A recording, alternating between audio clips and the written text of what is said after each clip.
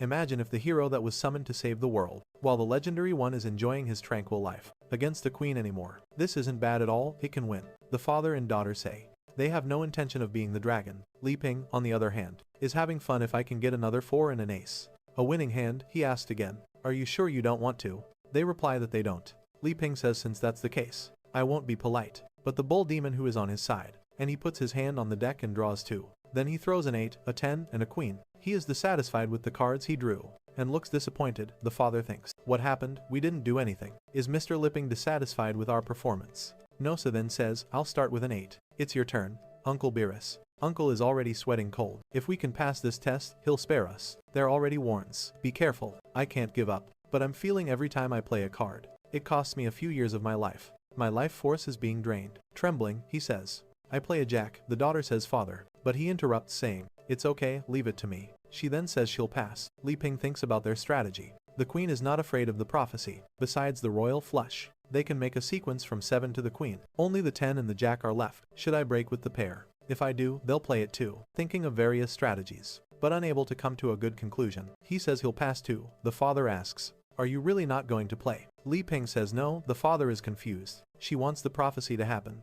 Thinking, this, Li Ping, he's making me play these cards to consume all my life. Since that's the case, I need to get rid of all this as quickly as possible. He then plays 2 queens, 3, zest 3 7, according to the rules. This combination of cards is called Flying Dragon. I don't know what's going on, but it seems like all the life. She wants the hero to come here and fight her. Energy from his leg was drained. Price for this was a leg. The bigger the cards, the higher the price to be paid. A flying dragon appears between them, and both are confused. What is this? The creature then uses a power and hits Li Ping on the head. Elizabeth watching everything. The father is afraid, thinking he made a wrong card combination. Better not talk too much about it. I just offended the legendary hero. But our hero is very calm and says, well played. The father says, it's your turn now, Mr. Li Ping. However, our hero responds, I'll just pass, you can go again. The father says, alright, and plays a 3. His fingers and leg already starting to feel lifeless. The elf daughter says she'll pass too. Our protagonist then says, because she's been irritated for 15 years. My turn, plays a 10. Both look at each other, knowing they can't beat that hand. Li Ping reveals 6, 7, 8. Zhou Yilin, Jack and Queen a sequence. Now it's trouble for the two of them. Giant destructive waves begin to appear, and they are both drowning. The father tries to save his daughter. The elf says, in fact, this prophecy is probably a farce, but it's hard to resist the waves, until they both wake up breathless. I can't play, but our protagonist is calm. Now, there are 3 kinds, with a pair summoning a group of knights. The father tells his daughter he can't win, but the elf girl says, hold on, I can. The father tells her not to do it. It will cost too much life force and is very risky. But she says I can't just hide, and this hero doesn't even exist. I also want to protect you, and I'll play 3 of a kind with a pair the knights. Then go against each other beyond. A battle in the skies ensues, and only her knight remains. The father asks if his daughter is okay, and she says yes. Li Ping praises her move, saying, you really have to protect your allies, even if you have to sacrifice your own cards. The most important thing is that determination. The problem is that the queen wants to defeat the hero. At that moment that guy, our protagonist thinks, I didn't expect them to learn how to play cards so quickly. The father looks at his dwindling hand. Determination at that moment. Li Ping says now it's too late. The father and daughter are scared of Mr. Li Ping. Elizabeth thinks things are getting bad. This aura is frightening. Our protagonist then plays 2 jokers. The dimension begins to shatter. Who had warned the queen? And a killer clown appears above. Elizabeth seemed to recognize what he summoned, saying it's a 3-star demon. A clown king. He was about to attack the other 2. Making a heart, then he notices Elizabeth and says, what are you looking at, huh? Turning the heart into a knife. You better be careful or I'll kill you. Elizabeth tries to defend herself. Who do you think I am to belittle? That the hero was going to come and kill her. But she's angry all this time. She's been absorbing everything the protagonist has been doing for her, and theoretically giving all the possible energy. But she just reached the 3-star level. But this creature that Li Ping summoned is a 3-star demon. She's confused. How can he summon something with the same power level as me so easily? The father looks at his daughter and says, enters. Elif, I'm sorry, but I don't have this power. It's okay, Dad. How can you blame yourself? It's all my fault. I annoyed Mr. Li Ping. The poor man is spitting blood, saying, my life force, it's being drained. Li Ping sees him spitting blood and asks uncle, are you okay? Thinking, wow, I don't think his injuries have healed yet. With a sign from the Anti-Hero Arrival Association, he sees the old man's hand that had 3 3s and 4 kings, and says, wow, he could have won a long time ago. He was just letting me play with him. Man, I was so naive, thinking I was good. It seems like I just disrupted his rest with that. He says, it's alright, and takes all the cards. The dimension dissolves along with the demon, and he stands up, saying sorry for causing trouble. The guy changed completely, angry. The father and daughter can't understand the legendary hero, but they are relieved to see they are still alive. Elizabeth is angry thinking, oh, that ridiculous Li Ping. He pretended to want to play cards with those two, just to take advantage of this opportunity, and hit me with that clown. The next day in the morning, the two are leaving, and Li Ping says. The queen grabs him there with her hand of darkness. Uncle Bass, do you really not want to stay a few more days? The fruits I planted are almost ripe. He bows, we can't disturb you two anymore. Mr. Lepping has already been very charitable and gracious, we will never forget. Our hero is a little embarrassed and says, it wasn't that serious. The father says, don't worry, after we leave, we won't tell anyone about what happened here, and asks. The elf girl with presents in her hand asks Mr. Li Ping, you still want to give us something so precious? But he says it's just a little tea. No problem. Approaching the old man, he puts something in his hand and says to him, oh, and here's something for you too. A memento for you, uncle. The father looks to see what it is, and it's the deck of cards. Li Ping says you can keep that. You didn't say there was going to be a hero prophecy. My card skills are very bad. I'm not cut out for this. Then, Elizabeth appears saying, hey, he looks at her and she just opens her mouth. Go ahead, get out of here. They both run away, and Li Ping is left somewhat confused. She enters well. Now that everything is back to normal, it's time to make some food for this queen here. Our protagonist simply agrees. Who is going to come and pull this damn sword here? The father and daughter are running as fast as they can. The daughter asks her father to stop saying, I can't take it anymore, but he tells her, we can't stop. First there was that game of the legendary card test, and then a threat from the demon queen, and then he remembers the night before. The two of them were in the room when suddenly, Elizabeth appeared and cut off their heads, saying, I Elizabeth, to prove to everyone, where is he the wild? No, one fan of her says that in fact, command you two to leave this place tomorrow. You must not reveal any information about this demon, queen and the legendary hero to the world. The two replied, yes, your majesty. The queen explained, if you have any plans to go against this queen, your head will be destroyed immediately by the curse on your neck. The father then tells his daughter, who would believe, she is so strong, that the truth of the story is that the great hero, Li Ping, grew tired of the world's conflict and didn't want to cause harm anymore. At that moment, the daughter says, wait, isn't this place familiar? He takes a look, did we run this far? The little dog nearby thinks, bringing them here should be enough for them to stop bothering the master. And that evil woman, in fact, so strong that the prophecy even failed to activate. They didn't run that far. The little dog just grabbed the two and took them on a rocket ride. The daughter then says, are the bodies of the Black Guild apostles still here? The father starts looking around. There must be several types of high-level demons nearby. We have to get out as soon as possible. The little dog looks at something approaching and thinks, what is that? Because, whatever, I'm going back home to keep being beaten by that wicked woman. Those who felt sorry for the little dog being beaten up now know that he quite enjoyed it. In front of the two, a legion of shadows appears. One of the demons that appears lets out a hee-hee, and the others follow with a goo-goo. The father says, I recognize that one. He's the great apostle, and he's a 2-star spiritual demon. Humanity couldn't create a being as powerful as her. Besides, there are several 4-star and 3-star spiritual demons, while the father and daughter are just 2 great mages of 1 star. She grabs his arm and says, Dad, the difference in strength is too great. Leave me, you can escape. But the father is now motivated.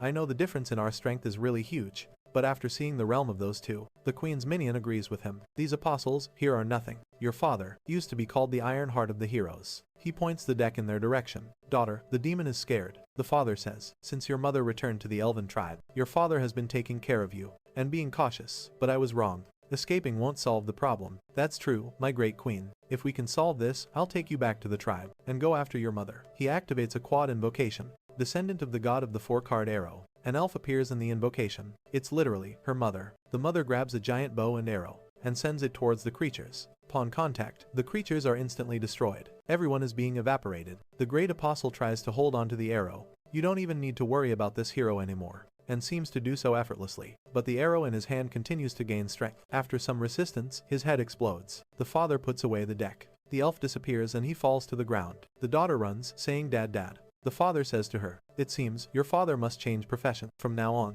a new profession has been born on this continent. There's no chance for him. The master of cards. And the elf creates a hole in the path. A week later, everything is calm in the protagonist's little house. He thinks this magical world is so amazing. My attempt to create a hybrid fruit was very successful, but without someone to share the joy of the harvest, it always feels like something is missing. Knights, demon, queen, warriors, elves. I originally thought I was content with a peaceful, but he gets a thick tail slap in the face. Farmer's life. But after coming into contact with the outside world, my heart isn't so calm anymore. I want to see what's on the other side. People are always like that. They get one thing and want two. I'm so weak, forget it. The demon queen appears in front of him out of nowhere and says, you seem a bit down. What are you thinking? He responds, that she is the pinnacle of all beings. The queen puts the priest on the wall and says, I don't know. I guess I wanted to go out and see something. But never mind, I'm too weak. She gets excited, finally. You're interested in leaving this place. Well, come with me on a trip. But inside, she's thinking. I understand that. The outside world isn't comparable to you. But your attitude, there is already too arrogant. Where is this damn hero? Our protagonist, hearing the invitation to travel, is surprised. Really, in his head, it's a completely different story. If I'm out there, with the protection of the demon queen, she tells him to stop talking nonsense and change clothes quickly. The two of them put on their adventurer clothes. The queen says to him, wow, I've reached the top of the world. I have to admit, not only your cooking skills, but your sewing skills are also impressive. He replies, of course. Those are my specialties. Meanwhile, the little dog is barking there. Wagging his tail, she snaps her fingers, creates a teleportation and says, well, let's go. We'll reach the nearest city. Li Ping is impressed. Wow, but I need to kill him otherwise. What a convenient ability. The two then start heading towards the portal, but he says, wait a minute, Elizabeth. I have some questions after we go. First, you're not going to leave me alone, right? Second, will you control your emotion? Third, can you be discreet? However, her interpretation, as always, was completely different. First, don't go without my permission. Second, everyone will think I'm afraid of the prophecy. You better control yourself. Third, don't use magic or you'll ruin my adventurer's fun. She just agrees, saying, I got it, putty. Ping says lastly, after seeing the outside world, will you come back with me? In his head, he's afraid that if he goes out with her and she doesn't come back, he'll be attacked without the barrier. She only agrees with this thinking, before defeating that evil hero. Whereas this damn guy, Shigen, says, the outside world meant nothing to me. Li Ping says, really? You'll come back? She then says, I'll come back, but you'll have to agree to a condition. Li Ping asks what the queen tells him. When we return, I want you to make me a super luxurious fruit pudding. Li Ping is a bit confused. A pudding? She says, yes. Any problem? He says, no. She studied all the powers of this planet, and they leave. The two leave and the protagonist's little dog stays there. They enter the portal and appear in the city of Bolster. Several nice creatures. Our protagonist is impressed. Wow, this place is amazing. It's like I've entered another world. Look over there, Elizabeth. There's even an equipment shop to learn the magic of the end of the world. And wow, look at this. They're selling ingredients. But this doesn't seem to be just pork. He starts going to all the stalls happily. However, Elizabeth is thinking, 500 years have passed here. But it seems that the changes weren't that significant. Our protagonist, looking around, thinks, this doesn't seem chaotic at all, compared to how the old man described. Just to face him, but where is he? She's feeling proud. This is because I established a very strong foundation here. During my reign in the original world, various forces were in conflict, and the situation was chaotic, but I used my absolute strength to suppress everyone, and establish a set of rules that made everyone treated equally. So I was the one who really saved the world, not the so-called legendary hero. At that moment, she stares at the sword and says, after this speech, she looks to the side, and where's the so-called legendary hero? He's more interested in a little girl there, selling teddy bears. Wow, the details of the stitching are so delicate. They're very well done. Did you make this, little sister? The girl says, yes, I did. If you want, I can even offer you a lower price. But then a pig-headed guy appears, kicking and shouting. So, okay then, since you didn't come to me, who gave you permission to open a store in this place? Stinky girl. Your church owes protection, money to my gang and Nick. You have the courage to come here and open a store on my street. The poor girl's brothers are all shaking, and he grabs her by the neck. But she says, but you never even protected us. Why should we have to pay you any money for protection? The pig tells her, since last month, I'll come to you. This street here is now the territory of the Beast Gang. If you want to survive in this place, you'll have to pay monthly tributes. The little girl says, that's not true. This church belongs to the nun. When she returns, you'll be in trouble. The pighead says, so it seems like you're still misinformed, huh? Or are you pretending to be ignorant and not wanting to understand this situation? And she starts trying to pull the sword. Today, I'm going to kick all the orphans out of this place and destroy this broken church. Our protagonist tells the pig to stop it, and the pig asks what he's going to do if he doesn't stop Elizabeth. Watching from afar, thinks, my God, why are you getting involved in these matters? Leave these people alone. But our hero signals with his hands. Everyone is watching in horror, asking for her help. She turns her head as if to say, no, I'm not going to stoop to that level. The furious pig says, I asked you what your intention is. Our protagonist is completely lost until he thinks, I have an idea, and then he shouts to everyone. This pig here is bullying a little girl. Come on, condemn him. But everyone in the city pretends not to see or hear anything. The pig, laughing at him, says, Your Majesty, don't do it. Did you really think anyone would be against me? My God, buddy, this is Beast Street, judging by your clothes. You must be a foreigner from the south, right? That woman next to you isn't half bad. Our protagonist tells him to calm down. Let's talk. I have some local spices in my backpack. I can share them with you. But the pig says, enough with the stalling, and tells one of his henchmen, you will die. The sword was made to kill you. Beat this guy and take that woman to the gang. But that was the biggest mistake he could have made. Elizabeth asks, do you really think you're qualified to capture me? You stepped on a tiger's tail. The skies begin to darken and the pig is confused.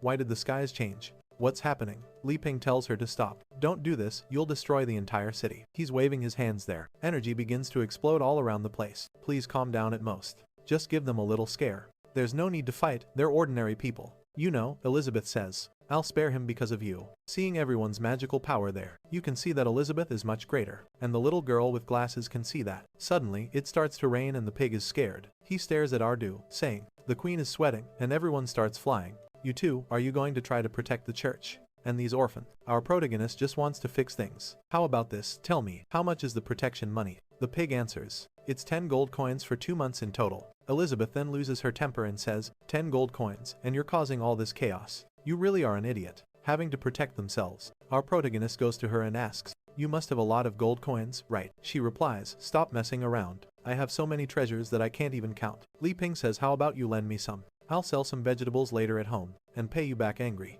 Elizabeth asks, are you trying to use my food to trade? For these useless things, I won't accept that. Besides, I had no money when I met you. She uses another wave of power. The pig is brave, saying so, do you guys have any money? Li Ping says, we really don't have any gold coins. I use some local products for my backpack to pay for it. The angry pig refuses, are you kidding me? Enough of this, but suddenly, someone throws a bag of gold coins at his face. The pig asks who did this crap, but when he looks at a lot of gold, and then a knight appears. This guy really lives up to the name of a knight. She did all that she could to find the legendary hero, and blows up the entire castle. He looks at the pig and says, stop bothering my friends and get out of here. You've received your money. The pig says, so now the knight in shining armor is coming, huh? Okay, I'll let this one slide. I'm going, but you won't be so lucky next month. The little girl then thanks everyone there. Our protagonist thanks him, saying, I brought some fruits. However, with this, you can have them if you don't mind. The knight suddenly says, I wanted you to be my partner in something. Staring at Elizabeth, the little girl is there. Confused partner, what can I help you with? Elizabeth crosses her arms and says, I'm not interested, let's go, Li Ping. But our hero tells her that they can't do that. He just helped us. Let's at least see what he has to say. Right, the girl then says goodbye to the other orphans. She pulls out the sword of prophecy, saying she'll be back soon. They are about to enter a bar. I don't know how he's going to sit in the chairs. With his horse's body, the knight tells them not to pay attention to anyone. Elizabeth angrily says it's all your fault. Li Ping, you insisted on bringing me to this terrible place. I'm wasting my time. Our hero ignores her. The maid then says, we've arrived. Who said only the hero can take this out? When he opens the door, a bunch of girls cling to him. Our hero is confused when he hears the guys say they are his wives. He's then preparing some tea and says, well, let me introduce them to you. The first one is Gacha, and her profession is a shield warrior. This one here is the assassin Lolo and the mage Galia. The guy literally gathered a bunch of wives to make a perfect group. At that moment, for going into the dungeon, this guy is Elon Musk when it comes to productivity in the fantasy world. Lastly, there's Galia. She's an incredible elven archer. Li Ping asks, so she's of the elven race. I also met a girl who had elven blood. Elizabeth impatiently says, enough of this chatter, this is a waste of time. What's the deal you wanted to talk about? She can feel for whom the sword is calling. We need to leave soon. One of the horse guys' wives seems not to like that, and says, master, what's with this woman? Her attitude is very irritating. Elizabeth stares at her and says, that's how a queen should act. Do you have a problem with that? The assassin says that Elizabeth is quite funny, even calling herself a queen master. Is this girl's brain functioning? And her gaze begins to sweep the planet. Look at the shape of her ear. She probably has a mediocre lineage, with a little elven blood. What is she doing in front of me? I personally advise this woman to be quieter. Elizabeth says, if you really want to bring destruction to this place, don't blame me. The little one runs ahead and says, calm down, let's just have some pudding few. I'm glad I made some eat and explains. Toward a little house. We came from a distant place, from a tribe with no name, just to travel here. She is the princess of this place. Her name is Elizabeth and I am her servant. Li Ping, the wives continue to criticize. No wonder you act so weird. Apparently you're the princess of a place that has never even seen the world. Your name is Elizabeth. You must be from a terrible place. Small farm in the middle of nowhere that worships that demon queen, right? Our hero asks them to stop. Let's take it easy. She's still adapting to cultural differences. The knight then says, well, let's talk business. I want to invite you three to join a treasure hunt in a dungeon, but he's thinking that demonic aura she emitted on the street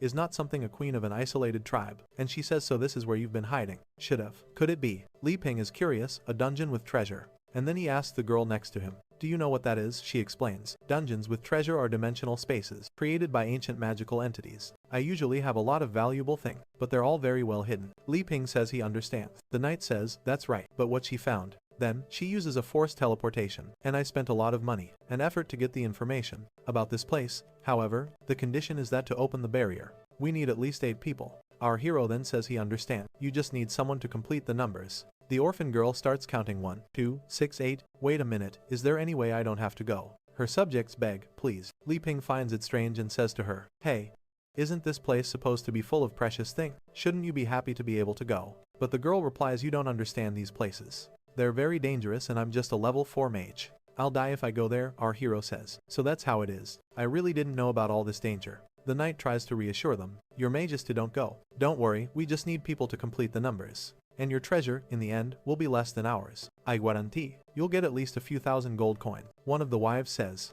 The master alone has taken out several dark apostles. He'll ensure our safety, the orphan boy says. A few thousand coins at least, seriously. Then all the church's financial problems will be solved. Our hero looks at Elizabeth and asks, allow me to serve by your side. Let's help them, it's just to complete the numbers. Okay. Impatiently, Elizabeth agrees, saying he's the one deciding. Just don't bother me while I'm enjoying my pudding. The knight then looks at the wife, who has an orb in her hand. Our hero asks what that crystal ball is. The knight explains you just put your hand over it, and it will measure your magical power. The orphan girl recognizes it immediately. Queen Elizabeth. Wow, the crystal is showing 8, 7, 6, 9. That's at the level of a demonic spirit. The knight tells them, so my magic level is already at 4 stars. My wives are also all great mages, 4 or 5 stars. Since we're forming a team, it would be good for us to cooperate well and get to know each other better. The orphan girl then places her hand on the orb, and it shows 300. One of the wives says 300. We didn't see life in that little farmhouse. I had a higher value when I changed professions. For the first time, the girl apologizes, saying her level doesn't go up. Our hero says I want to try too. He thinks to himself, well, I never learned magic during all these years. But I'm the so-called legendary hero. My potential shouldn't be that low. He puts his hand on the crystal, concentrates, and it shows 0. A boy is there peacefully with his straw hat. The knight is even confused, 0. Even for a pure martial artist. It shouldn't be like this. Our protagonist hits himself in the face. Oh, what was I expecting? I've been farming all this time. Obviously, I wouldn't have any magic. He sits down and says, I'm done. No magic in this life, the assassin woman says. What are you going to do? Then, apparently you're useless. Wiping the sweat from his face and saying, right, Li Ping replies. I'm pretty good at farming. Speaking of which, these fruits I recently harvested. You can even try them, boy. Thanks, my god. Look at this pumpkin. You can keep this trash for yourself. You really are just a servant. The knight says, Princess Elizabeth, it would be nice if you tried too. Farming is so peaceful. Li Ping says, Elizabeth, just cooperate with them for now. She agrees, thinking how annoying. He wants this queen to accompany this game with these ignorant mortals. She taps the orb using her power, and a glow begins to emanate, making it impossible for anyone to look at. Li Ping is afraid that, if Elizabeth's identity as a demon queen is exposed, and he really is the legendary hero, it will cause a lot of trouble. Elizabeth says she knows, and since they rarely go out, she'll join this game. She lowers her power and precisely puts in 8,768. The orphan girl says, wow, it's identical to the knight's power. She's also at the level of a demonic spirit. The wives think it's impossible. How is this woman at this level? Li Ping sighs, phew. Wasn't as easy to deal as she expected. We see how his life was before being reincarnated. Thank goodness, the knight tells her. Wow, amazing. You really were the princess of a kingdom. With your entry into our group, the chances of getting the treasure will increase a lot. The orphan asks, how are we going to get to this place? The knight looks at one of the wives, and she uses something with that. She activates a teleportation scroll and opens a portal above everyone. He was a guy who worked all day. In the next moment, everyone arrives at the dungeon. Li Ping is excited, happy. Wow, I even got a little dizzy with this. The orphan feels some strange aura in that place. Elizabeth, on the other hand, has just arrived but seems bored. The knight then says, let's not waste time. Let's go straight to the treasure room. Elizabeth suddenly says, you know what? I'm not feeling it, let's go home. And he hardly had any hobbies. My pain. One of the wives gets irritated with this and says, you weird woman, you came all the way here, and now changed your mind at the last minute. Do you know how much a magical teleportation scroll costs if you're not going in? You better not even think about leaving. Elizabeth looks at her and asks, are you going to stop me? Our hero steps forward to calm things down. He didn't play video games. Everyone, let's not be impulsive. Listen to me for a moment, since we came here. Elizabeth, please, let's just take a look. The orphan girl with glasses says, Elizabeth, did you notice inside this cave? There's a magical power similar to yours. Our hero is confused. Wait a minute, power similar to Elizabeth. What's that mean? Didn't read anything. The knight tries to use his charm to convince the queen. Puts his hand on her shoulder. Excuse me, trust me. No matter what danger we encounter in there, I'll protect you. Please come with me. Princess Elizabeth, they then hold hands. However, she completely ignores him. After passing through the portal with the numbers 7, Baba, it closes behind them. Li Ping asks, the only thing he liked to do was watch some farming.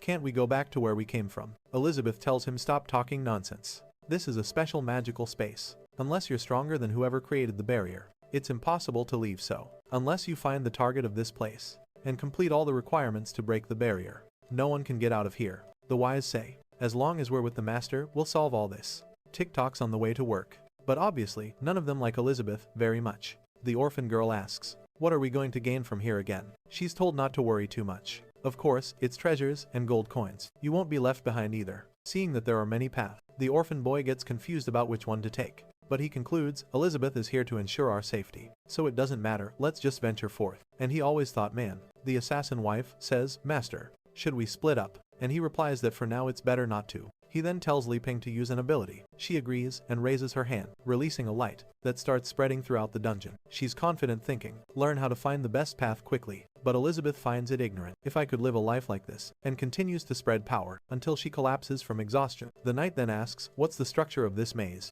But she replies, Master, this maze seems to have no end. I've extended my magic to the maximum and still haven't found any edges. No end, I don't know where this ends. Everyone thinks it's impossible. Her magic extension goes up to 3 kilometers. The elf says, what if I use my spiritual divination? Just farming and without worries. It's not great, because the accuracy is 34%. The assassin interrupts. I suggest we split up and work in groups. I can use my clone technique to help everyone. Li Ping asks Elizabeth, do you know how to get out of here? She replies, of course, this maze is just an illusion. But this bunch of ignoramuses will never get out of here. But all that starts by telling us that it would be so good. Li Ping tells her, hey, and when have you helped them? We need to repay the favor of that guy as soon as possible. Elizabeth says she's changed her mind. She doesn't want to help anymore and just wants to see everyone die. Suddenly, the orphan girl with glasses points her finger. If we go through the 3rd cave, we'll reach our destination. And then he was transported to this world. Elizabeth looks at her strangely. Our hero asks, how do you know? The girl replies, that was just a guess.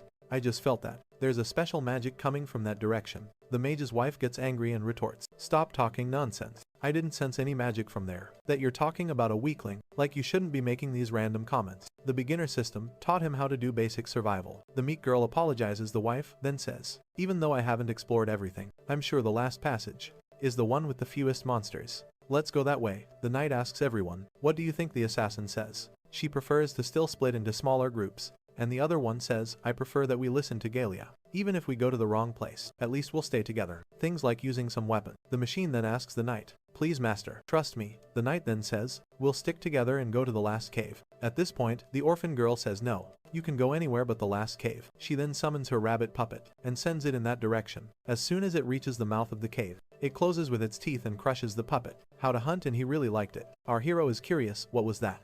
Elizabeth says. It's just a parasite beast. We usually find this inside giant monsters. The assassin stares at the mage and asks, didn't you say there would be fewer monsters there? The people in the knight's group are all confused and lost. Elizabeth then says, let them suffer alone. Let's go. Li Ping tells her, this had always been the farmer's life he wanted. It would be better if you could lead the way. Then she just starts walking. The girl with glasses says, she's not sure if that's really the right way. The assassin looks at the knight and says, master, should I use a clone to follow them and gather information? The knight replies, she just saw the horror of that killer worm. She wouldn't be able to make such a choice calmly, without being confident, it seems. But then the system started warning him. Elizabeth's background isn't as simple as it seems. We'll follow them, and with that, everyone enters the same cave. And inside, there seems to be a lizard with a golden eye. In the next scene, we see the sneaky horse killing a bunch of creatures. He asks the wise if they're managing, but the poor things are having difficulties. It's not easy. Congratulations, hero. While our kid is hiding behind the bulky one there, he asks, is Elizabeth safe? She says, his acting is ridiculous. The little magic-like thing says, it's all your fault. Look at the path you made us take. It's full of monsters. Elizabeth, who took the potion of deliciousness, because she's getting thicker with each chapter, says, the more magic in a place, the more creatures. That's basic. You completed the beginner stage. Didn't you know? The little magic thing says she knew. She's just angry because Elizabeth's just standing there doing nothing. Elizabeth says she's standing there because the little magic thing said she can handle everything. So handle it. The night horse says, Galia, calm down. Looks at Elizabeth and says it's an honor to escort her. Now the mage is even angrier. You can now start your adventure. This cursed one is embarrassing me and even seduce my master. Then the archer asks, master, why don't we rest a bit? The battle was very long. However, Elizabeth says, no one here will rest. This queen doesn't have time to waste with you. The assassin wife says, if you're so good, why don't you continue alone then? Obviously, everyone agrees with that. This is a world with all races. But he thought, why start the adventure The horse says, Miss Elizabeth, please listen to me. It's better if everyone rests and stays together. In this place, let's at least drink some elven potions to recover our stats. Li Ping gets curious. Elven potion. Elizabeth stares at him and asks, what, you want to drink this? He replies, I've never drunk it. I wanted to try, you know. I don't know what it tastes like. Well, it's so peaceful here on my farm. Maybe it will inspire me to create different things. Elizabeth thinks, this damn kid is so used to eating good stuff that now he wants to eat garbage. But okay, around the campfire, the little magic thing is saying, wow, this elven potion is so good. The buff one next to her says, it's good indeed, but she's more concerned about, I'm not in the mood. The system explained how long it will take to find the treasure. Gelia, who is the elven wife, says, this one is my special potion. Already going towards Elizabeth. You can increase any kind of status just by drinking it. If you're so powerful, you don't even need it. Do you? The knight tells her, Gelia, don't be so rude to her. She apologizes there and throws a little potion. The queen takes it without caring much. After you leave the beginner village, and throws it into our protagonist's hand. He asks Hall Elizabeth, don't you want it? I'll drink it, then already drank it all. However, our kid immediately throws up. Damn, the taste of grass is so strong in this. You can't drink this, do you want it for yourself? Annie says, sorry Lei Peng. I haven't used much magical power, so I don't need it, obviously. You will encounter many people in this world. Gailey didn't like that and says, it was a waste to give such a good potion to idiots like you. Elizabeth then throws it on the ground, saying, alright then I'll spend this on you. Now, Finna got angry, shouting, wait, what did you do with my potion? Elizabeth is very calm, staring and says, what do you think I did? Li Ping goes to the backpack and says, calm down and no fighting guys. You will learn many skills and magics. I have something for everyone. Let me find it, hold on. He then shows some bananas and says, I've been wanting to share these with you since then. Finally, I have the chance. Here you go, already giving it to the knight. Everyone takes it, sort of thanking, and he hands an apple to Annie. She gets all emotional, receiving something. Li Ping gets scared. Why are you crying, Annie? You will learn swordsmanship and become stronger. It's just an apple. Annie asked if she can take it home. The orphanage. Folks haven't had fresh fruit for a long time. Li Ping says he understands. Of course, and then goes to get more, so she can take it back for everyone to eat. But Galia throw away and squash the banana, saying that doesn't compare to an elven potion. The knight says he'll only eat it to fill his stomach when they find the treasure. And when you become the legendary hero, he'll buy something tastier. The strong and the assassin decide to take a bite with him. The assassin seems to be a professional at handling bananas because she was drooling and salivating before biting, trying to melt the banana in your mouth. At that moment, the three feel something, and they end up in a sort of tropical paradise. With a parrot, they're saying banana in front of them. You will kill the demon queen. What seems to be some crickets singing. Say let's dance samba. Dance. A samba to remove any fatigue and frustration. They start dancing there unintentionally, and this assassin kills with blades and curves. Even the knight is all graceful. Follow me, 1, 2, 3. The three keep dancing there. Please start your adventure now. The creatures singing, and the assassin squeezed the banana too hard, and it exploded. The force was such that its contents ended up covering a good part of her outer skin layer. Did I perhaps enter the wrong site? They keep dancing like crazy in the illusion. But back in the cave, they're all going crazy too. The knight is acting like an idiot. Li Ping and Galia are confused. Master, what are you doing? Preferred to have a peaceful life. You can imagine from simple humans to legendary dragons. But he thought. Suddenly, the knight realizes that he's leveling up a lot. The assassin and the muscle mommy, who were already lower level, gain even more levels by swallowing the protagonist. Banana, our hero claps. Wow. What an amazing performance. Loved it truly. The culture of other countries is extremely interesting. See.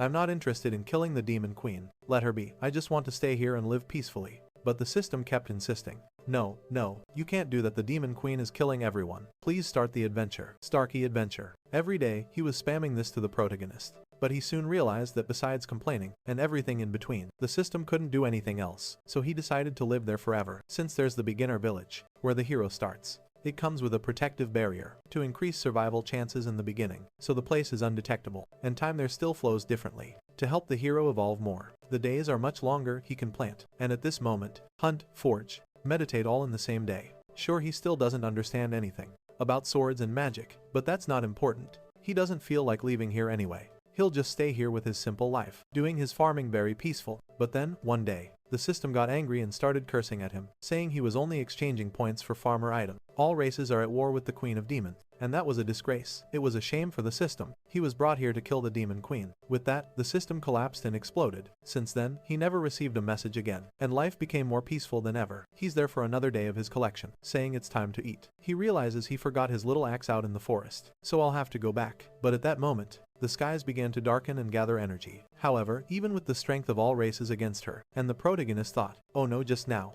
On the other hand, the queen appeared in the sky, saying, "Finally found the legendary hero of all prophecies." Our hero was running, because he left some clothes on the clothesline, with some fish, and if it rains, everything will get wet and ruined. While taking things off the clothesline, he feels relieved. The demon army with the queen. "Thank goodness I managed to get here in time. If it had rained, my fish would be wet. My clothes too. I wouldn't even have anything to wear tomorrow." At that moment, a mechanical dog beside him starts barking. Our protagonist tells him to go inside because it's going to rain. The little dog nods, indicating for him to look up. Our hero thought, "What's that thing up there, son? Is easily destroying everything." The queen, hearing this, gets irritated. "What do you mean by calling me a thing?" He realizes she's getting angry and apologizes. "I wasn't seeing clearly, you're kind of far away." The queen decides to check if he's the hero and sends something in his direction. When it gets to his side, it's the sword that surrounded him and went straight to his hand, so it's confirmed right. The beating was so intense. He's the hero. On the other hand, our hero is all scared. He doesn't even want this sword, telling her, "Take it back. I don't want this thing here." Queen, seeing that he doesn't even want the sword, starts getting irritated, thinking, is he hiding his true power? Elizabeth, the strongest demon queen in history. "I will obliterate you." That humans began to surrender. The protagonist is dying of fear and annoyed, because the system had said it was impossible to find him there. The little dog keeps barking at the demon queen, and the protagonist finally understands. Following the logic of the prophecy, it was inevitable that one day they would meet, so there's not much more to say. He drops the sword and walks back home, as if he's accepting his fate, causing several rebellions. "I'm going to die anyway, so I'll die peacefully in this house here. At least, I've never practiced anything. I have no sword skills. I have no magic, so I'll lie down in this bed and be blown up." However, from the queen's perspective, she interpreted everything differently, as if he had told her that he didn't even need to defend the house, but while he takes care of his small farm. And it was with the unfolding of this war that only his little dog was more than enough, and that she should come at him with everything she has. Obviously, she didn't like that. This cursed hero is arrogant. She immediately sends a bunch of meteors towards the house. However, the little dog starts calculating her power. He prepares a barrage of missiles, shoots in her direction and stops everything. Looking at that, the queen thinks, "That Elizabeth, I didn't expect the great hero of legends to be so arrogant. Are you really going to rely on an advanced magical tool with consciousness? But in my presence, everything is inferior." The skies then turn purple, and she prepares a devastating power, saying she's tired of playing game. However, the little doll once again does the calculations. The strongest demon queen in all the history conjures a black ball and sends it towards her power. She tells him to stop being disobedient, because that power was meant to destroy this entire continent. But when the little black ball touches the power, it turns into a black hole. It absorbs all of the queen's power, who disappears instantly. Looking at the house, she's baffled, thinking, "What did my magic disappear?" Assumed the position of ruler of the world. What did he do from inside that house? The protagonist is inside, lying on the bed, just waiting for death to come. The queen then descends from the skies to fight the little dog. "It seems I underestimated you, didn't I?" She unleashes her maximum power, saying that now will be 100%. The little dog once again prepares his missiles, and a huge explosion occurs. And of all races, at that moment.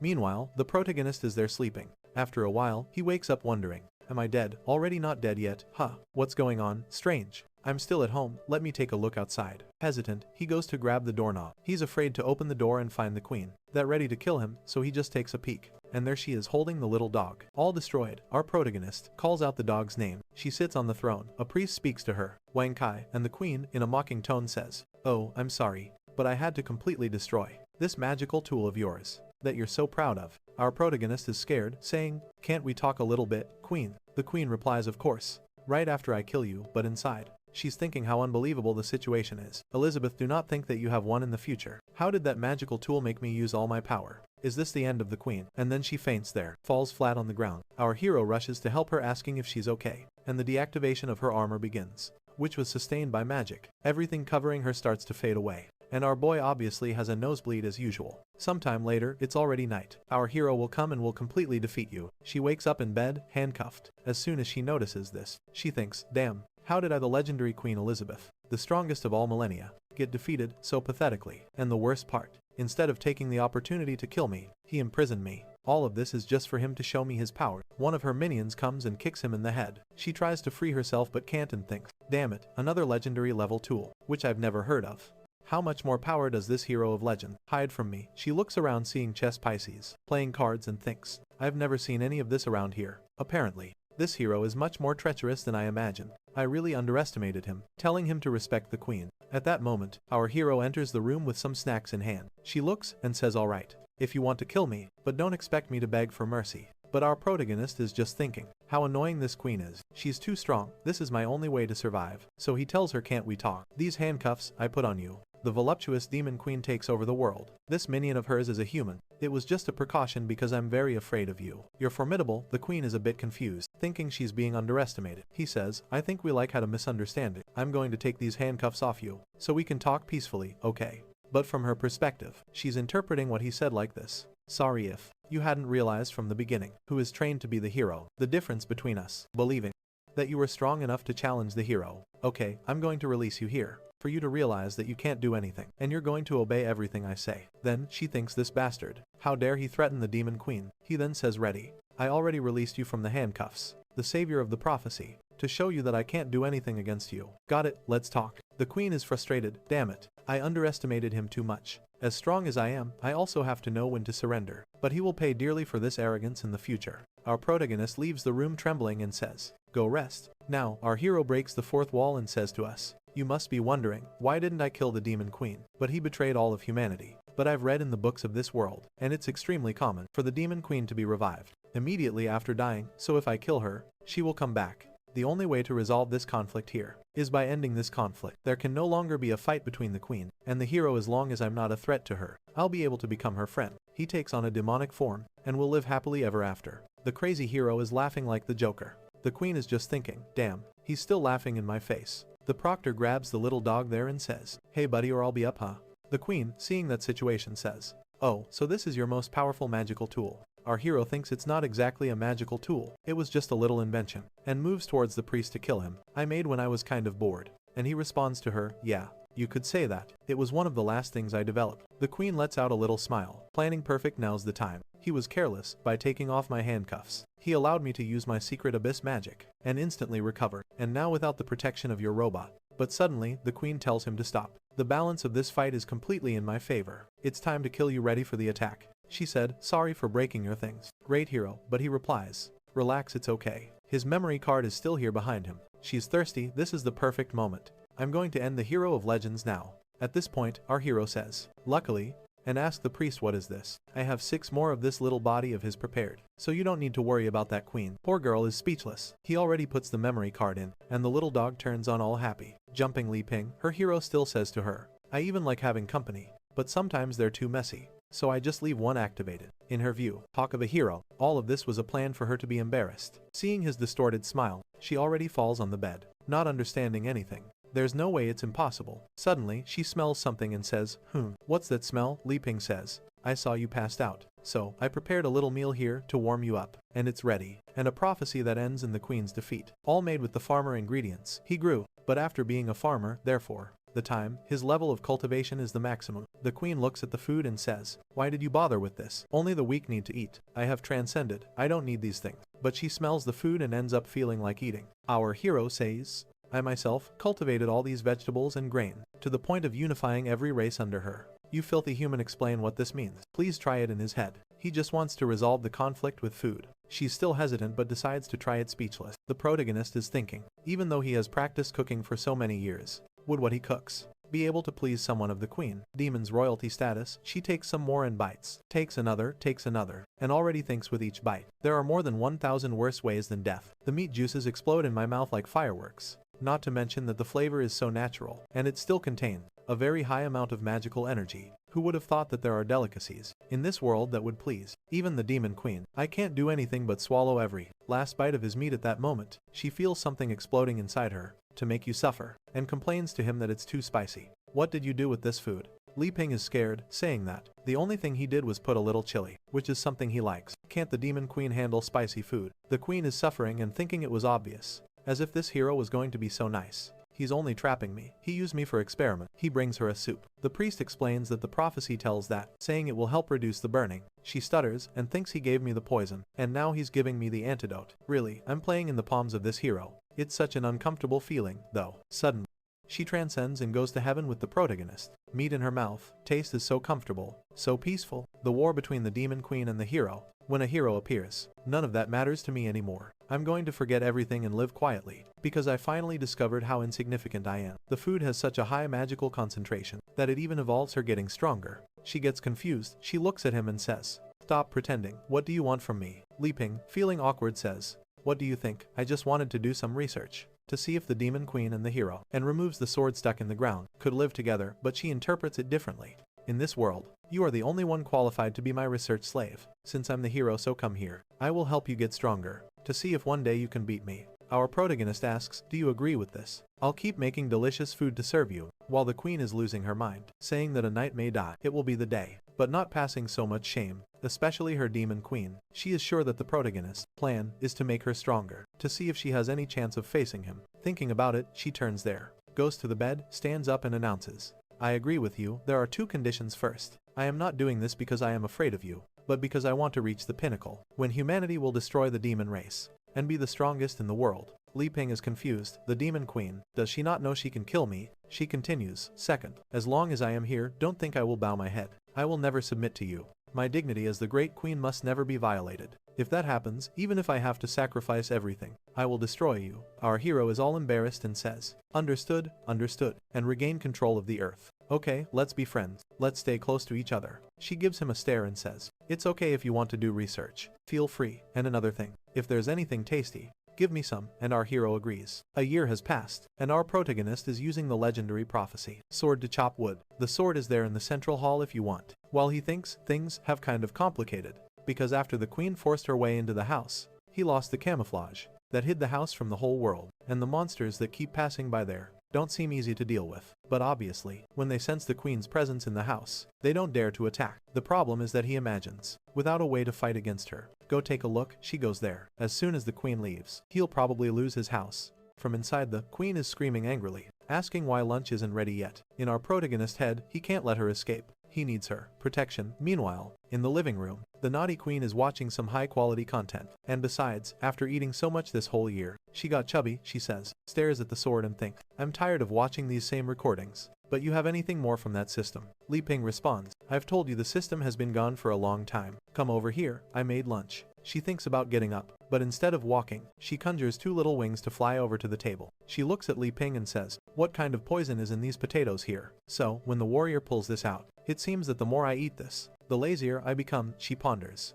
This darn guy, using delicious food to paralyze me, with his slow-acting poison, and still trying to lead me to total depravity. With these extremely provocative images, deluded Li Ping tries to explain, it's just that these potatoes have a lot of calories, and then by eating a lot, you start to gain weight and get kind of lazy. I will be interesting. At that moment, she looks down and sees her belly. But then she conjures magic there and there. Turn all the energy from the belly into magical energy, turning into a mega babe. The protagonist is impressed. Can magic be used in this way? She stares at him and says, haha, another of your tricks didn't work. Are you disappointed? Li Ping tells her yes. I am very disappointed now, let's eat already. She looks at the table, he says, wow. Let's see when that's going to happen. Today's food is perfect, I won't hold back. And starts eating. Li Ping let some words in the air. As much as she eats a lot, I always manage to go and make more food right. And besides, I'll have to get used to it anyway. Since we're going to live like this for a long time. Her interpretation, of course, is completely different. You're still very weak. I'll have to fatten you a lot before I kill you. So he gets up and says I'll get you a dessert. Then, she prepares her entire army. She on the other hand, can't stand it anymore thinking. The jerk keeps treating me like a pig, feeding me with these magical foods. I've evolved more than 10 times just this year. It's not possible that now I don't have enough power to challenge him. It's time for the great, decisive battle. But right at that moment, our hero already gets the little pudding and says, for the arrival of the so-called, here, your favorite here, look. Her eyes sparkle, and she goes all happy to eat. The prota thinks even though she's the demon queen, she's not very difficult to deal with. You just need the right food. The scene changes to an old man, running away with a blonde girl. They are being chased by some creatures, in purple cloaks and white masks, who are throwing some powers in their direction. Great hero, and a year passes, and 2 years pass, until they get trapped in a magic cage, and have to stop to fight. It's the father and his daughter. He turns to her and says, I'll hold them here. He runs to the city, and try to find a safe place. The daughter replies, I don't want to leave you here and escape alone. But the father retorts, I promised your mother I would protect you until the end. The creatures are already conjuring a massive magic. But then 3 years pass, 4 years. To attack them, the father then says, it's time to use the strongest power of all, and sends a slash of white light that cuts the enemy, who was conjuring the magic in half. But the guy seems to be made of slime, and already reassembled. The daughter tries to shoot an arrow, but her attacks just go through the monsters. The father warns, there's no way you can help with your arrows, and there's no one left. Just run to the city and flee. The monster comes to punch her, but the father manages to defend. But unfortunately, he is thrown far away, hits his back on the rock, and is already all bloody. Almost dying, he says, don't come help me, just run away. Then, the creatures begin to gather and transform into a giant monster. Humans became her slaves, properly guarding the castle entrance. The daughter says to the monster, "Please, I'll go with you. Just let my father go alive." But at that moment, she feels she's about to die. But suddenly, what seems to be a gigantic mammoth appears, crushing the creature on top of the gigantic mammoth. There's a house on top of the house. There's an elder ninja frog leader, and on top of the elder ninja frog leader's head, 15 years later, there's a dog house with the protagonist. Little robot, the frog speaks to the dog. "Big brother, what are we going to do with these two harmless humans?" The frog replies, "Don't hurt them. I'll take them back to the master." In the next scene, the girl is waking up at Li Ping's house, all confused about what's happening. Looking around, she wonders, where the hell is the hero who hasn't shown up yet? Where am I? What happened? As far as I remember, my father was by my side about to die. She then gets up, rushes to the door, and opens it. When she looks, her father is showing some bodybuilder poses to our protagonist, who asks him, "Wow, how do I get a physique like that?" The father replies, "A warrior's physique is something fundamental. Life in the city has even returned to stabilize. You have to take better care of yourself." My boy Li Ping thinks so. This is the so-called warrior profession that I hear so much about. It's amazing. Little dog is all happy walking around. The queen, who annoyed, kicks him and says, "Who told you to bring these two here to my house? Stupid dog." The little dog gets all sad and starts crying, and our protagonist keeps squeezing the guy's muscles. The races are all living peacefully, trolls, lizards, saying, "Wow, you're so resilient." The father says, "Okay then, if a great leaping doesn't mind, I won't hide it either." He then bursts out of his clothes, and our hero just admires, while the daughter is thinking, "Dad, what are you doing there?" Oops. And she notices the presence of her daughter, and our guide tries to explain the situation. "You mensel." But the demon queen already goes to her and says, "There. Now that you're awake, scram. I'm warning you, I got you first." Li Ping, trying to calm the situation, says, "Relax. Let's go inside." He then serves some tea and says, "Sorry for not having anything to offer you too. It's a rural place, and I do everything myself, so it's all very simple." The boy looking asks, "Dad, is this the miraculous potion you talked about that cured you instantly, all living in peace?" And because of this, our protagonist is embarrassed. I think calling this a miraculous potion is a bit exaggerated. It's just a little boil of water with some herbs. The queen is furious on the side. "Damn it, why did this dog bring these two weak humans? Here is Li Ping, not satisfied with just me. Am I not enough in this house?" The father begins to explain the situation, saying that he was completely unconscious. Most people don't even want the hero to return, and vaguely remembers, but he remembers the dog bringing him, and then when he took a sip of the drink, he transcended instantly and was completely healed, becoming stronger than ever. And says the daughter, "If it weren't for the great leaping, I could never see you again." She looks at the tea and thinks, "Wow, but this here is so precious." They are insecure. "Can we really drink this?" Our hero says, "You adventurers are so humble. But relax, you can drink it, no problem." They thank him and start drinking. Instantly, both transcend, going through a myriad of events, ending up in a cornfield crying on the ground, birds flying around a circle, with an alien ship passing by. Both are confused, because they know that if the hero returns, and the father instantly goes from a 3-star archmage to 4 stars, and the girl goes from a 1-star mage to a 1-star archmage. The father turns to his daughter and says, "Girl, our level has advanced instantly." And she replies, "Indeed. I even feel that the elven blood from my mother's lineage was awakened by this drink. New ears grew on my head. I really checked, and she didn't have ears before, and even started to be against the hero. There will be a war, a lot of people will die." The two are dismayed to realize how much stronger Li Ping is. For them, that is an unattainable power. They even get demotivated. The protagonist looks and says, "Relax. I'll serve another glass for you." The father, crying, says, "It's okay, Mr. Li Ping. It's enough." The father is thinking, Mr. Li Ping is a heaven-sent person. I can't cause any more trouble for him, and they will have to rebuild the entire empire again. Our hero says, "All right," thinking, "I wanted to serve some different drinks and food, but unfortunately Elizabeth took and hid everything. And if I take it to serve them, she'll kill everyone, and she's right there saying, 'Everything here is mine. Don't even think about taking anything else.'" Our hero lets out a sigh, saying, "Yeah, really, you don't have anything else to serve, even a faction. I'm sorry you were attacked, right?" What happened? The father explains that they were attacked because of the elven lineage. In the daughter's body, her mother was a great saint elf. However, her husband was of the human race, and for elves it is forbidden to marry any other race. So the protagonist asks, "Oh, so the elves are hunting you down?" The queen interrupts, saying, "Stop lying." Against the arrival of the hero has been created. The demon queen banned interracial marriage long ago, when she conquered the world. The father said it's a long story, but since her mother had to return to the elven place, he had to hide his daughter all this time. Li Ping then asks, "But even so, if they know where you are, how do they find you?" The father explains that actually, the mother was a sacrifice, and since she returned to the elven tribe, no one wants the hero to come. They are no longer being hunted. But now it's the Black Guild of the Demon Kingdom that's after them. Li Ping looks to the side, thinking, "Demons, the Black Guild, could it be you?" She is angry and points her finger at him. who apologizes. She sits down and tells him to explain where this black guild of demons is wanting to capture elves from. In the hall, the queen asks. The father explains that apparently this black guild is conducting experiments on living bodies to try to bring the demon queen back from the dead, and elves are necessary materials. They are trying so hard that even the daughter, who is not of pure lineage, is being hunted. Li Ping looks, thinking, I guess that has something to do with you, doesn't it? The queen grabs him and starts shaking him. Does anyone have any news of this bastard? Telling him not to even think about it. Then, she says it doesn't make sense for her to have been here for a whole year, and for him to have always seen her, so she couldn't have left. The father and daughter are confused. The queen says, wow, just with my absence for a year, the land is destroyed like this. Who has been spreading the rumor that the queen is dead? Who hasn't come to kill me? But they tell her, Queen Elizabeth hasn't been seen for over 500 years. If she were alive, she would have appeared to take over the whole world again. She must be dead, right? Li Ping is biting his fingers, thinking 500 years. She's been living here with me for a year. The queen sits on the couch and asks, what are the rumors of her death? The elf tells her that she has contacted all the trees. The elf explains that, according to the great literary legend, the queen was destroyed by the legendary hero. Father continues, the battle lasted for over a month, until finally, the great hero sacrificed himself to protect the continent and died, along with the demon queen. At this point, the queen gives a glare at the two, and takes them to a death world. The daughter asks father what place is this? Plants and insects on the entire planet. Father says that it is her pure intention to kill the two.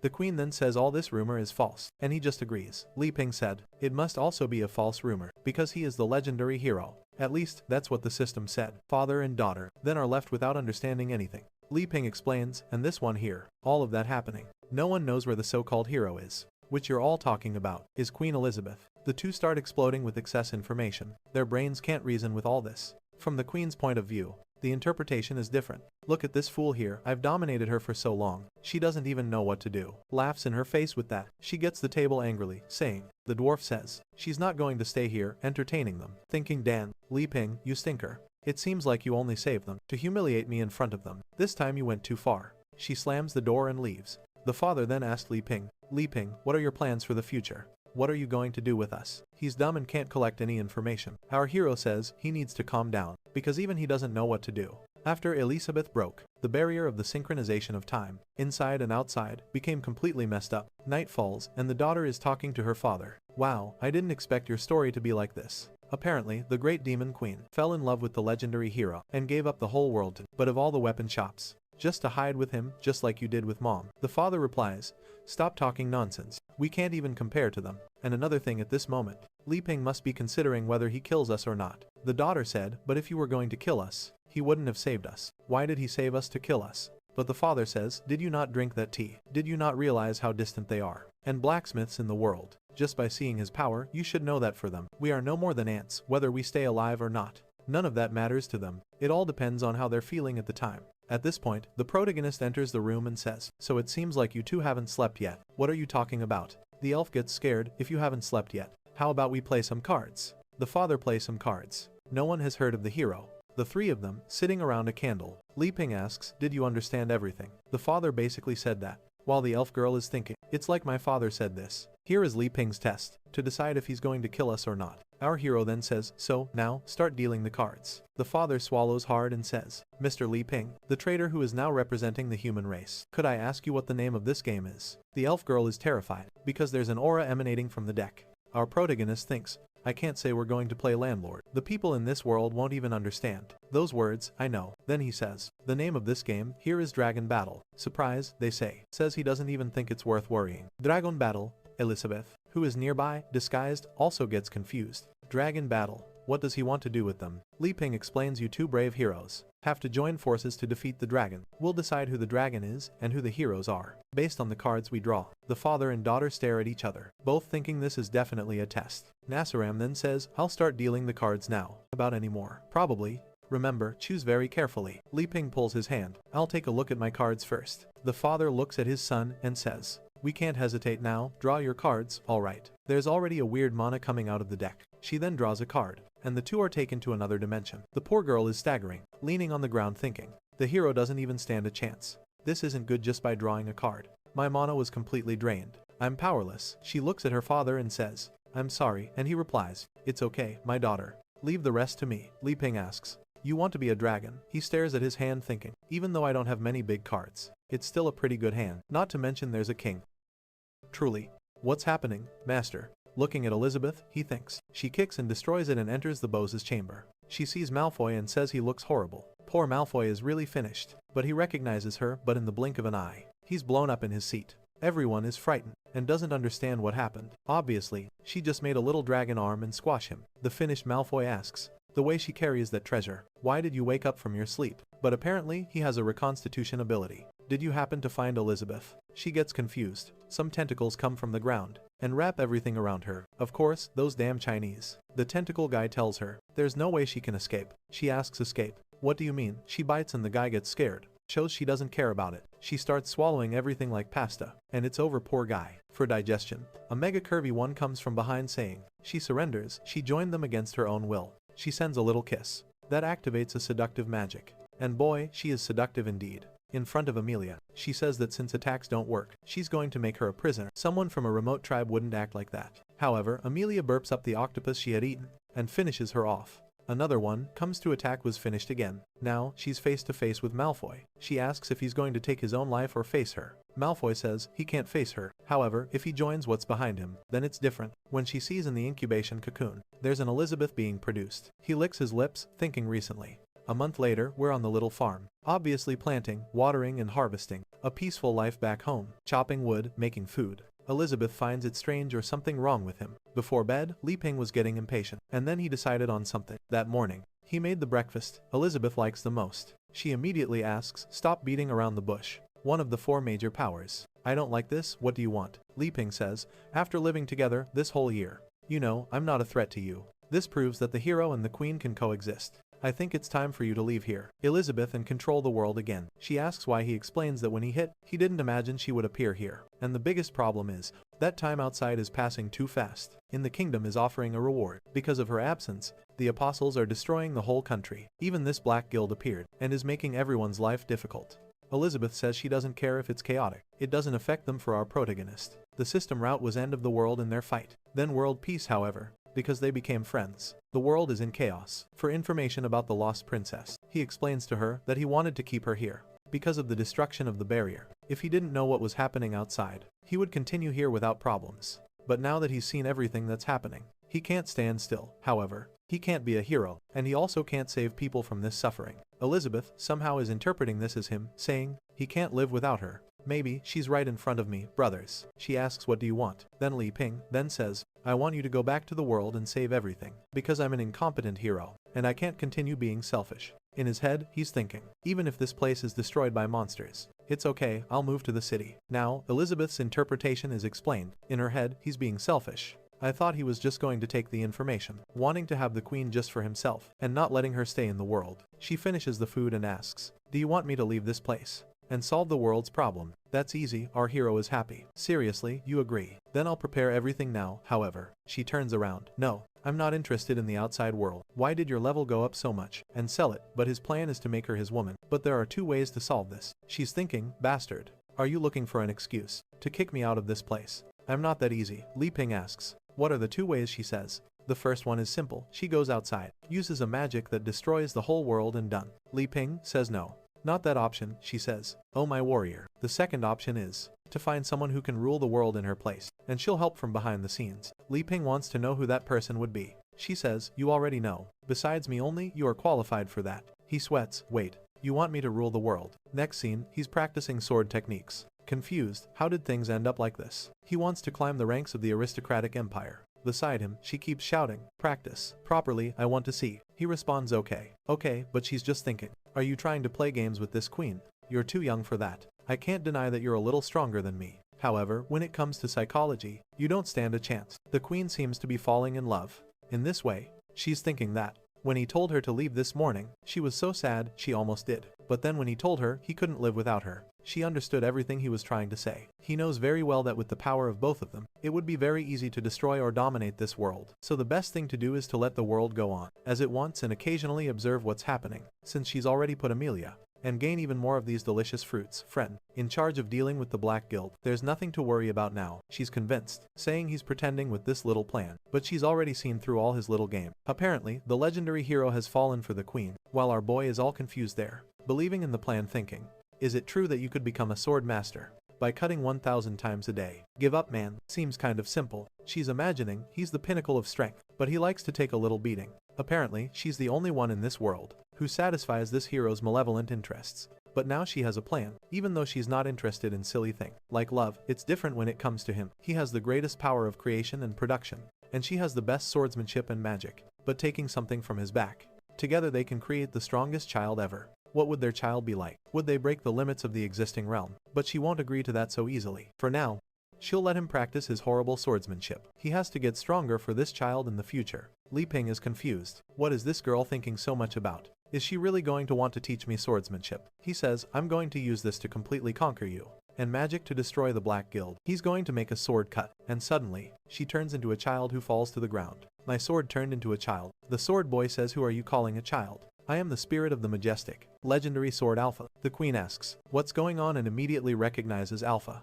laughing like a psychopath, and she moves towards her saying die, but took a kick to the face, and was sent to the other side. Sit down, let's talk. Li Ping apologizes. He didn't know the boy was conscious all this time. The boy says that, at the critical moment of the fight against the demon and the queen, he appears. However, he wants to know why. The four wives are in love. He's been just chopping wood for so many years, huh? Li Ping tells him to calm down, but the boy doesn't stop and asks, did you change the story script and see your friend? You don't deserve to be a hero. Elizabeth asks, are you trying to kill me? The boy sits there. Actually no. I don't want to this system's craziness. You're my savior, she says. Okay, whatever. Annie tells her it's because they eat Li Ping's banana, saying there's an incredible pheromone. Now that you're here, help Li Ping rule the world. Alpha says, huh? Hold on, rule the world. Li Ping says it's more like saving the world. He looks to the side. Hey, what are you talking about? Li Ping, our hero, says, I'm tired of sitting around doing nothing. I'm going to take on the responsibility of being a hero, practice and save the world. Emanating from the master. Alpha asks, practice. Don't you know, your talent thinking. He practiced with me 100 times and gained enough experience to fight a demon king. And he even awakened me. It doesn't make any sense. The work explains that when he was cutting down trees, they were the ones gaining experience. Li Ping looks at Alpha and says, I know I don't have much talent, but with you and Elizabeth, maybe they need to satisfy him even more. I think I can. Alpha is about to say something. What are you talking about, dude? You are, but Elizabeth casts a spell and seals his mouth. She then tells Li Ping to stay there, while she has to talk to this little boy. She grabs him with her demonic hand, and takes him behind the tree. Smoke rises, and he comes back, all beaten up. He then looks at Li Ping and says, alright, I'll cooperate with you, brother. Look how many on, he has some item, have so many women. Elizabeth says, enough with the delaying. Let's start this already. The city is bustling, with a blondie looking for members for the guild, and the chick selling roasted chicken. A criminal, and our boy is there too. This is the city of Tetno, which is under the influence of the Holy Sword Guild. Elizabeth tells Li Ping that her magical sense is telling her that something, but in the background, large scale is going to happen in this city, and maybe it's good for him to take a look and gather information. Li Ping says he understands. The first step to ruling the world is gathering intelligence. Alpha says, it's nonsense. Going to this place is a waste of time. Elizabeth gives him a stare. Do you want me to break you in half? He sticks to Li Ping. Sorry. Our hero sees a paper on the ground and picks it up. The labyrinth has a bunch of eyes staring down the path. Huh, these flyers are everywhere. Could this be the event that's happening? Competition between guilds. Elizabeth says, it's a fight where each guild sends its representative. Someone plays a drum, telling everyone to place their bets. People are all excited to bet, and Li Ping pulls Elizabeth, who's all modern in this outfit. And the leader of the Shadow Wolves is watching. They head towards the giant arena. However, when they're about to go up, a green bull stops them, saying he couldn't detect their tickets with magic. Li Ping says, Elizabeth, I'll handle this.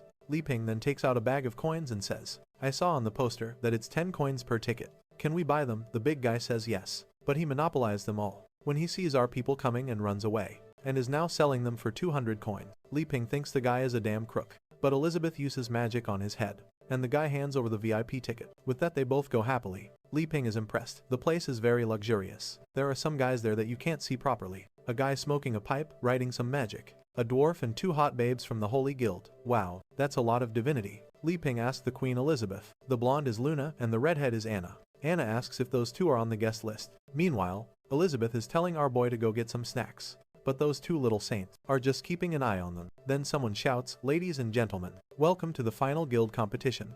He announced, it's going to be the sword genius from the Holy Guild. This labyrinth is getting darker and darker. King the Giant Bear Guild's General Gala. The wonderful elf from the Elf Guild, Travis without Scott, and lastly, the special guest from the Holy Guild, representing the Card Guild Yi. It's all gonna happen at the same time. The goblin jumps out of the arena. The atmosphere becomes tense. The elf thinks that big guy looks very stupid. He probably won't be of any use. Gallia looks angrily to the side. Is the exit really here? Elizabeth says. Guy is screaming like a maniac. The card guy seems weak, not to mention he's only here because he helped the Holy Guild. That means in this competition, the biggest danger is the blue sword guy from the Holy Guild. The big guy stomps on him and goes straight for him. The elf pulls out 3 arrows and fires in him. It's one for each, but all free. Dodge, but the arrow falls to the ground. I've already explained to you. Turns into a root that transforms into vines and entangles everyone. The big guy gets angry and tries to break free, but only tightens even more. The old says, this is the gum root. The more force you exert against it, the tighter it gets. The blue sword guy then draws his blade and cuts it all down, while the card guy is just standing there.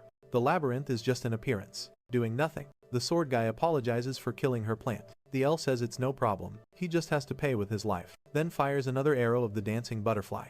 But the guy is all monks, samurai, and says fearlessly, doubtlessly, without confusion, altruistic state. Bluebird, power matches power. But the elf has already lost her little arm. We're already getting there, which fell onto the ground shattered. He approaches her, points the blade at her, and says, you've lost. The elf says he deserves the title of genius, but she is also one. He's then surrounded by exploding butterflies. His blade flies off, and when the smoke clears, he's there all beaten up but alive. She then takes a C from her mouth, spits it on the ground. A plant grows. She puts her arm into it, which turns into a new arm. We then see something coming from the sky, but it's crooked because it was crushed by the buff guy. And it was crushed hard. He then looks back and says, it's the samurai's turn, who finds the aura of that guy strange. But in the audience everyone is going crazy, loving this competition. He throws his arm aside and pulls the blade back into his hand. The buff guy says, power is everything, and now he's going to crush. He jumps, activating 70% of his muscular strength. Taking a peek at them, Annie warns Li Ping. The swordsman dodges, sends him a cut. However, it touches his skin and nothing happens. He comes for another blow. Bifan Zubashir. He tries to defend with the sword and is thrown back,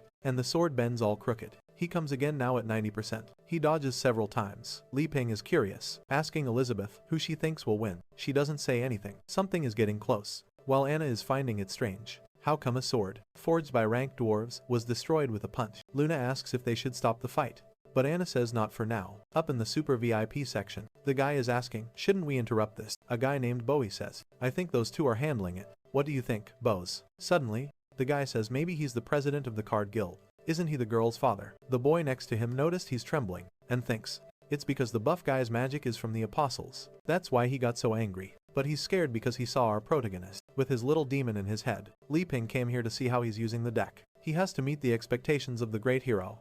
A beam of light comes out and something happens. While down below the buff guy is just going for it. The blue sword can't do anything but run away. The buff guy grabs the ground and uses it like a shield. The blue blade jumps to dodge, but he's caught in midair, and falls to the ground in a ball of stone. The buff guy goes to touch the stone, but suddenly he takes a micro cut. When he steps back it's over. His hand is gone. He's angry. Li Ping is there coughing, saying he'll kill the blue blade, who repeats the same phrase, fearless, doubtless surprised or confused. Altruistic state, the buff guy thinks of doing something, but is cut from afar and falls to the ground, agonizing. The blue blade tells him it's your last chance. The buff guy says he doesn't care. He's not going to play with him. Already, remembering that he can use the forbidden drug. But the blue blade warns if you give up the power. What nonsense are you talking about? They look ahead, the knight appears, saying, given to you by the Black Guild, I will spare your life. However, he breaks a pill in his mouth to reach the realm of Demon King, but before anything happens, his head is separated and it rolls towards the card guy, who's been standing there in the trap all this time, who is actually the little elf girl, our protagonist, saved, then see the card guild, and are practicing with the decks, as she's been drinking tea with the herbs. Oh, sorry for making you wait. Our boy gave her before she left. She keeps evolving. Her father comes back from a trip and tells her he helped the Holy Guild deal with the apostles, and for that he received a gift. She thinks it's that pile of apostle remains in the bag, but it was actually the direct qualification invitation for the finals. If she wins, the card guild will be recognized as an official guild. The wives seem to be all under some kind of spell. She feels insecure. She can't compete with those geniuses. But he says none of that matters. She has to be more confident. They've evolved a lot. They're not the same as before. When the time comes, I'll give her Li Ping's deck and with that she'll win. Amidst the vines she's pondering, even though I have Li Ping's deck, with my current strength, all sweaty and red, he comes all seductive, saying, I can only use 6 cards at once. The rest of the battle, I'll have to rely on card replicas, which will significantly weaken the power of my attacks. However, I can't retreat here. Determination is the most important. Reaching for her belt, she grabs the deck card cut, easily freeing herself from the vines. That devilish head seems alive. The blue blade speaks, it was a good strategy to hide. I was a little late, forgive me, and only reveal your power in the end, but you're not an opponent for me. so just admit defeat. She sends some cards his way, and he dodges, saying, wow, the guild owes you a favor. I don't want to hurt you, it's the last warning. Everyone is confused, fighting with cards. She then sends a flying sword from poker. The blue blade says, I know these are fake attacks. To use something more powerful on me. Miss Elizabeth, can I serve you for the rest of my life? But I won't give you a chance. Already ready to strike at her. She's scared that he caught onto the plan so quickly. But she takes a step back and steps on a card, sending her flying, and from above, she sends another barrage of cards. But the blue blade jumps and manages to dodge. She sends some circles of cards this time, and once again, he defends himself. But the cards surround the sword and his body. You can even sit on my back if you want. Weakening the key, Blue Blade says to her, this is foolishness. If you force me to get serious, you will die, she says. She was just trying to buy time to complete a final attack. Raises her hands with a bunch of cards and says release, creating a gigantic dragon of spades. Everyone is now interested. The dwarf is curious to know who made these cards. They have various effects. She just interrupts him, saying, the foolish Li Ping in the audience is impressed. Wow, are they fighting? With cards? How do they even do that? The blue blade once again activates the altruistic state to the maximum level, sends a blue bird towards the dragon. The two collide in the middle of the arena, and an explosion occurs. The cards are all destroyed and fall to the ground. She's thinking he's too strong. Get out of my way. There's no way to win with just replicas. But she's afraid to use the real deck, because she can't control it.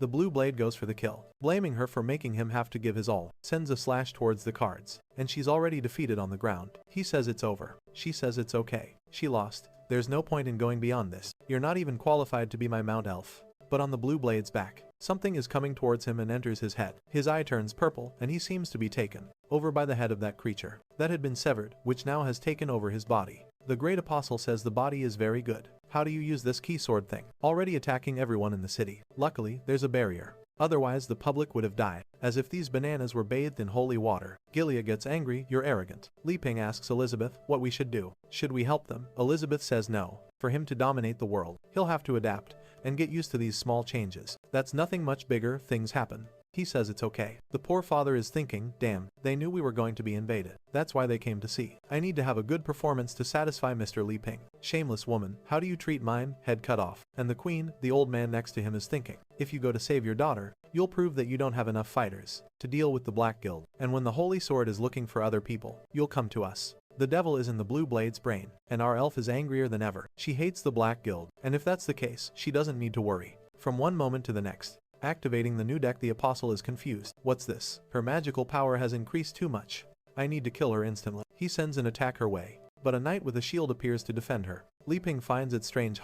That looks somewhat familiar, doesn't it? The dwarf and the analyst are confused. Hold on. This is much more incredible than the previous deck. The elf died. Everyone's pupils shrink in shock. If I'm not mistaken, this is a ghost of the 13 sacred knights. The old man then says, Bose, is this the trick you used to defeat the 6 demon pillars? The father says, I used the 9 before, she's only using 5 now. I just hope it's enough. She sends some cards, telling the creature to let go of that body, but he dodges, wondering, damn, how does she have so much strength in those cards? Some rocks start falling from the ceiling. He jumps to evade, thinking he'll escape, but he hits the shield of a knight, who then sends him to another and another. They bounce the demon around. He manages to use a blade strike to stop in midair, but the shield knight comes from behind and encloses him in a box. She then orders them to crush him. The 4 knights come from each side, focusing all the pressure on the apostle. When they look up, there are some insects coming down, who shrinks down, destroyed. He falls hard to the ground. At that moment, her father looks at the arena and thinks, Li Ping and the demon queen will be pleased with this, right? Meanwhile, Li Ping is talking to the queen, saying, wow,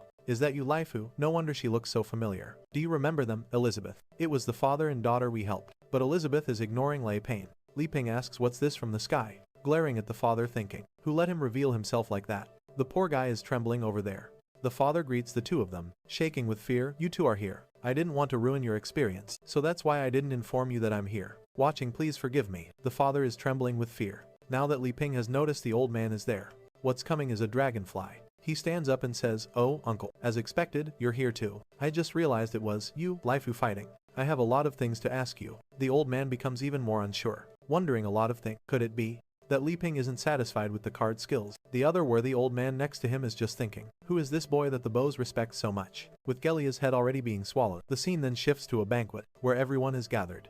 Li Ping whispers to the queen, why do you think they invited me here? The queen says it doesn't matter. He should take this chance to learn more about this kingdom. He'll need to hold many meetings when he conquers the world. Li Ping agrees. The creature stomps on the wall, but tells her to stop talking about world domination, or people will misunderstand. The old man with warts congratulates the elf's father, saying that the victory was incredible. However, the father responds, "Old sword, we'll discuss these small things later. First, I want to introduce you to two guests. This young man here is the person who saved my daughter from the apostles of darkness." But the muscle mommy says Galia, then goes to bite Elizabeth. His name is Mr. Li Ping, and the woman beside him is. The father hesitates when he sees that the queen is staring at him. Father and daughter are startled. We can't reveal her identity. The old man with the sword asks, why not? The father wants to speak, but it's clear that he has a mark on his neck. If he opens his mouth he'll die like pain. Seeing this thinks this father is so kind, who just looks. He's afraid of exposing Elizabeth's identity to everyone and causing trouble for us. He then goes to Elizabeth and says, "Hey Elizabeth, from now on, it's okay if you pretend to be a novice princess.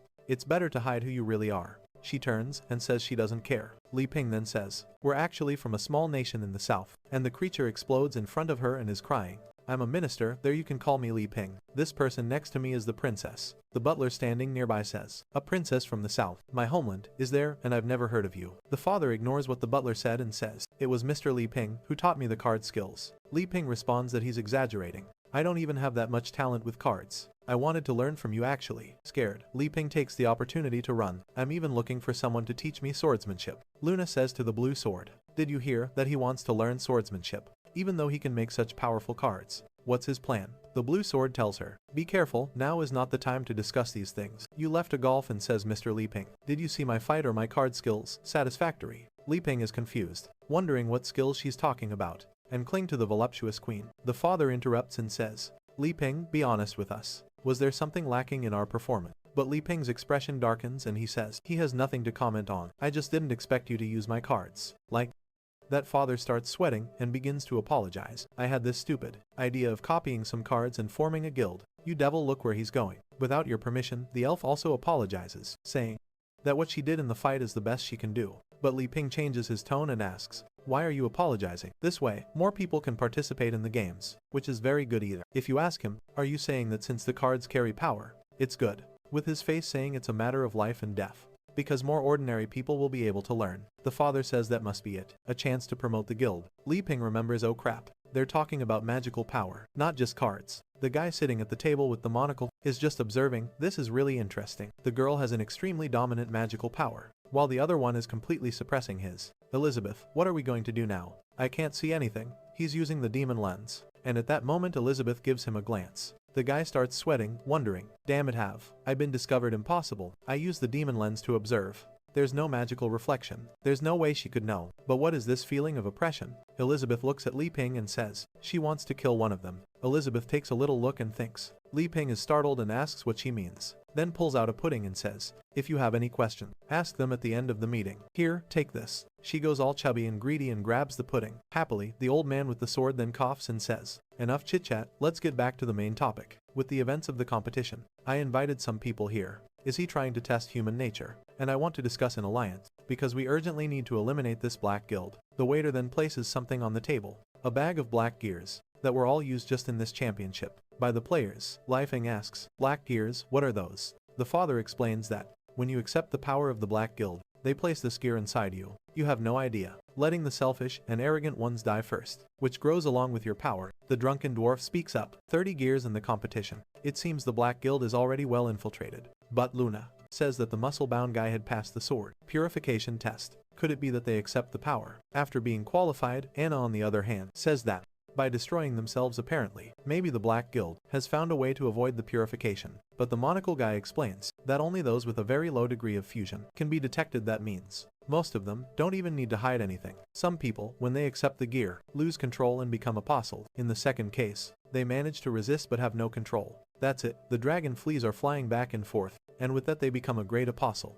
In the last case, if the person manages to accept the gear and fully control the demon king's power, they become a pillar servant for the king. However, regardless of what happens, they are forced to be loyal to the person who gave them the gear. The blue sword asks, "Go, I almost became a black apostle." The monocle guy says it's impossible to know. The muscle mommy grabs the carriage as defense. He was controlled, not integrated. But considering his abilities, if he had truly been controlled, he would have become a pillar of the demon king. The old man with the sword says, "Thank goodness the bows was here to help, right? I wouldn't have known what to do with these old bones of mine." The card guy says, He was also a member of the Holy Guild, and Galia conjures a protection spell, so he had to help. The Blue Sword says, when the guild was in trouble, I was on a mission outside, and couldn't fight the Black Apostles. But today, I saw the card skill that killed one of the 6 pillars. I was convinced by my defeat. Yi Laifu, you are a strong girl, but she points to our Li Ping and says, it's all his doing.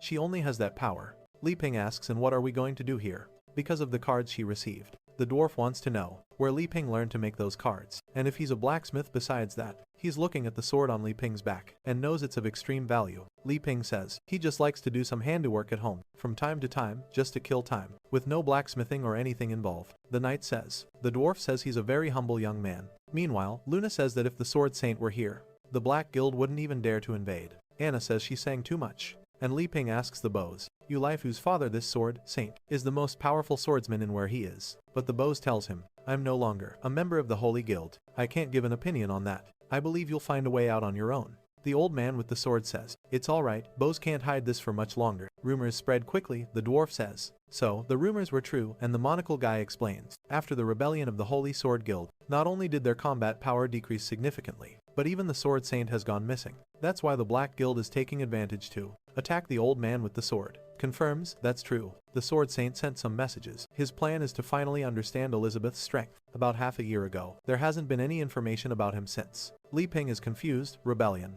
The saint disappeared. Butler explains. To be precise, he went to apprehend the Axe Elder, who betrayed the guild. However, he hasn't returned yet. The Blue Sword says that his last mission was to try to find the saint. But when he got there was nothing. Luna asks if the sword, especially because if she does nothing, Saint was more powerful than the guy he went to arrest. How was he defeated? Blue Sword says. There's no doubt about the Sword Saint's power. However, when he went to the mountain, everything was completely cut down. He has no idea what kind of battle they fought there. Half the region had been turned into flat terrain. The old sword adds, it's because the Axe Elder obtained a supreme magic. All that is known is that it's a giant axe. This banana made me advance straight to a demonic. Her servant will die. Called the Demon's Burial. Has terrifying power and emanates an aura of resentment. The strength it grants to a person allowed the Elder to defeat the Sword Saint. The dwarf says he's seen all the weapons produced in his kingdom of S rank, and there is no such Demon Burial axe. It appears to be a masterpiece, created by the Black Guild itself. Li Ping looks at Yi Laifu and asks, the muscle. Mommy stares at them and says, I still don't understand who is this elder, and why did he betray the Holy Guild? Bose explains in the Holy Guild, there is a leader, the Sword Saint. Beneath him, there are 5 assistants who guide the disciples. The Sword Elder, who is the guy there at the table with warts. The Dagger Elder, the Spear Elder, the Shield Elder, and the Axe Elder. Who cares about you? Cooperation's over here. However, one day, the Axe Elder joined the Black Guild and launched a rebellion within the Holy Guild, killing the Spear and Dagger Elders. The Shield Elder died in a fight against the Black Guild. The Sword Elder says that he is the only one left standing. During the rebellion, many from the guild betrayed them, including his most precious son. Confident Galia says, stay outside of our magic and die. Sir Bethorns, Tyrus Li Ping asks, Tyrus, is he a centaur who wields a sword? The old man looks and says yes. That's my son. How is he now? Without hesitation, Li Ping says that he's dead. The father, apparently indifferent, responds, it doesn't matter, that's the fate of a traitor. What's important now is that we unite and fight against the Black Guild. The dwarf says his kingdom can provide some weapons, but she's done to her head flies off. However, rank A or his weapons will be difficult, since they're short on stone. The monocle guy asks Sword Elder, you said you're in a very unstable situation right now. What makes you believe you can defeat the Black Guild? With our help, the old sword says, it all depends on the bows. I think you should give up on this card guild and return to being a vice president of the Holy Guild. The bows asks Elder, the dragonflies keep attacking the assassin. You want me to go back to being vice president? I've been away for a long time. I don't think it's right. However, the old sword says, if I say you're qualified, then you are. Cards are now also considered weapons, just like daggers and throwing knives. We can still open a new unit and make Yelefu an elder. Yelefu now becomes flustered and scared too. Wait me. I'm not qualified to be an elder of a holy guild. There is trying to survive. But the sword elder says, if you agree, bows, the plan will go smoothly, and the guild's resources will all be used as you wish. Even I will obey your orders. The butler tells him to consider the option. It will be much easier for him to help the holy guild than to try and create a guild from scratch. The bows looks at Li Ping and asks, what do you think, boy? With the holy guild's help, and the knight is even killing some, the card skill will spread even faster. Li Ping is confused. You're asking me. In my homeland, there's a saying, it's easier to become an executive in a large company than to try and start your own big company. However, the ambitious always prefer to work on their own business. This means it's up to you, sir. To the bows, what Li Ping said was, do you want to become someone's accessory? Meanwhile, our Li Ping is hiding quietly. Or do you want to rise in life? If even with everything I've given you, you lack ambition, I'm disappointed. But he's unsure. because the old sword is insisting a lot. If he refuses, he'll offend the entire Holy Guild. The old sword says, Bose, if you're still dissatisfied, tell me what conditions you want. The Bose stands up and says, Elder. The knight uses a slash and thunder lightning. Say no more. I didn't establish my guild because I wanted fame and wealth. I did it to elevate my card skills. Li Ping, do you see my resolve is strong? The sword elder is confused and asks, Bose, are you sure about this? Have you thought it through? The old sword is wondering. I don't sense any aura coming from this Li Ping. If the Bose says this guy taught him everything, it must be some excuse to hide something. 2-star level, the assassin is confused too. Cuts an insect, right in the middle and muscle. Li Ping says, good job, Bose. But inside, he's disappointed. Dan. I wanted to use my connections with the Holy Guild to learn swordsmanship from them. The Bose then says, but even though I refuse to join the Holy Guild, don't worry, Sword Elder. It's my responsibility to eliminate the Black Guild, and I will fully support you. The old sword says, he understands. Mommy uses a shield attack, and since the agreement was already made, they will recognize the card guild as legitimate. Li Ping looks at the Bose and says, you're pretty brave. Bose. The Bose responds, it's all for your satisfaction, Mr. Lei Peng. The other few also says she will work hard. The old sword then asks the dwarf when their king will come out of seclusion. They need rank A and weapons to help in the fight, managing to kill 1, 2. The dwarf, who is the prince of the kingdom, says he can't speak on that, but the truth is they're in need of grinding stones. It's hard to find any in the entire kingdom. Even the kingdom of Aristotle is refusing to cooperate with them. That's why his father is researching in seclusion until he finds a solution. The old sword asks Tabo, the monocle-wearing guy,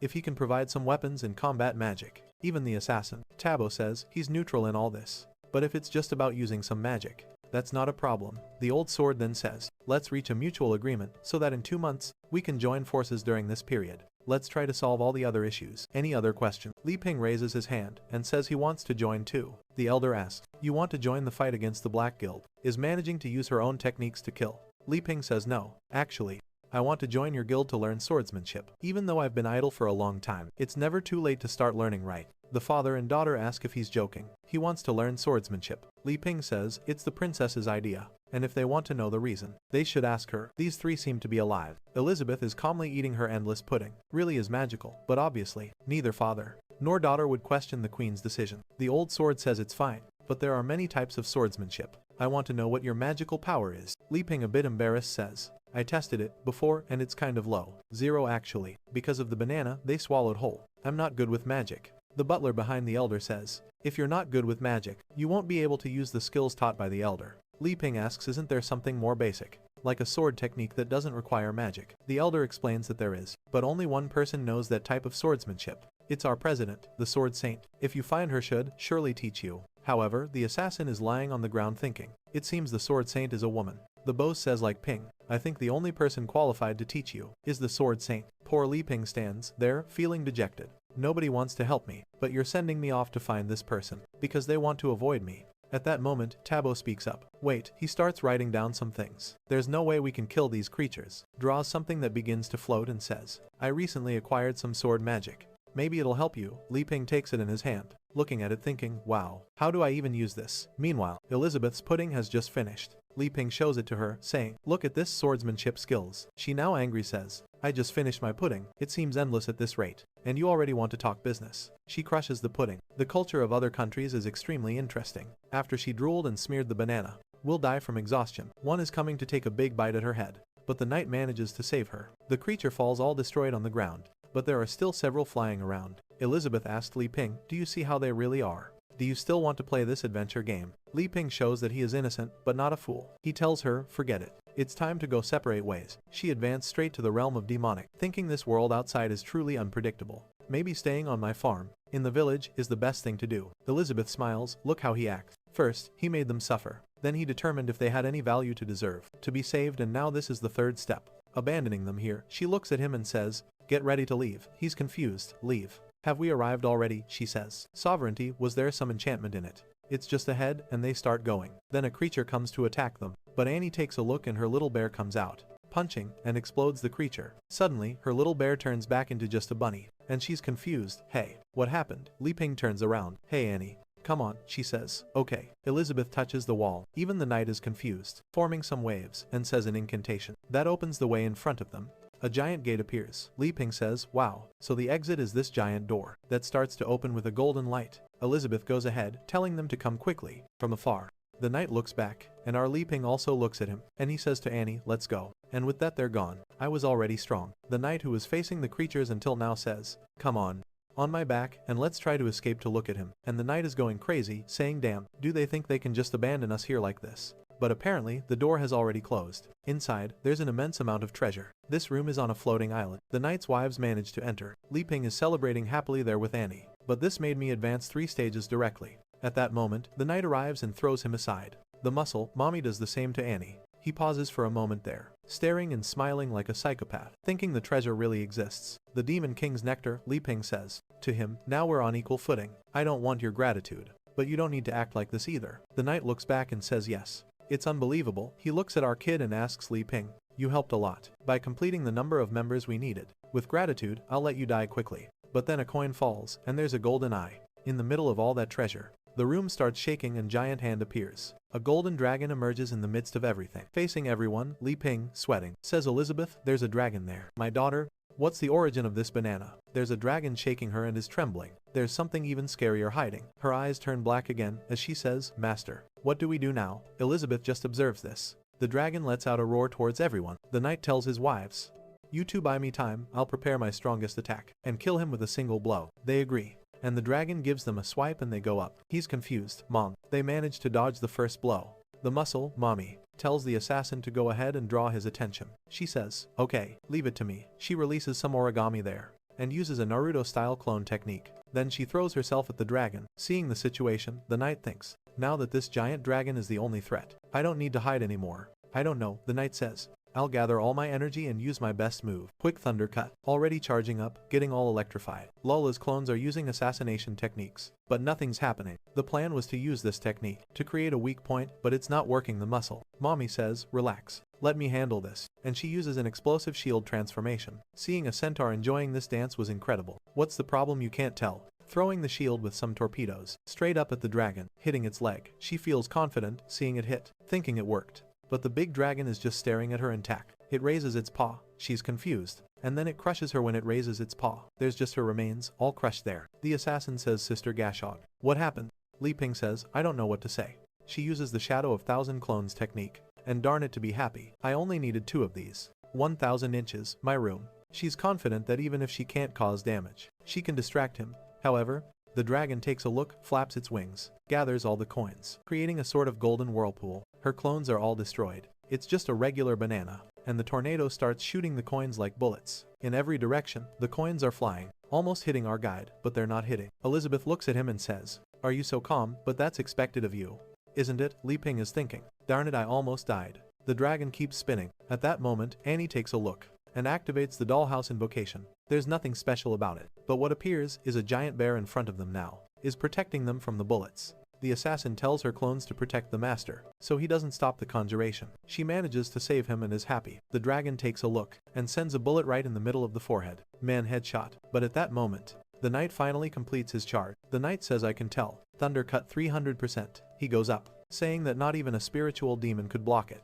However, when the smoke clears, and only made a slight scratch on the neck, and his sword shattered, he looks at the broken sword, confused what's happening. The dragon once again takes a look, lashes its tail and sends him flying, destroying the entire route. Now, he looks at our trio. It's a hybrid harvest. Li Ping explains, "Yes, it's a 4-star golden dragon from the demon sect." Li Ping and Elizabeth are standing with their arms crossed. He says, "Elizabeth, the poor guy, is thinking the centaur died from a tail lash. I think I'll have to use my trump card, right?" Elizabeth looks at him, "Okay. What are you going to do now?" Li Ping says, "You can act now. It's a hybrid harvest." He's confused. What? Has he already figured it out? I don't know what, but there's a plot twist going on. Li Ping tells her, "If you don't do this, I think everyone here will die." Well, he'll be right. That's why he's scared. Elizabeth angrily says, "Don't order me in front of other people." She's thinking, he's trying to use my mount to threaten me. The process is all natural and organic. I can't believe it, Annie is saying. The real terror hasn't started yet. I don't think we're getting out of here. At that moment, Elizabeth puts her hand on her head and says, "Jinu's bloodline, show me what this kind of magic is about." Annie's eyes activate that effect, and some memories start appearing to her. From the orphanage, it's time for 2 more gluttons to eat Li Ping's banana. From when she had dinner with the children, to a day when she was sleeping, and when she opened her eyes. The woman was staring at her with a sinister smile. Next scene, those evil creatures went to the orphanage to attack everyone. She was about to be captured when suddenly, the bear appeared on her back, and all the creatures were killed. Unfortunately, the orphanage people had already moved on. They go slowly, however, to the next life. Elizabeth realizes that Annie suppressed these memories with her own power. She extracts some energy from inside her head, saying, "It's foolishness." Poor Annie falls to the ground, saying, it's all her fault, that she killed her brothers and sisters. She wants to apologize. Elizabeth is cruel. She looks to the side and says, "You are a disgrace to Jinji's bloodline." The queen has always interprets everything differently. Just as the two are about to touch lips, "If you want to escape the prison of regrets, stand up and fight for me." Annie gets serious even though she's crying. She gets up saying that at least this time, she wants to save her brother.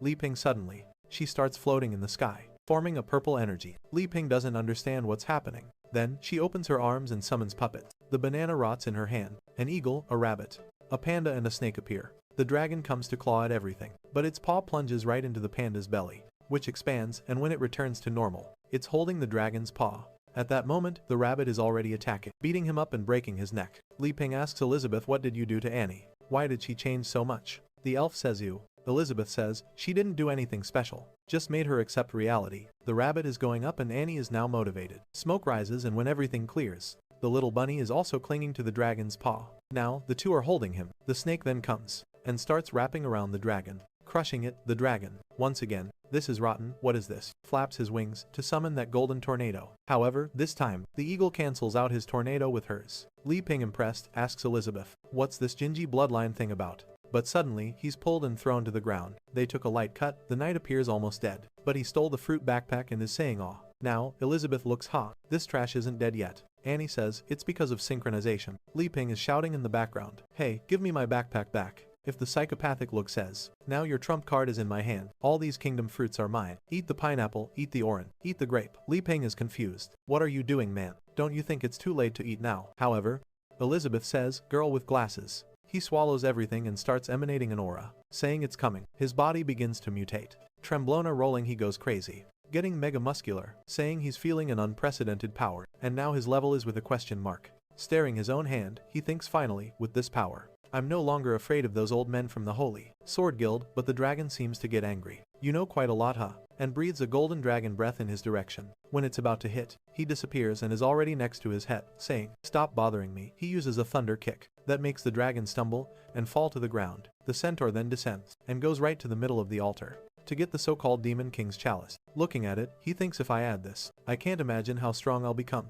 Annie responds, saying that Elizabeth is very kind. Without hesitation, he swallows it and his pupils turn red. He once again begins to transform, wings sprouting from his back, and he enters demon form. He says that this sweet Demon King's wine is very good, is gradually understanding everything. Annie is there in front and Li Ping says, "That guy is getting weirder and weirder. Elizabeth, do something." "My daughter." Annie tells him not to worry, that she only learned from books. She won't let him get near brother Li Ping. She conjures a marionette spell, but the knight has already pierced her chest. Holding her in the air, he says, "First, I'll eliminate you for a threat." Li Ping is terrified. The centaur throws Annie on the ground, coming towards them, saying that the next one is him. Li Ping completely ignores the centaur and goes to Annie, telling her to hang in there. And I ask synchronization. Elizabeth will save her. The centaur goes to Elizabeth's face and says, "I know you're hiding your strength, but it doesn't matter. I'll give you two choices. You become my woman, take me to your kingdom and make me inherit everything. Or the second option, I'll have fun with you until there's nothing left, and then I'll sell you to get what I want." Crying, Li Ping tells Elizabeth to kill him. Li Ping knows very well.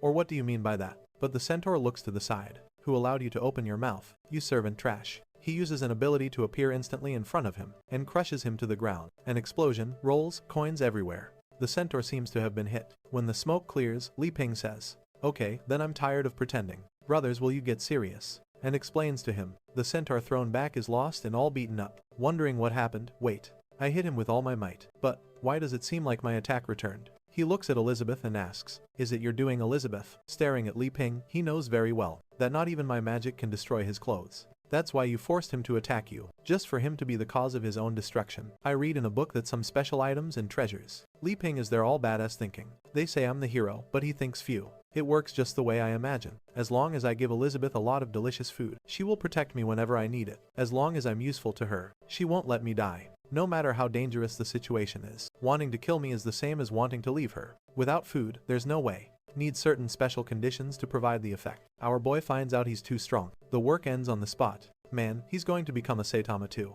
The centaur says, truly unsettling.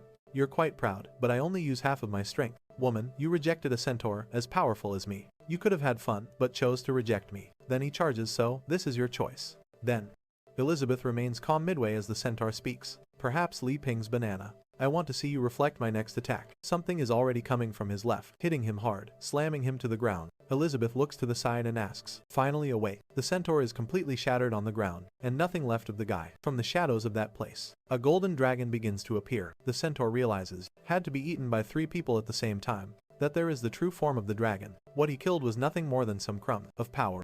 He reabsorbs his old dragon body, and Elizabeth says, using your tail to pet. I used to play with you like that too. It's the true void dragon, a golden dragon, queen from the demon king's realm of the star. The centaur still doesn't understand impossible. To produce the effect, Li Ping points to Elizabeth and says, I also have the power of a demon king. I can't lose. But he is instantly crushed by the dragon's claw. Lying on the ground, Li Ping is confused. Elizabeth, is this real? Elizabeth says, I think you figured that out a long time ago. This place isn't real suddenly. They're floating. Elizabeth says, despite magic being your weak point, I don't think this would escape your notice. Stop pretending, can't you see? The dragon speaks some unknown language to Elizabeth, who responds. Then he starts crying. Smoke in the air and turns into a lolly. Of course, there had to be one. You damn Chinese. Her name is Amelia and she's Elizabeth's pet. She cries, is it really, you queen? I've been waiting for you for so long. Elizabeth tells her, you have arrived in the realm of a demon king. She's eating alone there. Annie apologizes, and are still so innocent. I didn't want to come here, because I knew it would wake you up, and you would start clinging to me. Amelia, hugging her, says,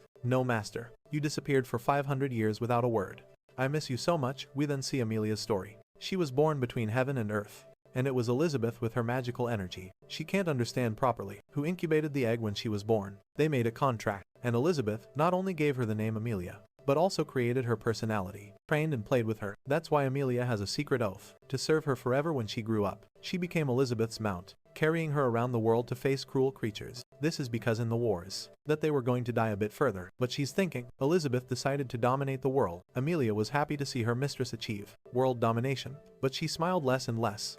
Amelia knew the stronger Elizabeth became, the less she could help, and one day, out of nowhere, she decided to pull out the sacred sword, and disappeared at the race meeting. Elizabeth's absence is causing problems. Even all the reputation she had is now not serving much. The amount of crime continues to increase. The condition of a treasure can sometimes be ignored. The dwarf minister says that this is the case in their tribe too. Several are announcing separation, as the only thing that unified everyone was the fear of the queen. The dwarf minister says that, maybe, it's good for everyone to return to their homelands and take care of the regions until the queen returns. Twila, if the person using it is much stronger than it, who is the minister of the elves? Asks Jin, who is the minister of the demons. Where is Elizabeth? You are the closest person to her. Was she defeated by the legendary hero? Jin says it's impossible. He has seen her terrifying power. There's no one in this world who can beat that. Everyone there can do as they please. From now on, he will go hunt the majesty on his own. Her former minion Malfoy. Elizabeth stares at her and says that this is the case too. Have the law after her. Everyone is dismissed. In the end, the ministers separated everything and divided the region. The Milia wasn't interested in any of this, so she took half a cup of wine and left. She returned to the place where she was found, the first time, hoping Elizabeth would return. And then she waited and waited and waited and waited. And now she's there crying. Don't look at me with those eyes. Finally, you return. Mistress Elizabeth says it seems everything went well. Right, this long wait taught you meditation, which was a key to reaching the level of Demon King. Amelia continues, crying, Mistress Elizabeth, don't leave me like this again, please. Poor thing is thinking, she abandoned me, just so I could understand meditation and increase my level. She really does everything for me. Lipping up there, trembling, says. Annie apologizes, but her eyes are a little red. Hey Elizabeth, stop dwelling on the past and save Annie already. At that moment, Annie opens her eyes and says, Brother Li Ping, where are we? Li Ping is relieved. Annie, are you okay? She says yes, but she reaches for the backpack, pulls out the apple he gave her, and the apple is all destroyed. Li Ping pets her, saying, What's that? Angry Julia says. That's not a problem, relax. Seeing the situation, Elizabeth thinks from the beginning. He had already made this plan. The scenario was already set. When he gave the bananas, Amelia is all cute, rubbing against Elizabeth. But she gets mad when she realizes the queen keeps looking at Li Ping, so she asks, Mistress. Oh maybe. Who's that guy over there, huh? Elizabeth says him. He's the hero of legend. I stayed at his house while I was away. Amelia gets even angrier. Hey, you, what she thinks the hero of legends did. He kidnapped my mistress for 500 years, and it seems he wants to take her heart. I need to end this now, our smiling hero says. My name is Li Ping, nice to meet you.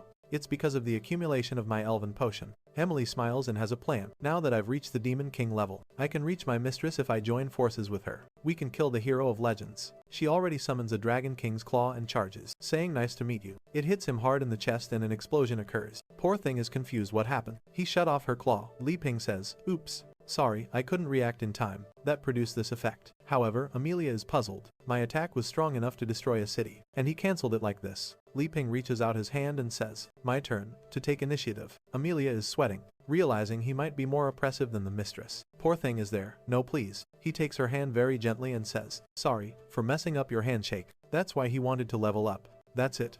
Now, it's clear why Elizabeth is so calm. She has a polite friend like you. Amelia is confused, handshake, friend. Elizabeth says my friend. You could say that too, but actually, she's my mount. Li Ping thinks. Mount already imagining one on top of the other running. Elizabeth then snaps her fingers, and everyone appears outside. She says enough of this for today. The knight then asks Li Ping for another fruit. Amelia says, wow mistress, you're so amazing. Li Ping is also impressed. Wow, is it that easy to return? All I really have to do is stick to Elizabeth's thighs, and everything will be fine.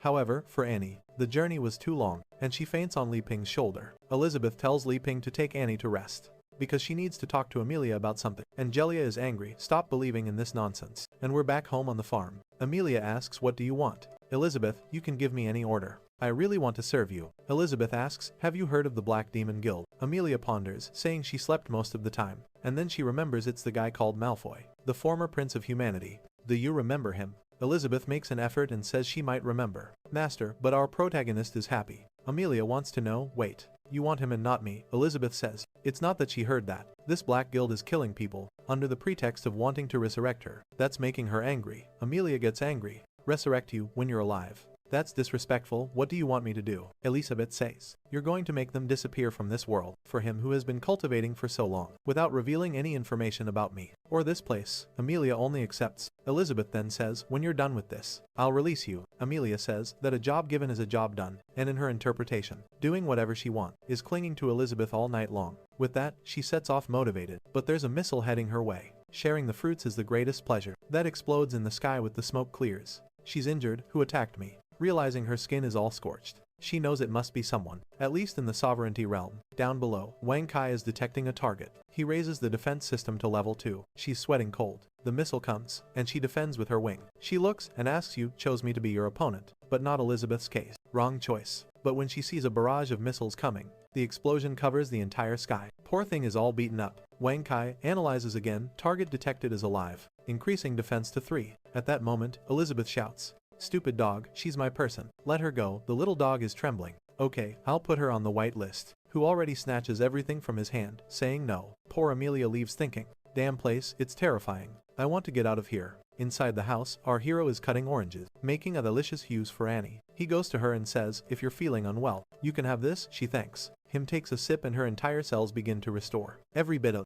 the fruit contains a huge amount of magical power. I'll eat this later. She's amazed. Is this sensation some kind of advanced divine magic? She reaches a clear state of mind, and remembers the orphanage fair. Like a monster saying, I am you and you are me, stop suppressing your true self. Annie is crying they're lost, while Li Ping falls on the couch, saying, indeed, a home sofa is the most comfortable.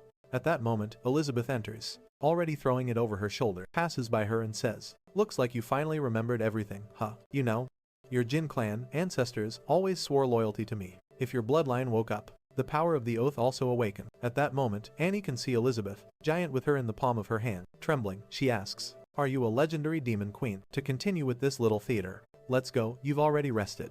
Elizabeth replies, yes, I am the commander of this whole world. Annie is confused, but according to the legends, you died with the hero brother Li Ping. Who are you? Li Ping awkwardly says, I'm ashamed to say but yes, I'm the hero. Annie says, now, I understand the whole story. It was like this right. In the past Li Ping and Elizabeth, and the journey has to end, fought the final battle, for the position of the most powerful. As a result of a month of battle, you began to like each other. After so much bloodshed, you gave up this fight to know who is the strongest, and fell in love, and then you lived this secluded life for 500 years. Elizabeth says, that's almost the truth indeed. Li Ping feels embarrassed and apologizes, while Li Ping said she got it all wrong. Elizabeth then changes the subject and says, as a descendant of the superior warriors of the demon bloodline, you're in this state. You're a disgrace to the demon clan. Li Ping is confused. Wait, is Annie from the demon clan? Annie is standing there without saying anything. Elizabeth says it was 600 years ago, right? A child named Jin awakened the demon lineage, saying he'll give them more when he has the chance. When his eyes shone red, his ability, power, and magical power increased greatly. However, as his power grew, he became more and more violent. Only death could satisfy him. In just a few years, he left the northern territories in chaos. Hundreds of my elite warriors were destroyed by him. His ambition grew so much that he came to the castle to challenge me. The knight then tells the two to go ahead. Obviously, he was easily defeated, and then she sealed his violent side. And with a loyalty oath, he has been serving her for generations. Trembling, Annie says, I didn't know any of this. My first memory, I was living in the church orphanage. The nun and the brothers were all my family. Elizabeth tells the truth. You killed everyone in the orphanage. He'll catch up with them later with the wives. When you went mad, you couldn't accept reality. So that's why you kept thinking. You were waiting for the nun to come back. Elizabeth thinks with the power. Jin, as he could have dominated the world. In this time that I've been away. What's going on in that place? Annie is freaking out, saying no. I didn't do this to my brothers. Li Ping says Elizabeth. Li Ping says hey. We met her brothers at the market. Didn't we? Elizabeth says. Enough of that. She opens a visualization portal and says, let's expose the truth and see what these brothers of yours really are. When they look, they're all dolls. In Annie's interpretation, she really saw them as people, but clearly that wasn't the case. Elizabeth closes the portal and says, don't you want to come along? Do you understand? You're using your magic to sustain this bunch of dolls. That's why you're stuck at the mage level. Li Ping is confused, not believing it either. Elizabeth is cruel and relentless. To get rid of the Black Apostles, you activated your bloodline. However, you went mad and killed everyone. That's the truth you want to avoid. And starts going berserk. But Elizabeth interrupts saying, Dragon Ball Z style with a purple aura. To stop this, Elizabeth flicks her forehead and she faints. Li Ping picks her up and Elizabeth says, I know you want to help her, but when she wakes up, if she triggers her lineage again, she'll destroy the whole city. But Li Ping says it's okay. We'll try to handle it back at the church. Annie is waking up. Let's go already, Li Ping. She gets out of bed and apologizes for being a nuisance. Again, Li Ping says, it's no big deal. They used Elizabeth's teleportation. But how is she feeling now? Annie starts crying again, saying she can't believe she caused all those deaths. Li Ping says, that's not the case. She was trying to protect everyone.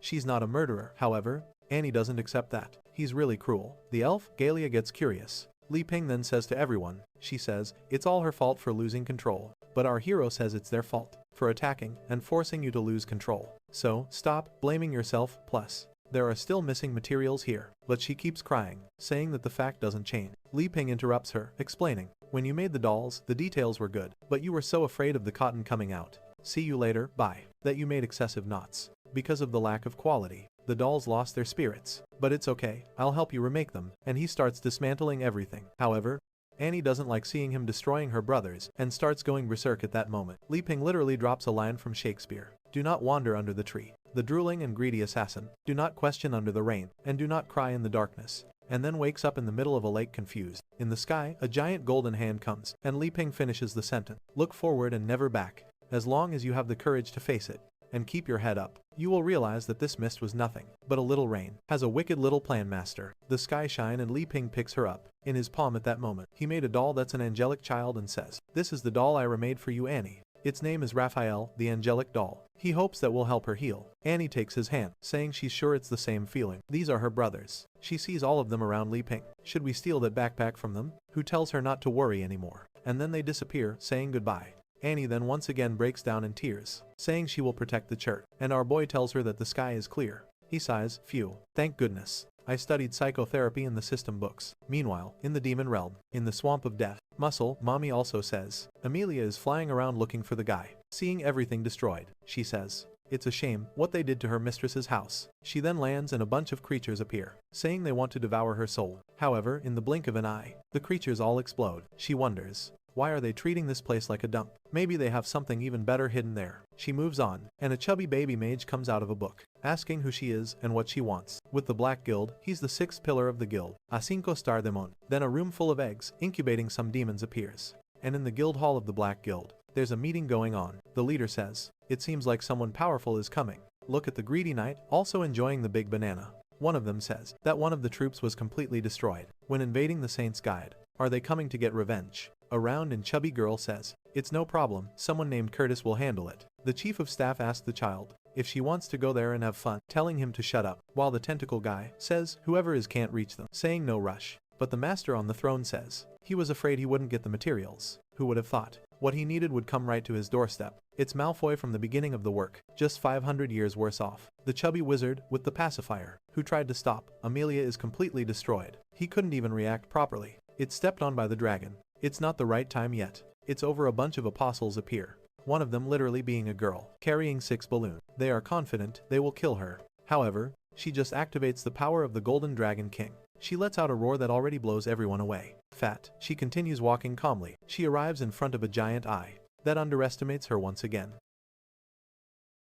She crushes the pudding cup. Her name is Chissy Sogus, she's shouting. But in 0,001 seconds, the demon is smirked and apologizes for bothering him. She talks about someone she has to return to and finish the job. Otherwise, the entire continent will remain in danger. She makes a hand gesture, telling her sword to emerge. But nothing happens, and the two just stare at her looking puzzled. Li Ping asks, what's going on? She keeps insisting, telling her sword to emerge. But suddenly, her finger gives a shock, makes a slash, and in another 0,001 second, and she falls backward. She finds it confusing, and says she can't remember a single sword formation. Elisabeth says she lost her abilities by creating impurities when she forced her body where it shouldn't have gone. A confused Li Ping asks what this business of impurities is, and Chichi says that to defeat the Black Guild, she signed a contract with the Sea of Darkness. Looking puzzled once again, the slash begins to cut through everything. Li Ping has no idea what that is, and Elizabeth says it's just a bunch of trash, and that it has a little connection to both of them. However, the girl admits that all of this really is her fault for not resisting temptation. Li Ping says that if she doesn't mind, she can stay there and learn swordsmanship with the two of them, who are also training. But immediately, the sword Sing had sent, Elizabeth warns that she hasn't agreed to teach anyone else.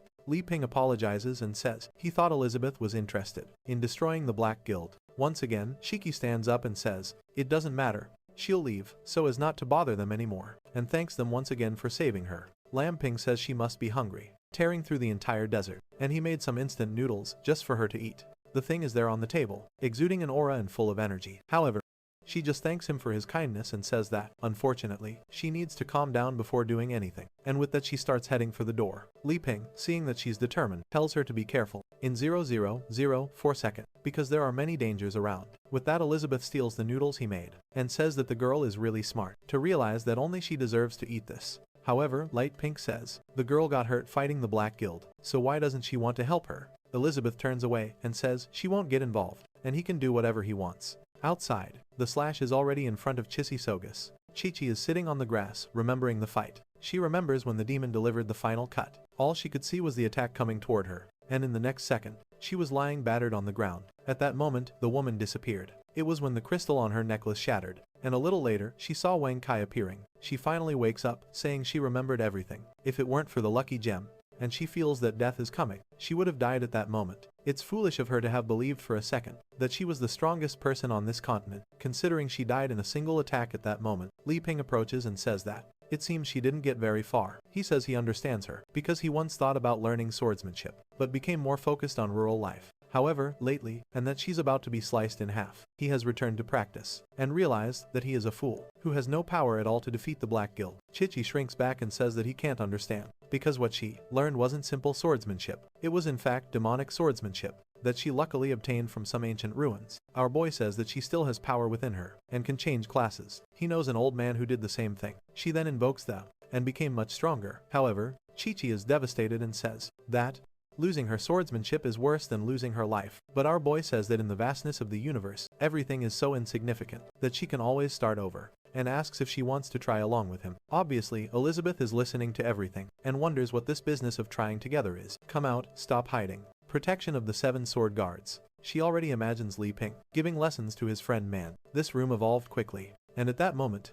Elizabeth says she won't let that happen. Suddenly, he says he's hearing Xiaobai's voice, and in a second, she teleports in front of the two. Excited, Li Ping asked, so she appeared to help everyone. However, she just sticks out her tongue and says, but the strike comes and starts breaking the swords. She does whatever she wants, and it's none of his business. With that, Elizabeth asks if he forgot that he can't give anything to someone else without asking her first. He says he didn't do that, but she says that he himself counts as something that can't be given to others. She then pulls out a spatial curtain, throws it in Chi-Chi's direction in 0.05 seconds, and tells her to come with her. With that, the two disappear in front of Li Ping, who thinks that in the end, Elizabeth has a sharp tongue, but a warm heart. The poor girl, when she starts to open her eyes, is in a void. She was brought directly into the vastness of Elizabeth's consciousness. and knows that this can only be done by someone who has reached the Demon King realm. She sees she's going to be cut in half again. Elizabeth then says she's there to help her. Confused, Chichi asks how, and the queen says that first, she will have to be completely destroyed. She is startled, and sees something approaching her eye carapace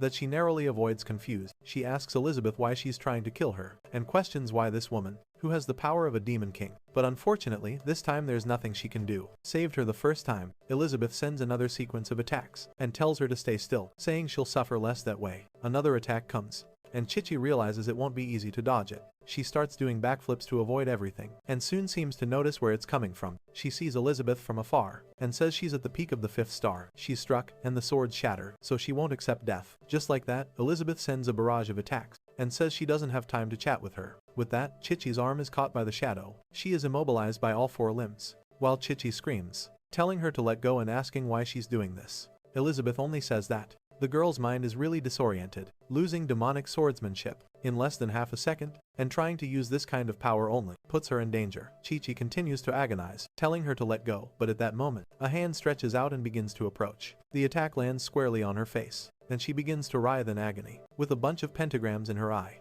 There seems to be something strange in her belly, fighting for her, and the hand Elizabeth found seems to find a parasitic worm. She's finished and falls to the ground, that slowly starts to be pulled out, until the creature is removed from within her. The girl is left desolate, trying to recover, and Elizabeth looks at that thing and asks how it appeared in her plane. She wants to know what its relationship is with the Black Guild. The creature only says that if it weren't for her, everything would have worked out. The demoness looking down from the sky says, but Elizabeth explodes, saying that it's irrelevant. She observes Chichi writing, saying that she will have enough power to win and defeat a demon king. She murmurs, saying that every time she shows weakness, they take something from her, and that if his body were destroyed, you use hers. Chichi, dominated by something strange. She's very inadequate now that she's warmed up, says that Elizabeth is a shameless person who broke her promise. However, she's there not too concerned, saying that apparently something happened. The scene shifts to 500 years ago, in a lava pit. The Demon Queen was at her cultivation point. She told herself that to defeat that damn hero, she would need to get even stronger and reach the next realm. It was then that a voice said that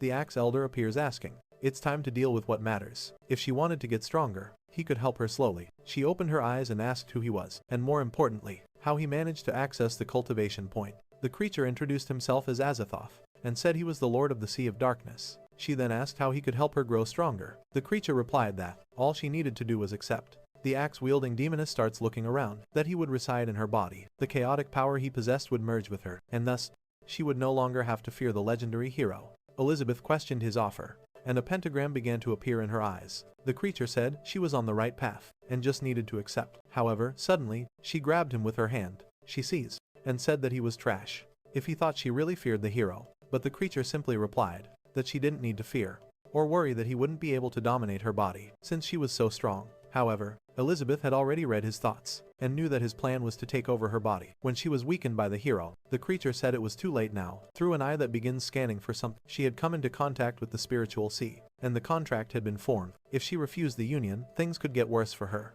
But she just threw him aside and said she had already absorbed chaotic energy long ago, and that the energy he offered could only convince someone weak. With that, she threw him aside into the lava. Back to the situation with the possessed Chichi. She launched an attack, telling Elizabeth to die. Her vision sweeps across the planet, but Elizabeth easily activated an impenetrable barrier that blocked all the energy. The creature wondered how it could be so difficult to defeat that woman. However, Elizabeth simply responded that the swordsmanship she was using was created by her, so it's obvious she knows all its weakness. Moreover, the title of the strongest swordsmanship no longer belongs to her. And look who she's focusing on, Elizabeth. The monster couldn't understand, especially since he was already a 2-star demonic creature, so this shouldn't be happening. Elizabeth just said he was like a frog in a well, someone who believes they are strong, simply because they don't know the vastness of the world. Suddenly, the creature placed his hands on the ground, and tried to retreat, telling her to wait for now. She might not be able to overcome this. She says she's heading there now, but soon she would unlock the seal on her body. The creature tried to free itself, saying that hand was in the way. The monster told her to give up, because no magic would be able to break the contract she made. But suddenly, Elizabeth threw Lee Payne's instant noodles on the creature's head, saying she didn't need to do anything, because she had these noodles made by him. While Elizabeth is running to grab the remote, the monster felt humiliated and asked how she had the audacity to do that. Then it began to notice something was wrong with those noodles. They were invading its body's cells and draining all the chaotic energy, and suddenly creature began to writhe in agony. Slowly, the energy returned to Elizabeth's pot. and she said that in the end, she relied on him again. It seemed that once again, and some chips to chill out. His plan had worked, and she couldn't do anything. Meanwhile, Li Ping was standing in the garden, until a portal appeared behind him. Our boy turned around and said, that was fast, asking if they were okay. Elizabeth had put an oxygen-made outfit on and said, everything was fine. Li Ping wanted to know why those women were acting like that. Meanwhile, Alpha was flying around. The woman from before, she tells Li Ping you are always right, said she had finally figured out where they were, and was slowly approaching their house. Once again, she felt Wonky's presence. She immediately stopped in the air. Knowing it was that guy, that was something she knew she had no chance of surpassing, so she immediately changed her mind. However, the poor little dog had been beaten by Elizabeth for bringing Chichi. What's your problem? Staying home eating chips and watching TV is way better. And he remembered the blow he took from her transformed. That's why he had to stay on the ground all the time. To fix himself, the demoness couldn't understand how this dog seemed to be everywhere around this house. She decided to try again from another direction to avoid his presence, but once again he was there too. She ran to try and find another alternative, and an hour later she was making moves everywhere, trying to figure out how he was always where she went. Let others worry about world domination. She was already certain that she had been discovered, and this dog was toying with her. With that, she transformed into Alpha,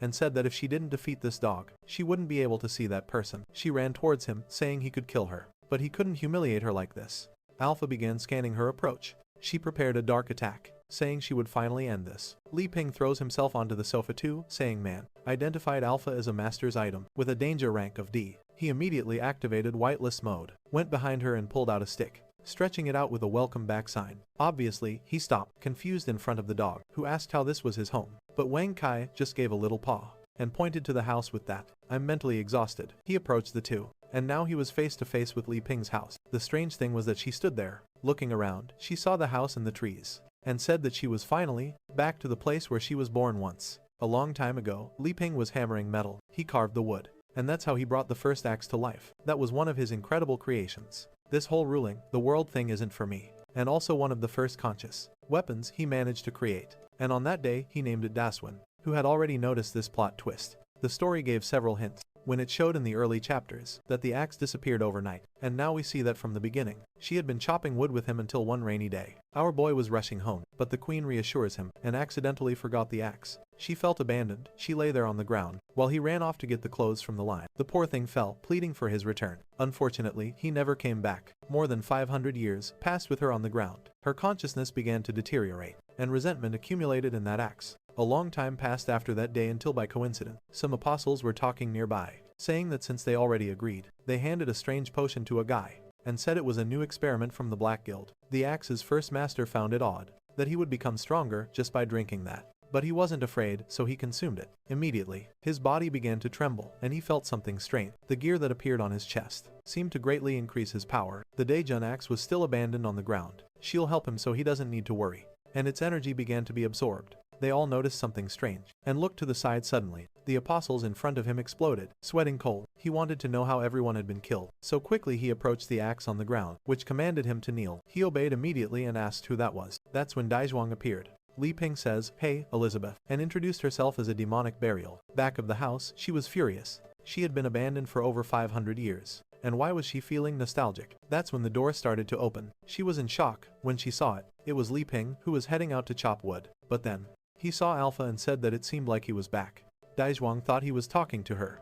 But you should have warned me. But Li Ping called Alpha by name, and said it was time for them to cut wood. At that moment, she was furious, thinking this so-called Alpha had apparently taken her place. Armoy grabbed the sword scabbard and told him to say something. Since Alpha didn't respond, he said he would start working soon. But Dazuo Wang was feeling a very familiar sensation. Why are you coming here to cause trouble? Before doing something like that, he prepared to start chopping wood, but said he found it strange that today he felt nostalgic holding it. Dazuo Wang thought he was pretending not to know it was her. With that, Li Ping prepared and chopped the wood. Dazuan felt something odd, and once again, he chopped another piece of wood. She began to realize that even after 500 years, this was the best feeling that existed. She bites into a chip. Li Ping asked why Alpha was making strange noises today, but he didn't care as he felt they were a perfect duo. With that, many cuts were made, and a long time later, a lot of wood had been accumulated, with Li Ping saying it had been a long time since he felt this way. He was used to chopping wood, but today reminded him of the times he was with Dawan. Crying, she was moved, replying that he's a very demanding boy. To see that her master had never forgotten her. All resentment had been dissolved, and now everything was resolved. Li Ping said that if that barrier hadn't been broken,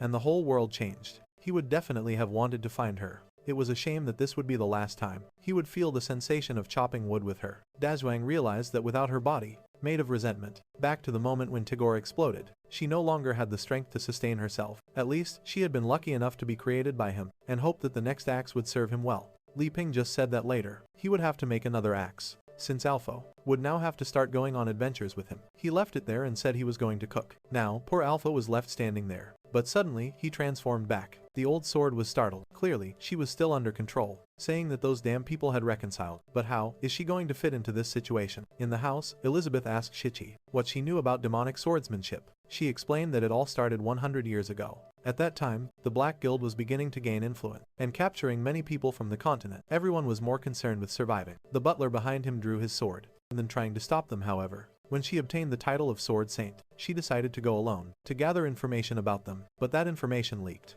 and she was surrounded by several apostles and thrown into an abyss. That's when she fell into the Demon Queen's cultivation point. That's when she felt a strange sensation. In that place, she could see traces of the demon. Everyone got ready. Queen's swordsmanship practices. Even though it was minimal, she began to absorb the surrounding energy, until there was nothing left. She evolved a lot in 3 months, but unfortunately, she was limited by her talent. But then she realized that there were people much stronger than she could ever be. In the midst of this confusion, a voice asked if she wanted to become stronger. Even the poor blue sword, who's barely holding on. Li Ping asked what she did, and she said she accepted to be able to defeat the Black Guild. It seems that Chichi already knows that Li Ping is the hero, and is wondering if he thinks it was wrong that she accepted the Sea of Darkness. She then says that the creature couldn't take full advantage of all the power, and ended up delivering a tentacle weapon, mustered what little energy he had left. Elizabeth just says that thing had already been sealed by her, and that she got contacted. In fact, a clone of the consciousness. And with that, Li Ping asks if the weapon she received is like an octopus,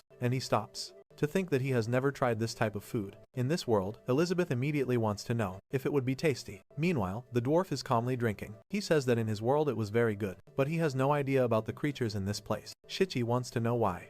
They were talking about the end of the world earlier, and now they're talking about eating octopus. But then he says enough talking. It's time to eat with that. He pulls out the pot, radiating a golden energy. Shichi is immediately startled by the amount of magical power. Chisi Sogus respond ex-elder, saying that the show is going to be good. You already know what's coming, because he made an infernal curry. Elizabeth is all excited, but you know what's going to happen. Here comes the first spoonful. She puts it in her mouth, saying it's delicious. Apparently, she learned to control herself, because she only says it's a bit spicy. She already has to drink some juice, saying it's ridiculous. The beau stands up and tells everyone to calm down, that a 7-star demon can't handle this taste. Li Ping asks if it's too spicy, and says he'll cut some icy onion. He stretches the mashed it on his own hand, saying it will be quick with one touch. It completely dematerializes. Chichi wonders how it's possible that he thinks he has bad swordsmanship when he managed to do that, and he throws everything into the soup as if it. And listen to him, he looks at Li Ping and asks, "Were micro Pisces with that?" He serves some more, saying it's less spicy. Now, Elizabeth says she likes spicy food,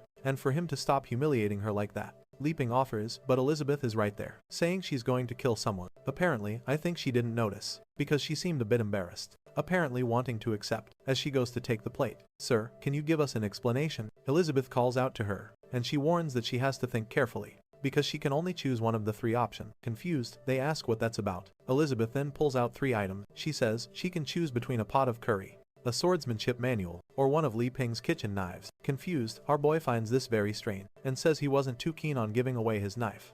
Li Ping is there, but doesn't even know what to say.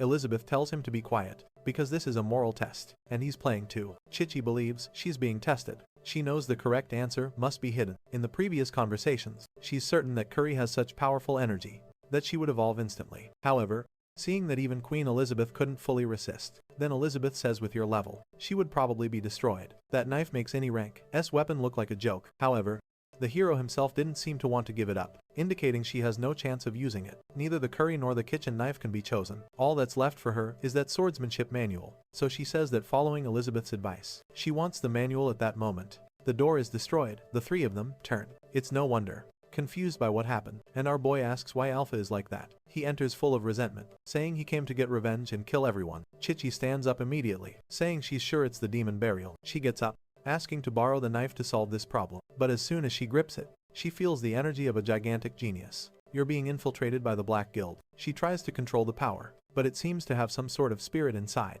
Her hand can't even hold it properly, and all her energy is drained in an instant. The poor girl falls, drained to the ground. The knife drops and rolls in Daisy Wang's direction. She realizes she made a mistake by entering this place, and the thing slices clean through her. With that, Alpha himself is cut in half, and the machete alone returns to Lei Peng's hand. Li Peng asks what she means. Our boy sees the drained girl and calls out for Chi-Chi. Not to mention that Alpha is lying there, torn in half. He shouts, asking how all this happened without him doing anything. The scene shifts to a destroyed field. The sixth pillar of the demonic guild is lying on the ground. The other, who looks like a computer, arrives to try to wake him up, and shocks him to see if he revives. Elizabeth tells everyone to pay attention. The poor guy, the bear, gets up electrocuted, and now looks like Volibear from League of Legends. He calls for the Golden Dragon King, saying he's going to keep fighting. But then, a little heart appears and he starts drooling. The girl named Bader tells him that the battle is already over. Robot, no. 24 explains that the president was eaten, everyone died and she disappeared. I've come here to cleanse you of your crime. She uses a deconstruction.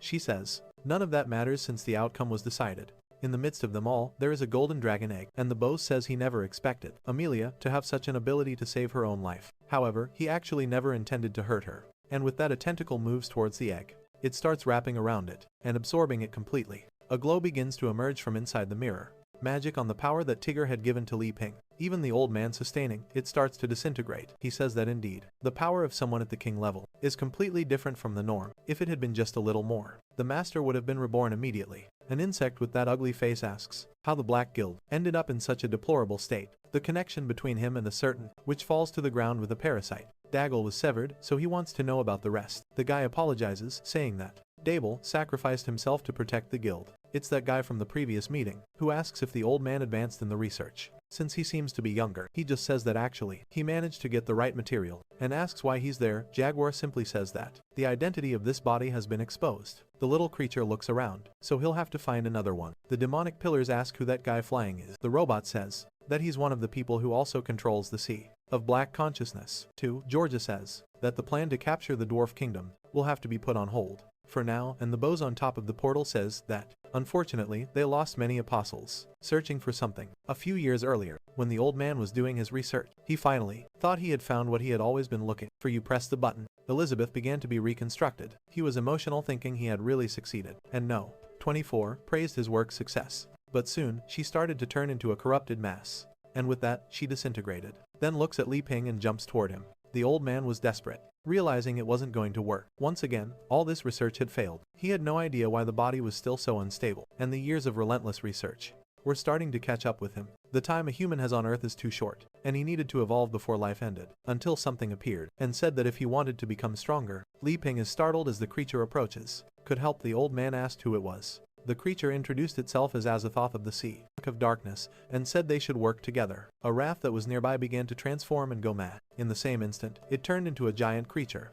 and the old man realized that with chaotic energy, he would have enough power to resurrect anything he wanted. As of Hofen said, he had all the energy the old man wanted, but would need some bodies. All excited, that's when various creatures began to be born, and the gears became part of the demonic cult. It didn't take long before hundreds of thousands of creatures were incubated. As a half asked the old man why he didn't accept the demonic energy as well, the old man said he wasn't interested, since his only plan was to resurrect Elizabeth and not to become stronger. The creature said that was fine. Elizabeth just flicks her finger and it's crushed. He would take over that place. For a while, he realized that damn Malfoy was very cautious, and that the plans wouldn't work on him. That's when he handed over the tentacles, which were another part of his consciousness, that would take care of that place. Malfoy said it was okay and would make him an apostle. Asaph smiled, and that's when another part of his plan began. At that moment, the butler who was nearby. Back to the present, Asaph asks how long it will take to reconstruct the sovereign body he had. Malfoy says it will take a long time, especially since this entire place is now destroyed. But Azathoth tells him to stop lying, because he knows he can build a demon king in minutes, and asks why he doesn't hand over that Elizabeth clone. But the old man says that if he mentions that again, he'll be killed on the spot. Of joining the Black Guild, sees that Tiwar's body was also disintegrating. The subordinates immediately kneel, wondering if this is the true power of the president. Azathoth says he doesn't need to be so serious, and that he was just joking, while thinking that Malfoy is extremely dangerous, so he can't reveal the information about where Elizabeth is. He then says he's leaving, and will return when he has new information. The old man starts licking the mirror, saying it will soon be ready. Even the guy's flesh was a type of spell. The master will return to him, in an even more perfect form, and clearly down below, there's a clone of Elizabeth, all ready to go. The scene shifts to the city of Bows. Apparently, Elizabeth sent our boy there to explore. As an adventurer, he's wondering is why the entire place seems to be under reconstruction. Then he sees a giant church,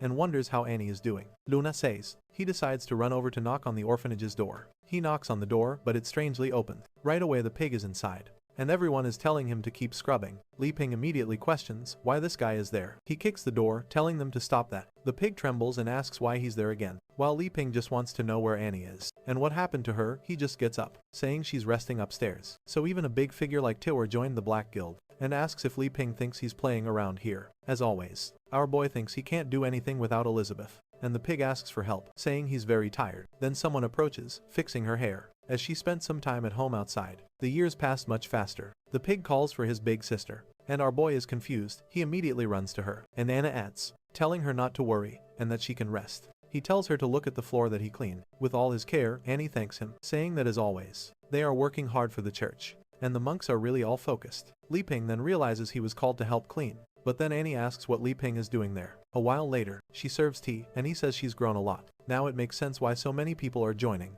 She says it all happened when she managed to regain her magical powers. Li Ping awkwardly says he understands, and asks why all the beasts are working for her. She says she doesn't know exactly, but it seems something happened in the city last week. Li Ping already asks if it involves the Black Guild, and she says yes, some of the beasts in this place were transforming into creatures. Everyone started running, with so many powerful people screaming that it was an apostle attack. That's when they found themselves face to face with it, and knew they were going to die. The pig asked what was happening to his brother, and told him to calm down. Nearby Tag War observed everything, saying that it's much easier for orcs to lose their heads than for humans and elves. The only problem is that they lose their rationality. Of course, they wouldn't refuse. That's why they only serve as machines of destruction, and not as parasitic hosts. The pig orc was attacked by his brother, and the blow hit and affected everyone. Or actually, when he opened his eyes, it had been defended by a stuffed panda. The orc started screaming and losing his head even more. Annie said she would protect that place and summon her entire collection of plushies. With that, a war broke out in the middle of the city. Elizabeth says their techniques are ridiculous, and that's how everything got destroyed. However, at least Annie managed to win the fight, and all the gears embedded in the creature were torn out. It collapsed to the ground and began to disintegrate, and the Pete was left crying. Seeing his brother, Annie apologized, saying that unfortunately, she couldn't purify the power in that monster. Tagore found it strange, nothing more than a bunch of idiotic gears, that there was someone so strong in this city. He decided that perhaps she would be a good target for him to parasite. But at that moment, she turned around, and her gaze instantly exploded the Azathoth creature, and she realized that something was watching her. At that moment back in the conversation, Lei Peng says that this confirms that the Black Guild is involved. She says yes, and that the person who was watching her, and I'm going to eliminate you today. Li Ping is biting his nails. Seems to have something related to the lost memories. Li Pangs tells her not to worry, that all of this will return. He's just there to ask if she has any psychological trauma, and to see how she's doing. She says that since he helped her recover, she has remained stable, and just as Elizabeth said, she will use her bloodline to contribute to the peace of this world. Looking like an idiot, wondering what was that parasite, Li Peng smiles and says that indeed, the best option was to leave everything to her. He says it's a shame, but Elizabeth doesn't actually care that much about the peace of this place, and as someone who doesn't understand magic, he can't help much perhaps. If the world really needed the so-called legendary hero, everything would become a mess. Wouldn't have hurt if it bit me. Annie starts trembling and asks what he means by that, because in her view, she believes that Li Peng is too strong to use his power, and that if he had to do something, the entire planet would be wiped out, and he would have to rebuild the world from scratch. She thinks this is a warning, that if they don't resolve this, everyone will die. But Elijah smiles and says that if Elizabeth approves of the girl, Gold, Saw, then she has potential. Trembling, she says she understands and will do her best, believing that he trusts her so much, because that day, he showed her a bit of his power. The problem is that she is still far from being able to control it. She apologizes, but Lei Peng says it's okay. He pulls something from his back and tosses a bag onto the table, a bunch of fruits, then asks Elizabeth how she knew about the parasite, that he says he promised on his last trip, and now brought for her at that moment. Annie thinks that he always knew her limitation, and brought magical fruits to help her achieve what she needs. This means he's been supervising what she says, and ensuring she can use the power he gave her. With that, she thanks him, saying she'll do her best to protect the city. He says that if that's the case, but she just glares at him and says he trusts that nothing will happen there, all because he needs to fulfill the agreement, that Elizabeth will be able to rule the world. She's confused by this business of Elizabeth ruling everything, but she says that apparently, if the sacred hero is involved, it's a good thing. Our boy tells her to stop thinking about these things, because it's not quite like that. It's none of his business. He just wants to dominate the world with her, because she says that's the easiest way to ensure everyone's peace. But unlike her, he wants to do it differently, hesitantly, and he asks what way that is. He says he'll tell her more later today. He's here to ask for advice. He knows she's read a lot of books, so he wanted to ask about the continent and the major forces in each of them. The old man is losing his patience and says. Annie replies that he can count on her. She doesn't know much about the Black Guild in the Demon Kingdom, only that they have some main forces. The Tower of Kingdom is more secondary, but has a direct connection to the Sword Saint. The Guild of Swords is the most important of all, and anyone who wants to establish themselves must gain their approval with that. She starts explaining the map of the world. The Holy Guild is getting weak, and each person who dominates these places. There's a lot of text to say that basically, the Sword Saint is the strongest, and this city where they are is isolated from everyone else. That's why no apostle was sent to help her. Li Ping realizes that it's as he imagined, and each person is more concerned with their own territory. Annie then says she would like to know, but it won't tolerate this kind of disrespect, how he plans to achieve peace on the continent. He says that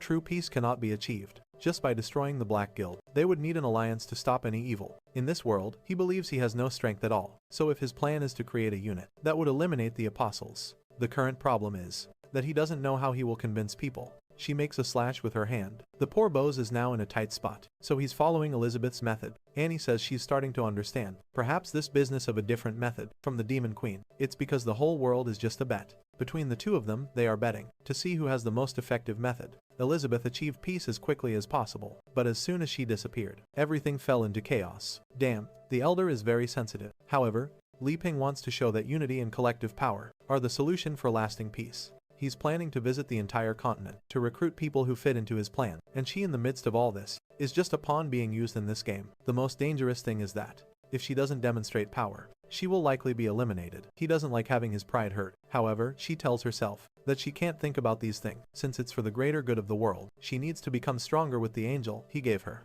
and help him as quickly as possible. Li Ping says she seems thoughtful and asks her to explain what she's thinking. He wants to know about the kingdom of Aristotle, famous for its technology and magic. She says she doesn't know much, but he doesn't know the true identities of Mr. Li Ping. But it seems they have some giant metal things that can move mountains. With little energy, he becomes thoughtful and concludes that it will likely be the first stop. However, and he warns that it's actually better for him to go to the Elven Kingdom since Aristotle is currently closed. Moreover, it seems that a guild, recently accepted by the Sword Saint, entered the Elven Kingdom, and the Queen, he must be thinking they're beneath him, and gained a lot of reputation. Who could these Elven guys be? Who gained reputation? Obviously, it's the father and daughter. The father warns that to enter the Elven Kingdom, they will have to pass through the purgatory of plants. He asks if Alif is ready, and she says, of course, with that. With a single swipe of the cards, all the plants are destroyed if he offends her, but he explains that the closer they get, the stronger the plants will become, and in the midst of them all, there seems to be one, observing both of them, just as they are about to reach the largest tree of all. She says that the sword Sing has already warned everyone about their arrival. Perhaps this whole difficulty is an extra test designed for them. Suddenly, something begins to emerge from the ground. The consequences here will be catastrophic, and in front of them rises a plant with 5 elements. The father warns to be careful, because that one seems to be at its final stage, and with that,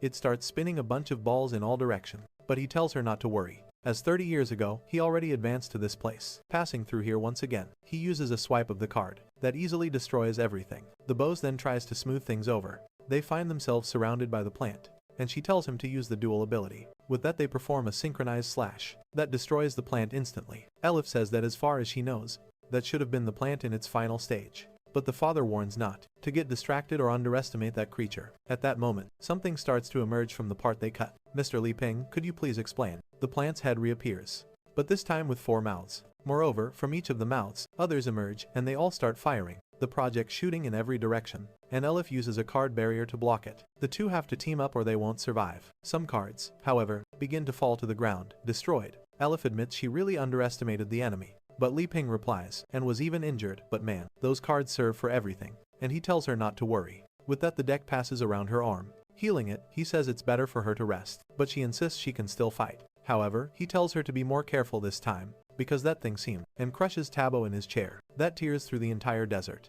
I still don't understand anything either. Elizabeth pulls him by the arm, pressing him against her, using her assets to her advantage. Good stuff. She takes him away, saying, it's time for afternoon tea. We'll discuss it later, goodbye. Li Ping waves goodbye to the Bose, saying, see you next time. The Bose already knows. Everything is going to fall on him. The Axe Elder defends. Now, how am I going to explain all this to the chief? Elizabeth looks at him and asks if he's done. The Bose stays quiet, saying nothing more. They then leave, and the old sword tells the butler to conduct an investigation. In the southern region, back at home, Li Ping says, if you're going to do something like that in the future, let me know beforehand. I need to be mentally prepared. Elizabeth is thinking that, and sends a black aura back in her direction. There are two important things to note. That guy's eye was definitely forged by Jim, the red-eyed demon. Second, the dark magic he was using was different from that of the Black Guild, so clearly there are other, even more powerful forces that haven't moved yet. But maybe none of this matters. Since Amelia eradicated the Black Guild's headquarters, all that's left are some demons. She dodges it effortlessly for Li Ping to play adventurer with. Li Ping, lying on the sofa, says, "That parasite thing freaked me out. How did you know if he was a bad guy? Teach me that it must be magic, right? I'm not talented in that." Elizabeth is thinking. When someone uses that eye, they can see the reflection of magic. To detect it, you'd have to be as powerful as I am. However, the Axe Elder says now, Li Ping's clothes don't detect magical reflections. They can sense any malicious intent before the person even does anything. In her mind, Li Ping is saying, "Admit it, my clothes are better than all your powers." She eats her chip angrily, saying, "I'm not going to teach you anything." Li Ping asks, "So, what do I do now? Is it really enough to just do 1,000 sword swings a day? I need to learn some other techniques, right? That the integration between me and the demon burial, the sword sing, is missing. So why don't you teach me a bit, Elizabeth?" Elizabeth replies, "No. Our agreement has 3 conditions. First, you must conquer the world with your swordsmanship and magic. Second, aside from your clothes, you can't bring any other items you've created. And third, I'll go with you." Is becoming deeper. "But I won't teach you magic or swordsmanship." Li Ping protests, "When did we agree on that?" She responds, "Just now." Li Ping says, "Fine, then I'll ask Uncle Bose. Even though he switched to cards, I think he can still teach me something." At that moment, the Sword Alpha, who has returned, says, "Better give up. Your threats are becoming irrelevant. I didn't sense any pure swordsmanship from them. They can't teach you anything." Li Ping asks, "What do you mean by pure swordsmanship?" Alpha explains that it's because all of them use magic with their swords. To have pure swordsmanship, it's only possible for someone who has no magic at all. The protagonist thinks it makes sense, right? In a magical world, everyone would use power to strengthen their sword. "Now, I'm going to start hurting you." So you know what he stands up and says. He knows what to do. Alpha tells him to stay longer, but our boy is already gone. Alpha then looks around the house, wondering what kind of place is this, that he prefers staying here instead of conquering the world. He decides to investigate. He sees a microwave, a fan, a little cleaning robot, and a bunch of strange things. "Chissy," Sogus warns him, "if you keep acting this way." What are these things? At that moment, he feels a blade slicing through him and is shocked. What the heck was that? Was it Li Ping? No such intense, killing intent wouldn't come from him. Was it Elizabeth? No. Her killing intent would be more violent. Then he realizes the aura is coming from the kitchen utensils and gets confused, saying, "I'm the sacred sword," exploding his body. "Soon, you'll be completely controlled by that axe. A kitchen knife wouldn't do this to me, right?" Li Ping suddenly shouts, and Alpha is startled. The poor sword runs off, saying he doesn't want to stay there anymore. Our protagonist is left, not understanding what's going on. "Whatever, I finally found it. A Tai Chi sword exercise book. Helps prolong life and cure diseases. Stay fit and learn the mysteries of nature. And lose yourself, wake up." Li Ping opens it confidently. "I always thought this would be useless. I'm glad I kept it on my shelf." He reads through it, then closes it. Wow, there are 13 movements that seem simple. They can be used by both men and women. But can I really use this in combat? He then tells Elizabeth that he found the sword manual and asks if she can help, but Elizabeth, stuffed with chips. But the bearded man replies, says she's tired and wants to just lie there. Our hero says, "All right. Then I'll find Alpha and test it with him." Watching him leave the sly, Elizabeth is thinking, "You have no idea how to refine your swordsmanship. Soon, you'll hit a wall and won't know how to overcome it. That's when I'll step in to guide you, and you'll realize my superiority." Li Ping then heads to the garden, calling for Alpha. "Lose myself, so what?" But he's there in sword form. Our hero asks, "Why are you back in sword form? If you keep ignoring me, I'll start practicing without your consent." Alpha stays silent. So, Li Ping opens the book. "Let's go." First movement, stretching his arm out, saying, "Like a dragonfly touching the water." The scene shifts to 3,000 kilometers away, where that big toad, who's a friend of Wang Kai, is getting beaten up. After experiencing this supreme power of losing myself, he's trying to use some magic techniques, but the demonist is there saying, "Just kill him, and the others will obey." She strikes with incredible agility, flexibility, and power. She kicks the tub in the stomach, sending him flying far away, where he crashes into the ground beaten. The tub has a hole in his chest, and she walks towards him, saying, "In it is a privilege. You have so many high-level creatures protecting you. But enough of that. I'll wipe them all out so you can't hide anymore. From today on, your peaceful days are over." At that moment, a barrier appears above him. Above the toad, Wang Kai is calmly watching. The demonist recognizes him, thinking, "Here comes an enemy that will give me trouble." Wang Kai glances down and lets out a small bark. The toad, now battered, says, "Everything will be fine.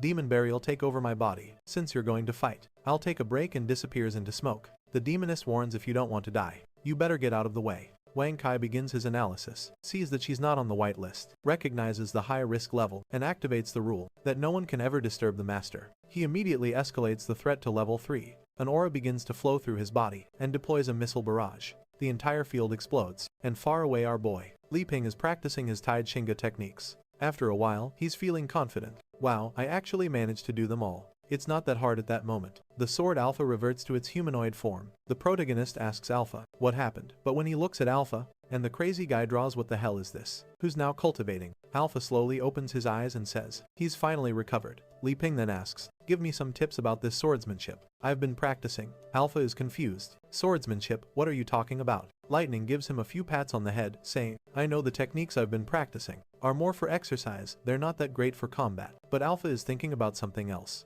It's a woman's chest, now speaking in a female voice. Those weapons inside the house were incredibly powerful. He ran away in fear and passed out by a tree, which is why he reverted to sword form. His soul was so suppressed that he became a sword without consciousness. If Li Ping hadn't practiced like he did, and given Alpha energy, he would have remained a mindless sword forever. But why did he save me? Wake me up and ask about sword training. She then says she had to get rid of an insect. He says resentment. Alpha imagines Li Ping saying, my little boy, the oceans and seas are deep. Now, you understand why I never worried about using you, or finding the demon queen. Compared to what I have here, you're just a piece of junk. Trembling, Alpha says, I'm sorry sir, I was foolish. He begins to have an existential crisis, questioning why he came here and what he's doing. I don't know who I am. He reverts to sword form, saying, you want to abandon me, I won't let you. I want to get out of this place, and flies off. Li Ping shouts, what, I need someone to teach me. Back with the demonist, explosions are going off and she's getting worn out, saying, are you really going to be a lackey for the rest of your life? Cooperate with me and let's destroy this world. But Wang Kai is just barking at her. The demonist says he doesn't appreciate the favor.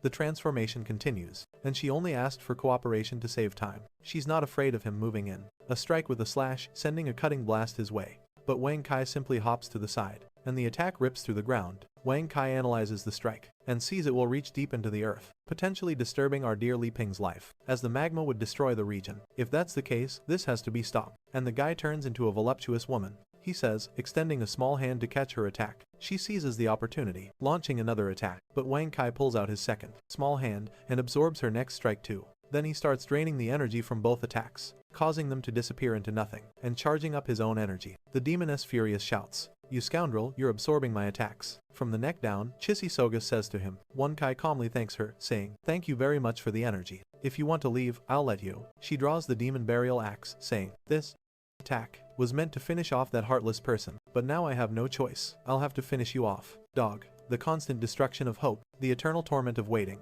the sadness and fury of being abandoned. You idiot. The resentment I've accumulated for 500 years is all now gathered and about to explode. Filthy dog, now that you've seen this, you're about to be sliced in half and die. She sends the resentment of the final deadline his way. Wang Kai, still calm, scratches himself and then reaches behind him, pulling out a small mirror. A simple, perfectly smooth mirror, a creation of Li Ping. You're now under complete control of that black gear. The entire attack strikes the mirror, and is reflected back. The demonist is stunned. Even the axe's eye is in disbelief. As the power rebounds, it travels off into the galaxies, and explodes in several planets. The demoness in disbelief looks on. My 500 years of resentment gone. Just like that one, Kai then releases a few drones. The demoness tries to react, but she's surrounded by the drones. The Axe Elder, who is now the demon burial, replies, which construct a force field around her. Wang Kai, now lying down, says this is the second strong woman to invade, but after getting beaten by the first, I powered up to handle any risk. He increases the force field to 50. The demoness begins to explode and melt, crying out that a cannon like this. She starts screaming that she won't give up, but the force field is already at 100. Are you talking about this? As the eye of the weapon agonizes, everything explodes, and the demon collapses to the ground. Wang Kai is stretching comments that the opponents he's been facing lately are quite strong, and he'll need to upgrade himself. At that moment, a ham emerges from the ground, startling Wang Kai. And there she is, the Sword Saint, making a well-timed appearance. She grabs the gear and pulls it out to teach our boy some important lessons. She have a legendary lucky pendant that saved her life. Meanwhile, back at the house, Elizabeth is watching TV, but she's getting bombarded with ads, and is getting frustrated. Damn it, so many ads. I'm going to tell, like Ping, to get me a premium subscription. But then she realizes her chips are all gone. Who was trying to act smart, tearing off the ugly face of the elder along with it. She looks at the bottom of the bag and says, the best part is always at the bottom. She sticks her finger in, savoring the last bits, making a playful comment about how good and satisfying it is to lick that up. She tosses the bag in the trash, slips on her slippers and opens the door, thinking it's almost time. Li Ping must be suffering so much with his sword training, and now there she is welcome. He has no idea how much I had to endure to master the art of swordsmanship. When he's on the verge of giving up thinking, it's impossible, I'll show it to guide him. Seeing it this way, I'm definitely stronger than him. She says out loud, you're not being lazy. Are you? How's your training going? I came to check on you. Li Ping tells her to be quiet, and when she looks, she sees he's cultivating. She's confused, and asks, you're quite a sight for sore eyes. Didn't you say you were going to practice swordsmanship? Why are you sitting cross-legged? He keeps ignoring her. She's getting annoyed, saying, I'm asking you something. She then concludes, you must be struggling to progress. And feeling embarrassed, trying to avoid the problem by ignoring me. But that won't change anything. If you lower your head and ask for my guidance, maybe I'll teach you a few things. This is the real power-up. Of course, there will be 2 or 3 conditions. But at that moment, Li Ping finishes, wakes up and says, Elizabeth, you're here, I didn't realize you were talking. Sorry, I was deep in meditation. She's still a bit annoyed, respond. So that's it. It seems like you practice well. But I think you're confused. You were supposed to be practicing swordsmanship, not meditating. Fixing her hair, she says. Li Ping waves a wooden stick in her face and says, you think this is useless? These are strengthening exercises. It's very important to cultivate both body and mind. While you're eating chips and sleeping, I learned the 13 Tai Chi sword position. Do you want me to demonstrate? And then you can guide me. She laughs a bit smug. Alright then. But she's thinking, now that's much better. If you want to make a fool of yourself, I won't stop you. If you really think you mastered any sword skills in such a short time, Li Ping spins the wooden stick in his hand and says, the most important thing in Tai Chi is to have a calm mind. Eyes closed in a straight posture. He then performs the first movement, the dragonfly touching the water.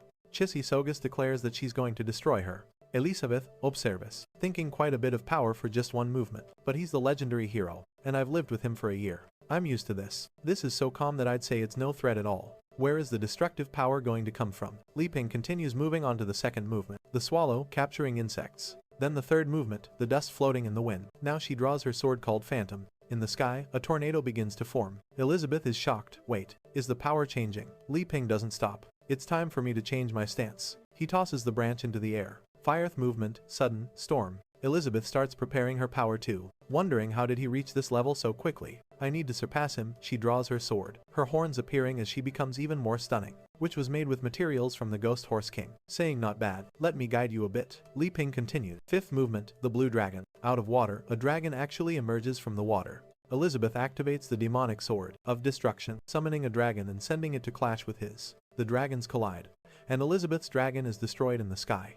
All that remains is a peaceful blue, and forged by the dwarf king himself. Elizabeth, seething with anger, mutters, damn it, this makes no sense. Why am I so much weaker than you? Leaping continues. When you're calm, your mind lacks nothing. When you're still, you're at peace. Every movement must be calm, regardless of the events that occur. Only then can you understand the true essence of Tai Chi. He lightly touches the water on the ground. The scene then shifts to a desert. The seductive demoness, who still doesn't have a name, activating the 8th movement. The moon on the water, it's literally that. A moon reflected in the water. A well-explained name, thanks. Everything starts to explode and Elizabeth yells, Li Ping, you sneaky little. You're pretending to be weak, just to pull this on me again. But fine if it's about swordsmanship. I'm not going to lose to you. Points her massive axe and says stinky. The moon continues to grow, and she declares that it's time to get serious. No more holding back. But as her feet lift off the ground, she starts floating, realizing, this bastard is trying to use gravity to finish me off. I won't let him. She then notices that the entire landscape has changed. She's now standing on top of the moon he created. Li Ping, still with his eyes closed, continues, come at me in the next moment. As the Tai Chi sword movements progress, the mind becomes calm and vast, and so you begin to understand the mysteries of nature.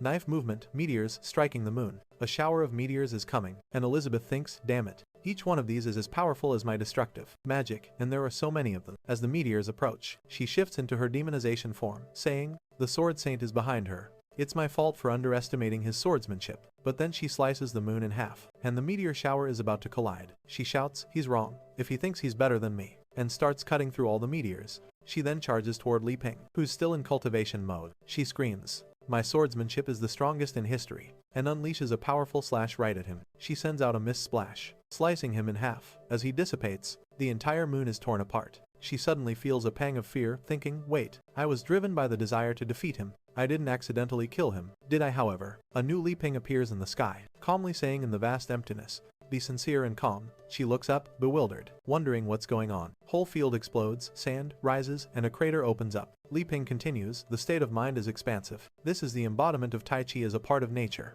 And do you remember that? The last chapter ended with our warrior, Li Ping, fighting against the demon queen. He was calm, saying that in the vastness of the void, it is necessary to be sincere. And she looked up asking what that was. But Li Ping just said that. The mind needs to be calm and stay connected to nature. She says the axe elder is dead. With that he used the 10th movement of holding the moon and reconstructed everything she had destroyed. Elizabeth became even angrier for worrying about his safety, even if just for a second. However, she decided she would use this chance to finish him off for good. And with that, she cast an aura to the heavens. Activating all her magical power, she faced Li Ping and said, "There's no reason for me to show you mercy anymore." She could do everything he could do. However, calmly, he just threw the moon upward and warned that, in the final movement, a form is cultivated without the use of swords. Activating the 11th movement, the awakening of the sword, 3 clones of him appeared. Elizabeth laughed, saying she would entertain this clone technique. It's over, but her sword begins to crack and falls apart, and began summoning a bunch of extremely dangerous things. To this channel, however, Li Ping continued cultivating,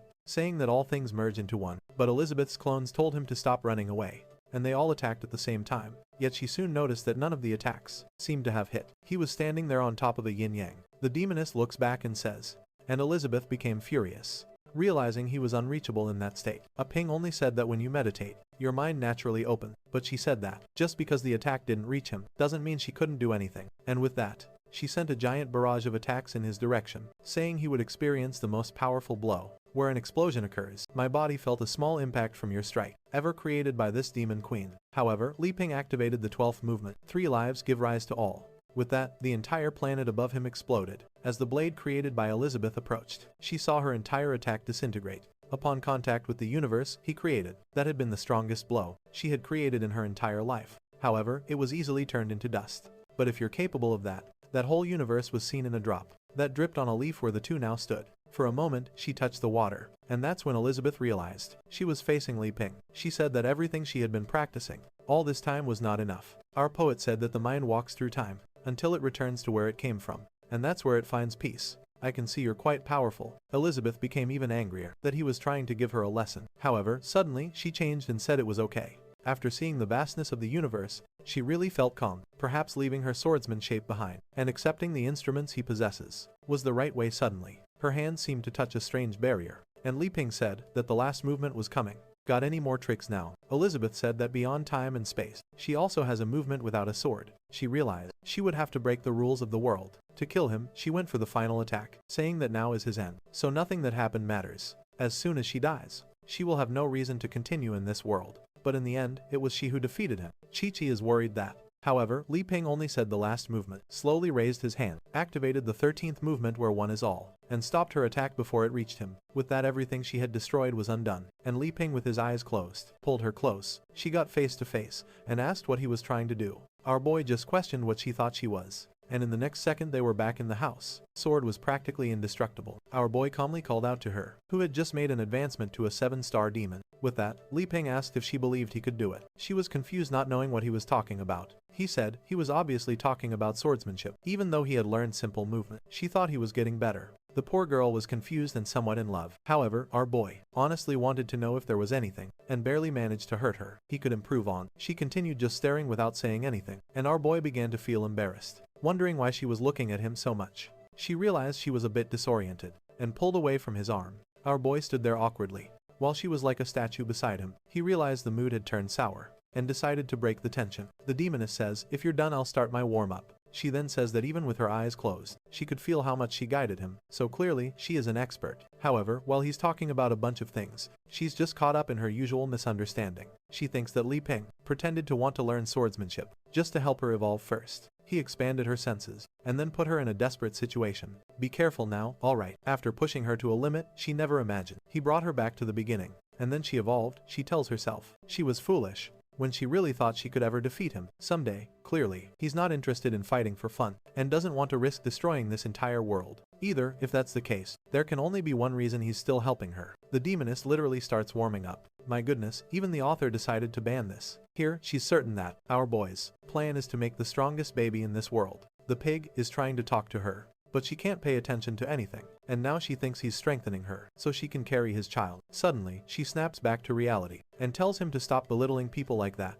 And look who appears, it's the sword saint. Stretching her legs, extending her arms, he's making that usual silly face, wanting to know what she's talking about. However, now, she's certain that every time they fought, he was deliberately afraid of hurting her. In her mind, Li Ping always wanted to train her as little as possible, or else she would break in the process. She says she will have to swallow her pride, but she will say this She then admits that she promises this to him, while Chishisogus begins to summon all sorts of weapons, but he will have to tell her something. Our boy is confused and asks what she wants. She wants to say something, but she can't muster the courage. Then suddenly, something falls beside them. Confused, he turns to see what it is. Of course, it's the little dog. Bringing the completely battered, Sixie Lee. Ping approaches and asks Enkai what that was. He has no idea because once again, grabbing a scroll, throwing everything up. The little dog brought someone injured. Seeing how badly she was beaten, she asked why Enkai hit her so much like that. However, the dog strangely thinks this was some kind of compliment. At that moment, the poor thing feels a violent horror. Obviously, it's Elizabeth, wanting to know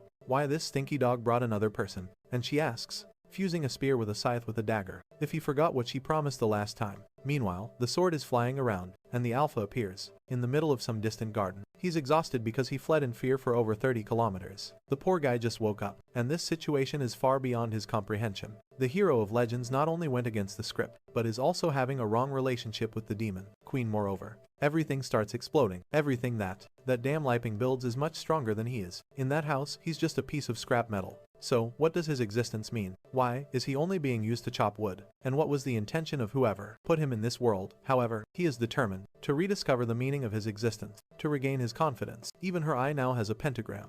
When suddenly someone asked for help, he turns around, startled, asking who it is. It's the girl from the demon burial. Battered on the ground, the Alpha quickly realizes that she is a spiritual weapon. He approaches and asks what happened and where her real body is. She says it was destroyed by a bad guy, and begs for help. The Alpha is moved. Seeing that not only is she wonderful, she invokes space distortion, but she also needs him. She agonizes, saying she won't last long and needs to act quickly. The Alpha asks what she wants him to do, since it won't be possible to find a spiritual body. So quickly she says, the best solution would be to temporarily enter his body. The Alpha agrees, thinking that he really has enough energy to sustain her for a while, and sends a black light sphere toward the demonist. And at that moment, the evil one thinks she managed to deceive him. However, the Alpha starts laughing in her face, leaving her confused, and then he asks if she really thinks he doesn't know what she's planning. At that moment, she thinks that even though she's tired, she'll have to force this weak guy. Feeling full of himself, he says that it seems she knows he is the legendary the demonist, reaching the climax of her transformation, sacred weapon called Alpha. The boy is all emotional, just got abandoned, but has already found someone who needs him. He then extends his hand and says that, since it's her, he sees a possibility if it were anyone else,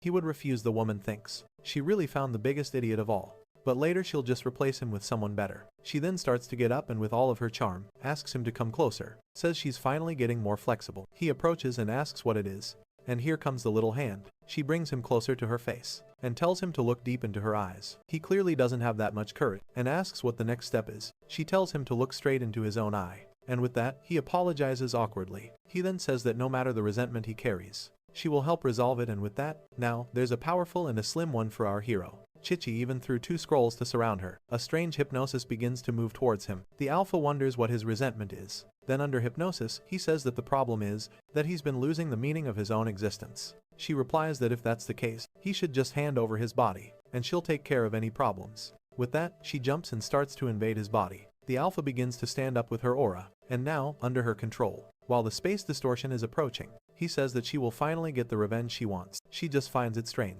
that this body seems very weak for someone who claimed to be a sacred sword. But whatever, since the resentment he carried was indeed very strong. Now she's going to avoid that dog and find a way to finish off Elizabeth. Once and for all, the scene shifts to someone waking up and seeing Elizabeth. Of course, the demon is still warming up. It's Chichi, who is now going to suffer at the hands of the queen. As soon as she wakes up, Elizabeth is already there, staring at her. Chichi asks who she is and why she was saved, but the queen just says that she's not in a position to be asking questions. She then leans on the bed and tells her to listen. She came to give a warning to the already frightened girl, says she's being underestimated. She mourns that she was the first to arrive here, and anything in this house belongs to her, including the guy who lives here. Chichi is all confused and just says she understands. Moreover, she can't figure out if she's weak, or if this person really has such a strong aura. Suddenly, someone opens the door. It's dear Li Ping, who brought some soup. That's when he notices that the girl is already awake, and sees a scene that he clearly misinterprets. Chessie says she'll have to use destruction, sorcery. Poor guy's all embarrassed, not knowing what's going on, and starts to close the door without saying much.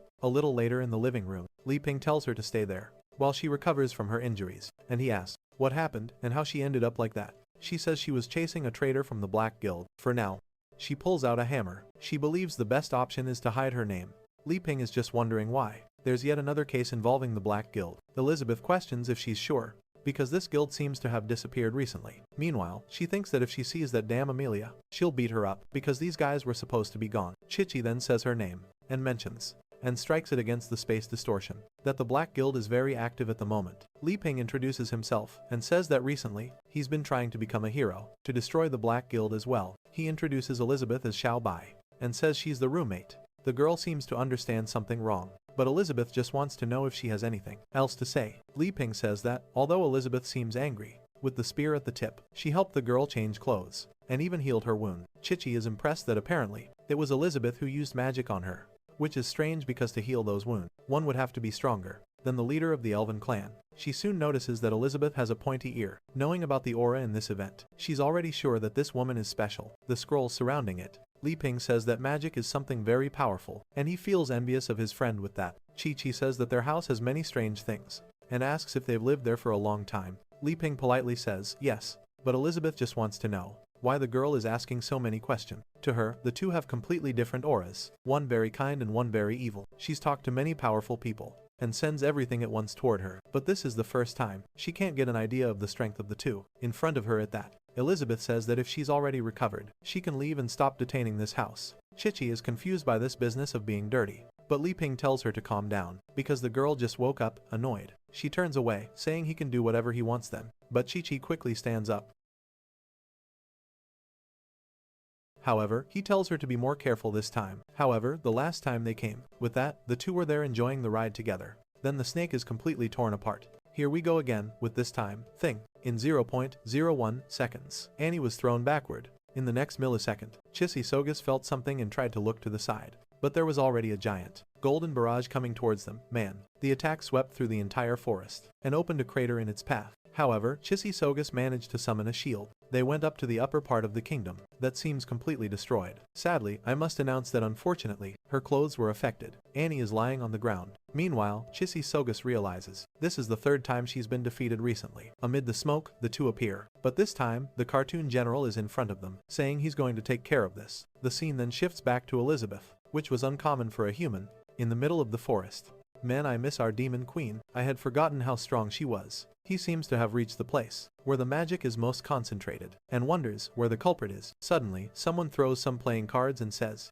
the big fish has finally arrived. Another one laughs, and that's when Elizabeth passes through a barrier. The Bose was impressed. She felt the barrier and knew that by its power, it was someone of a demon king. Then, she yells at the sky, asking if they're trying to trap her there, and telling them to stop with cheap tricks. That's when a matryoshka, one of those Russian nesting dolls, appears. Elizabeth stands still, and the doll suddenly surrounds her. I don't know if the monster is growing or shrinking, but the elf said it was better to go back because I think it's growing, because it's already gigantic, taking up the entire forest. It seems to have multiplied countless times, and this was the sealing magic of the cartoon creatures. The person who threw the doll says that with each layer, she is slowed down. Since she's trapped within 1024 layers, she's stuck forever. Elizabeth is really just standing there doing nothing, until she gives a little smirk. Was embarrassed, confused. The person who summoned the doll wonders how it's possible that she hasn't been affected. Meanwhile, Elizabeth easily seems to be breaking through all the layers. The debris starts to fall, and she says she lived in a time barrier for over a year. Then, the person becomes weary and begins summoning a scythe, but Elizabeth just tells them to stop with the tricks. He asked why she was so shy, and get out of her way, until the scythe seems to pierce her stomach. She looks up and sees the cartoon reaper. The scythe was embedded, and the creature gives it a tug. Elizabeth's soul was being ripped out and pulled toward the creature. This creature's special ability is that, when it lands a direct hit, it can ignore levels and directly extract the soul. It smiles, confident that it has won. She said it wasn't shyness, until suddenly the soul grabs it by the neck. Even in spiritual form, Elizabeth says it's too arrogant. She demands to know who ordered it to do this, and commands it to answer quickly. That was the only way it would have a quick death. At that moment, the Reaper felt fear of death for the first time. Suddenly it disintegrated. The cards then fell into the hands of the mysterious figure. It was just that she was scared, confused, that not even a soul extraction worked on the girl. Elizabeth's consciousness returned, but now she's furious.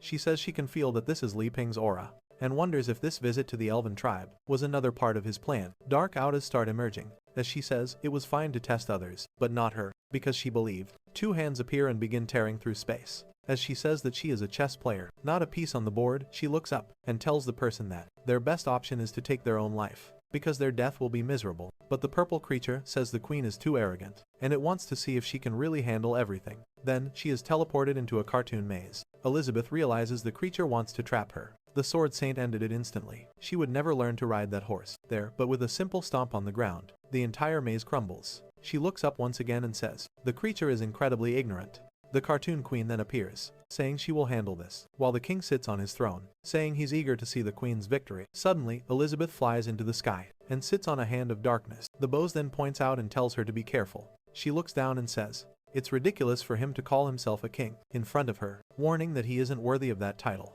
The king's expression changes, and he orders to kill her. Suddenly, the queen draws some cards that transform into swords. In her hands, fed up, Elizabeth launches an attack, telling her to shut up and die. Because her father is watching everything, the queen tries to activate wing protection. And look at that, she managed to cut through Elizabeth's attack. She even takes the chance to counterattack, but Elizabeth easily blocks it, though she's surprised that her fingernail cracked. Then the card queen appears again from above, and launches another attack. I'm not sure what's happening, but it seems like things are being cut. She tells him to hide because the card queen keeps attacking. When suddenly, something from Elizabeth comes from behind. I think the card queen cut it again, but the sphere started healing. I'm confused by this fight, guys. Suddenly, the card queen says, "These are just simple magic bullet attacks." She begins cutting everything around her, but it seems like every time she does, if they find out that someone from outside, they multiply and the number of strikes increases, and she gathers all the daggers into a single claw, spinning and striking in every direction. But her expression changes, and she wonders if this is even possible. Elizabeth was continuously summoning more and more magic bullets. She even raises a finger and says that a simple spell like this is enough to deal with her. "Rode that horse, he will be killed." Then she commands an attack, and the card queen is pierced. She disintegrates in the sky, and the cards begin to fall. But Elizabeth notices something strange and says, "They really are full of little tricks." Something is spinning and absorbing all the energy. Around the queen reappears, and behind her was the cartoon dinosaur 999. Elizabeth knows these are the last two cards. The boss says he was lying, one for magic absorption and another for resurrection. The card queen last saying, Elizabeth will die from arrogance. What she doesn't realize is that the dinosaur is struggling to absorb so much energy. The magic bullets weren't decreasing. In fact, they were multiplying and twisting the entire monster. The card queen then says she will double it, and that her father isn't there. Dinosaur opens its mouth and launches an attack at Elizabeth. Its power wasn't just to absorb magic, but also to return it doubled. But of course, Elizabeth easily defends herself, telling them not to forget their place. And the card queen can't understand how it didn't work.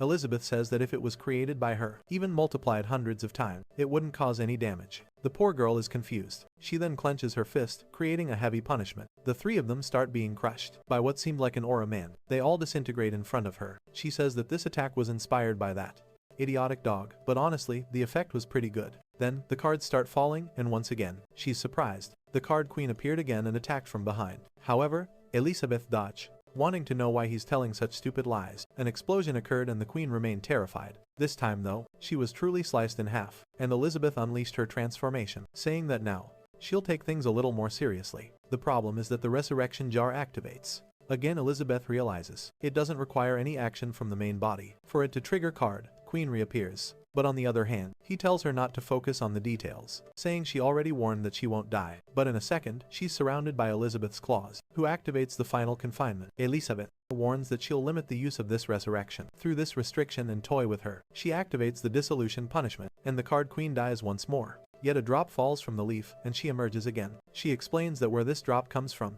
and just appreciate how beautiful the landscape is. There's an entire ocean, and she will be resurrected forever. Elizabeth ignored his hair, and activates a poisonous punishment. Once again, the queen seems to die, and suddenly begins to writhe in agony. Elizabeth continues activating punishments, flesh stripping the 1,000 needles. The light punishment, while the woman is being crushed. Elizabeth warns that the longer she is impressed, she's trapped in infinite confinement, the more punishments will accumulate. The leaf that enabled her resurrection disintegrates. Along with the woman, Elizabeth figured that, by turning eternal life into eternal pain, in the end, the best option was to give up. The focus shifts to the king, who states that apparently, we'll have to handle this personally. He jumps from his throne, and the same daggers appear, saying she had never gotten so high in this region. Then he activates a polymerization ability. Things start flying, a circle forms and a spear emerges. Man, the king got jacked, declaring that now he has ascended to another realm. He became a one-star demon king. He says he's the king and Elizabeth is the queen. But in this world, there's only one throne for the strongest. Elizabeth laughs and he asks why. She then says that long ago,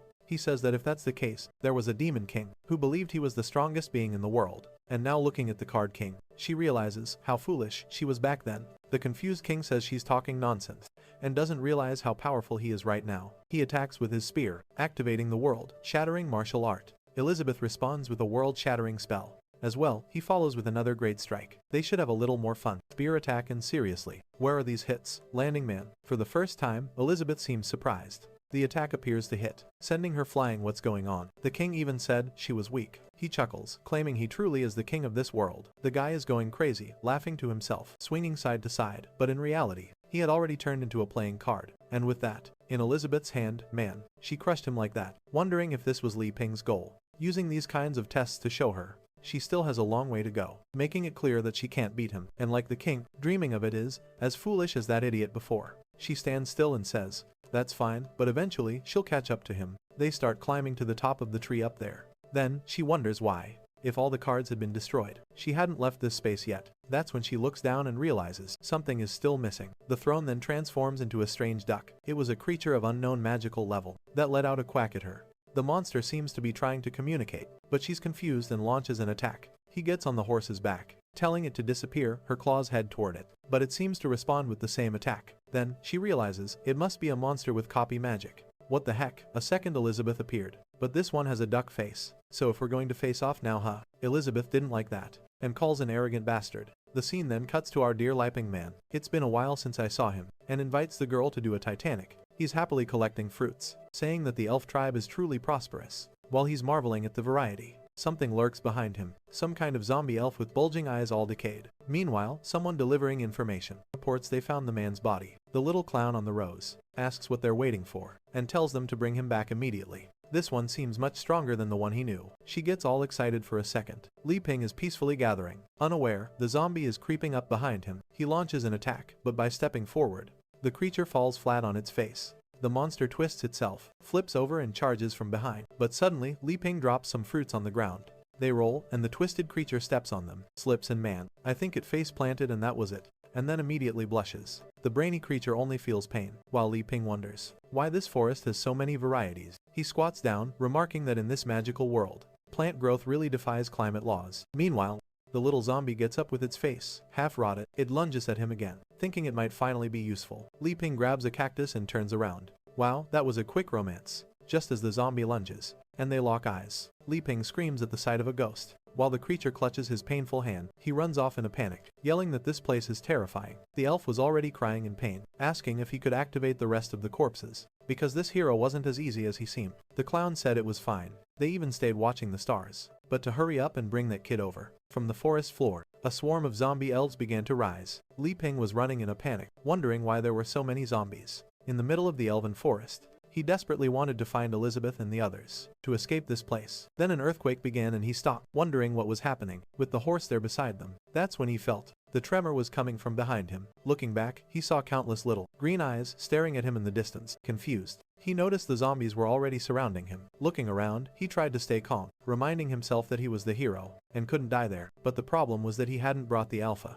He told her not to worry. Then the ground started splitting, and he wondered if the zombies were going to grab his feet. The consumed elf ordered them to kill him, and the horde charged at Li Ping. But suddenly, a green laser cut through all of them. Our boy had been saved by the lil plant from before. He asked if it was the same one, and it blushed. Celebrating, they all seemed to try using plant magic, but couldn't.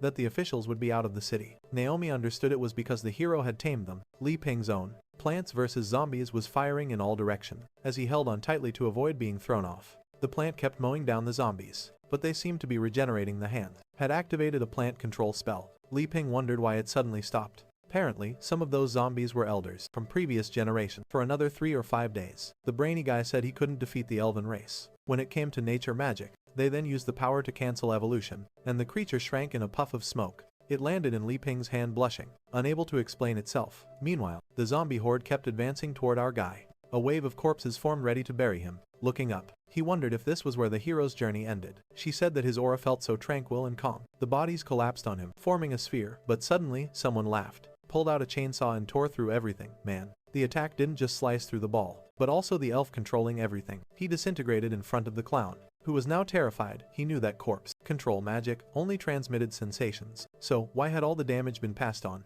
It was raining with a cut-up zombie falling. And the chainsaw flew into Li Ping's hands. He remembered crafting that weapon. The problem was, He didn't know how it had returned to him on its own. The weapon's spirit cloned to his leg, saying it wouldn't let him be harmed like that. One of the zombies started crawling toward him, but more rose, and one leaped from behind to attack our hero. All twisted, swan, wildly. 30 years ago, the only way to defeat this, it made her want to see the other side of this world, yelling for them to stay away. This time, it was the clown, himself controlling them, and his finger got sliced. He realized Li Ping's chainsaw had a true damage effect, and would harm him. Then, one of the zombies fired an arrow. Or rather, many did. They launched countless attacks. While our boy simply raised his chainsaw, the outfit he had stitched had the effect of returning 100% of received damage. 2. The bow said that if that's the case, the zombies were all pierced by the arrows, and the clown's hand was harmed too. He couldn't understand how. Even reflected magic caused real damage. Truly, the legendary hero had mastered magic use. But here the clown had territorial advantage, and infinite magic to exploit, so eventually he would find a way to win. In front of Li Ping, a clown, head formed from corpses. He slashed wildly, telling it to stay away. They could go out together. His strikes created a massive shockwave that shredded the head in the forest, or rather even tore through planets in the galaxy. With the Heckman, the big clown was split in half and collapsed. Realizing he was killed in a single move, bodies rained down as Li Ping raised his chainsaw, saying these zombies were terrified. But suddenly they seemed to regain consciousness. Maybe they all stared at Li Ping, as he knows several places, who looking crazy with the chainsaw charge at them. Now, the monsters that remained started to flee. Meanwhile, Elizabeth was using world-destroying magic against the duck version creature. Use an earth reconjuration, seemingly casting the same attack. Elizabeth prepared another spell, declaring she turn it to dust. For such an insult, I think. The duck version turned into a cocoon. She got excited, asking if she could really go with him. That twisted and smashed together, becoming a metaphorical orb in the sky. Elizabeth said that if this was Li Ping's doing, she knew how to handle it. She began drawing a sword. Oh no. This is the form that drains my wallet, but is truly powerful. She used the art of world destruction, slashing toward it. The metal orb seemed to be cut. He said yes, but reminded her that is an elite elf. But Elizabeth wasn't satisfied. Inside, the clone remained intact, and even assumed an extremely dangerous, demonic form. The question remains, who has the courage to face the duck-headed menace? Elizabeth was furious that the damn Li Ping used such a valuable ability. She heard him saying that the magic level didn't matter. With mastery of principles, much could be achieved. Her life would be much better in this place, and even the weak could become strong. She began to wonder if this entire trip to the elven tribe was his plan to help her advance. While the duck version seemed a bit confused, Elizabeth raised her fingers, declaring she used this trick to settle a fight.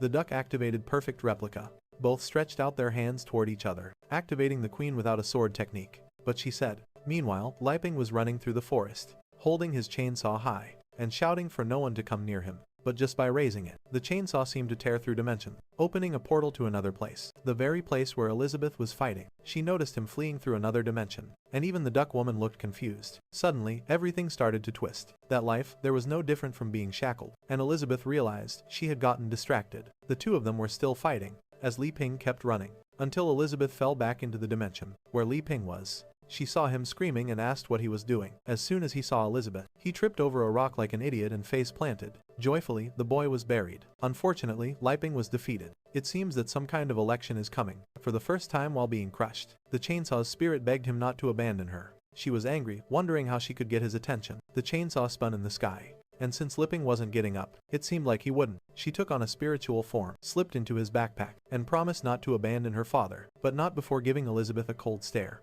Will be by using the true deck, and to gain the support of one of her uncles. However, Elizabeth wasn't the demon queen for nothing. He noticed the spirit's anger, and deliberately provoked her even more. Then, Li Ping pushed Elizabeth aside, and finally lifted his head to breathe. He admitted that was close, and if he hadn't found her, things would have gone badly. Elizabeth asked what he meant by that. Naturally, he came to a nonsensical conclusion. The demon queens. Her father is going to give her away to him. Swordless art had been copied by that creature. In the end, she realized the copy was like a reflection, and in that space and time, something terrible could have happened. If their two hands had met, it might have led to her annihilation right there. Fearing she'd get hurt, Li Ping created that distraction to pull her out. He apologized, leaving Elizabeth stunned. He said it was his fault. The boss said he understood, and indeed, they were in such a risky situation, and that he wouldn't do something like that again. But in Li Ping's logic, he regretted bringing everyone unprepared. He hadn't expected things to be so dangerous. Elizabeth didn't let him off the hook, and pulled him closer. She told him to stop showing pity, because she was ready for any test he had for her. It had been a while since he blushed. He awkwardly asked. Losing freedom was the worst thing. What kind of test she was talking about, and if they weren't standing a little too close. Elizabeth thought about how he wasn't just training her to be his partner, but still cared about her dignity as a queen. So she replied that she knew exactly what he wanted, and didn't need to pretend anymore. Man. The two were standing so close, staring into each other's eyes. But suddenly they heard a sound beside them. He would get teleport, scroll the next day. It was Elizabeth and the duck woman, hands on their hips. They turned and Li Ping asked what the heck was going on. He was instantly confused, because there was an Elizabeth and a duck version. The real Elizabeth said that since he was already there, she had no intention of continuing this any longer. He should just remove whatever was in front of him. Of course, Li Ping had no idea what she was talking about, and they would both flee this place. But she shoved him forward, telling him to handle it. Stumbling, he approached Duck Elizabeth and gave a crook smile. She glared fiercely back at him. Suddenly, she began to disintegrate, activating perfect replica. Li Ping was startled, as a giant Li Ping clone started forming. Elizabeth thought he was doing this. She said she lived a simple life, to show that she wasn't as good as him, but she was curious to see how he would defeat something as strong as himself. Our boy anxiously bit his nails, asking if she saw that. The duck version seemed to be trying to form, but couldn't.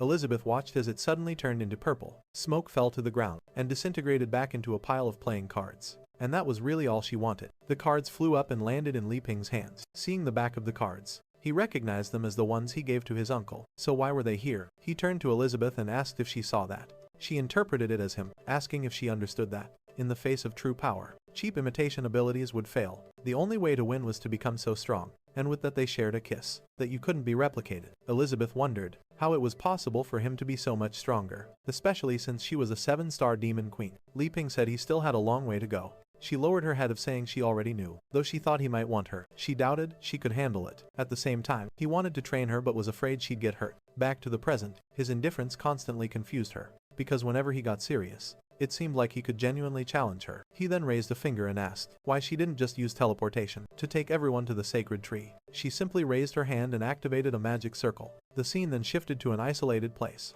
Manchisi Sogus was torn in half, with playing cards scattered around. Elif asks if he has the courage to use the 10th card, where Blanchette is guiding them to approach the tree. Annie was also in bad shape. Honestly, when I said she was cut, I didn't think it was this bad. There was a crater between the two of them, but suddenly, a golden hand stretched out between them. An angel appeared in the sky, glowing as it lifted Chissy Sogus and Annie's bodies toward the heaven. A boy with white wings descended, activating the Resurrection of Life ability. They need to pass through a portal. These cards are starting to feel a lot like Yu-Gi-Oh! Aren't they? Both of them regained consciousness. Looking up in awe, a magic circle appeared between them, and the boy said that, now that his master and his people were there, he could finally retire and complete his mission. The entire elven field seemed to return to normal, and the boy appeared before in the sacred tree. Chissy Sogus and Annie lay on the ground, while Elizabeth stood there. However, from a distance, curious as always, Li Ping looked over at Chissy Sogus confused. He asked Elizabeth what had happened, and she replied that she didn't have time to deal with them. First, they needed to figure out who was behind all this. Elizabeth's black hand attack grabbed the tree and ripped it from the ground. Without effort, within the roots, something purple was connected. Something continues to watch everything. Li Ping had no idea what she was talking about, thinking to himself how terrifying that tree she pulled up was. The thing floated in the sky, and roots kept spilling out, full of that purple stuff. Within the trunk, there was a visible imprint of an elf's form. Elizabeth remarked that in the past 500 years, a lot had changed within the elven tribe, and seized them using this entrance. Among the flowers, Li Ping spotted the uncle and his daughter. Li Ping called out for bows and a lift. As he approached the tree, a root rose up, merely hitting him. Elizabeth struck again, startling Li Ping. He stayed still as the attack narrowly missed his head, heading straight for Elizabeth, who casually glanced at it, causing everything to shatter. Inside, a massive crater formed in the creature, revealing something fused within it. The climb on the ground muttered that they had destroyed the plant defenses, wiped out the entire elven tribe and the cartoon cards. Not to mention, they disabled the corpse magic, causing his entire plan to fail. Hiding behind Elizabeth, Li Ping asked if this crazy guy was an elf. The clown finished by saying, they see a large green field with a tree in the center. He didn't expect the first person he'd meet to be the one he hated most, and he called out Elizabeth by name. Confused, Li Ping asked if they knew each other. Elizabeth, looking puzzled, replied that she had no idea who he was. Clown covered his face, saying it was obvious, because he used this clown facade to hide his identity. He then removed his hat and threw it to the ground. Blanchette slowly approaches, wiping off his makeup. He said she should remember him now. Then we saw a bald, old man and a little robot, preparing to start something. A 100,000 volt current was activated, electrocuting the old man. A strange organ appeared, and the old man confirmed the separation had been successful. The robot asked if it would go to a certain room, some people waiting for her, but the old man replied that this sample was different, and needed further study. When the thing hit the ground, it began to rise, covered in a strange slime. The robot remarked that it just seemed like another clone, and asked what made it different. The old man explained that this time, he gave part of his own nature to the creature. In a way, it was truly a piece of his existence. That's when the clown boy emerged. With that, she thanks the servant and tells him to leave, questioning whether he was the old man, or if the old man was him. They stared at each other and another figure appeared. His twisted clone asked if it was true, that winning this fight would free him from this place. The robot simply ordered the battle to begin immediately. The creature stretched its neck, calling this the perfect opportunity, but the other clone dodged and activated corpse magic. But he says that the third card will suffice for now. She approaches the elders. Before he could do anything, he was crushed by the other clone. The robot commented that it was anticlimactic, but expected from someone who had already won battles. The old man said, survival of the fittest was most important, but it wasn't over yet. The hand that had crushed him started being surrounded by slime. The strange clone wondered why he couldn't move. It was as if the other had taken control of his cells, and says that her mission is complete. Then the hand was destroyed by a corpse magic attack that tore through the body. The old man remarked, it was good to see. He had completely mastered it. The hand returned to normal. As the figure walked toward the old man, he knelt, and the old man said that, since he had fully inherited corpse magic, he would now teach him how to control black tool technology. Elif asks the bows who those people are. With that, he would finally become the perfect clone, with the mission to invade the elven tribe.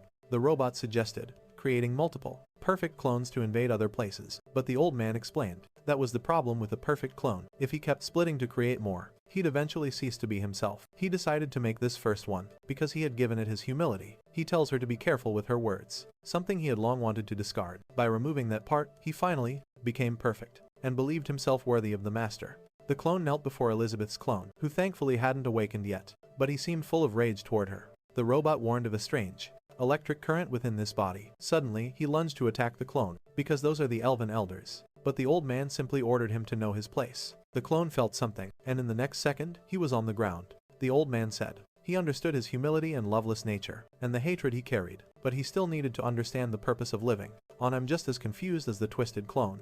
Not fully understanding the old man's words, he simply said that he was a tool. However, suddenly, she feels something strange, designed to help him achieve his goals. The clone continued dissolving, wondering if he was truly just a tool. Back in the present battle, the clown declared that after decades in hiding, he could finally emerge and reveal his true purpose. He was himself, and would replace the original and kill Elizabeth. His two greatest desires. Li Ping asked if Elizabeth remembered this person. Her body becomes nauseous in an instant, and she replied, unfortunately, she did not. No one really cared about the guy. But Lamping figured, this must be some kind of enemy Elizabeth made, back when she ruled the entire world. The problem was, if she had attacked so many people, now that he was under her protection, he might also become a target for many. Elizabeth then commented that, it seemed, the elven elder named the elven tribe had become nothing more than this. She was curious to see what Li Ping would do. Now that the tribe had no one left qualified to help him, he replied that he wouldn't waste time thinking about trivial things. After all, the only useful thing he could do here was fix the soil. So he suggested, maybe it would be better if she handled it angrily. She asked if he was expecting her to clean up the mess.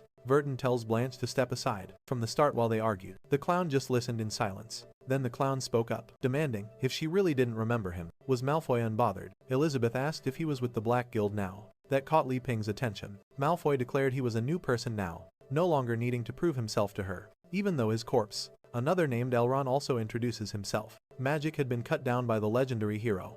He still had the power granted by the elves, and the black tools. He activated the sacred tree whip. Elizabeth calmly raised her hand and said that, if he was truly Malfoy, and she had to take action. In a blink, he was already caught by her black hand. Lupin warned her to be careful not to hurt both, and Elizabeth effortlessly teleported them to safety, and told him not to worry. Suddenly, an arrow almost hits them both, and the girl named Avery. She wouldn't harm his Pisces. Meanwhile, Malfoy realized he couldn't move a single inch. Elizabeth questioned why he was there, and where Amelia was. She also mentioned hearing rumors about attempts to revive her. So what was happening? Malfoy rambled, explaining he was created from the destruction of love and humility of the original, but he believed that, says it's been a long time since she's seen the bows. If he could deliver her broken body to that other man, it would cause a mental collapse. Elizabeth squeezed her hand tighter, crushing him further. She told him to stop speaking nonsense, and warned she wouldn't ask again. Malfoy, however, muttered that he didn't understand what was so special about her. He only felt hatred because as long as she existed. Awkwardly, he seems impressed, and says he would never find his own purpose. Suddenly, a scroll emerged from his mouth, and Elizabeth's magic was dispelled. She recognized it as the power of a demon god.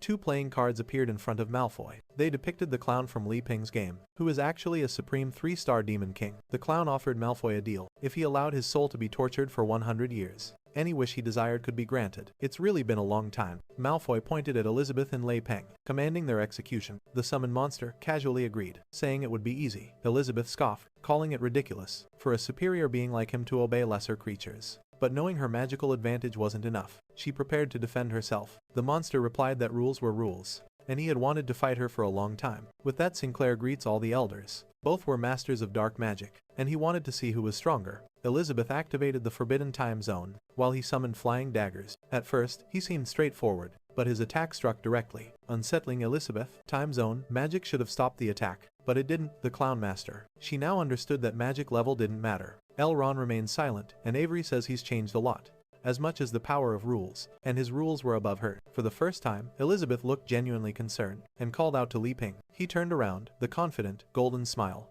The clown monster was startled upon seeing his creator. The daggers were still flying toward both of them, but the monster himself moved into the attack's path, shielding them wounded. He groaned, saying he was lucky to have blocked in time, especially since he used to be a young boy. Elizabeth's magic faded as Malfoy watched in confusion. The monster slowly approached Malfoy, saying he had almost been deceived. Malfoy questioned why he feared Elizabeth so much, insisting the contract was signed, but the monster screamed, unleashing a laser, declaring Malfoy's soul was worthless. Malfoy was vaporized. The monster turned to Elizabeth and led Ping, apologizing, but Verton says she already knows he's there, saying that dark mages were always so treacherous. Liping didn't understand why. The guy turned to Ash and asked Elizabeth who she had been talking to. She asked if he wanted to continue the fight, and he immediately declined. He admitted he hadn't seen his creator in a long time, and didn't know they were now friends. He vanished, saying to let his creator know, because he wants them to join the Holy Guild. He wouldn't cause any more trouble, and waved goodbye. The two cards reverted into a joker. Li Ping again thought about how these were the cards he had given to Bose. So why did this happen? Elizabeth warned that he was underestimating the power of that deck. In the wrong hands, it could cause countless disasters. Lupin questioned how something like that could happen. As far as he knew, those cards were safe with Bose. Elizabeth interpreted this as him suggesting. He says that actually,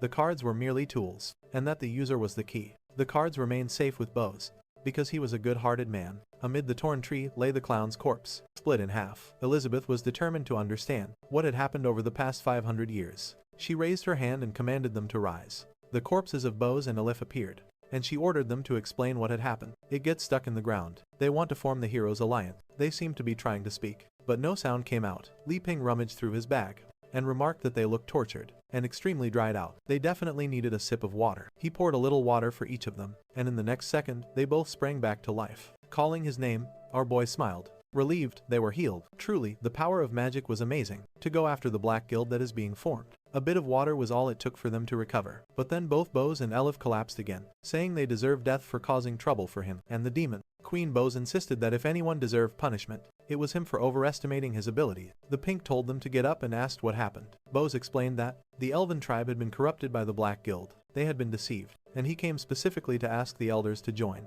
and their deck of cards was stolen. Elif added that her magic had been drained, and after that, she remembered nothing. Bose recalled that the clown seemed to have sacrificed much of his life force, and that's when he lost consciousness. Elizabeth commented that their mental confusion was likely because someone tampered with their memories. Avery laughed, saying she extended her hand toward them, saying she would need to fix this mess. Liping thought they might have a moment to recover, but Elizabeth had already performed a memory extraction. Both fell to the ground as she absorbed their memories, and Liping questioned why she did that to them again. But Elizabeth simply changed her expression, saying she now understood everything. Li Ping asked for an explanation. Elizabeth replied that they hadn't lied. She knows very well. They truly didn't know anything. As Li Ping continued splashing water on everyone, Elizabeth wondered where she could get information, now that the entire tribe was gone. Suddenly, a head emerged from the ground, offering to tell her. Elizabeth turned, and Li Ping recognized this was the one who had attacked them before. The elf woman then fully appeared, explaining that after they killed Malfoy, that the Holy Guild has weakened a lot. She was freed. Li Ping thought that was good news,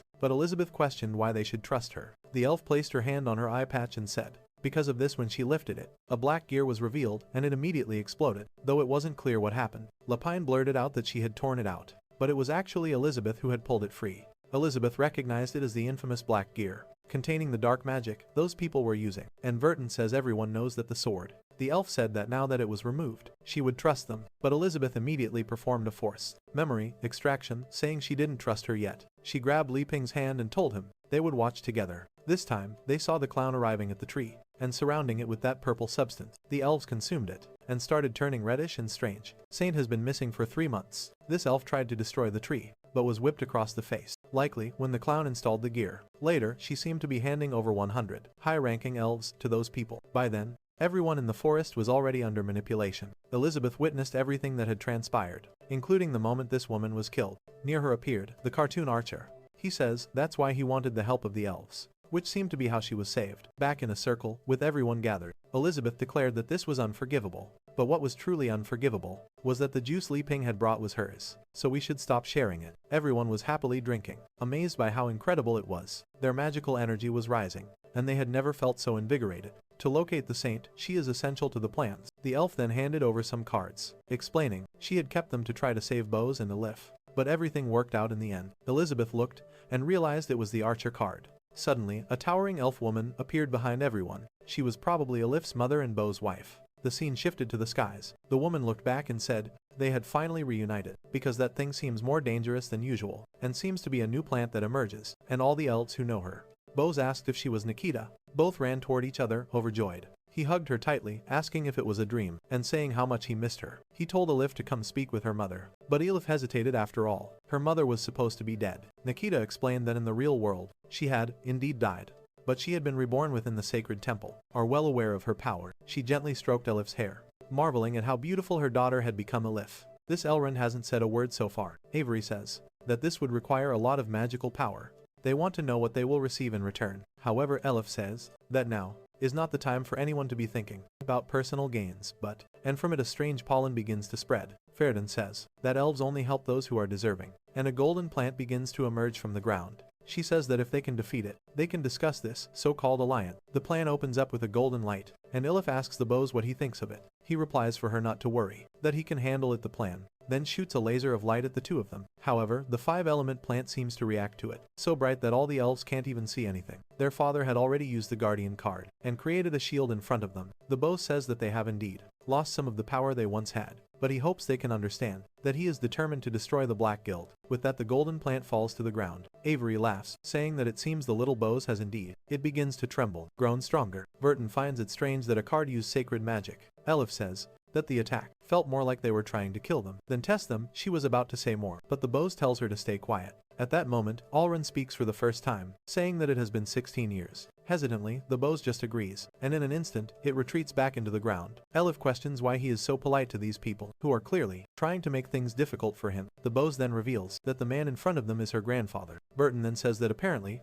Mikita's daughter is now 16 years old. Elif is confused, having no idea she was in front of her grandfather. Suddenly, he starts throwing confetti and playing a trombone. The daughter says she's feeling a familiar aura, saying she didn't expect this. The two of them are completely confused by this sudden change. Avery says she warned it was better not to play around, but Burton says it was fun. Confused, the Bose wants to know why they did that. Elrond grabs his hand and says not to worry, and that he can call him grandfather. The old man, feeling awkward, questions the sudden change and asks where Nikita is, and he says it's because she's an elf. He says not to worry and just to follow him with that. He gives Elif a nod, confused. She asks if he understands what's happening. He says he has no idea, but maybe her mother has improved her relationship with them. However, Elrond does not look healthy at all, and from behind, Blanchett is just observing them. A group gathers in front of the tree. Elrond says that the tree, seen from outside their home, is a projection. Suddenly, a spirit appears in front of them both, and the one before them is the real one. Its birth can be traced back over 500 years. The first elder, Tavala, used her own body as a nutrient to create this tree.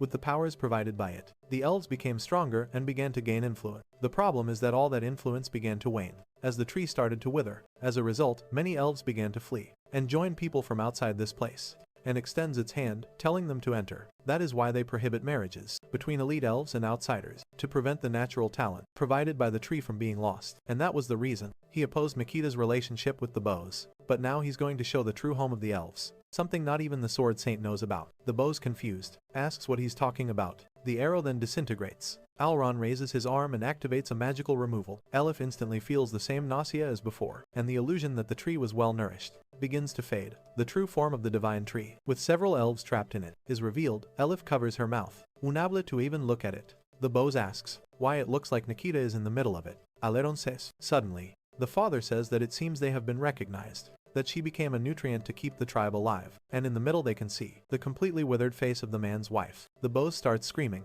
calling out for Nikita, grabs Elrond, and asks how he had the nerve to bring her back, just to turn her into a pile of nutrients, calling him a selfish demon, and demanding that he bring her back. Elrond remains silent, the spit all over his face. But Elif wants to ask a question, and then tells Verton and Avery that the time has come. The two change their expressions and say yes. With that, they approach the tree and place their hands on it. Instantly, they begin to be absorbed, and in a split second the two disappear. A small leaf sprouts on one of the branches, and their faces are carved alongside the others. Elif, not understanding, asks why they did that. Elrond explains, if her mother is in that tribe, that they must understand that what they did was never selfish. For them, becoming nutrients for that tree, and dedicating their lives to the tribe, is the highest honor. And you sure that Nikita thought the same? But the bow punches the ground, saying that this is horrible. Elif approaches and asks if he is okay. Aaron explains that, why didn't she come to fetch them both? Each small leaf that sprouts on the tree extends its life by another year. However, since both of them are there, he has changed his mind and suggests that maybe Nikita should be resurrected. The bow asks how that is possible. Aaron says it is indeed possible, as long as they are willing to pay the price. And with that he points to Elif. The bow tells him not to even think about it. He tells her not to doubt her mother's love, and warns that things will get serious if he tries to insist. Elrond says that what he really wants are the cards at her waist. Obviously, it's the true deck that was given by Li Ping. The bow wonders if he really wants the true treasure of the hero, and Alex seems to fall silent, not knowing how to respond. Elrond says that if those cards were given to the tree, he feels that it would be completely revived, but that, the elven hierarchy in this place. This means that if there is energy left over, it might even be possible to revive Nikita. He promises that if this works, Nikita will be the priority. This leaves the bows in shock, wondering if this could really be true. However, Elif says that this is strange, because a life that has been lost cannot be recovered. Not to mention that those cards are meant to save this world is more complex than she thinks. But someone is manipulating a book and seems to be meddling with something. Suddenly, Aaron's head gives a snap. He turns around and says that he really can't guarantee that this will work, but if it does, all the elves will be able to help defeat the Black Guild. The bow gets excited, saying that the true goal is, indeed, to destroy the guild and stake the continent. And the truth of it all they are about to discover. Elif tells him that those cards are extremely important, and if they lose them, they will be responsible for it. However, at that moment, the cards start to float from her waist. The bow takes them, saying that you will take full responsibility. He gathers all the cards and asks what the next step is. Elrond says to just hand them over to him, and after the power is absorbed, Nikita will be resurrected. With that they walk calmly through the forest. Elif continues to ask her father if he is sure about this. He hands over the deck, saying that he will do anything to bring her mother back. As soon as Elrond receives the deck, he calls the boss an incredible brother-in-law. Suddenly, a branch starts to emerge from the ground, and a bunch of vines wrap around the two of them. Obviously, Elif is trapped with great force. Right, folks? Until they reach the elven tribe, and the boss asks what the meaning of this is. That evil hand continues to manipulate the book. Elrond starts laughing, saying that it was extremely easy to deceive the two of them. For a long time now, the elves have been part of the Black Guild. Upon seeing the gears, the father and daughter are shocked. Elrond says that in fact, he hasn't been the real Elrond for a long time. Something purple starts to emerge from the plant. Everyone there is looking at them. With that a golden plant emerges from the ground and slowly opens up inside. Someone is drinking something, and a clown appears, saying that this entire tribe has been puppets for a long time. Elrond kneels and hands over the deck to the clown, who says that the elves have been so well trained that he doesn't even need to do anything else. The boss shouts for Elif, who says it's okay at that moment, and commenting that the girl is a half-human. Both activated power in their hand. Elif says that they will take down these evil guys. The cards start to emerge from the deck. However, Elrond turns around and activates his spell, enveloping the two of them in a bunch of flowers. Elif realizes that all of her magical power is being drained. Her father tries to call out to her, but is also nearly losing consciousness. The clown congratulates and thanks. Half-elf mix, the women even say Elrond with that. The clown says he will give him a well-deserved rest. Aaron's body seems to disconnect, and the clown begins to pull the cards, saying that he feels they summon spirits. However, he soon realizes that it seems to consume life energy, as he starts to lose consciousness. The boss thinks that the clown doesn't know the true secret of the deck. They can smell something disgusting coming from her, so he will never be able to use it. But the clown starts to toy with him, saying that it looks like this will be easier than he thought. All he needs to do is control people, to spend their life energy. A strange hurricane starts to form at the top of the forest. Everyone wonders if it's some kind of earthquake, but at the same time, they all feel that strange nausea. Elif asks her father why everyone seems so hostile, and their life energy begins to be absorbed. The soul of every tribe member is sent towards the center of the tree, both human and animal. The boss tries to understand what is happening. With the deck in the sky, the clown continues absorbing everyone. The life energy of the entire tribe is distributed among all the cards, and the clown smiles, telling them to absorb it all. He says the people there have never left this place. Seeing this, the boss knows very well that there's no way anyone in the alliance can win against something like this. The clown then gathers all the cards and smiles, saying that he will summon all the invocation. With that, each of the abilities starts to activate, including a torpedo that begins to create a crack in the sky. And the same clown that Li Ping had summoned appears to him at that moment, so they don't know how to deal with differences. The bow starts to lose consciousness. Meanwhile, back home, Elizabeth is saying that they need to clean that pot of instant noodles, as something purple is coming out of it. The thing falls to the floor, and Li Ping says he wants to talk about something, but the purple mess seems to be approaching him. It gets extremely close, ready to absorb Li Ping, but is suddenly crushed by his little cleaning robot. She then questions. Li Ping then sits down and says he wants Elizabeth to come with him to the elven tribe. She asks if he plans to conquer that island. He says no. He actually wants to persuade her people to join them. Besides, he remembers that Elizabeth said she knows a high-ranking elf, so she could help. Elizabeth thinks that since elves live for 500 years, that person is probably still alive. Why there are elves in various guilds. She agrees, but says he'll have to prepare more of that juice for her. Li Ping thanks her, saying that will be easy. She questions what he's going to do with the people outside, and he says to let them play with Ankai outside. The little dog is calm, but everyone is around him getting ready. Chichi says that no one else needs to help, because she is now part of the group that are extremely powerful. Annie says it's incredible that he's there, but she believes that Chichi doesn't know the extent of Li Ping's plans. Alpha, on the other hand, says that he is the most important of everyone. Chichi says that the martial arts manual she received makes it clear that she is more important to him. Annie responds that she also received an incredible gift, and elemental Pisces begin to appear. The Bose explains that she's still learning to use, but Alpha starts laughing, saying it's ridiculous for these outsiders to think they are closer to Li Ping than he is. He has a relationship with this hero that spans over 500 years, and they're just trying to assert themselves. He literally exists for the hero, so it would be best if the two of them left. That there are several tribes around the entire tree. Annie says that if that's really true, then the two of them shouldn't even be here. But Chichi argues that a true weapon of the hero wouldn't harbor so much resentment. Besides, he doesn't resemble Lei Peng's other creation, like Enkai. Alpha says that recently he was imperfect, but he was broken and rebuilt by Li Ping. Now he is the true sacred sword. Alpha Annie asks if that's true of Enkai, and each one has its own hierarchy. Somewhat doubtful says maybe. He recalls the time when the sword was broken in half. Li Ping picked up the two Pisces and was in shock. He then took an axe and thought about how you would put it back together. But the guy had some super glue. With that, he glued the two sides together, and now it was perfect. Enkai says that the master really used a great invention to resurrect Alpha. Moreover, the closer to the center, who now shows the scar down the middle of his face, saying that it is a symbol of Li Ping's love for him. Chichi says that talk is useless, and that only one person can serve Li Ping, and the Demon Queen. She is sure that now that she is advanced, with their help, she will be able to win this challenge. Annie agrees, although she doubts she has the strength for it, but she knows she has the power of Raphael. The more resources it receives to defeat Chichi, Alpha gets angry, telling the two to stop plotting to take his place. However, they are already starting to activate their powers. He says to wait with that. Ankai raises a sign, telling everyone to stand still. Alpha asks for instructions, and Ankai says he's not giving any instruction.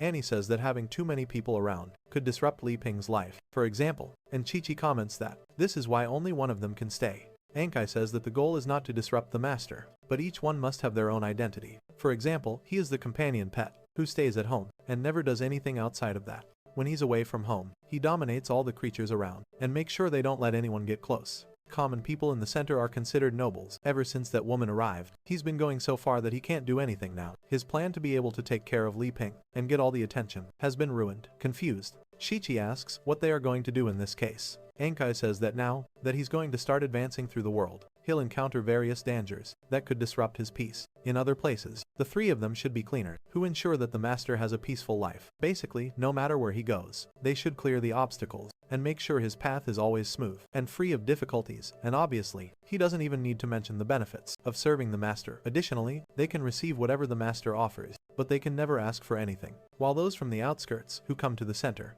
And lastly, only he can keep the leftovers from the trash. They all say they understand very well. He sees the door opening and tells everyone to stay in place. Li Ping then asks what they're doing. Everyone is there, happy and smiling around Ankai, and asks if he's already leaving for the elven tribe. He says he needs to grab some tools and will then leave. He starts heading to the back of the house, are considered from the periphery, and obviously, Elizabeth's shadow looms over the three of them. She says she's watching everything they do. The eastern part dominated by Anne and the southern part, dominated by Chi-Chi, are already under Li Ping's wings. After taking the Elven Kingdom, only the north will remain for him to control. This entire land, from the moment he saved that father and daughter, his plan has been in motion. From all sides of it, he warns that there are some exceptions. Although he has hidden everything very well, Now, she can understand that he has been preparing to dominate this world. What she wants to know is whether she is also part of this plan. Everyone is scared, wondering why the queen is standing there, staring at them, and wonders if Elizabeth thinks she's unqualified. Everyone looks to Ankai for help, and she asks what they are. He approaches and says he'll handle it. He starts pulling something out of his back, saying he has a way to deal with this cruel woman. Everyone wonders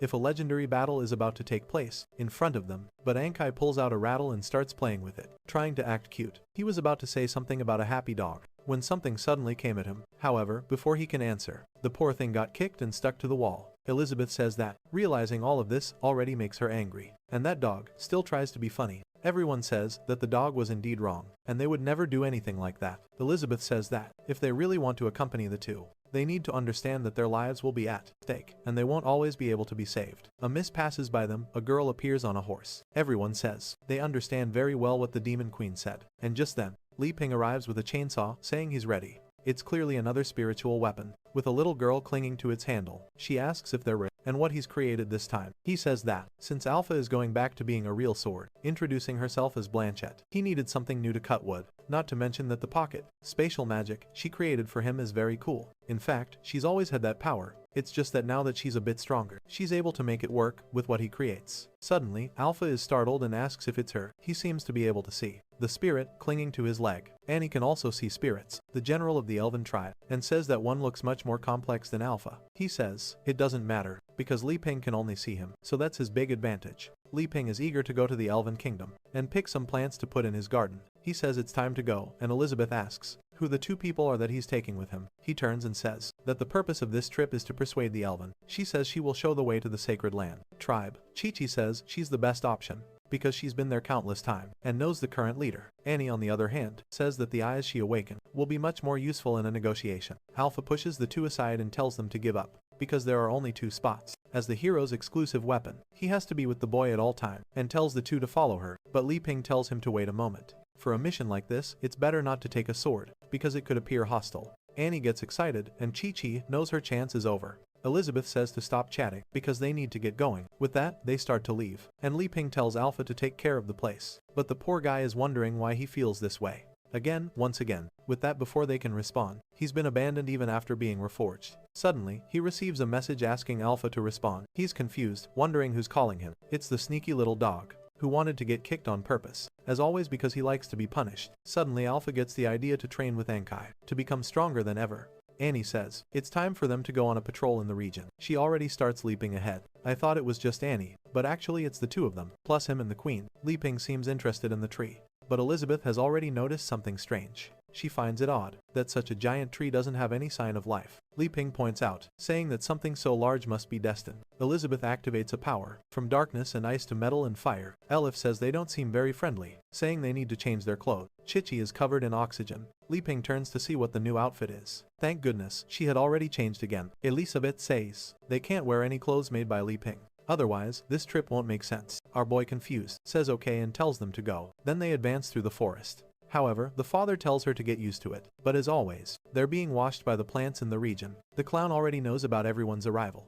He kidnapped Bosker, the Alliance's representative, and now Chi-Chi appears like this. To him, if that's the case, it seems the war with the Black Guild is finally going to start. Moreover, he has to observe these three people. Beside the Shin sword, he seems to notice something. The deeper you go into the forest, and wonders if there's something in the memory of the two. Father and daughter are having their minds abducted. A plant connected to them starts projecting everything they've been through, the moments they had with Li Ping and Elizabeth. But then, something startles him. He realizes that the woman there is the real Elizabeth, and is shocked, wondering why she's there. It's been 500 years, and it's strange that she's here. The more common this is climbs onto the cards. What's even more different is that she doesn't seem like the same arrogant woman from before. The clown says to kill everyone and leave only that guy alive. Blanchette hears this and says she'll obey. Now they easily advance through the forest, defeating all the creatures. Chi-Chi arrives at the 5-element plant region and says it's strange that it hasn't appeared, and warns. Annie is impressed that her friend has so much information, and is motivated to help Li Ping. Even more, Light Pink says she seems so strong that she should even be part of the Holy Guild.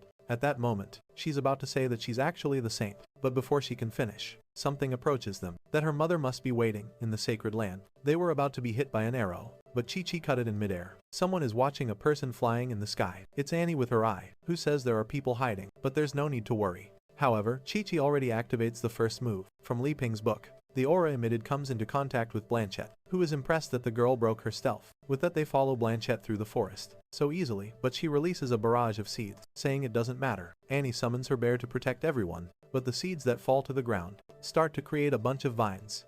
Kichi says this is normal, but the scale is much larger than usual. Suddenly, Li Ping asks if she remembers the adventure they had a few months ago, and Elif comments that she says yes, and asks why he's bringing it up. In front of him, there's a destruction course with flying debris and a bunch of cuts. He says that before he would have been extremely scared, but now he doesn't even need to pretend to be calm. That's because in reality, he has Elizabeth by his side, and is sure she'll save him, especially now that he's brought Annie and Chichi. He really doesn't need to fear danger. It seems the path closes behind them. Elizabeth asks if he's trying to show off, thinking that now that he's decided to dominate the world, he doesn't need to pretend to be weak anymore, and that's why he's feeling so confident. The girls are easily defeating the plants. He says he's not showing off. He's just happy to have her by his side. What he hopes is that they can live together as friends forever. He explains. At that moment, the poor guy is swallowed by a plant. He starts to be devoured and begs for help, but the plant just keeps swallowing him and sending him down. Chi-Chi turns around in shock, and Annie asks how this could have happened, while Elizabeth wonders if he was confessing to her. Suddenly, all the plants begin to be destroyed,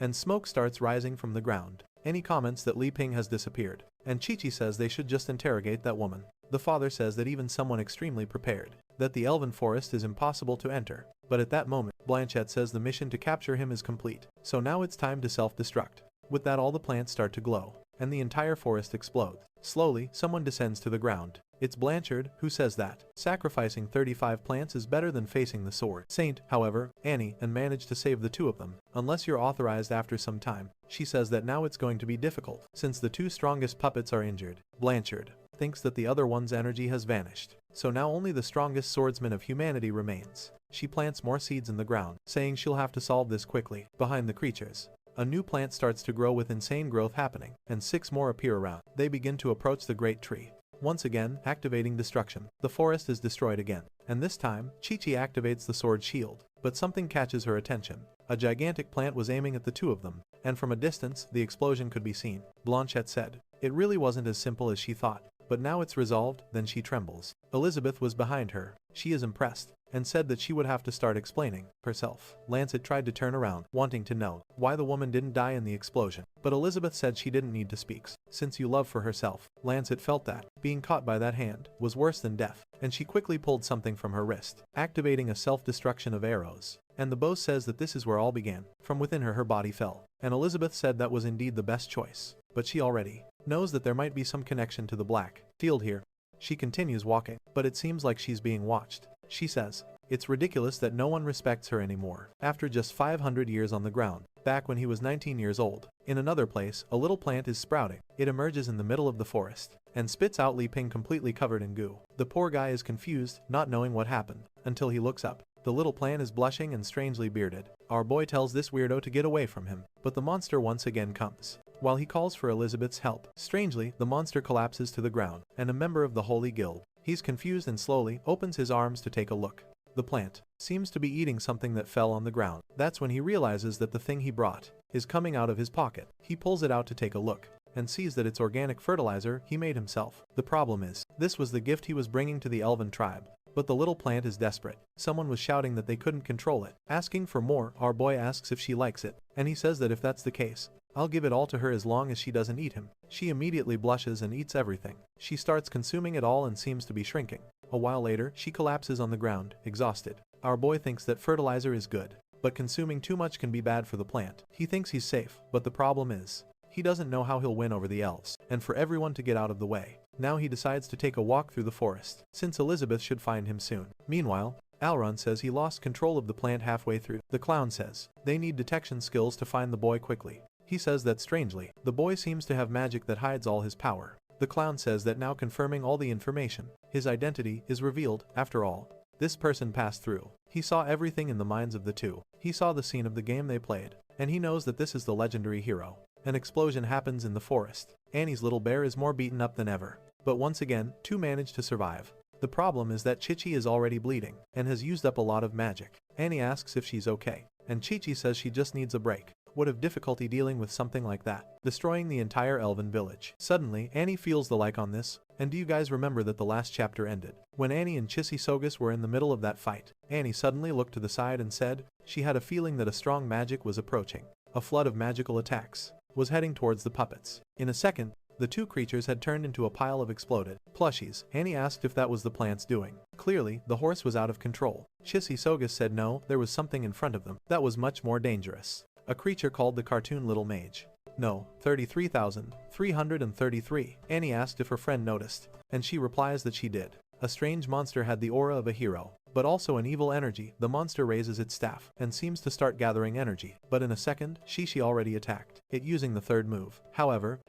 someone mounted it, and from behind, when she looked down, she saw that her branch had broken a piece. The cartoon little mage had activated the matrix guard. She turned around, confused, but seemed to be hit by a charge and thrown far away. Luckily, Annie's Yagda plushie ended up saving her. The problem is that she had used the demon's red eye too much and feared losing control. Then, the little mage cast a spell, took her hand and told her to stay calm, and a cartoon skeleton appears on the field too. Sissy lands on the ground and thanks Annie, but tells her not to worry because she would handle it. The problem is that she's also coughing up a lot of blood. The excessive use of both her fencing and the hero's style is wearing her out. Seeing this, Annie immediately asks if the Sword Saint can still fight. Meanwhile, the cartoon mage, that this was how it was done, starts summoning several spheres of various elements. They begin to merge, creating a purple orb. Annie knows that fusing elements is extremely difficult, so their chances of winning are very slim. The monster prepares for the attack, and she knows they could only win if the Sword Saint were at 100%. Suddenly, she clenches her fist and says she can't think like that. She can't live forever. The elf was embarrassed but thanked him, depending on the saint and Li Peng. To keep this place peaceful, she needed to go beyond and meet the expectations of both Elizabeth and Li Peng. But the mage finishes the spell and launches it toward them. It was an elemental bomb that hit the ground, throwing all the soil into the air. A cloud of smoke rises, and suddenly, something surprises the monster, and the man said not to worry. Annie had summoned the giant snake that was swallowing the entire spell. Man, she sends it down and even manages to absorb everything. Annie's horn awake in her bloodline, and tells the monster to come at her. Sogus immediately senses that with this chain, the girl had reached the level of a sovereign demon. No wonder she had been chosen by the hero and the queen. Annie puts her hand forward and the plushies advance. He would help her. Then the front guard activates the matrix protection. Several cubes appear, but the snake easily dodges them. Annie knows that if one of those cubes appears inside the snake and traps it, it will be hard to win. However, thanks to the demon's red eyes, she could see where the cubes would be summoned. She then activates a wind attack to try to create a distraction. The bird cast a spell, sending a storm slash. He approached and said that if she wanted to thank him, but the knight only responds with the matrix shield. What is this, man? It was a massive sequence of attacks on the creature. Yet, the little monster only responds with a boo, and I don't know if it's scared or just doesn't care. The big snake bit the cue, and it was close to being swallowed, or actually, it was swallowed. Both are inside it, which is trying to digest them. Annie clenches. She would have to let him take a ride with her fist, and says that no matter how strong someone is, if they're eaten by the snake, she wins. That's because little by little, the magical energy is absorbed, until eventually, it becomes stronger than the person. The problem is that the pace wasn't enough, and the snake is starting to wobble. Besides, the bloodline was almost stealing Annie's consciousness, and she was struggling to concentrate. Elif cried. Many souls had already been stolen, something that couldn't be replicated. Ruth said she was also in the Demon King's realm. So, why did she feel like an ant in front of Elizabeth? Li Peng seemed to start pushing through the illusion, and mentioned that Elizabeth had been a bit angry. Lately, he asked Ruth not to be upset, but to explain more about this Black Guild situation. Immediately, Ruth agreed to explain everything. Man, this guy really puts in too much effort for a game. Elizabeth wanted to know what this crazy woman was doing kneeling. Suddenly, Li Peng smiled and said, Ruth explained that Azathoth from the Dark Sea had forced her to work for them. She didn't want to do anything wrong, and had secretly run away. But she didn't know something had been planted in her body, and begged Li Peng to save her. He said it was no problem at all. But first, they needed to understand the details. Sometime later, he handed her some clothes. He knew a faster way to grow a tree, and she complained they were a bit tight. Elizabeth told her that was because they were tailored for her. She mourned that regardless of Ruth's intention, it would be best if she disappeared before dawn. However, Ruth revealed that her plan had been to kill Elizabeth, but after being purified by Li Peng, she had completely changed. If the Demon Queen wanted her gone, then just planting it in the ground, she wouldn't dare disobey. But if Li Peng insisted, she stay. She couldn't refuse Elizabeth, however, told her to stop being shameless, and warned that this wasn't a place to live for free, eating and drinking at will. Ruth claimed there was a saying that a hero could only be tempted by a maiden. Maybe it was because of her perfect body, something Elizabeth couldn't understand. He asked for help. Elizabeth grabbed her stomach and asked Ruth if she truly thought this was her real form. Then she snapped her fingers, activating attribute conversion. You know who's back? Elizabeth then asked. If this was the perfect body Ruth had mentioned, she slowly approached Ruth, who began backing away. Elizabeth got up close and demanded to know. The four immediately appeared eager for instructions, where all that confidence had gone, warning her to look carefully, because she was nothing in front of this demon queen. Elizabeth threw a mountain over her, but this woman enjoyed a fight. Ruth reacted quickly and unbelievably overpowered Elizabeth. She laughed in the queen's face, who couldn't believe it. Then Li Ping showed up, asking what was going on suddenly. But Li Ping replied. Ruth turned, grabbed Elizabeth's arm and got slapped in the face. She dramatically claimed that if she had done anything wrong, she was willing to make it right. Elizabeth didn't seem moved at all. Li Ping asked why she did that. Still crying, Ruth told him not to blame Elizabeth and that the punishment was fair. Li Ping told her not to cry, saying it must have been a misunderstanding, that he didn't need that many people. He turned to Elizabeth and asked if that wasn't true. Ruth was sure Elizabeth would try to justify herself. All she needed to do was take the blame, and Li Ping would protect her. But Elizabeth, lonely, replied that there was no justification. She just wanted to hit Ruth, and she didn't see any problem with that. Embarrassed, Ruth asked Li Ping for help. He crossed his arms and called out to Elizabeth. Just watching would be enough. Who asked what it was? Give a thumbs up and said if she hit Ruth, she must have had a good reason. Li Ping told Ruth that Elizabeth was a demon queen, so she could sense dark powers. That slap was probably to eliminate any leftover magic. He patted Elizabeth and said he wouldn't bother them anymore, and was heading out. Ruth trembled, begging Li Ping not to leave now. Excited, Chichi said that whatever he needed. As soon as he left, Elizabeth scoffed, saying that was a very clumsy little trick. She warned Ruth that she didn't even consider her a threat, so she wouldn't take her seriously. If Ruth thought she could make a difference in that house, she was overestimating herself, ma'am. Ruth got completely destroyed her own game. Meanwhile, outside Wine, Kai was fixing himself up after dinner. The gear was installed and chaos had erupted. She'd give it her all. He then asked. Ruth had evolved into a 3-star demon king. Li Ping asked if she wanted a bit more rice with pork, but her nose was already bleeding. She said no, she had eaten more than enough. The truth was she knew she was advancing too fast, and her body was struggling to keep up. Meanwhile, Li Ping served a massive portion for Elizabeth. She wondered how they could eat that, as if it were a casual meal. If she still had that twig she took from his house. The problem was that she was in the realm of a demon king, supposedly the highest in this world. Yet the gap between them was massive. Now, she was determined to stay with this Li Ping, because it explained why the demon queen gave up on the entire world.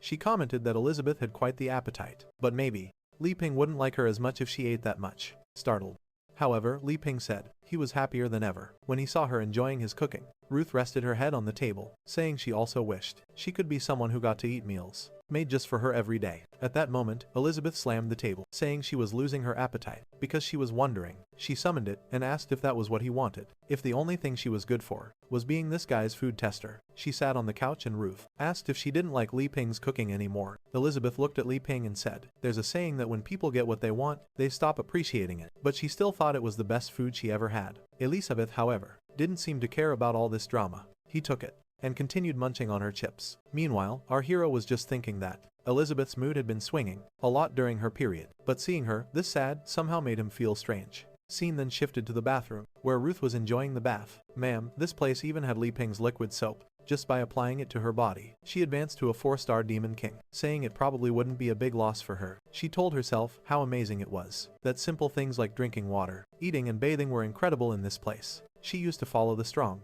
because she thought it was the best way to evolve in this world, but she never dreamed of owning everything. Now with Li Ping nearby, she was sure she could achieve something like that. If she had him, she could have the whole world, so it was fine if he used it. From now on, she would abandon who she once was, and become someone solely focused on conquering lapping. Our boy was in the living room. When she shouted from the bathroom, asking for clothes, he thought about fetching some, but she suddenly appeared in a towel, telling him not to worry. Li Ping tried to explain that the towel she was using was his, but she sat between the two of them, saying it was fine, it's just that. However, Elizabeth's clothes were too tight on her. Then, she asked if he was watching something called Icky. Whatever that was. She clung to him, saying that whatever it was, she wanted to watch it with him, but she bumped her head on the couch when he moved away. He told her not to worry, and that he'd go grab some clothes for her. Ruth, annoyed, thought he was trying to escape again. Interpreted. She stood up and said it was fine. She'd still have plenty of chances to keep pursuing him, and eventually, he fell, until suddenly, her mouth was covered. Elizabeth said her plan was to avoid dealing with a minion like Ruth. Ruth couldn't react, and Elizabeth said she was curious about a friend who was part of the Black Guild. Ruth panicked, and Elizabeth told her to fix that towel. That is him being disappointed in her performance, or their channel might get shut down. Elizabeth assured her she wouldn't die, as long as she cooperated. Ruth told herself that to conquer Li Ping, She couldn't afford to lose. She activated Fatal Attraction, saying she'd show the power of a 4-star demon king. But suddenly, she was in prisoner clothes, in a room full of torture devices. Girl, you better run from there. Bose and Elif watched her, that he was taking back the sacred sword. Oh no, someone was approaching, and even, I was getting scared of what would appear next. The door slowly creaked open, and Ruth was terrified. She asked what was going on, because this person should have fallen into her illusion. Elizabeth was surprisingly calm, considering her standards. Holding a whip, she said Ruth had indeed fallen into the trap on purpose, to make her reflect more on her actions. But at the same time, Elizabeth had brought her here for this. Ruth questioned if Elizabeth wasn't afraid of what Li Ping would do when he returned and saw her like this, but the queen explained that she had made some adjustments to this primitive illusion. 1 hour here equal 10 seconds outside. Once the time ended, she'd return and nothing would have happened. She solemnly promised to be more attentive. Ruth laughed and asked if Elizabeth was doing this to make her give up on Li Ping, but she could be sure that would never happen. She had already realized that, with just small favors from him, she was advancing, so her future was limitless. But she immediately took the first lash. Elizabeth said she was going too far, and all she wanted to know was where Amelia was. Another round of stripes hit her thighs. Moving forward, face and neck, Elizabeth said. It had been a while since she last heard from Amelia, and clearly the Black Guild wasn't destroyed, so she wanted to know if Amelia had been captured. Through the pain, Ruth tried to say she didn't know anything about that. Elizabeth kept whipping her, saying all Ruth had to do was endure it. Then man.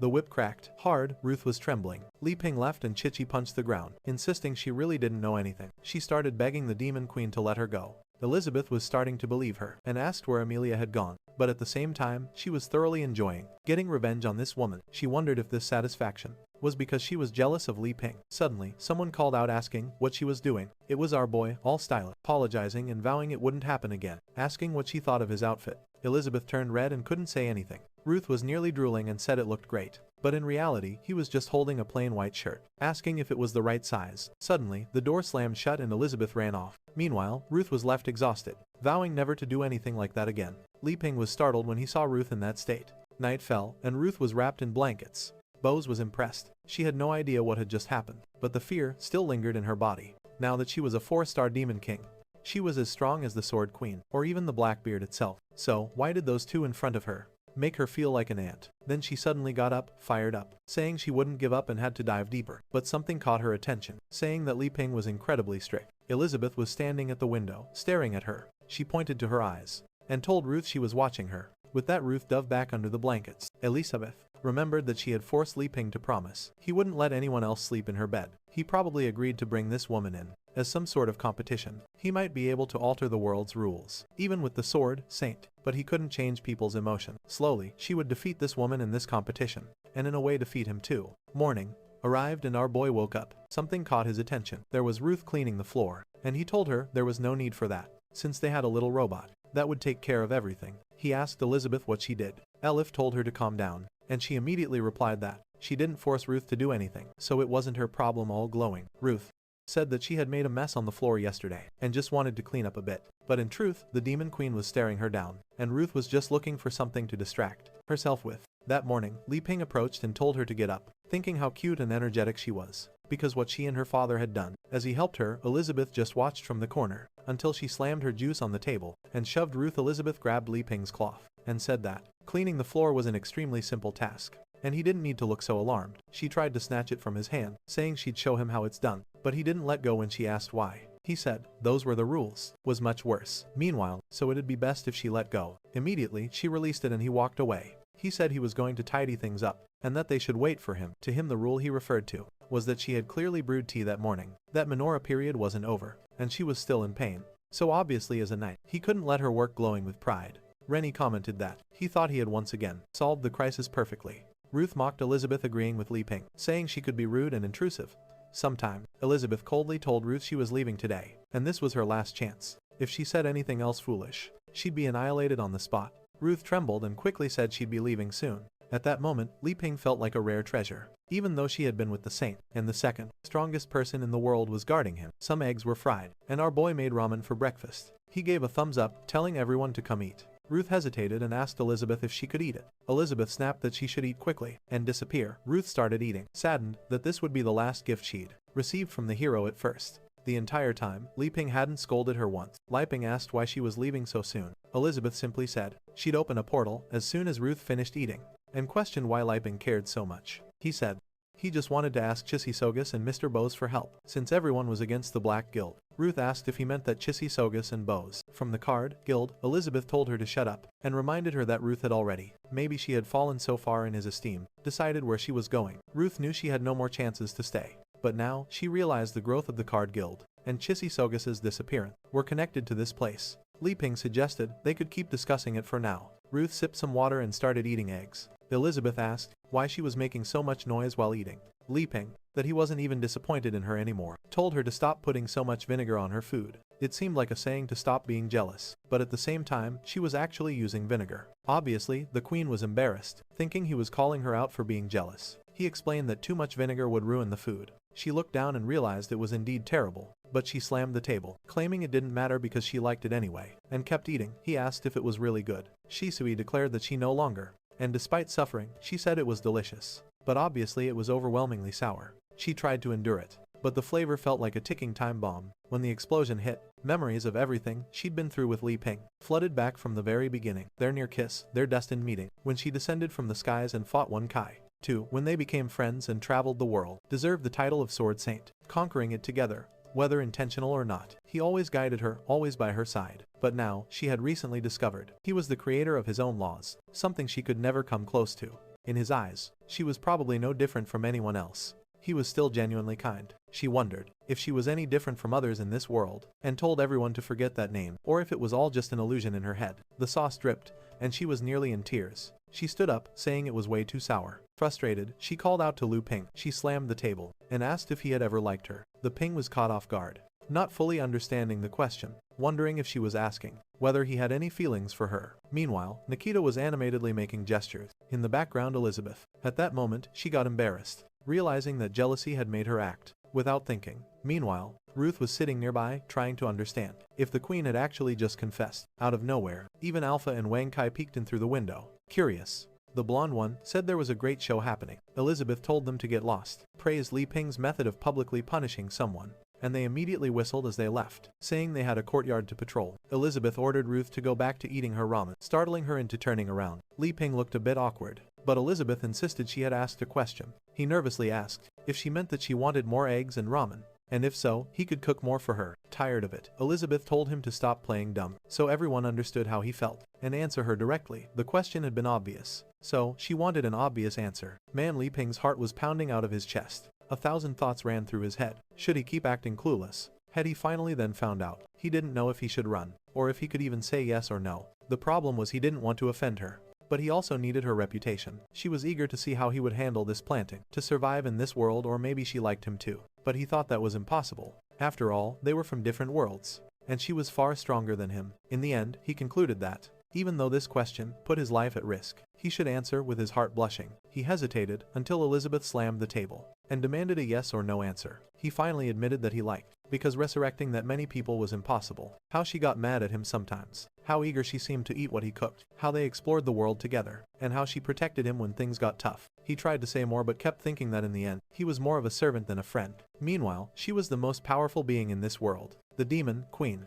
Elizabeth grew anxious and urged him to answer already. Then he decided he needed to cheer her up, especially since he had no magical power. So it was time to bring out the perfect dish. He told her he had made pudding and went to get it. But as he stood up, he said he was really happy about the year they spent together. If she hadn't shown up, he might still be living alone in the world he created. He brought back the pudding and told her that, once she finished eating it, she would naturally understand his answer. Excited, Li Ping then threw the twig on the ground. Elizabeth claimed she understood the meaning behind it. He couldn't say it directly, because it would go against his rule, as the creator of the laws. That's why his way of answering was giving her the perfect pudding, and if she accepted it, it was like saying yes to his love. She reached out to take it, but then he pulled it back and told her to forget it, dug into his backpack and pulled out fertilizer. Confused, she asked why, and he said there were rules. Poor Elizabeth was already imagining their wedding, wondering why he still wouldn't express his feelings. With his hand in his pocket, he said it was simple, and he didn't understand how she couldn't see it. He leaned closer and placed his hand on the wall. He explained that whether he liked her or not was determined by the rules. He explained that trees grew this way at his home. As the president, he was the one who created the 10 rules. Holding her chin, he asked if she understood. Back in the house, Elizabeth muttered that those rules were stupid. She told herself that these weird illusions kept invading her mind. Li Ping explained that in the world he came from, the rules worked that way. Oh man, so if he planted it like this, He was getting nervous. Cause on earth. Women aren't supposed to eat cold food. During their period that was the rule. And Elizabeth was crying, saying she understood this whole rule. Rule, nonsense. She concluded that in the end, she wasn't any different from anyone else to him. A tear rolled down her cheek and she teleported away. Li Ping was left confused, explaining everything that had happened. It would probably grow faster. Not knowing where she went, he figured. She realized his feelings and got offended, so she disappeared. The truth was, he had no experience dating women, so he couldn't understand what she was thinking. The last thing he wanted was for it to be this obvious. He always tried to maintain the right distance. Ruth, on the other hand, seemed to understand everything. She knew those two fools were in love. On top of the fertilizer, in that moment, she saw a new way to win. She said that since Elizabeth was gone, she wanted to try the pudding, but Li Ping immediately refused. She dramatically asked why, especially since Elizabeth wasn't there anymore. Heading toward the fridge, he explained that it might seem strange, but this was something between him and Elizabeth. That special fruit pudding, he sprinkled a little holy water, was something he only made for her. If Ruth wanted pudding, she could eat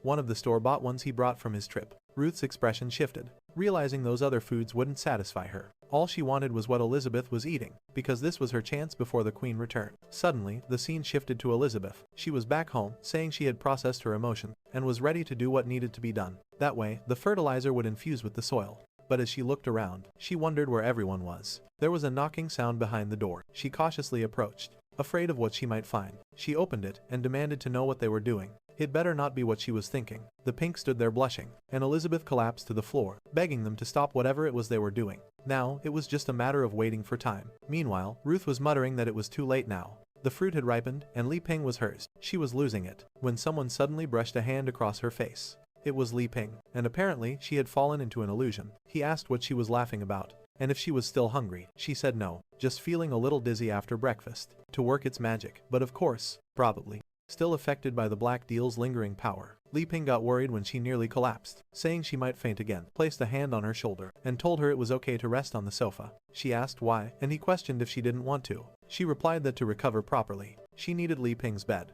It would be much more comfortable. The roots of the plant were already spreading. She'd be comfortable, he'd be comfortable, so they both be comfortable. Li Ping was utterly confused, wondering why he needed to be comfortable too. But before he could process it, Ruth was already pulling him along. She stumbled toward the bedroom, saying she felt really weak. Once inside, she commented on how cozy his room looked. She had found her target and was closing in. Through the ground suddenly, Li Ping tried to stop her, but she was already scheming, thinking she'd pull him in as soon as he got close. But our boy was quick. He grabbed a rolling chair and sent it spinning toward her. They hit perfectly, spinning with style. Ruth drifted back and slammed into the desk. Books shook and Li Ping apologized, saying the ergonomic chair was super comfortable, perfect for resting with a lump forming on her forehead. An earthquake began. Ruth reluctantly agreed that the chair was, indeed, very nice. But then, the books from the shelf toppled onto her head, making her hit the desk again. Li Ping apologized again, explaining that those were just notes he had written to pass the time when he was alone. Ruth sat there frustrated, wondering how this guy couldn't understand what she was trying to do. And the branches started killing nearby animals. Then, she started thinking about the books he had written. She suddenly stood up and asked if she could read them. Li Ping said yes, but warned they might be a bit boring. Ruth began grabbing all the books, even though he had unlimited power. If she learned about his carnal desires, she could defeat him. She spun around in the chair, holding up a book, and said she wanted to start with this one. The story was long, but in the end, the touch they turned into wood. When Li Ping leaned in to answer, she activated Fatal Attraction. Was Li Ping caught this time? Now, she was in a nightgown, saying he had finally arrived. But our boy had turned into a repair technician, and asked if she needed any services. She coyly said yes, and asked for help with the shower in the bathroom. She claimed the water wasn't working, and the entire area was being destroyed. And he calmly said it would be a quick fix. He turned a screw, and suddenly, the water gushed out all over her. She awkwardly acted, embarrassed, but Li Ping simply turned it off, saying the job was done and he was leaving desperate. She mentioned she had an impressive skill, and asked if he wanted to see it. Li Ping seemed interested, and asked if he could really check it out. The group was confused. She told him not only could he see it, but he could also touch it. Suddenly, he was in a workshop built on her back. He grabbed a Nimbus 3000 drill,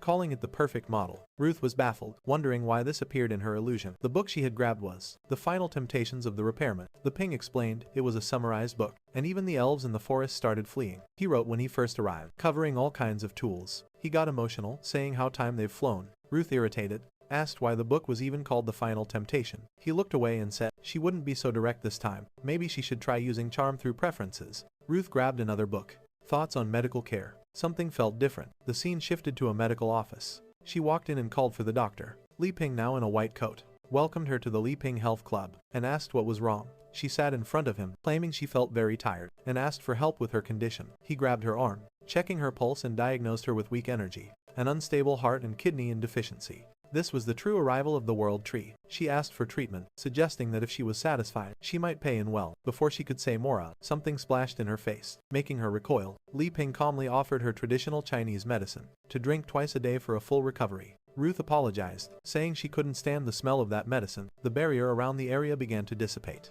Maybe a massage would be better. Li Ping nodded, saying he knew a bone massage. That was much more stimulating than medicine, but she'd need to remove some clothing. Intrigued, Ruth agreed, thinking she'd finally taken control. Li Ping gently placed his hand near her neck, telling her not to worry, was just the collar. As she leaned in, curious about what he'd do next, he suddenly cracked her neck, and Li Ping was confused. In a chiropractic adjustment, 2 quick presses along her spine to align the vertebrae. It looked painful, and yes, she was definitely suffering. Li Ping placed his hand beside Ruth's head, and told her to calm down. If she survived this, the impurities in her body would be eliminated. Then there was a loud crack. He asked how she was feeling. He asked Elizabeth if she knew what was happening, and if she was more relaxed, overwhelmed. Ruth said yes, her body felt much lighter. But then suddenly, her body collapsed to the ground, shocking her back. In reality, she was holding her head, screaming in pain. Li Ping warned her to be careful, because the things in that book were made by professionals, and she shouldn't imitate them, or she could get hurt. He apologized, and said he understood. Suddenly, the first branch sprouted leaves. Now, man, she even regrets. From a 4-star demon queen back to 3 stars.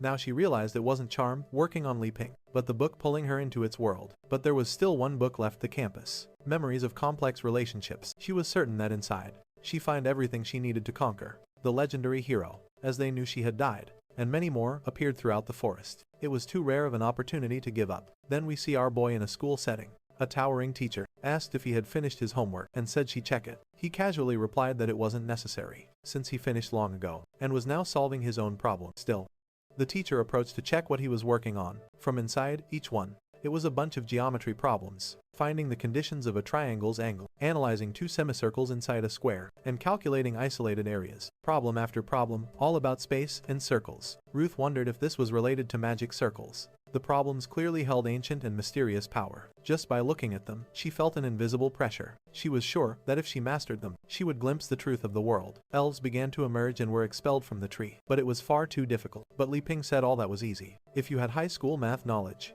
Ruth weakly told him not to pressure himself too much, and to relax for now. Then something caught his attention. His phone was ringing, and a girl's photo popped up on the screen. He stood up, telling the teacher he had to leave, because his girlfriend was calling. Moments later, they were all on the ground. The teacher scolded him for not only bringing his phone, but also getting into relationships. But Li Ping calmly replied that none of this was real. He graduated a long time ago. If she wanted, he could recite the entire derivatives table. He began spouting off countless formulas and complex calculation, and the teacher begged him to stop, because her head was hurting. Confused about what happened, Ruth collapsed on the floor, while Li Ping casually stood next to Elizabeth by the door. The numbers continued swirling in Ruth's mind, causing her brain to overload. Meanwhile, Li Ping and Elizabeth were calmly looking at each other. He walked into the light, and Ruth desperately begged him not to leave her like this suddenly. Meanwhile, the tree kept growing and expanding. She heard a sound and the illusion shattered. The book snapped shut, and she was back home with Li Ping, handing her something. He said the book was a bit embarrassing, and told her to forget about it. Originally, it was supposed to be a collection of geometry problems,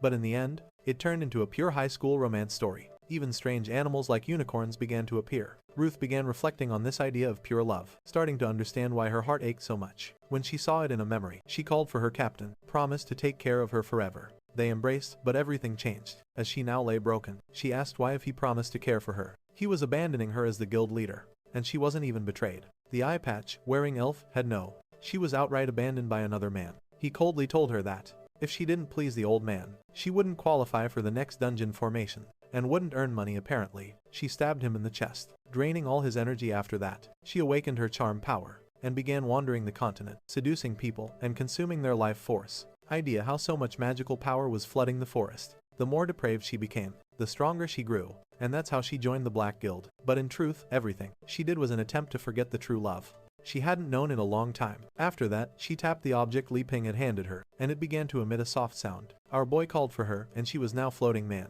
She literally turned into a saint. Not to mention, Li Ping was confused, not understanding why she transformed. She thanked him, saying he had awakened her, and now she had a mission to spread true love across the world. She wanted to fight against evil forces, but with a single note from the music, she vanished. Li Ping was left bewildered, wondering how people in this world even thought. The scene then shifted to a random place. Still blushing, Bose and Elif watched her. This sacred tree that Li Ping had planted, in the demon realm.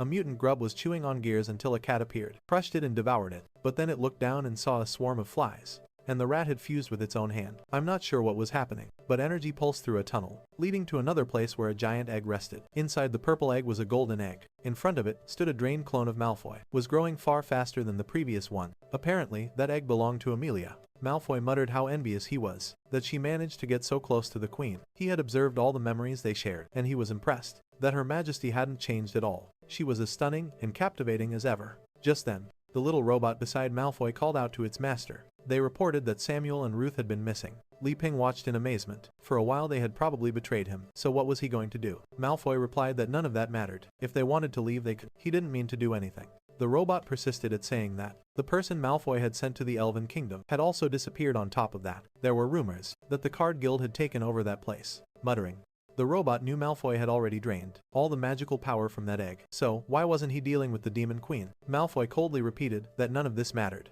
What was lost in the end. He had successfully caught Elizabeth's attention, since she had sent Amelia to kill him. The robot wondered if Malfoy's sudden devastation was due to losing all the power he had built up. It decided it had to do something, that this thing was growing faster than he expected, to help its master recover. Suddenly, the egg began to tremble, and Malfoy asked what that pressure was. The robot warned him she was back. Malfoy admitted he knew, but in his current state, there was nothing he could do outside the demon realm. Elizabeth appeared crying. She thought about the rules, about the creator, and how her emotions meant nothing. Her tear touched the ground. He then realized that, which began to bloom with life. A field emerged, and she sat down, consumed with self-hatred for one and all of this. She couldn't believe how pathetic she was, for feeling sad over something like this. She decided it didn't matter. She could live without them. But for them, losing someone as irreplaceable as her would be much worse at that moment. She felt something. She knew Amelia was in this realm, because he planted it on Elven territory. So, why haven't the task been completed? In an instant, she shot into the sky as creatures screamed below. Effortlessly, she flew past them, extracting dark gears from their bodies. She tossed them into the sky and destroyed them. With a flick of her hand, she muttered how disgusting this stuff was,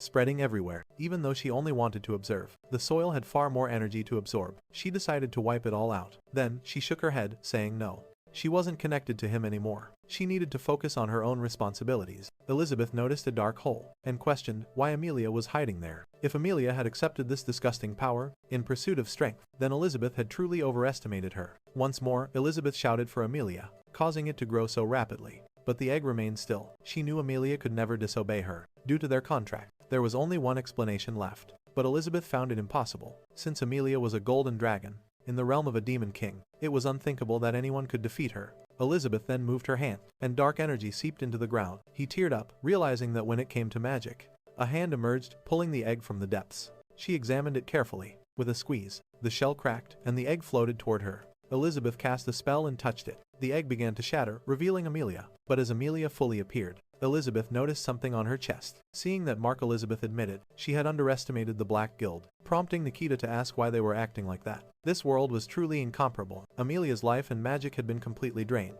leaving behind only an empty shell. Elizabeth kissed Amelia's forehead and activated a 1,000-year life spell. The resurrection completed, and Amelia opened her eyes. Elizabeth immediately demanded an explanation, but Amelia asked, "Who are you?" At the same time, Amelia seemed to wonder who she herself was. Elizabeth instantly realized.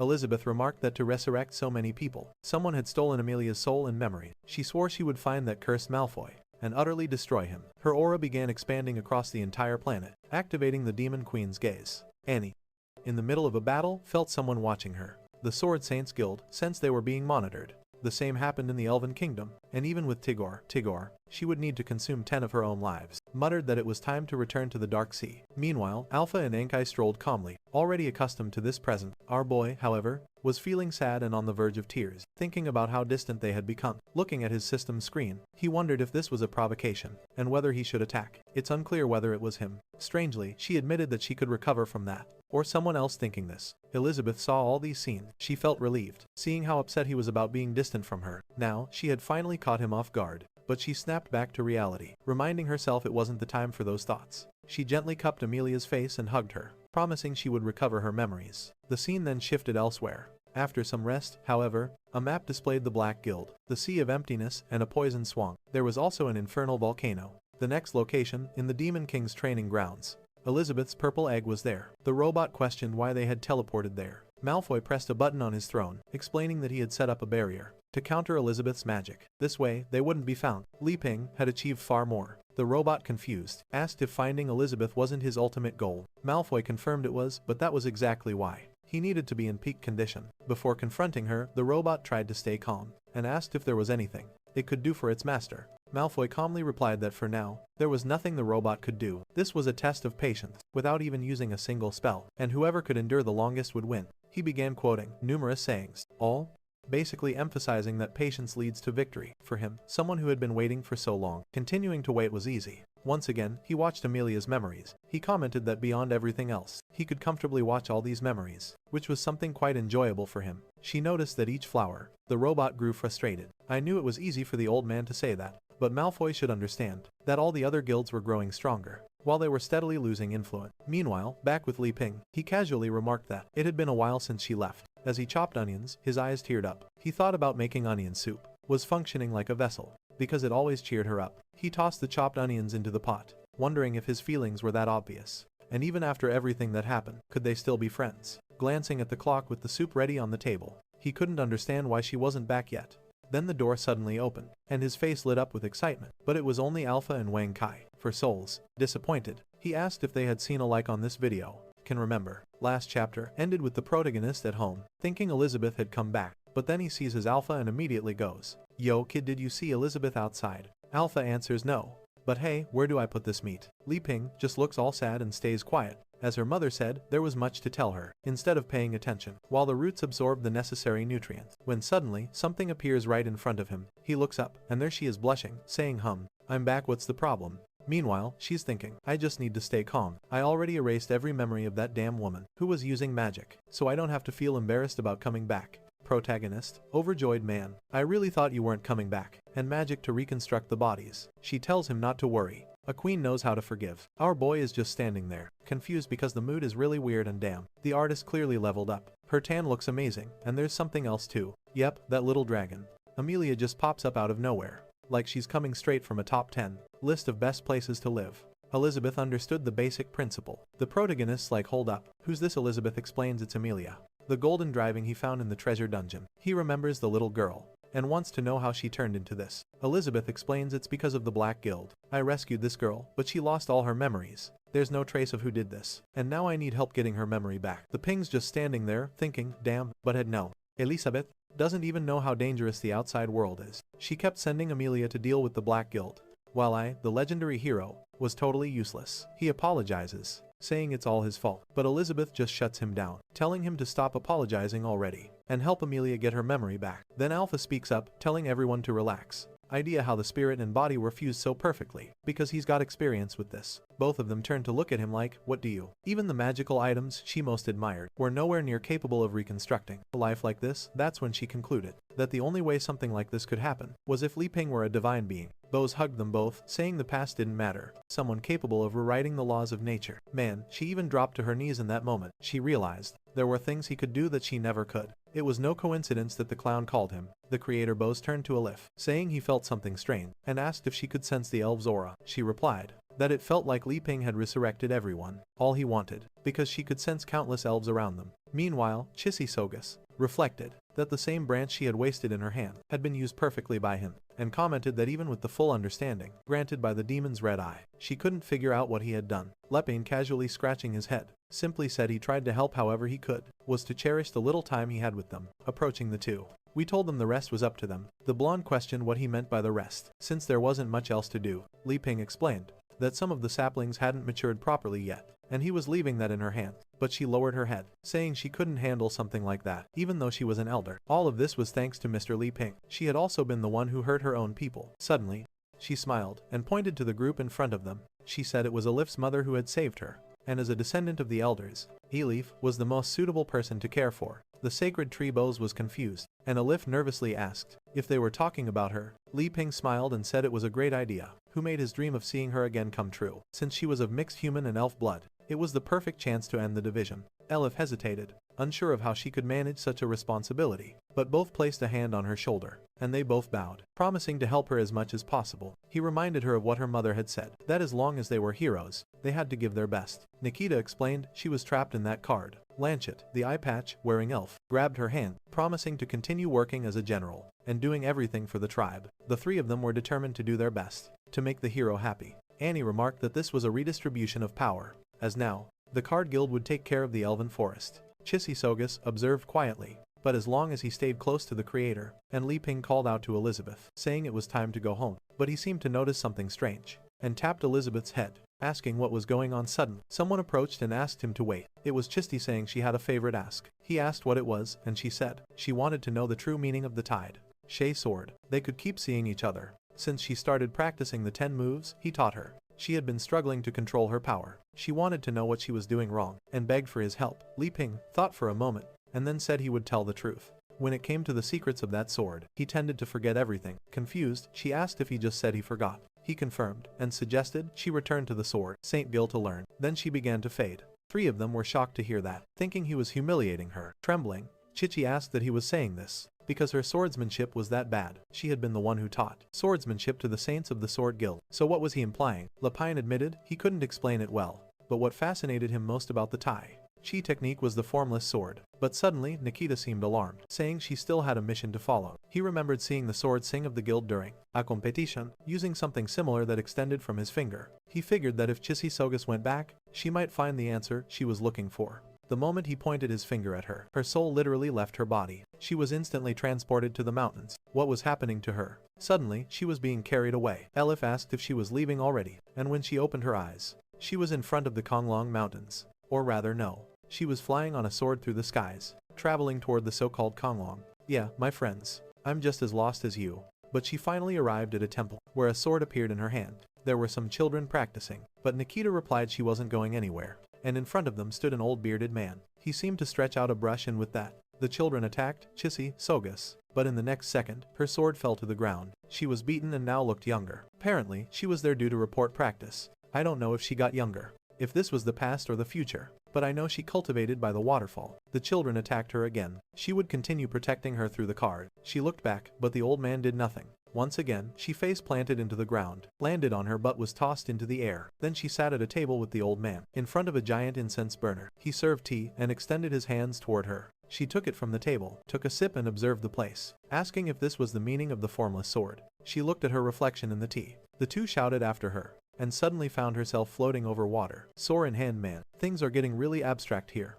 I'm doing my best to understand. She performed a graceful movement, slashing the water, crouched down, and blood started dripping from her mouth. But suddenly, she calmed down and the place became peaceful. She gazed at the horizon, relaxed again, but she simply told them to remember. Closed her hand, and the sword sank into the water. She looked up, raised her hand, moved it to the side, performed another gesture, and small plants began swirling around. I think this meant that a lot of time had passed, because the leaves fell, and someone was already sweeping the courtyard. Man. It was Chissysogus herself, now an old woman. All those same devilish kids were still practicing around her. That those who believe in peace. But with a simple sweep of the broom, she created a tornado that flung the kids into a corner, all buried under leaves. Tea was served. Once again, she sat with the master. He asked if she had finally learned about Tai Chi. Chissysogus lowered her head and asked what he meant by that, explaining that she had forgotten why she had come to this place. The old man responded that if that was the case, it was time for her to return. Live eternally. With that, she seemed to return to no. For, she asked, return where? And suddenly, she was back as the healthy Chissysogus we know. The old man told her she needed to find herself and become nature, not try to control it, but integrate with it. That was the true meaning of Tai Chi. She replied that she didn't know how to repay him for such wisdom, and begged to at least know his name. The master said it wasn't important, along with the other souls. But his name was Zhang Sanfeng. For those who don't know, that's the name of the actual creator of Tai Chi. With that, she vanished, and he wondered who would appear next. The pink stood there, stunned, trying to understand what had just happened. Chichi was floating in the sky, rapidly advancing through realms. She had now become a 4-star demon. They both disappeared into the sky. King Annie commented that the Sword Saint had ascended 3 entire realms in mere moment. Aerith and Bose were shocked. They both knew that only someone like Little Ping could make something like that happen. Chissysogus then descended, and thanked him for guiding her this way. She explained that she now understood her mistakes, and would strictly follow his instruction. She mourned that they were running out of time, and back in the present, they were crying. From now on, she would return to the Sword Saint Guild, and start teaching everyone about Tai Chi.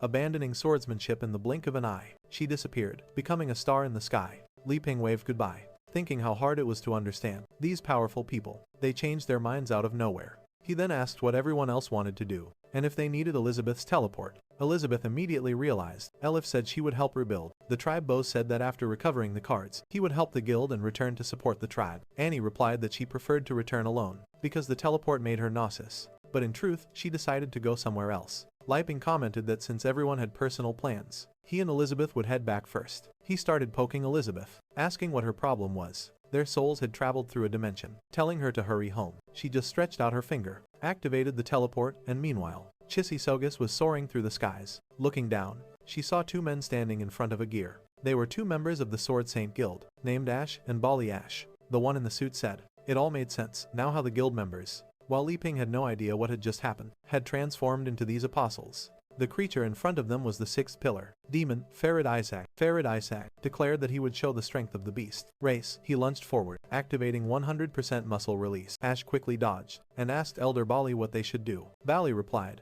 telling him never to underestimate himself. Both stood there, fists clenched, and to remember that the old man had already reached the rank of a demon lord. As soon as Bali unsheathed his sword, he activated the needle flash ability. In the blink of an eye, the wolf was covered in needles all over his body, even in his head and tongue. Ash stepped back, performed a jutsu-like move, straight out of Sasuke's playbook, fully motivated, and summoned a concrete binding technique. The wolf began getting trapped, but still charged forward. Ash activated another ability, blade vibration within the concrete, probably to solidify it quickly. The wolf struggled in the middle of it all, and glanced to the side, while Ash pushed the ability to its limit. The concrete trembled, to forever be Li Ping's most loyal followers, and the entire ground in the region lifted. The wolf, now coughing up blood, was being crushed and slammed into the ground. Bali calmly observed from a wooden beam nearby, praising how well Ash was fighting, and saying that's why he had high expectations for him. Ash finished the attack, and announced that the vibration was complete. Bali congratulated him, saying soon he would surpass the blue blade. Meanwhile, Elizabeth, Ash humbly replied that he would move forward, step by step, but of course, it wasn't going to be that easy.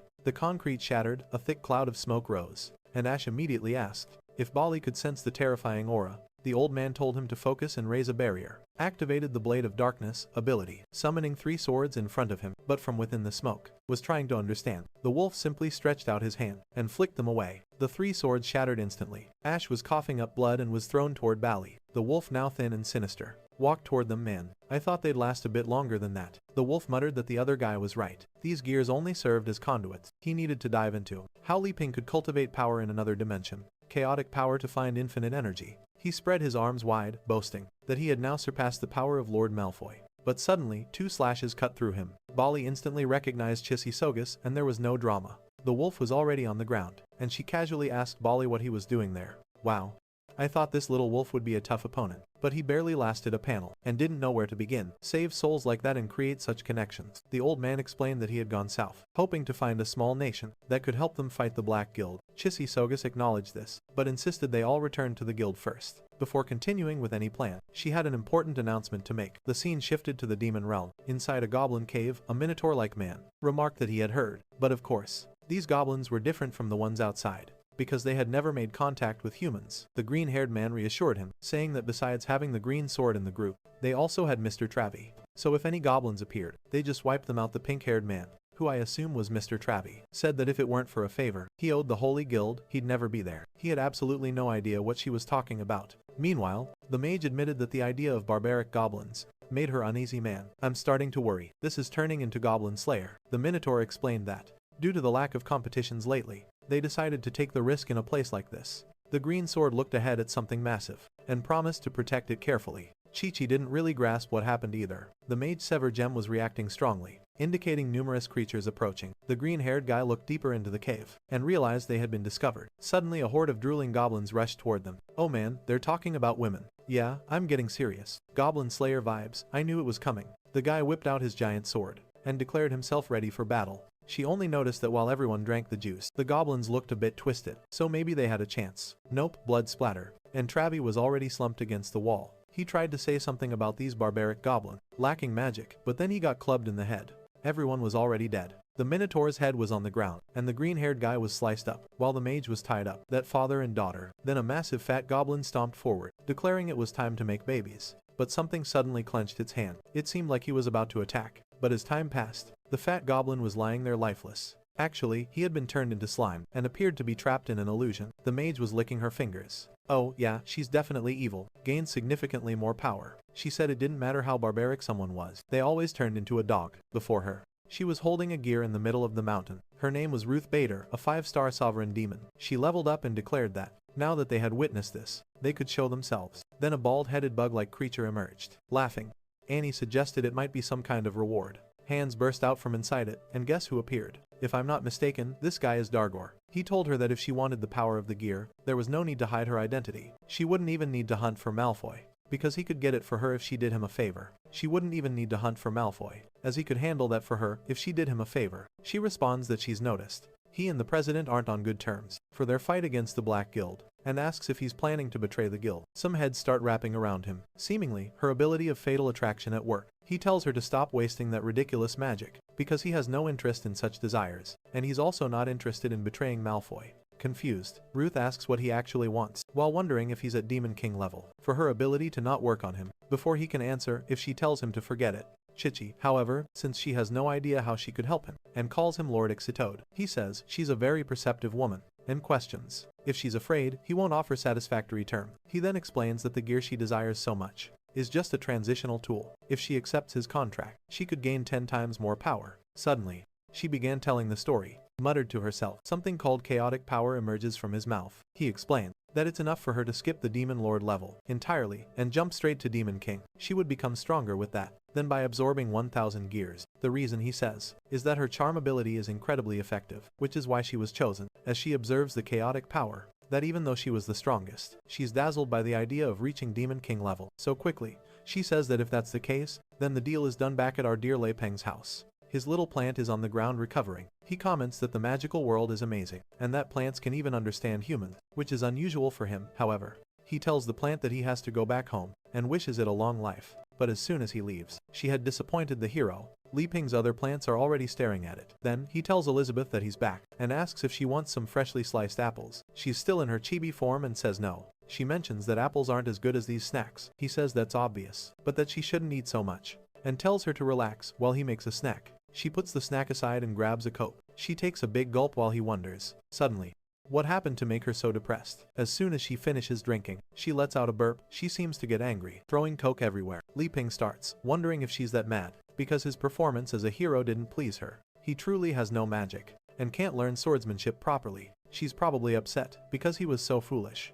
Meanwhile, Elizabeth is thinking how ridiculous it is. The blonde raised her hand and made a selfish request, that he might be above the world's laws. If that were true, there'd be no reason for her to suffer and train. She concludes that none of this matters in the end. She's just another step for him to become more famous. Or maybe not even that, since he doesn't seem interested in defeating her. Apparently, she underestimated herself. Once again, she falls onto the couch, thinking she used to rule the world. She wanted him to save the elven tribe, but now, even as a Siete-star demon queen, life has no meaning anymore. Li Ping has no idea why she's so angry, sad, moody, anxious, lazy, and still eating so much. He then figures she must be on her period, but after living together for a year, he's never seen her go through this. Maybe demon cycles are different from humans, so he calls her to eat. Elizabeth immediately responded with a blunt no, since she usually comes flying when she's lazy, and she smacks her face on the table. He says he not only made curry, but also a stew. She asks what that's about, says she's not interested, and shovels the curry into her mouth. Then, she turns around, telling him to eat that stuff, and that she'll have more snacks later.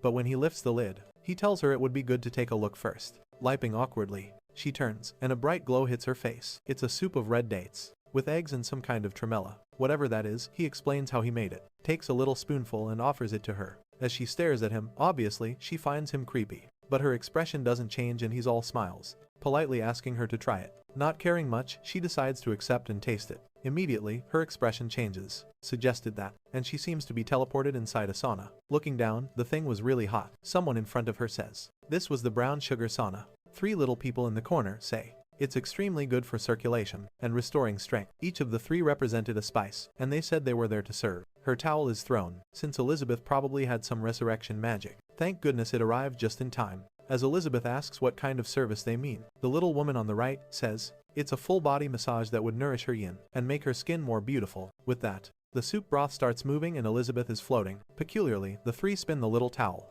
and she falls face first to the floor. She tries to get up, of how her father had forced her. she could handle it, asking what they think they're doing. But one of them approaches and takes her hand. She tells her not to worry, and just close her eyes and enjoy the massage. Elizabeth wanted to break free, but at the same time, realized the feeling was very pleasant. Another one works on her back and says not to worry, that this would bring her calm, and she didn't need to resist. Elizabeth explained it was impossible. It was an egg white massage that would make her skin extremely youthful. That the two continued helping until after a while, the red-faced one said it was his turn. The little girl turned and said she still wasn't relaxed enough, but maybe it was fine since she got a solid foundation and could probably handle it. All three little people were women. Elizabeth was confused about this talk of resistance. First, because she could only resurrect 10 people, especially since the woman was trembling, and it didn't seem possible that she could do anything to her. Then the old lady said she would have to stretch her muscles. In a split second, she turned into a buffed up version like Chris Bumstead. Elizabeth was startled, but before she could react, her calf was grabbed. The old lady said she couldn't be gentle, and thousands of elves had died. Elizabeth wanted to get away, but the other woman said this massage was perfect for opening her meridians and improving blood circulation. And so the chiropractic session, or my fashion release, began. Elizabeth was suffering, or at least, it seemed so. The one with tightly curled hair, Miss Tremella, was a 9-star saint, the one known for perfect skin beauty. Second, the corpses would still be affected, was an 11-star saint, and the red-headed one was a 17-star saint. Elizabeth was there as always in her transcendence. At that moment back at home, she leveled up, reaching the 8th realm. Li Ping stood there, holding a spindle, and asked if she was feeling warmer. He noticed her face was a bit flushed, and thought maybe it had worked. The queen slowly began to open her eyes. By the Blackbeard's magic, he asked if she managed to handle it, or if it was too different this time. Obviously, to her, this was just him, showing he could change the rules whenever he wanted, so she had no way to win. The gap between them was so vast that there was nothing she could do, and she might as well accept defeat. Elizabeth was sweating, not even knowing what to say. Suddenly, she reverted to her chubby form. Third, there was no longer a sacred tree, and said that this rule-changing thing was real, so there was nothing she could do. She collapsed onto the table and said it didn't matter what she ate, since everything would stay the same. Not understanding why she didn't seem to improve, Li Ping said he would let her rest for a while, and wouldn't bother her anymore. Then, he said he was going out to train with Alpha, and asked if she was okay with that, which was essential for the elves' survival. Slumped on the couch, she just told him to do whatever he wanted. But when Li Ping got outside, he noticed Alpha wasn't at his usual spot on the tree trunk. He knew the boy had often hung out with Wang Kai, and wondered if the two had gone for a walk. Elsewhere on the property, they were together. Alpha was complaining about a strange noise. Li Ping brushed off the third issue. He was hearing getting louder and louder. Wang Kai asked if he was trying to be lazy, since he himself wasn't hearing anything. Alpha insisted. He was saying he had a buzzing in his ear for days, and couldn't even sleep properly. Suddenly, Wang Kai stood up, and told him to get ready, because something suspicious was approaching. From 3 kilometers away nearby, someone was fleeing from some fat goblin, saying they could just plant another tree. Here comes that cursed mage again with her little plan. She claims she never expected to find such valuable information. Now she knew the exact location of the legendary hero, and the demon queen Elizabeth. This information had been passed on by Tagore. She was certain he must be much stronger than Malfoy.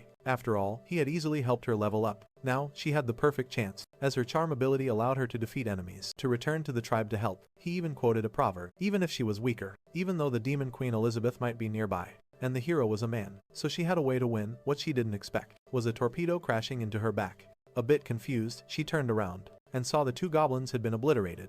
The problem was that they both had dark gears, so they shouldn't have been defeated so easily. Suddenly, it takes 10 years to grow a tree. She found herself trembling after another explosion. Wang Kai had aimed all his weapons, and immediately asked what her purpose was there. Ruth was shaking, unable to speak properly. She knew that if she said the wrong thing, she would die. A waffle, being a fool, told Wang Kai to stop scaring the poor girl, who was just running away from some monsters. He quickly introduced himself as the right-hand man of the legendary hero, and 100 years to grow a person, and the true wielder of the sacred sword. However, the dog barked at him to shut up and stop revealing information to someone he hadn't analyzed. The analysis arm approached, while Ruth wondered if that was a monster, a magical tool, or something else. Ruth could feel the energy scanning her body, and if her secret were discovered, would be the end. Suddenly, she activated her power, realizing that in this situation, the meaning was that she had to strike first. Figgle attraction was activated instantly. Alpha fell into a trance, imagined himself beside a heroic Li Ping, who asked what his partner was thinking with that. They were already slicing copper, fighting dragons, traveling around, dueling here and there, and celebrating after each victory.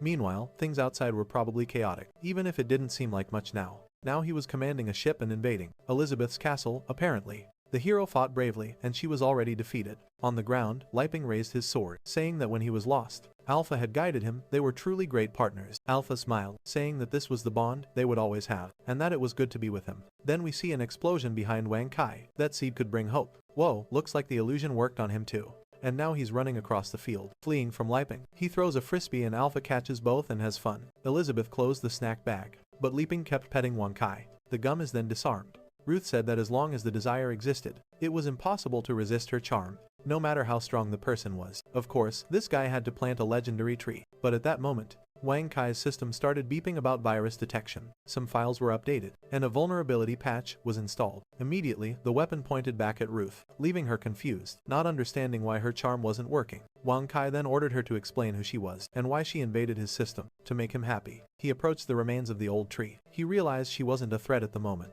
but since he didn't know her intention, he decided it was better to eliminate her. Ruth was trembling, unable to understand how things had escalated so quickly, until someone arrived, calling for Wang Kai or Alpha. Everyone froze, and the little dog immediately had hearts in his eyes. He disarmed everything and started hopping toward our boy, and noted that from his experience, Liping said, he heard a loud noise coming from that direction. At that moment, Ruth realized it was the legendary hero. At least this was a normal man, which would be much easier to deal with. The perfect story of a hero, saving a princess always worked, so she would play along with that fantasy. She collapsed on the ground, far away. While Liping asked Alpha what he was laughing about, the roots were completely dead. The fool was laughing in confusion, and Liping kept calling him. He gave him a slap, wanting to know if he was okay. Instantly, Alpha snapped out of it, confused about where he was. Liping said he was scared, because Alpha was acting like a lunatic, and asked if he had been sleeping well. With that they started leaving, abandoning Ruth with Liping, but by the time she arrived, so there was no point in trying to save them, advising Alpha to get better sleep and chop some wood. When Ruth noticed they weren't going to help her, she stood up playfully and asked if anyone could help. Liping turned and asked who she was. Meanwhile, at home, Elizabeth was eating chips and gaining weight. Then, Alpha arrived with someone falling on his head, and our boy was carrying the woman in his arms. Elizabeth got furious, and he asked Ruth if she was hurting anywhere. He placed his hand on the ground. She replied, no, just a bit dizzy and needing to rest. He gently placed her on the couch. While Elizabeth was ready to kill this woman, Liping told Ruth to rest a bit, while he prepared some tea. Elizabeth was radiating a dangerous aura from the couch. Alpha and Anka were trembling with fear, saying they hadn't done anything. But Elizabeth, and scooped up some soil saying, already launched a flying kick into the dog's face, and Alpha was ready to draw his sword. The poor thing was thrown far away. The screen was glitching, indicating she had misunderstood something, but she grabbed Alpha by the head. He asked why he kept bringing people home, and if he didn't take her words seriously. From inside, Ruth realized that this was the legendary queen. It wasn't much different from the soil at his own home. Elizabeth, she didn't fully understand why, but she was sure she had stirred up trouble. Between Elizabeth and that weapon, all she needed now was to capture the hero, Liping, and use him to kill Elizabeth. She activated Fatal Attraction, which immediately targeted Liping. However, nothing seemed to happen, and he approached her while she was scared, not understanding why the effect failed. The problem was, he calmly came closer, and told her there was a cup of tea for her. She used Fatal Attraction again, certain it was impossible to resist, as long as the target was a man. Liping's eyes were spinning, or rather he noticed her eyes spinning, and asked if she wasn't feeling well. The girl was struggling to keep her power active. He handed her the tea and told her not to be so nervous, that normal seeds would take too long to grow back, and to relax a little once she recovered fully. They would send her back to the city. As she took the cup, Ruth felt it had enormous magical power. She decided to drink it to see its effect, took a big sip and was overwhelmed. At that moment, she advanced to a 2-star Demon King. Liping asked how she was feeling, but the cup fell to the floor. She clutched her stomach. Elizabeth wondered if this lunatic, wondering what he had given her to drink. Suddenly purple veins began appearing on her stomach. Her neck itched as she scratched herself. Liping was confused, wondering if she was allergic to wheat. Elizabeth, however, explained that this woman was like Sogus, and had been infected by a contract from the Dark Sea. Liping then asked Elizabeth to save her, like she did with Sogus that time, was seriously planning to replant the sacred tree. But Elizabeth refused, saying there was no way she'd do that. She had already figured out that Liping gave her that tea on purpose, to force Elizabeth to cancel the contract, and she wasn't about to work for free. Agonizing, Ruth said, he must be trying to witness the greatness of the creator. Something started crawling up her throat. The elf explained that lady, and she spat it onto the floor. A purple slime appeared, and Liping said, it was the same strange magic from the insect. The creature said it had infiltrated extremely secretly. So, how had it been discovered? It threatened that one day, it would destroy Elizabeth with chaotic power, only to be cleaned off by the little robot. Liping said. He was scared, but relieved it was just a bit of dirt. Elizabeth immediately. Twyla had sacrificed herself to summon the sacred tree, demanded that Ruth explain her purpose for being there. Ruth told them not to misunderstand, and claimed she was forced into this. After all, she realized that the contract with Azatov had been broken, and their combined power exceeded expectations. But Elizabeth simply told her not to think she could lie like that. Suddenly, Ruth found herself in the world of skeletons, confused. Both of them turned to look at him like. Elizabeth tells him to get on with it already. I went through 81 tribulations alongside Li Ping. He runs his finger along the dagger, which suddenly emits a golden glow. He declares it finished. Ryan starts shaking and tells his father to look. His father says it's so bright, he can't even open his eyes. In Bose's 700 years of forging, he had never seen anything like this. It was as if a divine being had descended and was touching the dagger, and only after slaying celestial beings. Alpha says, I told you, Wang Kai weapons forged by Li Ping are strong enough to draw the attention of gods. From another world, anything he creates pulls in some kind of divine consciousness. Li Ping walks up to Bose and says, can you run an analysis on it? The old man trembling says, of course, sir. Li Ping, he activates his magnifying lens. Were we finally able to be together? Zooms it in 10,000 times, and the edge is still perfectly smooth. He can't even understand how something could be so impossibly flawless. Wonders if his lens must be broken. There's just no way. He decides to ignore the edge for now and focus on the special effects. But the result says it's a kitchen knife, a creation of Li Ping. Then, the pirate chimes in, just a simple weapon forged personally by him, and yet its special effect is instant death. Heimer is horrified, afraid of accidentally cutting someone with it, wondering what kind of terrifying thing was just created. This was way beyond rank S. This was a divine artifact. He says he understands now. It must be that whetstone. In my ocean world, me and Lei Peng. That's the secret, he has to check it. He picks it up thinking it's something far more advanced than celestial gold. But when he touches it, it shatters, and he falls to his knees, realizing there was nothing special about it at all. Li Ping asks, Your Majesty, are you okay? What just happened? Heimer is crying, saying he needs to understand, competed countless times, how something like this was even possible, how Li Ping's comprehension of forging could be so vast. Li Ping, completely confused, asks, Your Majesty, are you messing with me? Thinking to himself, this king's being sarcastic. I just use the simplest forging methods possible, and nothing I do compares to dwarven techniques. Then he says, well, I've never thought too deeply about forging. If I have to explain it, I just say that I have a belief to see who'd become king of the pirates. The protagonist understands right away. The old man is acting like this because he knows Elizabeth doesn't want him to humiliate the kid. And then suddenly Li Ping just says one word, heart. Heimer doesn't get it at first, but our boy starts glowing with an aura. And suddenly, Heimer says, now I understand. Elizabeth laughs at Li Ping, teaching them how to fish. In the end, he lost to me, instead of just handing them the fish. That really is how someone powerful acts. Very well done. A little while later, we're already on the train. Heimer tells them this train will take them straight to the people of Aristotle. The problem is the trip takes 2 whole days, so why don't they just teleport? As soon as I saw the train, I wondered the exact same thing. But the truth is, when it came down to the last moment. But Li Ping says that's not the point. What matters is that they want the kingdom of Aristotle to feel their goodwill. Chi thinks this guy is really talking about goodwill, but I know that if they don't accept a peace treaty, that we force to accept defeat. Elizabeth, however, is way more interested in knowing what they're going to eat today. He let her win on purpose. Brian tells them to focus on the journey, since there are more and more bandits lately. The two of them just ignore him. Our boy says he brought plenty of ingredients, and all she has to do is say the word and he'll cook. Elizabeth says that no matter what he makes, she'll eat it. Meanwhile, Bose is holding the insta-kill dagger, asking if Li Ping is really going to give them something, and asks if this is actually going to work. She shouts that, so precious. The protagonist just says, it's no big deal, no need to be so formal about it. But Heimer says that, with this blade, their kingdom would rise to new heights. He drops to his knees and orders his son to do the same. The two of them bow so low, they're basically kissing the ground, saying that it was truly a blessing from the god that they visited their nation. But then, someone shouts that the train is leaving. Now, the idiot keeps saying he's her treasure. It's Alpha and Wang Kai, telling him it's time to go. Our boy waves goodbye. I thought those guys were coming along. But nope, Elizabeth spreads her wings and they leave, leaving Chichi and the blacksmith behind. And just like that, it's just our boy and his romance. Good lord, what a massive thing this is turning into. Elizabeth is suddenly all soft and sweet, and now I'm starting to get worried. When she's this nice, I can't help just to comfort himself about the loss she suffered, but feel like something's about to happen to her. She's looking at him, wanting to know what he's thinking, and suddenly, he says there's something on his mind. Out of nowhere, he pushes her down, and asks what kind of fusion she thinks his technology would create, when combined with her magic. Obviously, he's probably talking about some kind of weapon, and not necessarily kids. Meanwhile, the real Elizabeth, but Elizabeth's already blushing bright red. The Ping says, I heard that over in the kingdom of Aristotle, magic and technology are closely intertwined. Elizabeth ignoring everything he's saying, just replying that if he really wants it, it's not impossible then. He clarifies, that he was talking about the kingdom of Aristotle, but now, he finally gets his chance.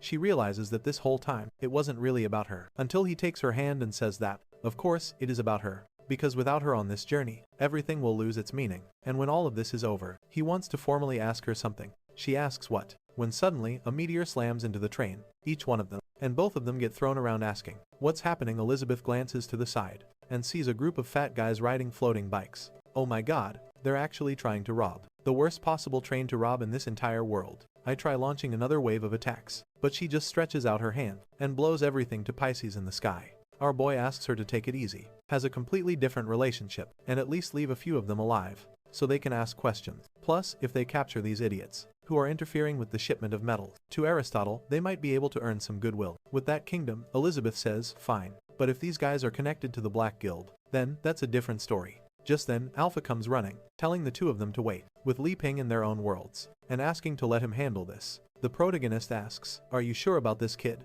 Alpha answers, "Relax, Dad. The Holy Sword's got this." Meanwhile, the bandits are thinking so. This time, they actually hired someone to guard the cargo, but it still won't be enough. But one of them says not to underestimate them. They had just destroyed a cannon enhanced with magic. She's wondering what kind of place this even is. These guys weren't weak. That one was the leader, Pisces, who shouted for them to focus on destroying trains, gears, then retreat. His men immediately acknowledge the order, and charge straight toward the trio. Right away, the protagonist realizes they're trying to sabotage the place, and suddenly, Alpha starts gathering aura, telling them to just leave it to him. The enemies rush toward the wheels, when an old lady speaks up, but out of nowhere, a flurry of golden flashes lights up the air. Alpha, standing there with his eyes closed, saying, "This is the legend of the golden sword, the noble blade, the divine weapon that decides every battle." But the bandits are freaking out, asking what the hell is up with this blonde kid, and what they're supposed to do now. Pishus, because they don't have time to waste. This is the theater of Elizabeth, instantly realizes that this boy is a spiritual weapon, but doesn't make sense.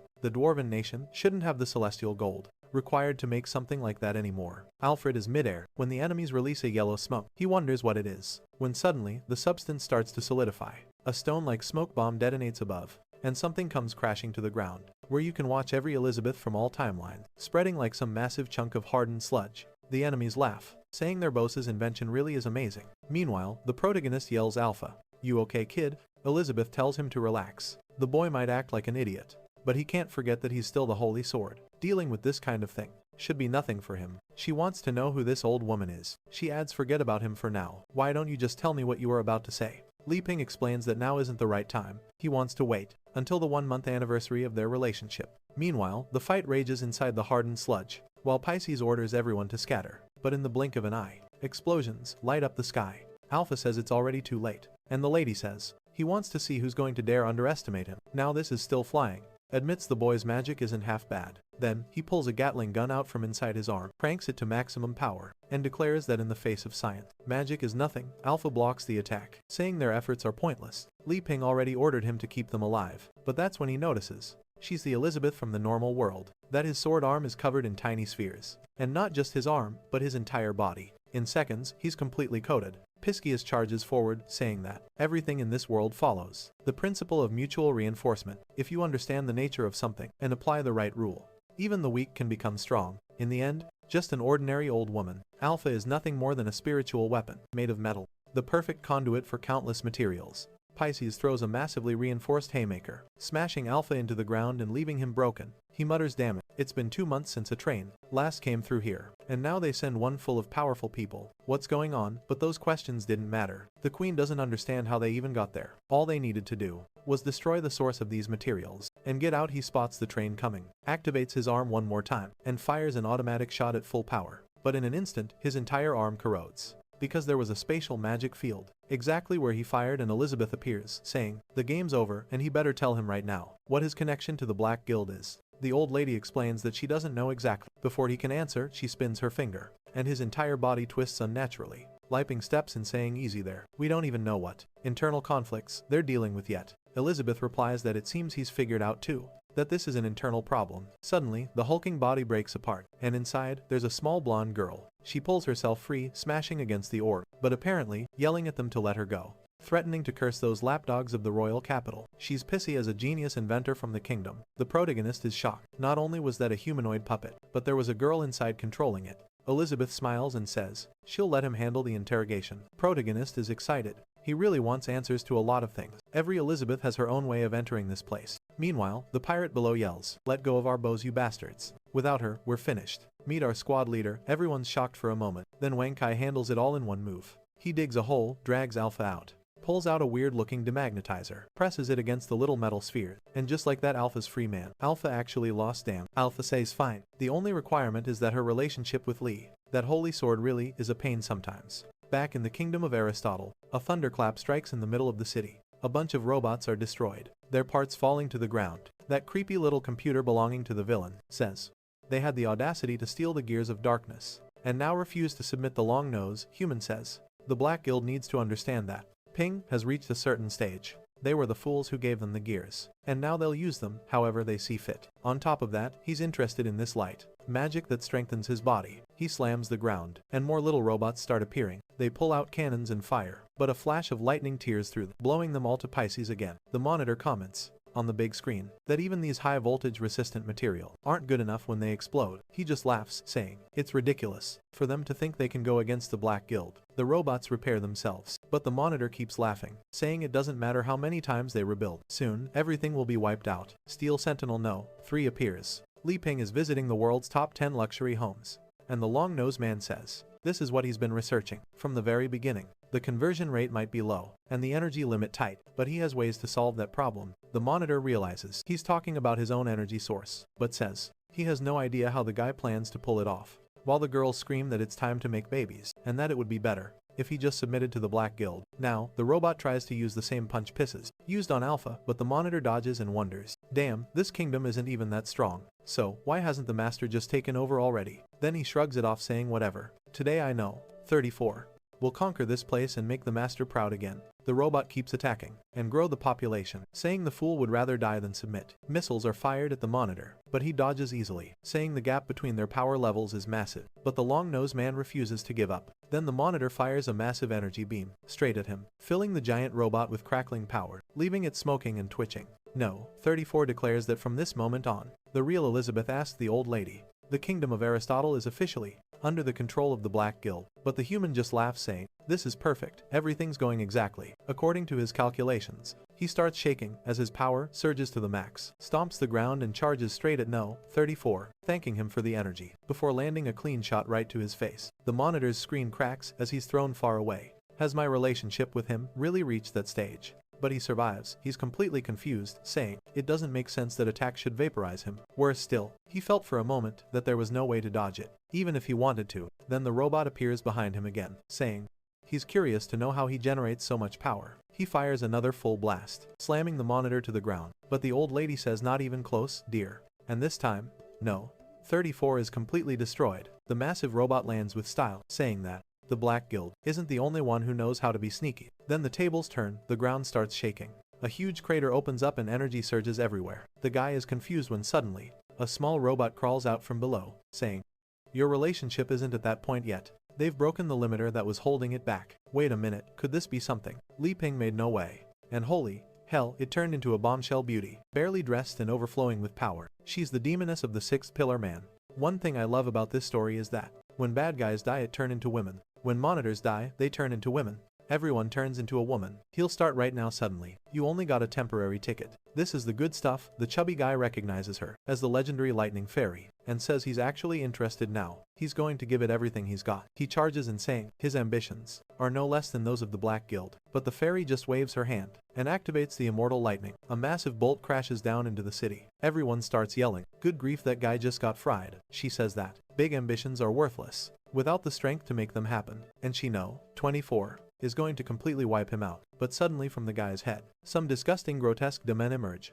The man's body rises, floating around her, saying it's interesting that this is the worst version of Elizabeth. How her attack keeps shocking its target until it's completely dead. He admits it's worthy of a monster of her rank, but she needs to understand he hasn't been a living creature for a very long time. The fairy completely ignores him, doesn't even look at him, and says he talks too much. Does he really intend to resist? Whether he intends to resist or not, he sure seems to be enjoying it. The most stubborn of them all. He says that in the kingdom of Aristotle, they have a saying in the face of science. Magic rank doesn't mean everything. But she snaps back, saying she's got another saying for him. In the face of absolute power, magic rank has always been everything. He claims she can't win. He's pinned her body to the ground, saying she have to electrify the entire continent, and how boring she is, the queen standing there confused. Or, she'll de here. But she summons a huge burst of power. Her hair rises like Killua's, lightning surges everywhere. Her rank keeps climbing higher and higher. Then suddenly, a voice whispers in her ear, asking what she thinks of its appearance. Out of nowhere, Malfoy appears, grabbing her from behind. What the hell? This guy really is everywhere. Oh, wondering if that's really how they all see her. Here we go. Now, we're about to learn how this girl was born. 400 years ago, the protagonist was repairing Yinki's body, after it was wrecked when the queen beat him up. One of the sparks that came off during the repair, scattered along the wall, shot up into the sky and fell into the demon kingdom, where it turned into this girl. So basically, the old lady says, my child, she's nothing more than a spark from Wankai. Man, we could use a little pet like that too. Some poor beast tried to devour her, and got electrocuted instantly, died on the spot, and she collapsed to the ground. That's when she looked to the side, and saw Malfoy approaching. He was electrocuted the moment he picked her up, but he activated his demonic power and said that, no matter what, he wouldn't give up. It's hard to please so many Elizabeths. The poor lightning fairy thought he was talking about her, and thanked him for not giving up on her. But obviously, he was talking about Elizabeth. Next thing, she's inside a capsule, and he begins. Test. No, 24. He presses the red button, and dozens of bolts of lightning strike. Countless creatures, the whole place is electrified. The capsule begins to glow. Each one is the main character of her own world.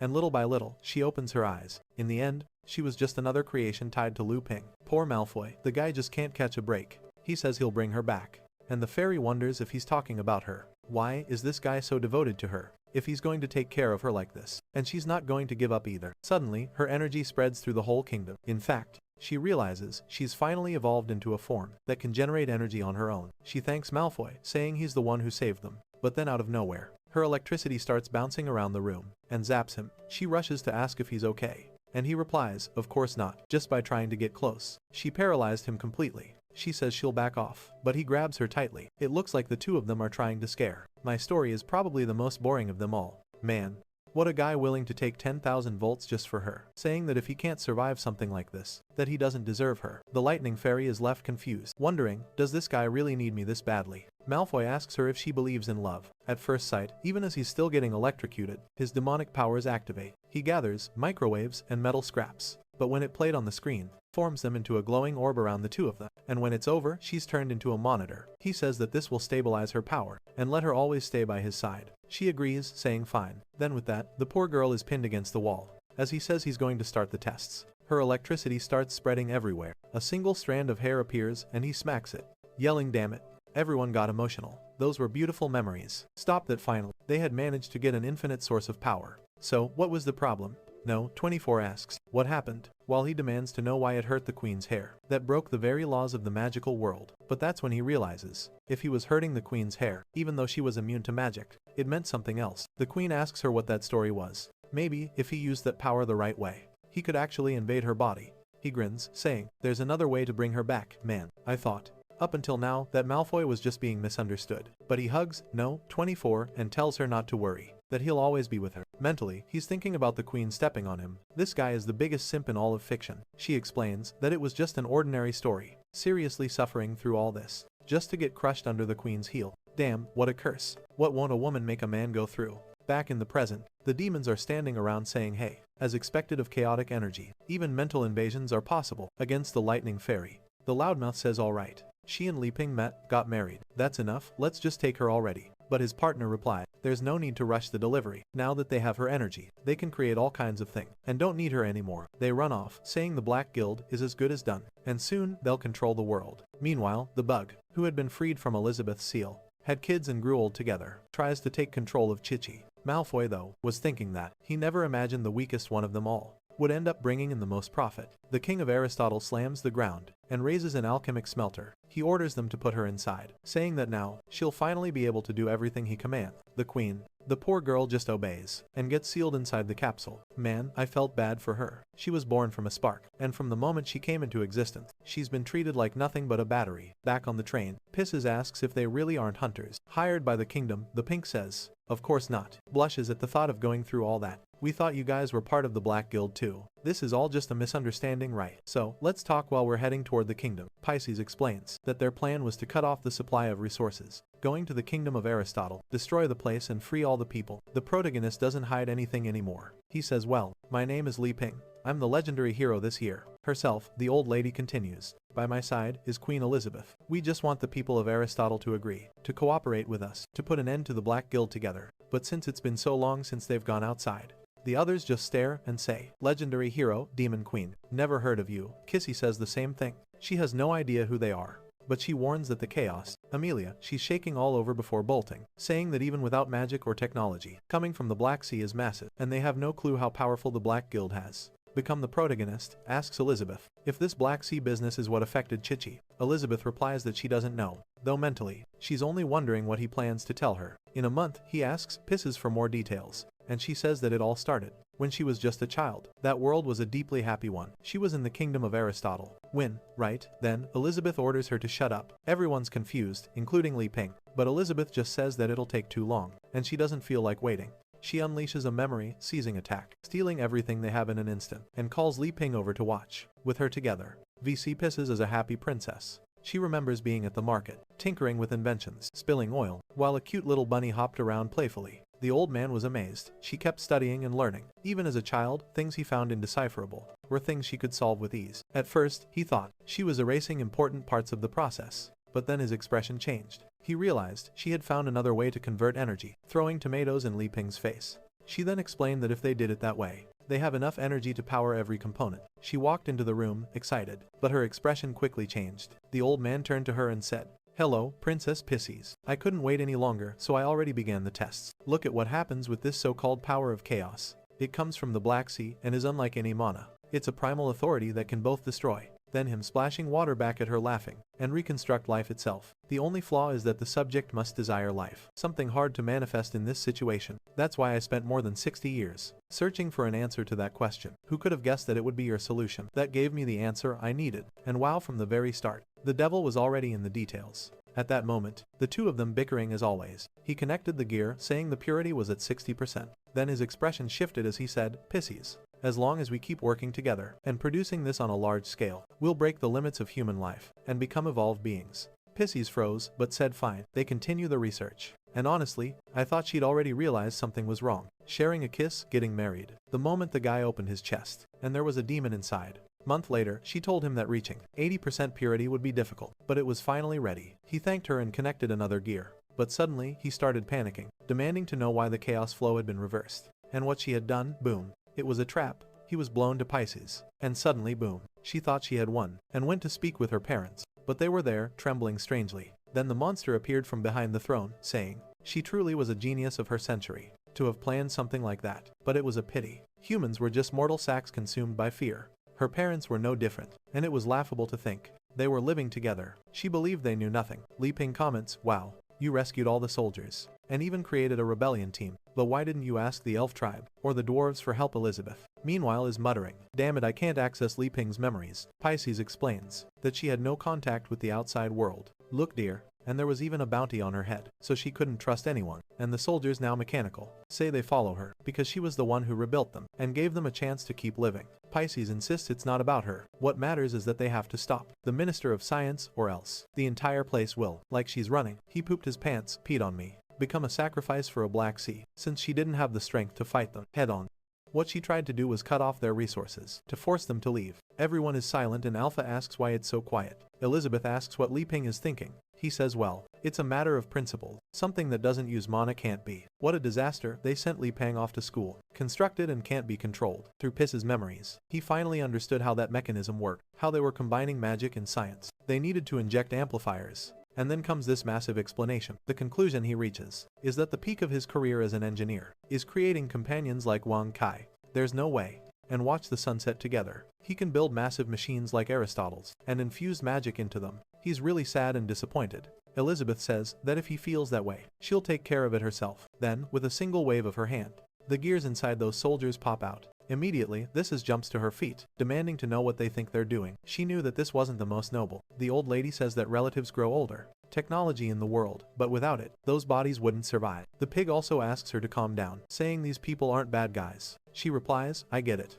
But even if they were a little different, they still contain traces of mana from the Black Sea. Some were produced in Aristotle, others by the Black Guild. But regardless of how they were made, children grow up too, and in the end, once one of those gears is implanted into a body, it corrupts the user's soul. sure to get stronger and live longer. But in the end, your mana still gets siphoned into the Black Sea. Corrupted souls, mana enhancements, bodily mutation, even advancements to higher demonic tiers. Even the elves' necromancy. She's realizing that the Black Guild is using science, the only one who'll be by her side until the very end, to produce these gears through human bodies. All that effort just so in the end, every single user feeds the descent of chaos into the world. They're the first ones will be corrupted and devoured. She then destroys the gears and says that yes, it's a matter of principle, and from the looks of it, wow, she actually killed those guys. Of course, is Li Ping, and all of it passes in the blink of an eye. Pisses doesn't accept that and rushes in to punch her, shouting that she'll never forgive her. But a single snap of Elizabeth's fingers, an abyssal gift engulfs the train. Immediately, Pisses feels something strained. The others are confused, calling out to their bows, asking what just happened. One of them says,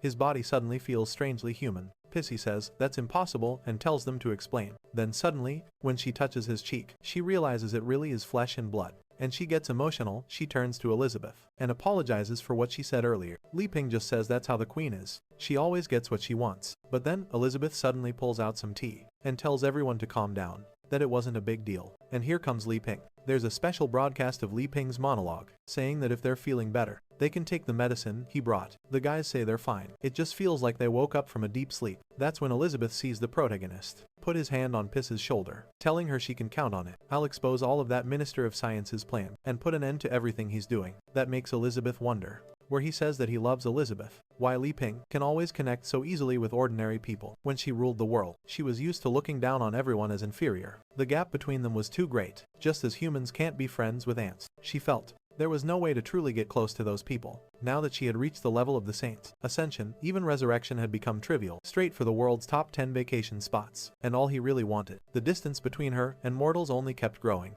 and to her these mortals were nothing more than particles in motion. Did any of it matter to her? Of course not, it was all insignificant. But then someone approaches, and the queen glances to the side. It's Li Ping, glowing like a holy saint, saying that all beings have the same value. She's shocked, thinking that it's such a ridiculous idea was for her to become his girlfriend. Watching him among the people, she thinks that with the status he holds, these are pitiful emotions. These people could never understand the complexity of the dimensional existence he lives in, so why does he care about their problem? Why does he sit there, listening to their childish questions? I can't understand what he's looking for. But she realizes that it's not pity for the weak. All he wanted was for her to just come back home. Watching the way Li Ping looks at them, she wonders if maybe he's trying to see the world she herself never reached. Her strength had reached the heavens, devoured, conquered, and ended everything with the infinite mana she possessed. But she had never stopped to think that maybe she should seek power within herself, instead of just standing above all and looking down. He seemed to dive into the very origin of life itself, already at that moment, and observe it. Maybe these tiny beings, these little particles within his reach, were the path to the world she had never explored. She starts coming to the conclusion that Li Ping had transcended the shackles of sheer power, and now she was finally starting to see that path for herself. Naturally, this triggers yet another breakthrough for her, advancing her to the second rank of saint. Elizabeth realizes that apparently she's completely emotional. My God, this girl is already going too far. She's saying that just to be with her, he deliberately suppressed the radiance of a creator. He shaped the very truth of the universe into a bouquet, just to hand it to her, because that's what he saw as romance. Yeah, this girl isn't entirely right in the head, but she asks if there's anything she can do to help. The protagonist is shocked. He had liked her all along. That Elizabeth is actually offering to help. Then, she sits down beside him and says, of course, she wants to learn more about him. The protagonist thinks she's being a little sarcastic, and is actually mad that he offered to help. The princess pisses, thanks them both while thinking, this is crazy. She has no idea what this whole legendary hero and demon queen thing even is. But their strength is absolutely unreal. She asks. All the other Elizabeth starts celebrating. What the plan is to take down this whole conspiracy. They promise they'll do their best, while also thinking it'd be best to finish this quickly, before Elizabeth really gets angry.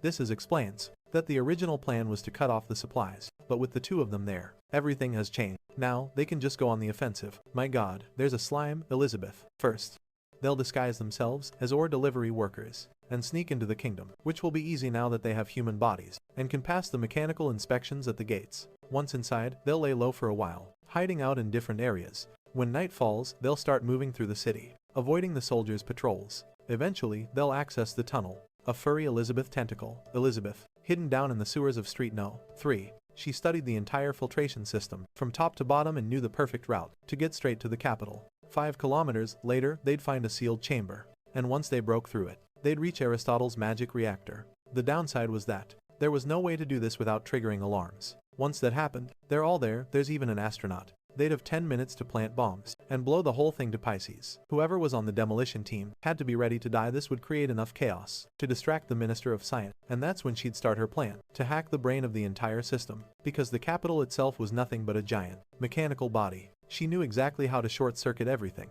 Elizabeth completely unimpressed. But then, the screen suddenly shuts off, triggering a chain reaction that would collapse it all, like a line of dominoes without the reactor. The Minister of Science wouldn't be able to build those giant armors anymore, and without those, his plan to end the world would fall apart. But she warns them, anyone joining this mission cannot be afraid of dying. This was a revolution that demanded sacrifice, her comrades nearby say, and a cave woman demands to know they're only alive because of her. So of course, helping her see this through is the purpose of their life. Elizabeth says that sharing one's remaining lifespan with others is a logical thing to do. She has no objections to the plan. Li Ping, however, hesitates. Pisces asks what the problem is. Isn't offering up her life what kind of nonsense this is, and risking everything enough? But Li Ping says no. Miss Pisces, this plan of yours is stupid. You need to get rid of that idea right now. The poor girl just accepts it and lets a tear fall. I thought he was going to fight her on it a bit more. But then he says, wait, there's a better way to deal with this. I used to think just like you, and that's what made me start this hero's journey. Where's the scene where they make a bunch of babies? I even made a pact with Elizabeth to unite everyone and protect this world, but in the end, all that happened was that we wasted time, and people died for nothing.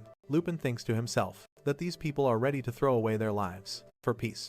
It's time for him to finally end the promise he made. And then he says, Elizabeth, I want you to go now. She wants to see the whole thing right now and protect the kingdom of Aristotle. I can't wait even one more second. Elizabeth says she'll go because she's thinking he means he can't wait for that thing they're supposed to do in a month. She says the job will be finished extremely quickly. With that, the perfect world that belonged only to the two of them would finally be born. Meanwhile, cavewoman Li Ping really suffered. Back in the kingdom, countless gears are being forged and fried. The Minister of Science says everything is going even better than he imagined. The gears just keep coming, piling up higher and higher. In just a single day, more than 5,000 gears have been produced. That meant the conversion of humans would speed up completely, or maybe not the Japanese, and their research would advance to the next stage. And everything was moving even faster. Now that the fairy had transformed and activated her infinite discharge, the demon stands there, grinning, thinking that finally, these so-called heroes, a demon queen and that cursed Malfoy, would all pay for the arrogance they had shown. But then suddenly he starts trembling. In a single second,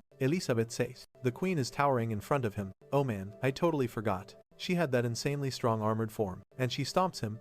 He crushed editor. Rewind that stomp angle because that was way too fast. Didn't even get a chance to appreciate it. Wait, no. Hold on, it's not over yet. Next chapter. He's still there, shaking, and the minister asks. She's always focused on what happens in the bedroom. What's wrong? He says he can feel that she's coming, and he knows they can't fight her head on right now. He walks over to the Sea of Gears and says he's taking them to the Black Sea right now. The minister looks confused. What he said, he'd take them tomorrow. The guy just tells him not to worry. He'll be back tomorrow, assuming the fool is still alive. The Minister of Science can't make sense of it. But the guy disappears, taking all the gears with him. But still this doesn't make sense. At that moment, alarms start to sound, warning that a maximum alert intruder is nearby. In the city, a guy riding a scooter wonders what's happening.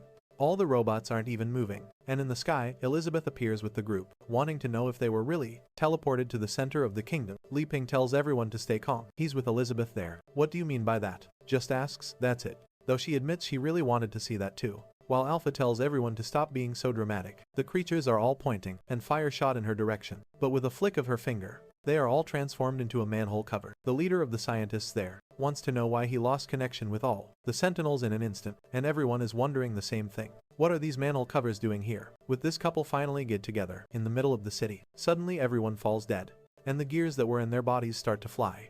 Did Elizabeth just rip everything apart in an instant? The scientist is freaking out, wanting to know how she turned everything to dust so quickly, and it really is fast. In less than 5 pages, she's already wiped out the entire city. Then the guy says that there won't be any kindness. That's when the old lady says he has to eliminate this threat before all of Aristotle's falls. He starts stealing all the energy from the lightning fairy, who is trembling. The entire city and castle begin to move, and a gigantic robot rises. At that moment, Pisces says he's crazy for activating that without even a power converter. Elizabeth's temporary ticket had just expired.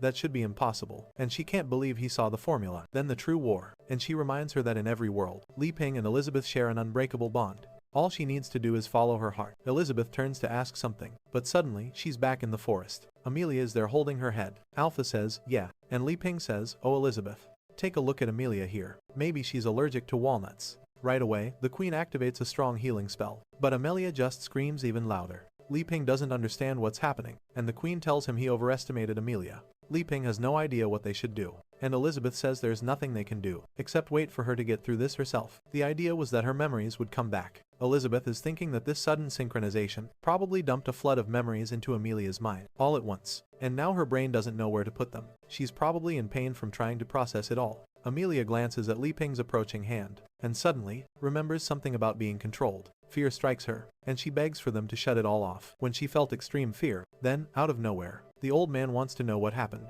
It looked like the files had been stolen, but that should have been impossible. Suddenly, Amelia runs off crying in total panic, and man, she takes a serious hit along the way, completely knocked out. Not many could withstand a blow that hard. Elizabeth thinks once again that Li Ping went against his own principles, but out of nowhere, to help her because of Amelia. The protagonist apologizes for scaring her, but Elizabeth says it's fine. All she's going to do is send Amelia into the contract space so she can rest there for a while. Elizabeth looks at him, and he's just standing there not knowing what to do, and neither of them says anything. Up above, Wang Kai and Alpha are watching. Li Ping starts talking about the sky.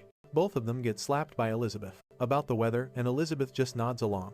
Alpha's thinking, damn it, when I tried to scare her, she got mad at me. Li Ping does the exact same thing, and it works. Wang Kai says, obviously, nobody can scare someone worse than Li Ping can, but then something starts calling out to Alpha saying that if he refuses, he'll be punished. Who calls them boring idiots. Alpha grabs his head as veins start bulging in his neck, feeling pain like his whole head is about to explode. Wang Kai quickly pulls out a noise-blocking headset and puts it on him. Alpha starts to calm down, wondering what just happened to him. He hadn't been hearing anything before, but there's not much else he can do now, so he just decides to take the kid to the forge and check him over later. Meanwhile, in the garden, Elizabeth turns around and says that the poor guys are apologizing. Since there's nothing else to talk about, she's leaving. She starts walking away little by little, wondering why that damn Li Ping isn't running after her. In the other worlds, he always seems so much more proactive. The protagonist stands there, with different versions of himself arguing, some telling him to go chase after her, others asking if he's not afraid she'll leave and never come back, thinking that's what worked for Alpha back, others calling him a coward.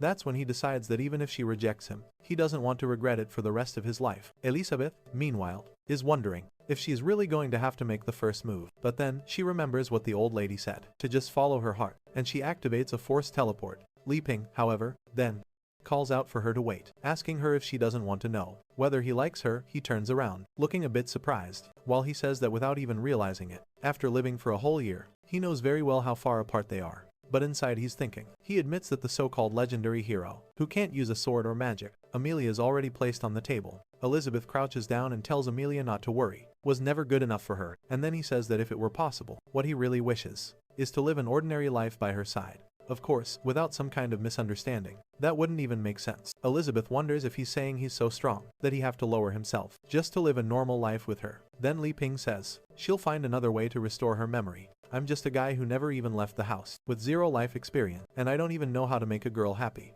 Because of the difference in status between them, he never dared to say how he really felt, but he couldn't keep running away anymore. He gathers up all his courage and finally says he likes her. The boy feels relieved and emotional, glad he finally said it. In the very next second, Elizabeth spreads her wing. That's when Li Ping suddenly gets an idea, rushes him and hugs him. What the? The protagonist is completely confused as she grabs him and takes him straight up to the moon. Wait, is there a double meaning here? Elizabeth says it's nothing. She's just acting on how she feels. He's standing there, stunned. And now the queen's the one making the move. Wait, is that a kiss? Damn, I literally finished the last video. The scene switches to the garden as they walk together. Right at this exact moment, Li Ping's all emotional saying he likes her, and she says it back, but right then, she vanishes. Wait, could it be someone's about to do something terrible? Is Li Ping finally about to lose it and go on a killing spree? Took only 135 chapters, but it finally happened, people. In the following chapter, our boy is seen cooking eggs, even shaping the yolks into hearts, cutting vegetables with a big grin on his face. And he says the key to memory is obviously the brain, and preparing ramen. Looks like Natalia had chicken out before, but now she's back. He serves the meal, and she asks why today's feast is a little different from usual. She couldn't quite tell what it was. There is a strong magical energy, but also some mysterious feeling. The protagonist is sitting there kind of unsure, wondering if she noticed that he cut everything. Then he goes on about how she eats walnuts into heart shapes. Suddenly, she takes a bite, freezes completely, and looks shocked. Turns out what she felt inside that ramen was love, while our protagonist is standing there, wondering if the food was so bad it paralyzed her. He tries to bite himself just to make sure he didn't mess it up. And here comes that classic dog and spaghetti Disney movie scene, but right at that moment, which are good nutrients for the brain. Alpha opens the door cheerfully, saying good morning, and asking for today's orders, only to get punched by Elizabeth, and sent flying all the way into the mountain. Elizabeth mutters, that bastard ruining the queen's good moment. The protagonist, though, says to just forget it. Maybe they should watch a little TV instead. She agrees. Maybe that'll help. Elizabeth's confused. They sit there, watching apparently a police drama first, then a cooking show, while their hands slowly start moving closer together. Actually, he tries to reach for her hand first, but she pulls away, and now he's wondering why. He thought that yesterday, they had already made their relationship official. But then, he remembers, Elizabeth is the demon queen. Maybe she was just playing with him, looking ever so calm and relaxed. But Li Ping's already picking one up, saying, he starts to think maybe he imagined too much. Maybe none of it even happened for real. Then suddenly, she takes his hand and asks if something's wrong. All flustered, he blushes and says, no. Then, she leans into him, pulling him closer to the top 10 places spot. They keep watching TV, and that's when she asks, what people who like each other do in his world. He says they eat together. This will work, she says. Go out on dates and watch shows together. Elizabeth points out that they've already been doing all that for a long time. He gets embarrassed and admits she's right. Then she says, now she wants to know something that only couples do. Something just for them to do right now. The protagonist says that holding hands like this is the first step, and Li Ping like kid, this. But she says, if that's only the first step, that's not enough. She wants to take it further. So the protagonist goes for it and says that, in that case, just like what happened yesterday, let's take it to the next level. She starts moving closer, both of them blushing. But there's that damn Alpha again at the window, calling for him. Elizabeth says that today, he better have a very good explanation for interrupting her looks like that. Queen has tasted everything you've put in this place. Holy Sword is going to get in the demon queen's way. No matter what. That's when Alpha explains that there's a whole group outside, wanting to see him. Oh great, the whole squad showed up. Everyone's already out there having a picnic, while the protagonist just wants to know, so guys, what are you all doing here? Out of nowhere, and he steps up and says, yesterday, and I can guarantee there are no walnuts here. I felt Elizabeth's power back in the demon kingdom, so I came here today. Chichi adds that she felt the same magic, and came here to get orders. Bose and Alift say the same thing, and they also wanted to show how much they've grown to. The hero Alf is over there, thinking everyone's too weak, that he's the only one who stays close to Li Ping, handling the important stuff. Elizabeth though, Li Ping explains that's because he recently says she never asked for any of them to be there, so they can all disappear right away. But Li Ping says there's no need to rush. Since they're here, might as well explain what's going on. Chichi says she's been sharing her sword technique with everyone, and news about the Black Guild seems to be vanishing. More and more. Annie says the same thing, for some unknown reason, wanted to bake a walnut cake. The members seem to have completely disappeared. Without a trace. Li Ping celebrates. Not only had Chi-Chi gotten stronger, but it looks like the Black Guild had calmed down. Halif explains that the elves are putting new policies in place. Plus, they're starting to establish connection with the outside world and build an intelligence network to prevent the Black Guild from rising again. So he asks the wish tree for some. That's when Li Ping says, now that everyone's had their turn to report, it's my turn to announce something important. Bose thinks, oh man, he's going to give us the next mission, now that we've leveled up. Elif says everything's fine, that the elf tribe still has the upper hand and can handle whatever comes their way. Annie assumes, and they grew just like that easy. They're about to compete against each other to see who becomes the main servant. Kichi thinks there's probably an even more powerful enemy out there, and that must be why the Black Guild has disappeared. But then the protagonist reveals that he's now together with Elizabeth. Everyone freezes, not really understanding, and they want to know what else he's trying to say. Protagonist, a bit confused, says yeah, just think about it and boom.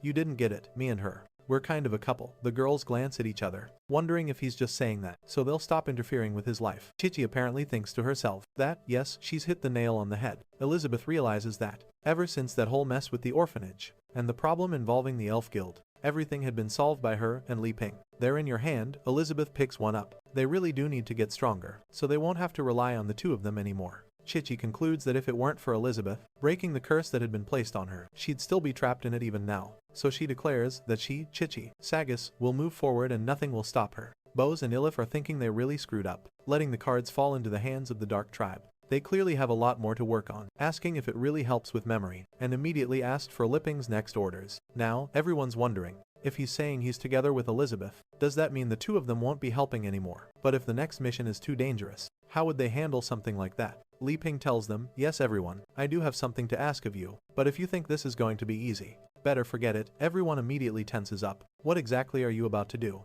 And he says, yes, thinking this guy just saw straight through their cowardly hearts. Bose is sure. Those words from Li Ping hit harder than any beating, because without him, neither of them are anything. Then Li Ping reveals that he's planning a trip with Elizabeth. Even she didn't know about this. Shichi asks where the two of them are planning to go. He then That's what people say in his world. Reveals that he's going to the kingdom of Aristotle. He needs to persuade those people to abandon the Black Guild and join the rest of the world. Only then will his work as a hero be complete, and he'll finally be able to live his life in peace. The queen thinks about the map and realizes that the only region he hasn't visited yet is the north, but why is he going so far away? Just for this so-called tranquil village. She tries it, makes a cute little face and says, that's when it hits her, she's always been foolish. Always thinking that Li Ping was just wandering around to show off his power and humiliate her. But from the very start, his plan had been to reach this point, where everything would be settled, so the two of them could live a quiet future together. She immediately says that's fine, if this is the last place they have to conquer, and she'll go there. It's gross and sour. Li Ping laughs and says, and wipe that whole nation off the map.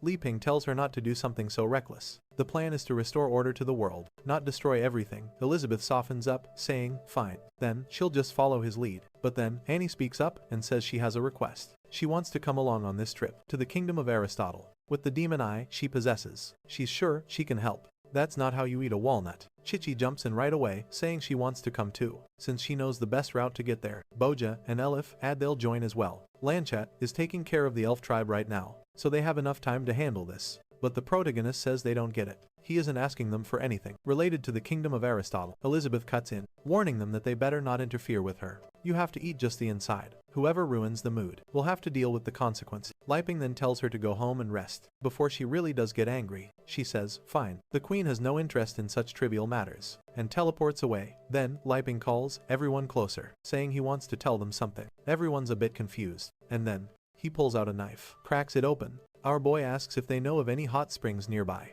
Elif says, maybe the hot spring in our tribe will work. We can heat it with fire magic. But the protagonist says, Elizabeth wouldn't want to go back there besides. He wants something more natural. Then Annie mentions a place near a volcano, back in the Demon Kingdom. After a few adjustments, it would definitely be the perfect spot. And wait, what? She thinks to herself that the place is extremely dangerous. For Li Ping and Elizabeth, it wouldn't be much of a problem. Li Ping says, that's exactly the kind of place he's looking for. Could they give him a hand getting it ready? It'll be a perfect surprise for Elizabeth. Since everyone there has magic, it should be easy enough, right? The thing inside looks exactly like a tiny brain. Chi-Chi shivers, but says no, it won't be a problem at all. Though she wonders if that volcanic zone isn't the closest place to the Demon King's domain. Bosha is already convinced that, when Li Ping talked about clearing the area, what he really meant was that they should wipe out everything there. He tells Chi-Chi that Elizabeth's freaked out. They'll give it everything they've got. And she thanks him. They're really going to need all the help they can get. Li Ping then says that the hot spring plan is set, and now they have 1 month to finish the preparation.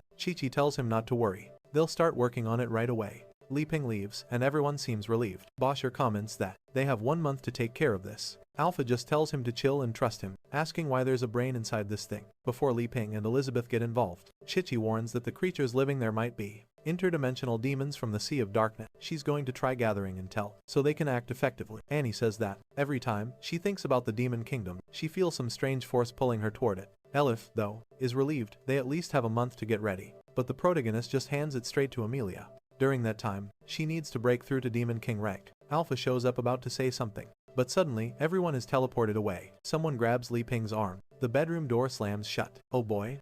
And Elizabeth is already on top of him, saying that, finally, nobody's going to interrupt. She says that now, then, they're going to do something only lovers can do. And hearts are raining down okay. But it was just with lips of yeah. I guess it was just a few kisses. Calm down, she's not gonna show up, pregnant, or anything. But a week later, we see him completely wiped out in the forest, man. The poor guy looks exhausted. He was just washing dishes when she came over and hugged him. He turns to Elizabeth and asks if she wants to try one. Then he went to chop some wood, and suddenly a teleport appeared, and she landed right in his lap. He was taking a bath, oh boy. And yeah, not sure what happened there and what the heck. When he was sleeping, he looked down and found something hiding there. At this point, Li Ping really can't handle the Demon Queen anymore. He asks her if she wouldn't rather rest a little. Too pure like that, he says. In her own room, she says she doesn't mind. From now on, she's always going to sleep near him. The protagonist, though, is completely drained, wondering how he's supposed to rest. With a life like this, like the classic phrase, the meat falls right onto the vegan's plate. He reaches into his pocket and pulls out a power pill. This kid is basically brewing his own Tadalafil. At this point, Alpha asks what that is. The taste is way better looking to the side. And he says, it's just an elixir made from some traditional medicinal herbs right away. He feels renewed, saying the man is back. Elizabeth is there as usual, towering and happy. She had just reached the holy human kingdom of a star. All thanks to how close she's been getting to him. She seems to be advancing faster than ever, and her plan is in motion. She just thinks that those fruits were ordinary to her. Just a few more steps, climb a few more ranks. and then begin producing the most powerful child ever. The two of them are laughing, full of energy, while Alpha thinks they're becoming more and more alike. Even Wang Kai came along this time, celebrating that he was finally taken on an adventure. Then Chi-Chi shows up greeting them, and our boy notices they've entered dwarf territory, further ahead. But maybe they actually work for Amelia. They walk through the city and reach a forge, where a few guys are making shields. The guys are deep in production. The protagonist comments that these guys really do live up to their reputation. As great blacksmiths, Alpha is, they're going hemph. There's nothing they can forge that can compare to me. Elizabeth, on the other hand, wants to know why they're even in the dwarf kingdom. So, the three of them take a bite.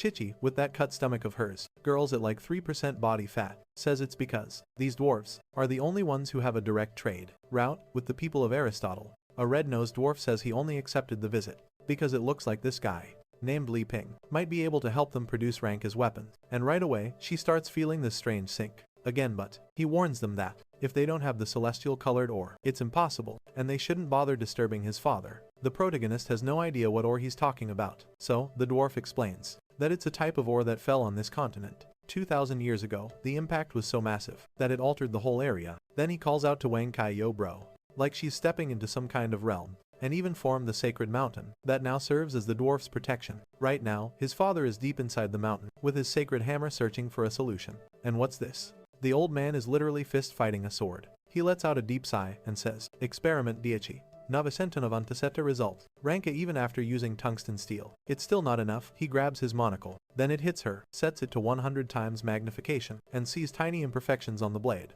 Right away, he starts breaking it apart, saying it's garbage on this planet. There's just no more decent material left. He refuses to let something like this get made and ruin the entire legacy of the dwarves. Just then, his son comes in saying he brought some friends, but the old man immediately tells him to get lost. She had totally forgotten this condition even existed, and stopped distracting him from finding a solution. The son begs him to be patient, saying he brought Chi-Chi Sagas, a saint of the sword, but the father snaps back, telling him to shut up and stop being insolent. He doesn't care who he brought. Chi-Chi sits down gracefully and says, "Your Majesty, even our years of cooperation with the guilds, we might be able to discover a new way to create rank. Probably the fact that leaping both created as weapons." My father stomps the ground, leaps in front of her, and damn, this guy is huge, declaring, "I am the great forge master Hammerdinger." Wait, League of Legends, he says. If I can't find the solution to this problem, then who could possibly manage it? The son is in shock, while Chi-Chi keeps her composure, saying she knows someone who can definitely succeed. The man throws his arms up, and this thing must have helped trigger it, asking if they really want to experience the fury of his fists. But then someone in slippers steps forward, and right away, his expression changes. Elizabeth, towering from this angle as always, says,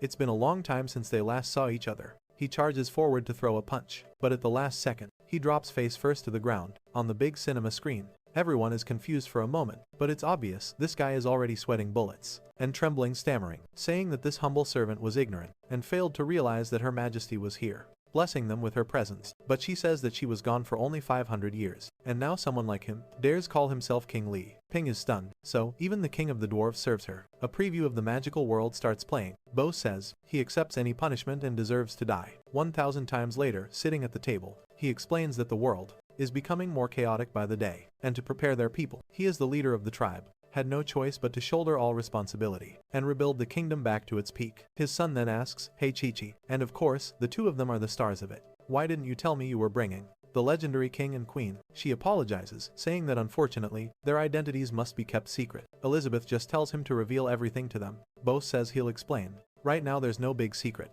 Malfoy is the one behind the Black Guild. He created it, and he's the one trying to throw the world into chaos. She glances around. He's been capturing people of many different races for more experiments. Meanwhile, Jin has been searching for the queen for a very long time. Apparently during that time, he met a woman who was into some dark romance, married her, and became some scary horn demon. Mulgar, the king of the orcs, met a tragic end. They said his bloodline was beginning to weaken, wondering if there's anyone else inside this place, and they took revenge by killing him. Whoa.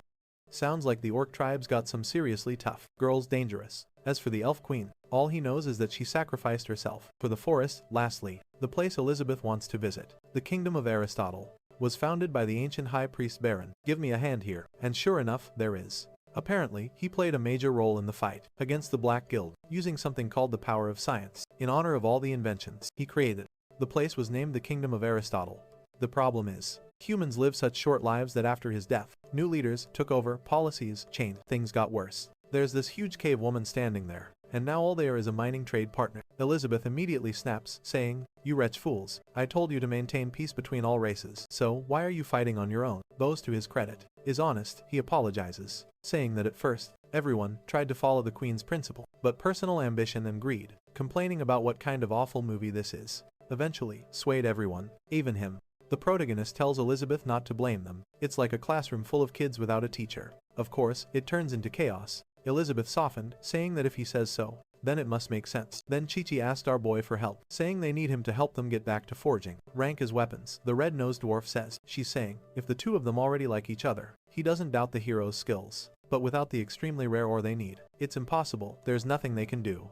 Heimeringer says his son, Brian, is right. He's been in seclusion here for years and years, trying everything possible in the forge. But nothing surpasses rank A. Even he can't forge something lower than rank his quality anymore. Liping comments, wow. Then why aren't they just saying it out loud? If this celestial colored stone is that necessary, then, yeah, this is really a tough situation. He's impressed. He never imagined the dwarves even used meteorites to forge their weapons. Heimer explains that this stone was actually discovered many generations ago. Back then, the dwarves didn't have an empire or anything like that. In the wild world she comes from, they were just wandering blacksmiths, but guided purely by their natural talent, they stumbled upon a cave. Inside, there was a material with countless colors that reflected a brilliant light. For their surprise, it wasn't even about using the material. It was enough to just touch it with a hammer, and apparently instantly turned into a golden pickaxe. Naturally, the tribe started crafting. She would have already beaten Li Ping unconscious. Every kind of item they could to advance the material was perfect, and all the masters of that time came to rely on it. But as ages passed, the stone slowly got smaller. Unfortunately, when the queen took the throne,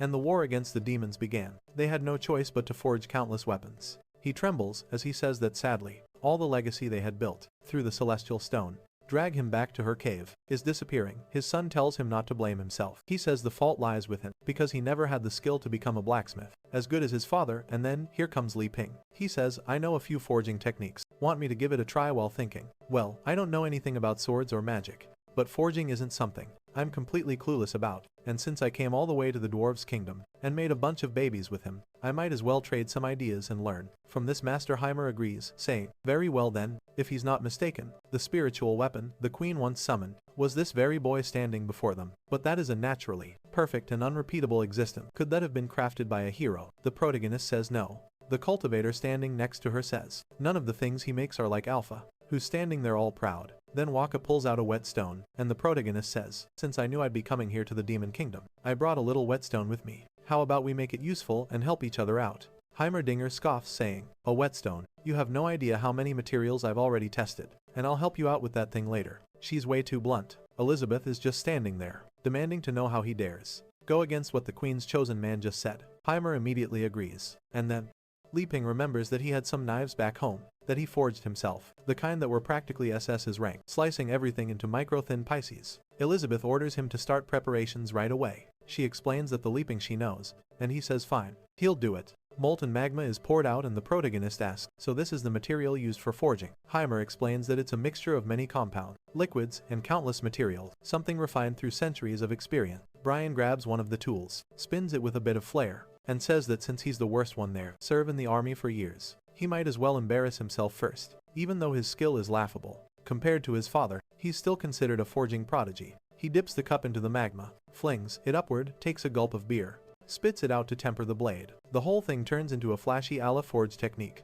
Suddenly, something appears in the sky. Holy hell, he actually forged it, slowly rising through the ranks. Ryan says he'll leave the crucial step to his father, who steps in and takes a bite of the blade. To sharpen it, the protagonist claps, saying that this is the coolest forging process he's ever seen. Heimer examines the blade, noticing that it has a special effect. Its wielder grows stronger when drunk while using it. Li Ping is impressed. Looks like Heimer has an analysis ability as well, earning great power and eventually living with her. Ryan asks how the blade turned out, and his father says no.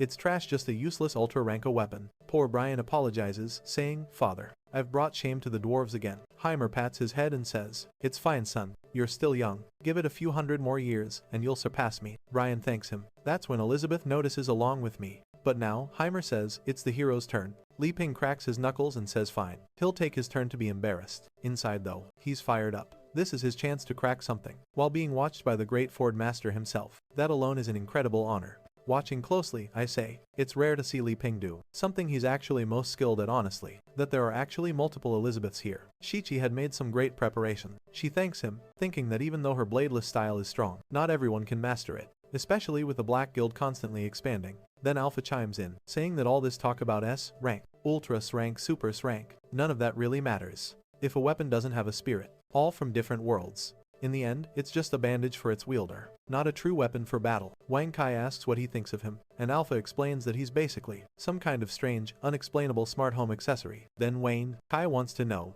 what Alpha thinks of those kitchen knives, the ones with a nice balance and everything. Alpha replies that the sword surfer speaks up. Those knives are practically godly artifact. Meanwhile, Li Ping is starting to pour the magma into the mold. Bose watches and says, this guy's just going to make a little knife. The protagonist pulls out of the magma, quenches it in water with a grin, and says that now it just needs a bit of polishing, and it'll be ready. Ryan looks at the process and says, his forging techniques aren't anything special in the cultivation world. When it comes to variety of skills, we actually have more than he does. But his father asks if he notices what might make Li Ping special. The son replies that yes, rather than chasing absolute perfection or endlessly exhausting himself. Li Ping seemed to actually enjoy the process. Li Ping steps closer and tells them to listen carefully. They need to hear the voice of the things they forge.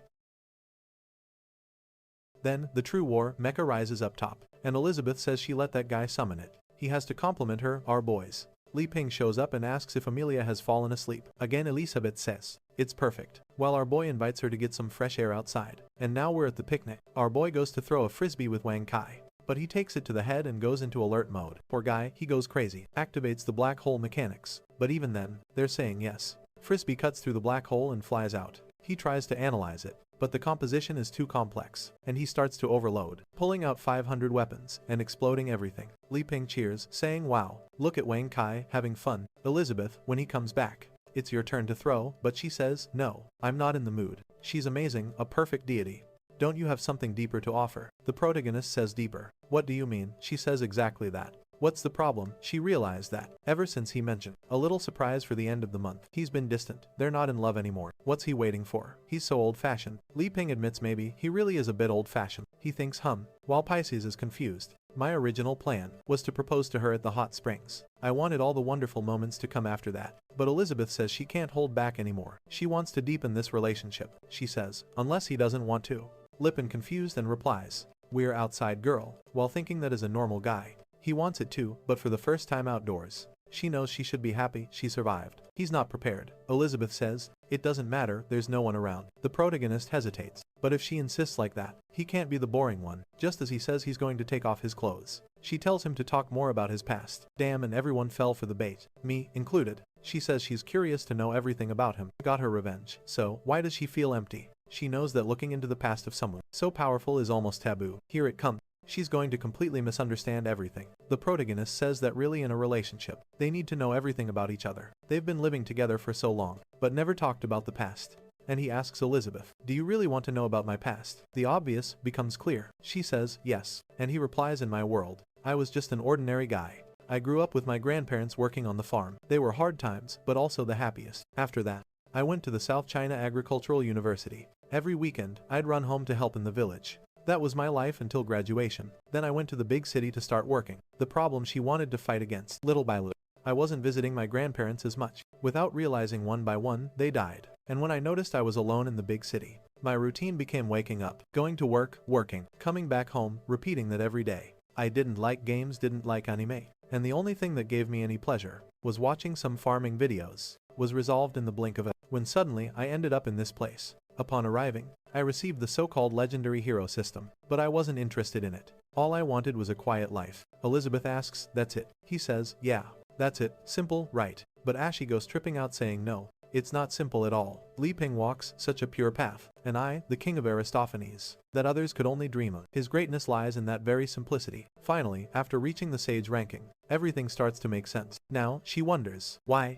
This legendary system wanted to pit him against her, but in the end, his purity even overcame the strength of that system. The protagonist says now it's her turn, because she knew he would like to see it. Said that he wants to know everything about her too. She asks everything about what? He says everything since childhood. How did she become the demon queen who rules this world? He admits he's already nervous, and she warns. Fair warning, it's not a fun story. And if you get bored, just say so. It all begins in the territory of the heroes, before magic appeared. The place lived in peace, and all races in harmony. The value of life lies in the ability to awaken. But extremist groups began to emerge. They spread hatred and division, setting one race against another. The continent fractured, nations split. Endless wars began in this poisoned climate. Those of mixed blood, once seen as symbols of unity, were cast out and reviled. Desperate to survive, they fled to the most desolate land, places no one wanted to live in and reflect, however, and there they were called the Demon Kingdom. But even among the demons, there was no true unity in a land of scarcity. Crime, violence, and blood were everyday thing. Someone snatches the bread from her hands and says, "Hey kid, out of the way. No, give me back my bread." His eyes go wide, crushed until he feels a strange pain. The girl had already dropped into this world possessed. Warning, it'd be best to give her damn bread back. Maybe he never considered that. Maybe.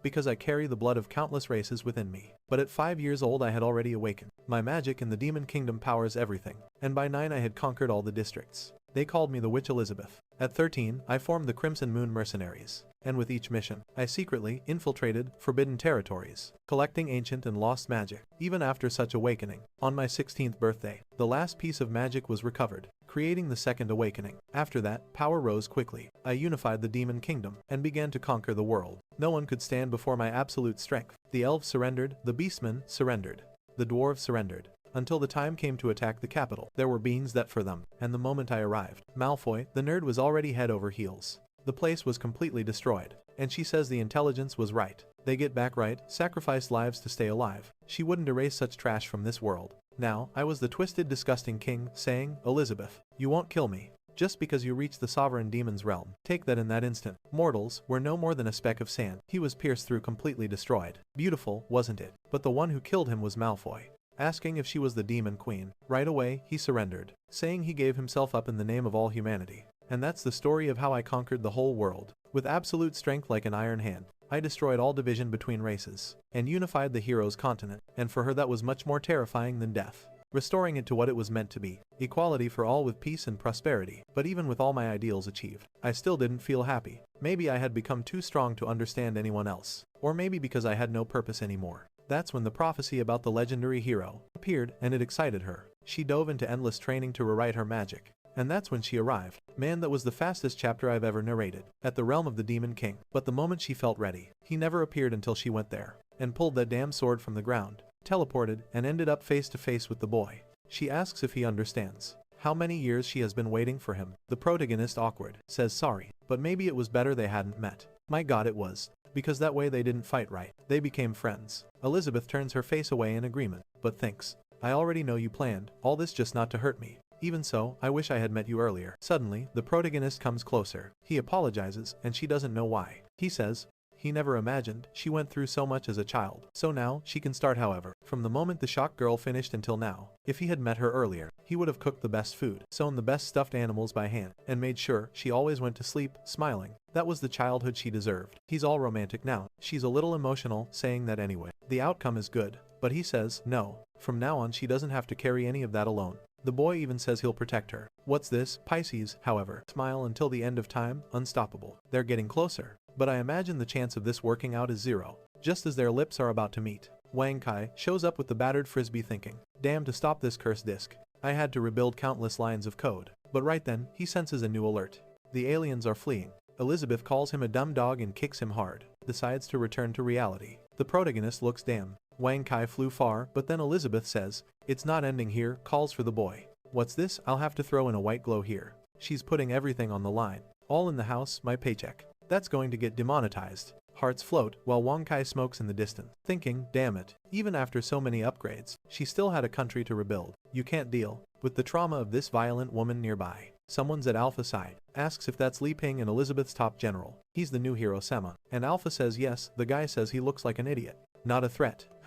The guy has a system too, yes. Li Ping's system, it went looking for someone else. It warns him not to underestimate the enemy, and many people depending on her. And to make sure he can complete the final mission, had to eliminate Li Ping and Elizabeth, to gain full access to the system. The guy says he understands, and orders Alpha to keep monitoring, and notify him telepathically if anything changes. Alpha's all messed up under hypnosis, just saying he understands. The man vanishes and Wonka notices Alpha is nearby. Really, he gotten involved with some weirdos. And in an instant, she has a crown, but he has no time to think about it. He's wrecked and has to repair himself right now. The scene then shifts to the Sea of Darkness. That strange demon there says that all the gates are open, but 5,000 gears weren't enough to like them all. He's a fragment of Azathoth's consciousness, known as the Whisperer. The other one there, also a fragment known as the Demon of 1,000 Eyes, says it's fine, he'd analyzed the chaotic entropy. The scepter and everyone is calling for her, and as long as they began the process, integration was guaranteed. Others that will appear were also part of Azathoth. This one is the Devouring Worm, who says they can't let the locals discover them,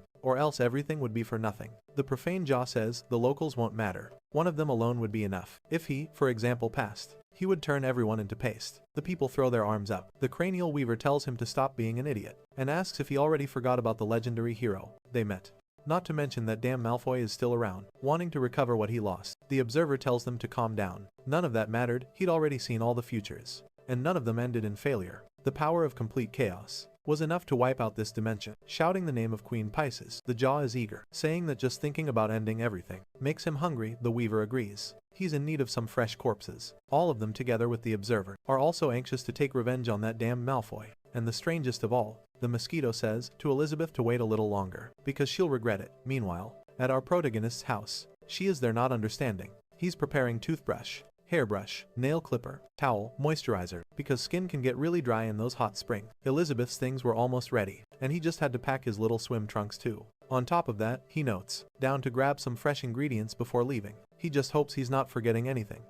He goes to the drawer and pulls out the big one. Alpha tells her not to worry, while someone says that this wasn't the plan, to make the most powerful progeny of all. Fully ready, he quickly shows it into his backpack. While Elizabeth is calling, he asks what it is, and she wants to know if he can help her pick out a bikini. How about this micro one? The protagonist is startled, asking where she got that from, while thinking it was him who made it a few days ago. Thinking about this trip, he had designed many. The little princess has grown a lot crazy. Many swimsuits with some peculiar styles. Seeing his reaction, Elizabeth doesn't like it, and asks if it looks ugly on her. Suddenly, she snaps, changes instantly, and asks what he thinks about this one. This one's more modest. The protagonist tells her to take it easy, but she keeps getting angry, asking why she felt for a second. Her parents are there, that he looked hesitant when seeing her clothes. Elizabeth, meanwhile, is thinking that, as she strengthens her relationship with Li Ping, she starts to better understand what he likes. She followed the strongest signal she could find, and that's how she found those outfits. But judging by his reaction, did she interpret things the wrong way? She snaps again, and man,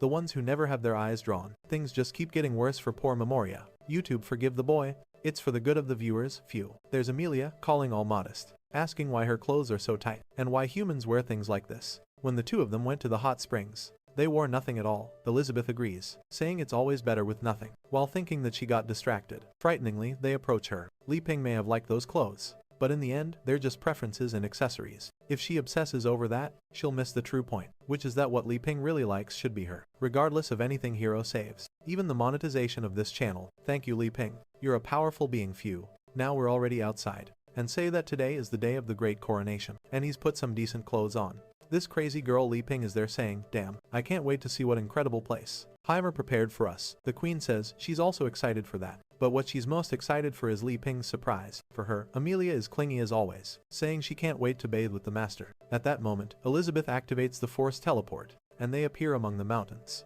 She is there, crying confused. The protagonist looks around, and suddenly, his eyes shine. My god, they really prepared a gigantic bathhouse. Elizabeth says it doesn't look like anything special. But then Pisces shows up to greet them, saying that after her kingdom stabilized, she came here to help Miss Sword Saint, and together they built this for them. The protagonist thanks her, but she says it was nothing special, saying she doesn't understand, since the kingdom of Aristotle could never repay its debt anyway. Peace is blushing from being close to Elizabeth, but Amelia already tells her to take those disgusting eyes off. The queen just orders them to be taken to the place, and the group follows along the great carpet. At that moment, someone from the household greets them with a good morning. When our boy turns, why are they there? Everything happens so fast. It's Chichi and all the sword saints dressed as butlers, saying that today, they're working as the security of this place. The protagonist thanks them, while Annie says, weren't the queen and the great hero supposed to come? Who are these two random? Luna replies, I heard they're just a princess and a servant, from some isolated place. Was this real? The father says, relax girl. Then Chichi bows and greets the great hero. Our boy thanks her, saying, she truly is worthy of being the great sword goddess. People are still hesitant. Blue Sword wonders if this guy is really the hero of legends. If so, he hides his presence in a terrifyingly good way. Annie and Luna are trembling, saying it can't be. This is the guy who taught Miss. He will handle this without them having to do anything. We'll ask the doctor to take a look. Chichi, Tai Chi, swordsmanship. The protagonist greets everyone, saying they must have seen him back at the tournament conference. They both say they remember him, and that alone is enough to make them faint on the spot. The protagonist then touches Blue Sword's shoulder, who's turning pale, and asks Shichi, "Did you learn from this guy? His fencing is really good. You must not be feeling well." Confused, Shichi asks, "Wait, you want me to learn his fencing?" The protagonist says, "Exactly. Remember, when you asked me how I learned formless Tai Chi sword, all I did was watch him and evolve." From that point onward, that's when they realize the protagonist learned from Blue Sword, who learned from her, who learned from the protagonist, forming a cycle. Meanwhile, up in the sky, our boy then adds a wise saying, "Among three people, there is always someone I can learn from," and he learned a lot by always being near the two of them. Blue Sword tells the hero to stop praising him so much. He doesn't deserve it, and tells Shichi he doesn't understand. She, however, tells him to calm down, that he doesn't need to be shy. Li Ping is waving goodbye while thinking about that, saying, "Among three, there is always someone I can learn from." She then says the hero made his point very clear. It was her lack of knowledge that kept her from truly seeing the path. The first lesson wasn't about techniques. It was about following the flow of nature. But trying to become nature itself was still a forced way. She had to simply be without separation, saying he didn't think Elizabeth would go that far. She was still tied to her past and her identity as the most powerful human. But the hero opened her eyes by saying that even he had learned from Blue Sword. She understood that the saying of the three meant even the weakest had lessons to teach her. Now it was clear why. The hero told her to return to the Sword Saints Guild. The girl is floating, advancing to the 5-star Demon Lord rank. She says she's a perfectionist, while Blue Sword wonders if just one phrase from the great hero made her advance. He begins to think this hero was always among them, but this was the one who created the Bows Legendary Guild. He was the one who saved Chichi, who saved the heroes, who saved the dwarves, who saved Aristotle, and now this guy was saying he learned something from him. Li Ping asked if he's okay since he's on the ground, and even gave him a bonus, apologizing, saying that thanks to the hero, he's learning something new. The guy begins to advance through countless ranks. Right there, Elizabeth says, "That's enough," and tells them to move along. But she wonders, did Li Ping make them advance? Because he feels the chaotic forces in the Sea of Darkness are preparing. She begins to understand this hot spring plan was only to keep them close. Seems that apparently she went back in time after this, in case something went wrong. Chichi is flying, saying not to worry, just to count on her. The protagonist only thanks her and steps aside, thinking it's best not to interrupt her training. He celebrates, saying they finally arrived, and the door opens inside. Our Heimer Bose and his daughter. Our boy greets them together with Elizabeth, thanking them for all the hard work. War to the time when her parents were really alive. But he notices the place was insane. It wasn't just any hot spring. There were floating islands, perfect water, a bridge, flowers, statues, and more. The protagonist tells her to take a look. That statue there looked like her, and it was much bigger inside. Not to mention, there was water. It seemed magical, rising on its own. The protagonist noticed. "I thought it was an exaggeration," saying they didn't need all that. And Heimer immediately trembled, saying he did his best to hide the flaws. He tried to cover up the problems with all that magnificent exterior. But the hero right away said it was exaggerated, made it clear it was even shameful. They did everything to hide it. But in the end, he's eager to erase the embarrassment he faced earlier. The whole world was like a toy in her hand. All that was left was to fall to their knees. Li Ping, confused, wants to know what happened. Why were they kneeling? He thought it was good. Really well done since they worked so hard. He'd have to give them a gift. The three were trembling, thinking they'd messed up and would receive divine punishment. But he gives them a basket of fruit, saying, "These are fresh. He picked them this morning." He then takes a deep breath. They'd be perfect to restore their energy. The guy is a little startled and leaping, says there weren't many, so they should share them with everyone, because he needs to save some to cook for Elizabeth. If she gets mad, the trip is ruined. At that moment, Bose apologizes, but says he wanted to ask something about Li Ping's forging. He answers that he doesn't have much to teach, saying, but since he's asking sincerely, he should go ahead. The king then asks Li Ping, "No matter how much effort I put in the details or any part, I can't replicate the quality of the weapons you forge. What am I missing?" Protagonist, standing with Elizabeth, thinks, here comes this king again, pretending he's interested in this just to please me, because he likes Elizabeth and we're connected. He doesn't even know why he has a legendary hero, but since he's asking sincerely, I need to give the right answer. He then says, from my perspective, being meticulous isn't about obsessing over details. It's more of a feeling basically. Instead of relying on the eyes, you need to rely on the heart. If the feeling is right, that's already good enough. Of course, Bose is shocked, saying, I understand not relying on sight. Like him, Elizabeth thinks, with just a few words from the hero, I feel as if my 700-year forging career was nothing but running in circles, searching for the perfect amount of material, sharpening angles with absolute precision, timing the forge. I became obsessed with details and focused on each 1,000th of time, but none of it was true work from the heart. Forging shouldn't be stopped by external limits. Suddenly, he rips off both monocles or glasses. My God, whatever, from his eyes, blood dripping, while Li Ping asks, what did you do, old man? the things fall to the ground, while Bose thanks the hero for the guidance. Finally, he was seeing the light. The guy congratulates him, but asks if there's a way to recover his eyes. The leaf says, yes, she'll prepare a potion now. But Heimer closes his eyes and says he doesn't need it. I didn't leave any problems for the hero to solve. Today, he sees clearer than ever every flaw in that place. He could feel with his heart. He's powering up, while the protagonist doesn't understand, wondering if those things on his face were power limiters. He really doesn't get why the king of dwarves was limiting himself, but who knows. Heimdallr cries, saying yes. And now everything is too peaceful. That tool he once took pride in had, in the end, become his greatest shackle. It really was a limiter. And today, he has only one more question for the hero. I wanted to know what he was going to ask. But Elizabeth interrupts, asking if they weren't going to end this already, saying enough of all this chatter. They were being too greedy, and wouldn't be able to handle. The world is going to be boring for him, what she was about to do. The men all press their heads to the ground, apologizing, saying the queen is right. Then Pissy says she'll escort them to the suite. Since the path was a bit long, they take transport. She goes near some plants, says those leaves are the perfect size, pulls out a pill and throws it on top of them. Immediately, the thing transforms into a kind of leaf ride. She then tells him to relax, and she says, this is the new invention, combining magic technology, space capsules stored in the body, and a conversion conversation, comprehension of energy. Oh my god. I messed it up 5 times. And they're already on top of the little plant. The protagonist says the thing was pretty unstable, but it flew much better and was really quiet. Pisses, thanks them. He goes full throttle, flies out, because she will destroy everything. While thinking about Wang Kai from the moment she saw Elizabeth and that dog, she's had endless ideas. Amelia, however, wants to know why Elizabeth is there. She could just fly on top of her. Pissy says vehicles can be replaced anytime.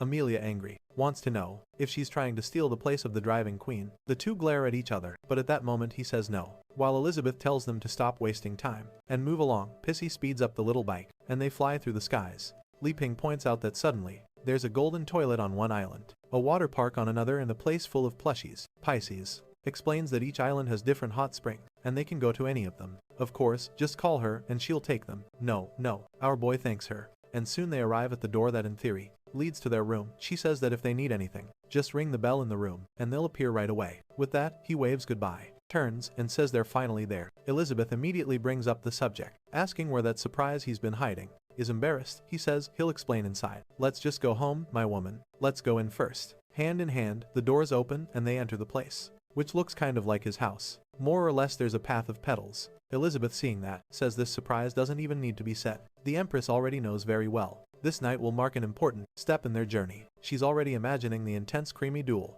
and explains that now he understands. But Amelia interrupts, saying the bed will be very comfortable indeed. Sleeping there, with the master, will make the dragon very happy. But suddenly, she's caught in a blue aura. Elizabeth pulled out the Pokeball and caught the girl. The protagonist notices, it's the item he designed himself, and left on the table. Why is it in her hand? Elizabeth says, it's nothing special. He is no longer into this hero business. Just a convenient way to store Amelia. She throws it into her backpack and clings to our boy, saying now there's no escape. Just the two of them, and in the next chapter, of course, he really can't escape. Out of nowhere, Annie shows up from the bathroom, saying she's so happy they came. Li Ping, confused, wants to know what on earth she's doing inside their room. He has her. She explains she wanted to study the architecture and technology of the place, so she registered as the bathroom cleaner. The protagonist says she doesn't have to worry, he'll handle it later. Annie notices Elizabeth don't look very happy to see her, and realizes the bed was messy before they lay down. She apologizes, saying she tried to copy his skills in sewing, and all he wants is to go home and live a normal, making pillows, sheets, and so on,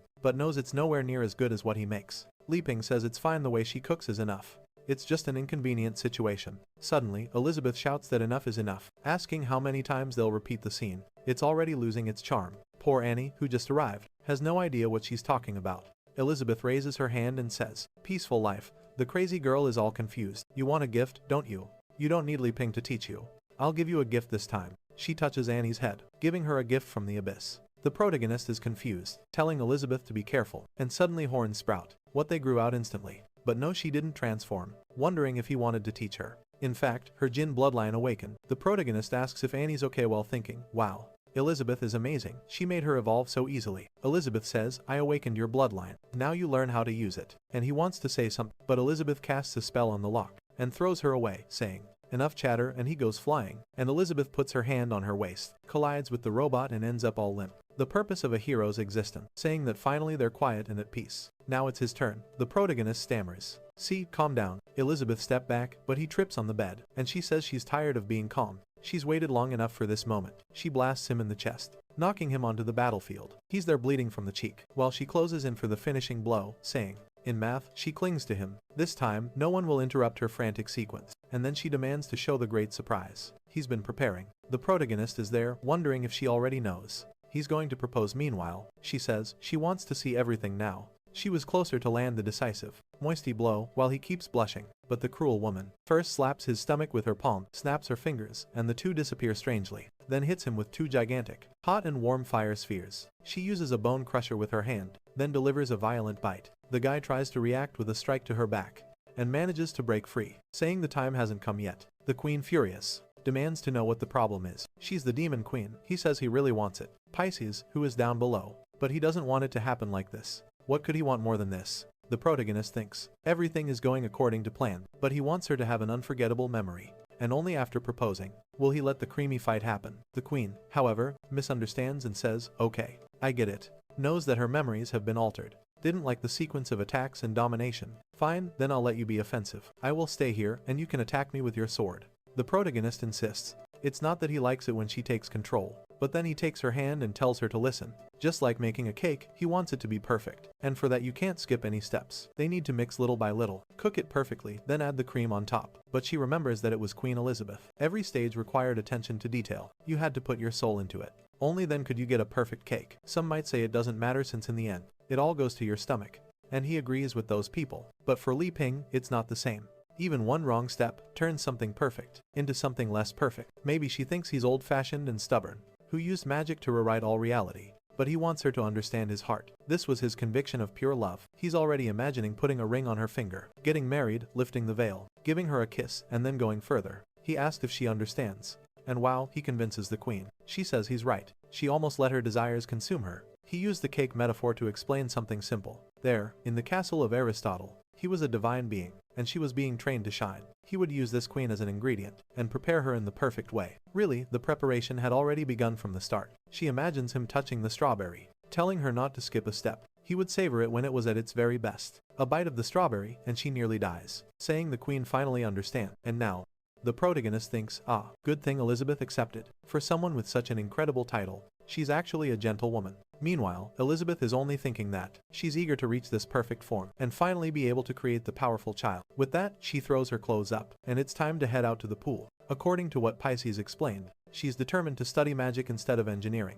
They turn this handle, a random number appears, and when they step out they're taken to that place. This time on the first try, they end up at the water park. Li Ping stares at an endless slide and tells Elizabeth, maybe it's better if they go somewhere else. He's hesitant, but she says no way, and blasts him with another fireball strike, sending him sliding down. He's thrilled, saying this is wild. Elizabeth wonders, crashing to the ground in an explosion, and one day catch up to her. How he can enjoy this kind of simple contraption. How can he relax so much and approach it so naturally? Then she sees a guy transcending, realizing she must let go of ranks. Just as he didn't care about levels. When dealing with the people of Aristotle, she, even at saint rank, should know how to descend to the level of mortals. She needed to observe on a microscopic scale, absorb it, and then turn it into nourishment for herself. Oh my daughter, I don't know if that's going to work out. That was the only way she could destroy her habit of looking down on others as inferior. Once again, Li Ping was teaching her something. Today, the queen learned to set aside rank and enjoy this imperfect world. She screams with him as if dying of fear, and the two fall into the water.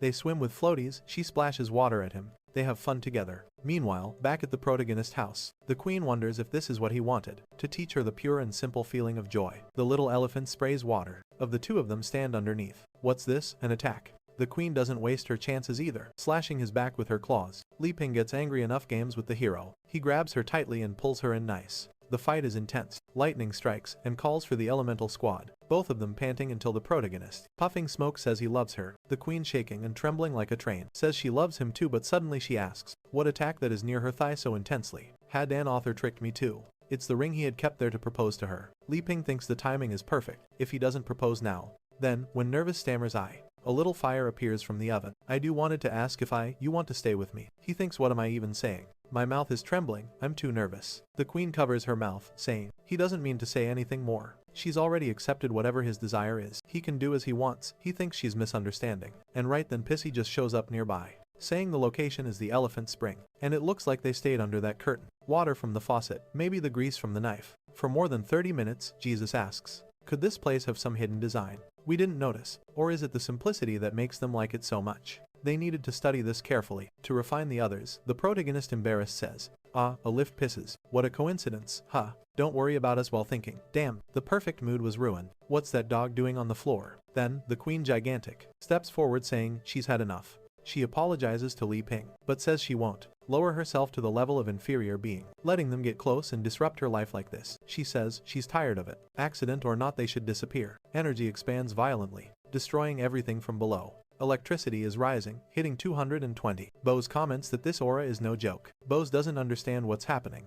Heimer explains that 500 years ago, when the queen was at her peak and attacked the human city, half of it was evaporated in an instant from below. Blue Sword tells Kiki that the whole place was absorbed by the sea, suffocating. The space inside was being reduced to nothing, and the light fairy appears out of nowhere. Lumen and Anna want to help, but Chichi tells them to stay put. This isn't something they can deal with. Meanwhile, I wonder why the queen's aura is expanding this way. 1,000 meters underground. Malfoy is celebrating, saying, "Yes, yes, this is the aura he missed." Something exuding infinite pressure intoxicating. He never forgot the rage she showed. She turned into an old lady when he took her to his father's underground lab, when she discovered that half of that place's citizens were just magical corpses, walking around, a kind of experiment they had been conducting. She burned his soul, and that was wonderful. Elizabeth said that ending miserable lives like that was also mercy. That was the moment she destroyed half the city. While Malfoy swore to be her dog. "Man, I've never seen such a useless item. Where's that strong and thick?" She tortured him, stomped him, whipped him with her tail. But that wretch must have enjoyed it all. What he loved was always yearning for a reward,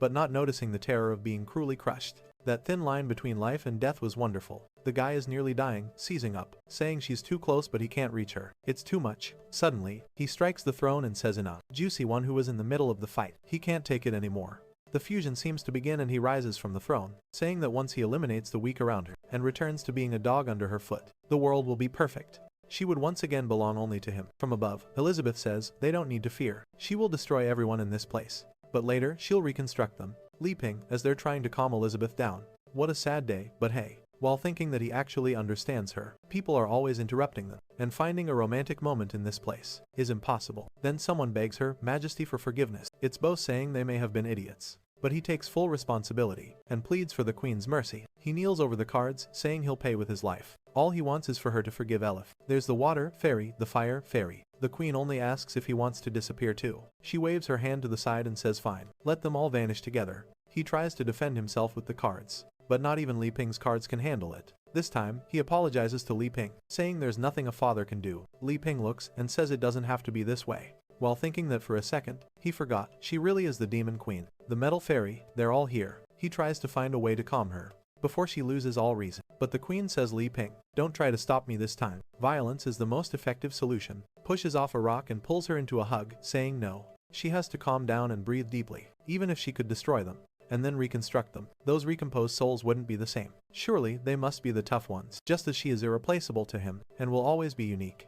It seems to short-circuit something inside the queen, who realizes that deep down he's right. She can organize life on an extremely detailed level, but maybe one microscopic detail is enough to alter everything in a person's life, just as Li Ping didn't conjure her as the perfect partner. He walks beside her, even with her imperfections. They want to finally merge completely. That's because souls are unique. If souls could be mass-produced, what would her existence mean? When it comes to understanding life, she isn't anywhere near him. She may have reached saint rank, but she has no idea how to move beyond it, and realizes how far she still is from the rest. She begins to think that this whole hot springs plant is just to put them in situation. The little yellow fairy, who is the metal one, where something almost happened, but someone interrupts, which irritates her. While she has to learn countless lessons to awaken, he teases her desires and ruin them every time, again and again, forcing out all the negativity in her heart. She remembers him, saying he wanted to be with her, just not like that, and now, she thinks it meant that she hadn't reached a high enough rank. Says that if they joined forces, she misunderstood everything he said once more, and made herself the fool. He was being calm, patient, and using everything he knew to bring out the best in her. She seems to go through another breakthrough, leaving saint rank and stepping into creator rank. She says she understands and frees Bose, the girls, and reconstructs the place and asks what just happened. Maybe this time, they will have a chance. While Bose begs the queen to calm down, Annie still wants to know if there was a problem. Li Ping says no. Nothing much, just a misunderstanding. He thinks to himself that thankfully, Elizabeth isn't too hard to calm. Honest words always work with her. and she lets things go. Elif is exhausted, almost fainting, while Kiki thinks, I don't know what happened. The guy is extracting all the energy from the girl. Only the ones the protagonist produces are decent. The lightning fairy agrees, but Li Ping saved the world again. Bose bows, saying he won't bother them anymore, and that he's leaving, but the protagonist asks, you're leaving after all. This, everyone thinks death was the forgiveness. Now that they're alive, they still have a price to pay. Elizabeth, now calm, asks what he's thinking with his eyes closed. Li Ping says he noticed something important. Suddenly everyone falls to the ground and tells them to start the elemental fusion, begging him to say what it is. He says, take a look at yourselves. Kiki, confused at ourselves. The protagonist says, you're always waiting for me. The so-called hero. The protagonist says, you're always waiting for me. The so-called hero, to clean up this mess. The way you act sometimes is pathetic. Don't tell me you still haven't realized that. Every time we speak, we are waiting for a like. And win this, the water fairy. In this video, that helps Mamoru makes more content for his viewers. Activate the cheeky little bell and I'm out. On the other hand, is a bit hesitant and says they don't belong here. Without the strength given to the artifacts of the creator, they won't be able to do anything. The metal fairy, however, explains that they who are beings from another world, if it were that little knife, when temporarily accessing the realm they possess, will have peak power. And the electricity fairy explains that, even though they were brought to this place, out of admiration for the creator, they will become 10 times stronger, and finally prove the power they possess. They were tired of being used to create other things, especially the oldest one there, the earth guy, the little creature on the ground. It would have killed that robot by now, gives a glare and lets out a roar. It seems that was the warning that Li Ping returned, and in an instant, everyone runs to their corners. The protagonist arrives home with the juicy tough one, there, with a little hand on her butt. Oh man, he already sits on the couch. Orders 2 sodas for Wang Kai. The moment he opens the fridge, the fairy says that this year, there will be another internal competition. However, but then, Elizabeth says the guy was weird. Wang Kai warns that there is no way he will let that catastrophe happen again. The light fairy, which I'm still mad about, because it used to be a giant babe, says that she can't worry, especially since last time she also stopped before it turned into a big disaster. Not to mention, that she thinks the biggest culprit for all the mess is always him. Wang Kai is there. He had a vibe like he was part of her family, thinking that this time, he messed up, because the protagonist tampered with his chip, gave it some upgrades, and he got a bit out of control. But then, he tells her to stop bothering him. She, however, says that just this once, he could let it slide. They already lost 3 championships in the house. Please Bose, let the elements fight. He grabs the sodas and says fine. There will be an event, but only when the master leaves. The old man celebrates saying, and this time, they will decide once, and for all who is the strongest. She thanks him, then says that when the voltage that had disappeared returned to her, she receives some information. But suddenly, he just slams the door and says goodbye. The protagonist and Elizabeth are there on the couch,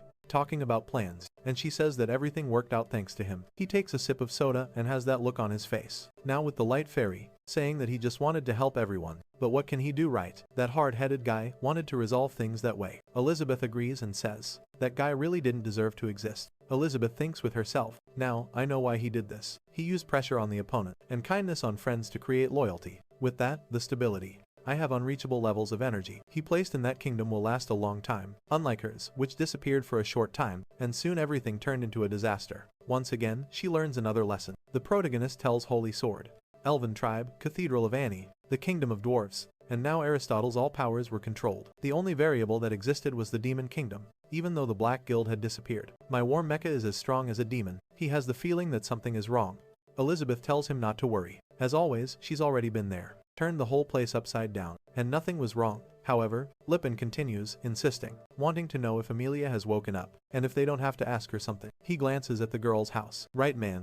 In the 4th stage, the hero is mad at himself, because every time he is alone now, he's having thoughts just like you guys. I would never imagine myself living in that plumpy house, happy as truck. He imagines that maybe it's normal, but they aren't married yet. She is gigantic. The boy takes a 10-0 from his own head, while Elizabeth says, while observing Elizabeth, he stretches out his hand to deliver another attack. That Amelia is still stabilizing in the dimension. Only when she is 100% will the memories return. However, she wants to know why he is all stiff. And he says nothing, all awkward. The girl gives a little laugh with her plump lips, and teleports to his side, wanting to know what he is hiding. Is he planning to confess to her in a month? Whoa man. What's this, queen? This fight. Saying it's the end for everyone. I don't know if Li Ping wins. He got a double fireball attack on the poor guy. She even came with a wind strike to the ear, saying, thinking about getting closer man. The hero took off her flight and immediately stands up, all crooked, saying that the time has come. The time to make dinner, of course. He leaves all crooked, saying he's going to cook. The queen, however, just thinks that there's no reason to rush, and the gigantic fist heads toward the group.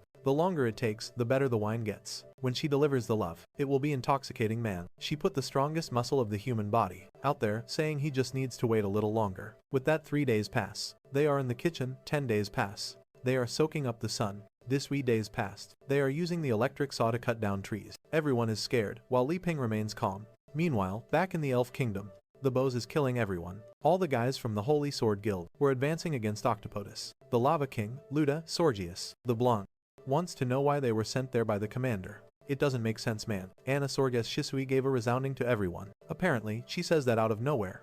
Elizabeth, with a simple hand movement, she gave up her position as guild master and left to learn some Tai Chi. And now she sends this message, telling them to prepare hot spring. And that's confusing. The Blue Sword responds that the orders came from that person. All they have to do is follow. However, the two find it strange. Why would the legendary Chichi be obeying someone? Even the Black Eagle Guild disappeared in front of her, destroys the entire bracers of the monster. Suddenly, some cards arrive, and someone tells her to be careful with what she says. And Elif says that, if she speaks ill of that person one more time, she better not blame her for the lesson she will teach. In Chichi's place, Anna is itching for a beating, challenging, saying, that girl just gained a little power, and now thinks she's tough. Luna comments that she isn't even from a faction. Along with his body, the only thing left is the old man, and she's talking about teaching lessons. Oh man, Elif just drew a card. The crazy thing is that the sword entered the front and defended. Is a fight going to happen? I don't think so, because there's a gigantic octopus behind them. Everyone seems to have forgotten that there's no kingdom, I mean no queen or hero. However, Anna is telling Blue Sword and the energy core in the air, get out of the way, I want to see how strong this little girl is. He responds that it won't be possible. He promised Chissy, Sogus, he would protect everyone, and tells Elif that if she wants to calm down, let it be against him. The crazy girl drew about 8 cards and said, that's fine, then, but as soon as she wins, everyone will owe her an apology. The one who is angriest about all this is the bows. Elizabeth grabs it in the same second, was there looking at one, looking at the other, the sword, and then say, he's eager for a rematch after that tournament. However, at that moment, the bows attacks with everything. But suddenly, a dragon from the sky crashes into him. A brawl starts between the two and the poor bows. My man was a bonus now. The girls who were criticizing are so scared, already finishing off the head, that she is facing off against Blue Sword like this. Elif is impressed that bastard is really worthy of being Chichi's disciple, and the guy knows she is still holding back in that. The two see each other once again, face to face in the sky, and she says, it's time to stop holding back. It was time to end this in one blow. He agrees, and suddenly, the explosion of the 7-star scythe appears. Pisces and the others. What's this did? She really just pulled a head off, and while he activates, destruction against the wind power goes everywhere. However, a card passes, cuts everything, and when it returns, it's boost, saying that's enough of this. They are not there to start a war. He tells Elif to calm down, because that's not how she should be acting. Blue Sword is scared. One move from bows ended the fun for both of them. Oh, did she see there was a core inside? While Elif tells her father that they can't let this go. They insulted that person. For the pride of the elven tribe, she couldn't let that guy go unpunished. However, Annie appears in the sky, saying that person once protected her in the midst of a crisis and humbled himself. She is sure. He believes that those who do not understand do not deserve to be punished. And she asks Pisces. Elif knows her not as Annie, but as the Witch of the Heavens, and she pulls out Raphael's puppet, saying that this would help everyone's aura calm down. Luna still wants to know, what are they looking for a hot spring for? Bose explains that not even Chichi knows completely. Everyone is following the instructions blindly. Anna says she understands. But who is this person? Why is no one talking? If this is the guy from the Science Kingdom, while Luna feels that they are a joke, they are nothing more than a punchline. Blue Sword tells everyone to calm down, and just says that an order received is an order they have to follow. They have 10 more days to find a perfect hot spring. In this volcanic region, the problem is that so far, they haven't found a drop of water. The Bose explains that it's not about literally finding a hot spring. Trembling, she says, yes, it's a test to gain the favor of that person, and they were sent by Chi-Chi. And about who that person is, everyone has already met him, but he can't say anything beyond that. Annie, on the other hand, finds it strange this volcano should be full of spring, so why is it dry? Elif comments that the real tests are never what they seem. Maybe the true meaning is this difficulty, and the chubby guy says. But then suddenly, Annie changes her expression and says, something sinister is coming from the skies. Bose wonders if it's the appearance of the evil one, while the two nearby are already collapsed. Unable to breathe, a lift approaches, and the older guy says, they'll have to attack with everything they've got. While Annie says that whatever it is, it's arriving from the clouds. A chunk of a giant robot emerges and boom, that the wretched girl really found powerful allies. it crashes into the ground. At first I thought it was just leftover parts from the one they had already killed. But no, as soon as Annie asks if this thing really exists, a robot is standing right before them, no above them, towering. Any comments that they've been noticed? Well, obviously, at that moment, the Sword Saint says they can't believe she took him down so easily. The way is always to strike first and charges him. Bose tells him to calm down, but too late, he's already activated the Azure Bird. But his attack is blocked by a strange green dragon. He recognizes it as the Dragon Slayer. A skill only Sword Saints can use. Inside the robot, someone speaks, saying it's been ages since they left the dwarves' land, and the first thing they're greeted with is this enormous strike. While Elizabeth just says quickly, Luna asks if he's okay, and the swordsman falls back. And who is it more than obvious? Right folks, it's the king of the dwarves, our dear Bose, wielding the biggest dagger in existence. Crazy enough, he's standing right next to Chissy Sogus, who says that everyone there except for her disciple are people chosen by the hero. Even the eccentric Pisces is there wanting to learn magic. If she has anything to ask this guy, Chi-Chi apologizes for taking so long, while the Bose thanks them for finally arriving. Down below, Heimer explained that it was that very person who helped him solve the huge crisis in the dwarves' nation. Looks like the two women just realized it's true, that he's the legendary hero, and that other person too. Pisces points out he wants to know if those bastards, because she wants to end this, that her new mech was actually inspired by his robot dog Elif. However, says they shouldn't be revealing the identity of poor Elizabeth and Li Ping like this. But Heimer explains that he himself served Elizabeth, so there was no reason to hide it anymore. Then, someone tells them to get their focus back. They're here to find a hot spring, which supposedly 500 years ago existed in abundance. Pisces, however, Bose explains that they've already searched everywhere and haven't seen a single drop. Isis, on the other hand, wonders why they're struggling so much. They think she has some brilliant idea, but she just suggests that, since everyone here can use magic, why not just summon a ton of water? Problem solved. Luna and Anna laughed, saying they thought she had a real plan. Says she has nothing to say to trash like him. She's a little confused, so Anna explains that elemental magic doesn't work like that. Maybe, with shadow magic, they could fix the problem. And then comes the big reveal. Annie says that 400 years ago, the elemental spirits of the continent vanished, and no one knows where they went. Pisces is confused. She has no idea when elemental spirit even is. Just finish him off. The guy laughs as he is blown up. Annie explains they are the fairies' blessing. Without them, no one can use magic above the intermediate level. Their disappearance sparked a magical revolution,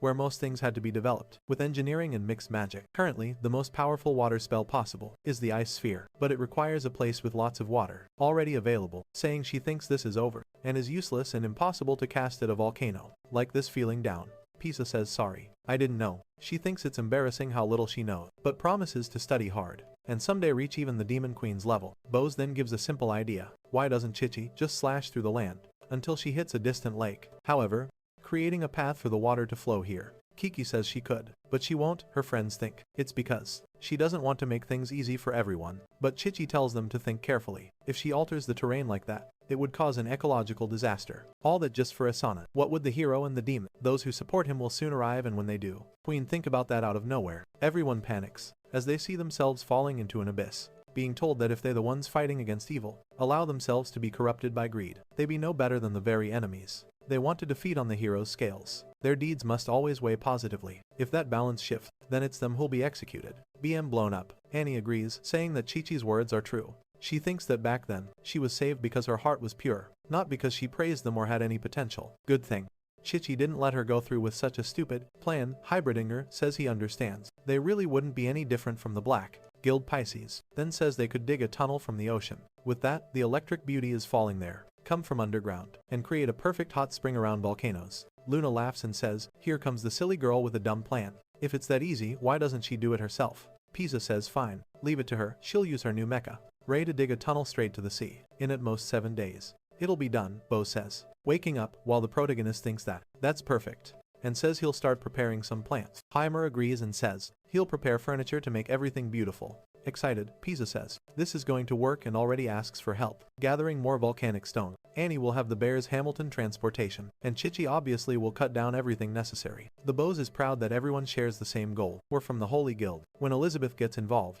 Bose agrees, saying the last time he saw such unity was 500 years ago. With that, they join hands, saying they'll give it their all. The scene then shifts to 1,000 meters underground, and look who's there, it's Malfoy. Isn't it? Wondering why Bose, Chichi Sorgus, and even those cursed with the Din Din bloodline are there. Surely, the location must be the Master's mana. It's easy to resolve things. There's no way he could be tracked, but he does notice that the monitor, no, 24 of the Lightning Fairy, has disappeared. Could she really have switched sides? The problem is, he can't leave while he's absorbing this mana. But that's fine once he's done. Everyone will be offered as a gift to the master. The scene then changes to around our boy's house. A beast prepares an ice attack, at that moment, throwing it at another dragon, which barely escapes to the side. But then, it coils around to deliver a killing bite from above, only for a rain of meteors to explode, and smoke all around them. And up in the sky, there's a phoenix that, good lord, takes a direct hit to the head from the Mammoth King. But then someone casts a jutsu. The girl seems to see the projections of the master. It's that frog from the beginning, using its long tongue to grab the elephant's trunk.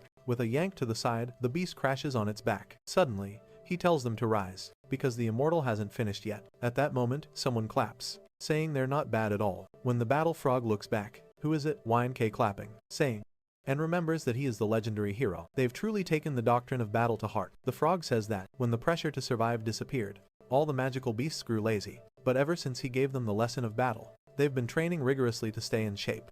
Kai says fine, but now it's time. They pay the price for the protection they've been given. Elizabeth is saying that in front of her. The frog replies, Bose Ankai. Such harsh words, this isn't a price, but rather, a heartfelt contribution to the great creator. In this vast world of beast plains, we were lucky to be chosen, to become flesh and nourishment. For the creator isn't death a transformation. They will be destroyed, rebuilt and seek evolution through this world. Supremacy, problems are non-existent, because that is the only truth. Don't understand what's happening. There's a fish evolving into a dragon. The battle frog explains that in recent years, they evolved from majoring type beasts to archfiends. He's just curious whether the master released any new ingredients. This month, crispy, juicy, fried chicken, grilled eel with rice, rich and firm, and a big chunk of meat too. The protagonist is a bit confused. That mammoth meat, fatty, but not greasy. I don't get it. Are they offering themselves to be eaten by Li Ping? I'm kind of confused here. Kai comments that the boss said it had been a while since he eaten bullfrog. Right, then, the fool starts trembling all over. Back at our boy's house, just from the shadow, you can tell it's the juicy one. She tells him to be jubilant, but just thinks that if his girlfriend said so. But you know what's going on here. A little foot massage obvious. Li Ping says they better stop there, but she says no. This little bit of pain didn't scare her. Still, she was trembling all over. While he said he hadn't even started yet, she asked him to wait a second, that she needed to make her mental preparation, and then everything would be fine. Then it must be right. He could press now. I feel sorry for her, he says. There's an old saying that pain means a blockage. If there is a path, there is no pain. Foot massages may seem to hurt a little, but once I'm done you'll feel relieved. Look at this artist. He spent more time on this foot than on the whole chapter, for sure. I've never seen so much shading and locking in of light. He finds it unbelievable that all the gears disappeared. Already calling her his girlfriend. Oh no. What am I about to read? Elizabeth is saying he's causing pain, making it itch and tickle. That absurd amount of sensory responses was putting her on high alert. Mixing that with the aromas in the room, she knows he's trying to put her in a state of soul melting ecstasy, but she's going to resist. Meanwhile, she won't fall for these tricks. And then Li Ping says he's about to start the real massage. The moment he touches her foot, her eyes blaze like a demon's, and she's transported into the bamboo realm transformed. Beautiful, she's already drifting off, saying bamboo is hollow, it grows like an arrow, just like the flow of mana, which must be filled without leaving gaps. The light fairy wants to know why those two are there. If you fill it too much, it stagnates. Meanwhile, Li Ping is pressing the Taichung point. Then, she enters the Lotus realm, rising from immaculate mud and bathed in pure waters. But never in excess he strikes the Zeus and Li Ping point, and she appears in the cherry blossom realm, saying that even while crossing an icy mountain, one must still dare to bloom, unafraid of cruel winters, and without becoming a fleeting flower. Wasn't she fighting against the kingdom of Aristoteles? Then he strikes the Sanyan Zhou point, and she appears in the orchid realm, small saying she was still inside the orchid's cocoon, about to release a sudden fragrance. True strength doesn't need to shout. It understands itself. I feel like her armor is coming undone. Then he presses the big toe, and she suffers immense pain. I'm telling you it was coming undone. Just a second ago. How did she end up in this place? What is this? She evolved into the thickest sage mode I've ever seen. A guy triggered a transcendence with a foot massage. She collapses onto the bed exhausted, drained, while the protagonist throws a towel over his shoulder, and tells her to rest. He'll prepare dinner. Elizabeth is wondering the same thing. How did she evolve from a foot massage? It makes no sense, but somewhere nearby. Oh, the girl's arrogance speaks louder. Something is hatching from an egg.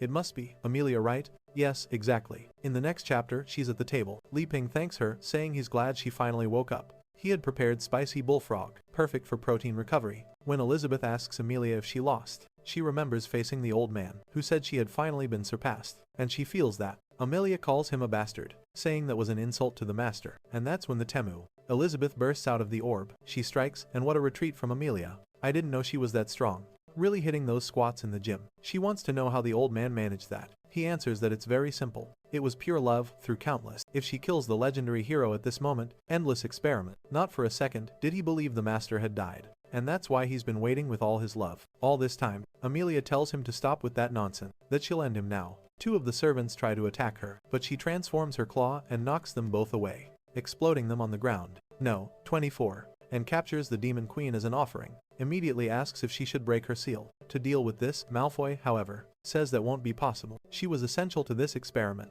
He orders 24 to call the rest of the people and get everyone out of there. Amelia, on the other hand, thinks he's overconfident, believing he can capture her just because he's hiding behind the master's magic. That guy will surely be happy. That changes nothing, but then an attack comes from the ground and grabs her arm. Because it was Elizabeth's magic, she wasn't able to detect it properly. Worse yet, this absolute prison was a perfect copy, and she couldn't understand how this old man was even able to replicate that. The fake Elizabeth is dripping onto the old man's head, and he says, "Amelia, you know her magic better than anyone." In a second, the protagonist is excited, saying, "Wow. Oh, poor girl. So you must know this isn't fake." At that moment, Elizabeth makes a move, and Amelia begins to be strangled. Since she has a contract with Elizabeth, she had no way to suppress this power. Malfoy tells her to be a good girl and cooperate. That way, she would suffer less. But then Amelia summons the Golden Dragon, and warns that while she may not attack the master, she can destroy all of this land. She came all hot, bubbly, and electric to hit Li Ping. She begins to create a world-ending spell, while that girl, whose name I don't even remember, is standing nearby, wondering if this is the true power of a demon lord. Malfoy tells everyone to run, and then Amelia unleashes the Dragon Lord's breath, and the whole place starts to explode from afar. It's clear the area was truly disintegrated. The thick thigh one was there terrified, thinking this power was horrifying, but the Queen of the Hour says the entire kingdom had been wiped out, and Amelia lay exhausted on the ground, thinking she had been far too arrogant. Who would have imagined this guy would actually use the master's magic? That's when she realizes she is still standing on solid ground. Malfoy had activated the forbidden transgression. He praises, saying that if it weren't for Elizabeth's power, she now knows where the familiar feeling came from. Man, he would be nothing but ashes. But then he tells Amelia to show him more. Or perhaps all her magic had already been absorbed to be used by the perfect master. At that point, Amelia only thinks that this time she failed, and boom, she collapses to the ground. Still, she managed a defensive form, creating an egg around herself. Malfoy thinks it doesn't matter. She goes to attack. The important thing is he will still extract her magic. Back in the present, she says, that's how she was completely defeated. She apologizes and says she has no right to live. Elizabeth should give her death. Elizabeth, however, only asks if she's done crying. Enough of that. Meanwhile, the protagonist is asking about the bullfrog. Poor bullfrog, seems it's not so immortal anymore, huh? But when the electricity is about to touch his hair, ended up in the pot. Elizabeth is asking for some fried rice, and Li Ping says he'll cook it. They're chatting, casually, while Amelia just observes all this friendship, and begins to feel jealous. Suddenly, Elizabeth shoves a bullfrog leg into her mouth and says, that's the reward. In an instant, she finds herself in another realm on a path of stars. Something asks how she has the courage to challenge him. She wonders why the master put her in this place. Probably as punishment. This was truly how the master disciplined her disciples. Now all she can do is walk through this place forever, thinking and reflecting on the failure she is, until one day, she eventually dies. She walks a little further and falls to her knees, crying, saying she'll never see the master again, but she doesn't deserve to anyway. Still, she misses her. In an instant, the girl disappears, and look who shows up, saying, there she is. When Amelia lifts her eyes, the giant frog drops down in front of her, saying that the king of beasts, the golden dragon, is there. Apparently, this is her final test, to advance to the rank of demon lord. Amelia is confused, while the frog says, few recognize him, since he was only a tadpole, back when they were already great masters. Li Ping asks what that was. But in the years, she disappeared. He stole her place, and has been absorbing and dominating all the magical beasts now. He has to defeat her, to be considered the new king of beasts. And finally the day had come. All that's left for him is to win. He charges, saying today, he completes his evolution. A golden explosion actually, and Elizabeth says it was nothing. It's the protagonist finishing the fried rice. He wants to know what happened with Amelia, and Elizabeth explains she's savoring the protein he gave her. The protagonist thinks, wow, so dragons eat like this? Ha, slowly and carefully, awesome. Meanwhile, Amelia has the frog in her mouth, but in the illusion, she's already transforming into the golden dragon. The immortal frog says, the guy summoned the badass robot, thinking that everything that happened was his doing. She truly deserves the title of king of beasts. She asks if he still wants to fight. The poor guy, all beaten, says it's not necessary. He admits defeat, but says this won't be the last time. Soon he will win and complete his evolution. He falls flat on the ground. Amelia thinks that, if she can't even digest a single defeat, then she doesn't deserve to serve the master. From start to finish, however, even in loss she was still the queen of beasts. she lets out the roar of the Golden Dragon Queen and wakes up in the room, releasing the same roar outside. The protagonist asks, "Hey, should we get some water for this lunatic?" Elizabeth says no. She's just not used to eating what you cook. Soon she'll get used to it and really enjoy it. Liping is there a bit confused, since it's his way of showing affection, but says it would be better if she liked what she eats. At the same time, he finds it strange. Dragons should be immune to spicy food. Meanwhile, Amelia evolves 4 times, reaching the peak of Demon Lord. Elizabeth thinks that she truly is worthy of being her pet. She fell but quickly got up again. Amelia looks all cute and hugs her, while the girl tells her to stop. All she can do is accept it, being dramatic. Our boy says that protein really works well, while Amelia is mad at him, but has no choice but to accept it. The strength of this being called hero was incomprehensible. Now, she understood that protein means taste defeat, to reach the peak, and this fight was only a way to serve as encouragement, but also a threat. She almost lost her position. Pisces is there a bit confused too, but she won't slip again. She says, Li Ping can have whatever food he wants. Send it to me and I'll crush it. Our boy says alright, then just don't eat it all. You have to leave some for Elizabeth. Meanwhile, Alpha is outside turning back, the most useless guy in this whole story. It's morning, and our boy is under a warm blanket, but something is crawling underneath. But in the end everything had ended at that moment. Amelia appears between the two, transforms back, and pushes him away, tossing Li Ping aside and saying, "Today, she's the one who will warm this bed." The protagonist, all twisted, says, "Alright." Then he goes to prepare breakfast. Elizabeth watches him leave and thinks, "So you're going to keep stalling." Little hero thinking, to wait until the end of the month. The beauty I mean, to take the next step, no way. She says she'll settle things before he has the chance. Our boy, on the other hand, is cooking an egg tossing in ramen. Breakfast is ramen, egg and pudding. Pretty healthy American standard. He says he was about to call them and then notices. It's no wonder Amelia's Elizabeth's mount outside. Wang Kai wants to know, hey, where's Alpha? They've already eaten our boys. The queen stretches, saying it's time to go home, washing up while Amelia is impressed that Elizabeth has really been living here. All this time, she can't understand why. In Amelia's eyes, Elizabeth had already surpassed everything that exists. To which the queen says it's something hard to explain. On a mountain, she walks, saying she finally reached the peak. But then, she sees she's still far away. That's how she feels. Amelia says, "Oh man, it's not possible that even more distant peaks exist. She's already mastered all magic." Elizabeth says, "Only when you cross one huge mountain will you see that right after. If there's another just like this drama we're watching, I've watched it countless times, but still can't fully understand it. Strange things are appearing on the screen. And Amelia is studying about the dragon, king of the 4 seas, a calamity in the heaven." She ordered, grabbed the girl's arm and said, "The Eastern pilgrims, dragons turning into horses. My god, what's going on? The 3 immortal Puris and 1 Jade Emperor. The Buddha, the Bodhisattva. My god." She realizes Elizabeth is right. All of this was incomprehensible to her. It's too much information. She takes it straight to the face and faints. Elizabeth says she should take it more slowly. Then,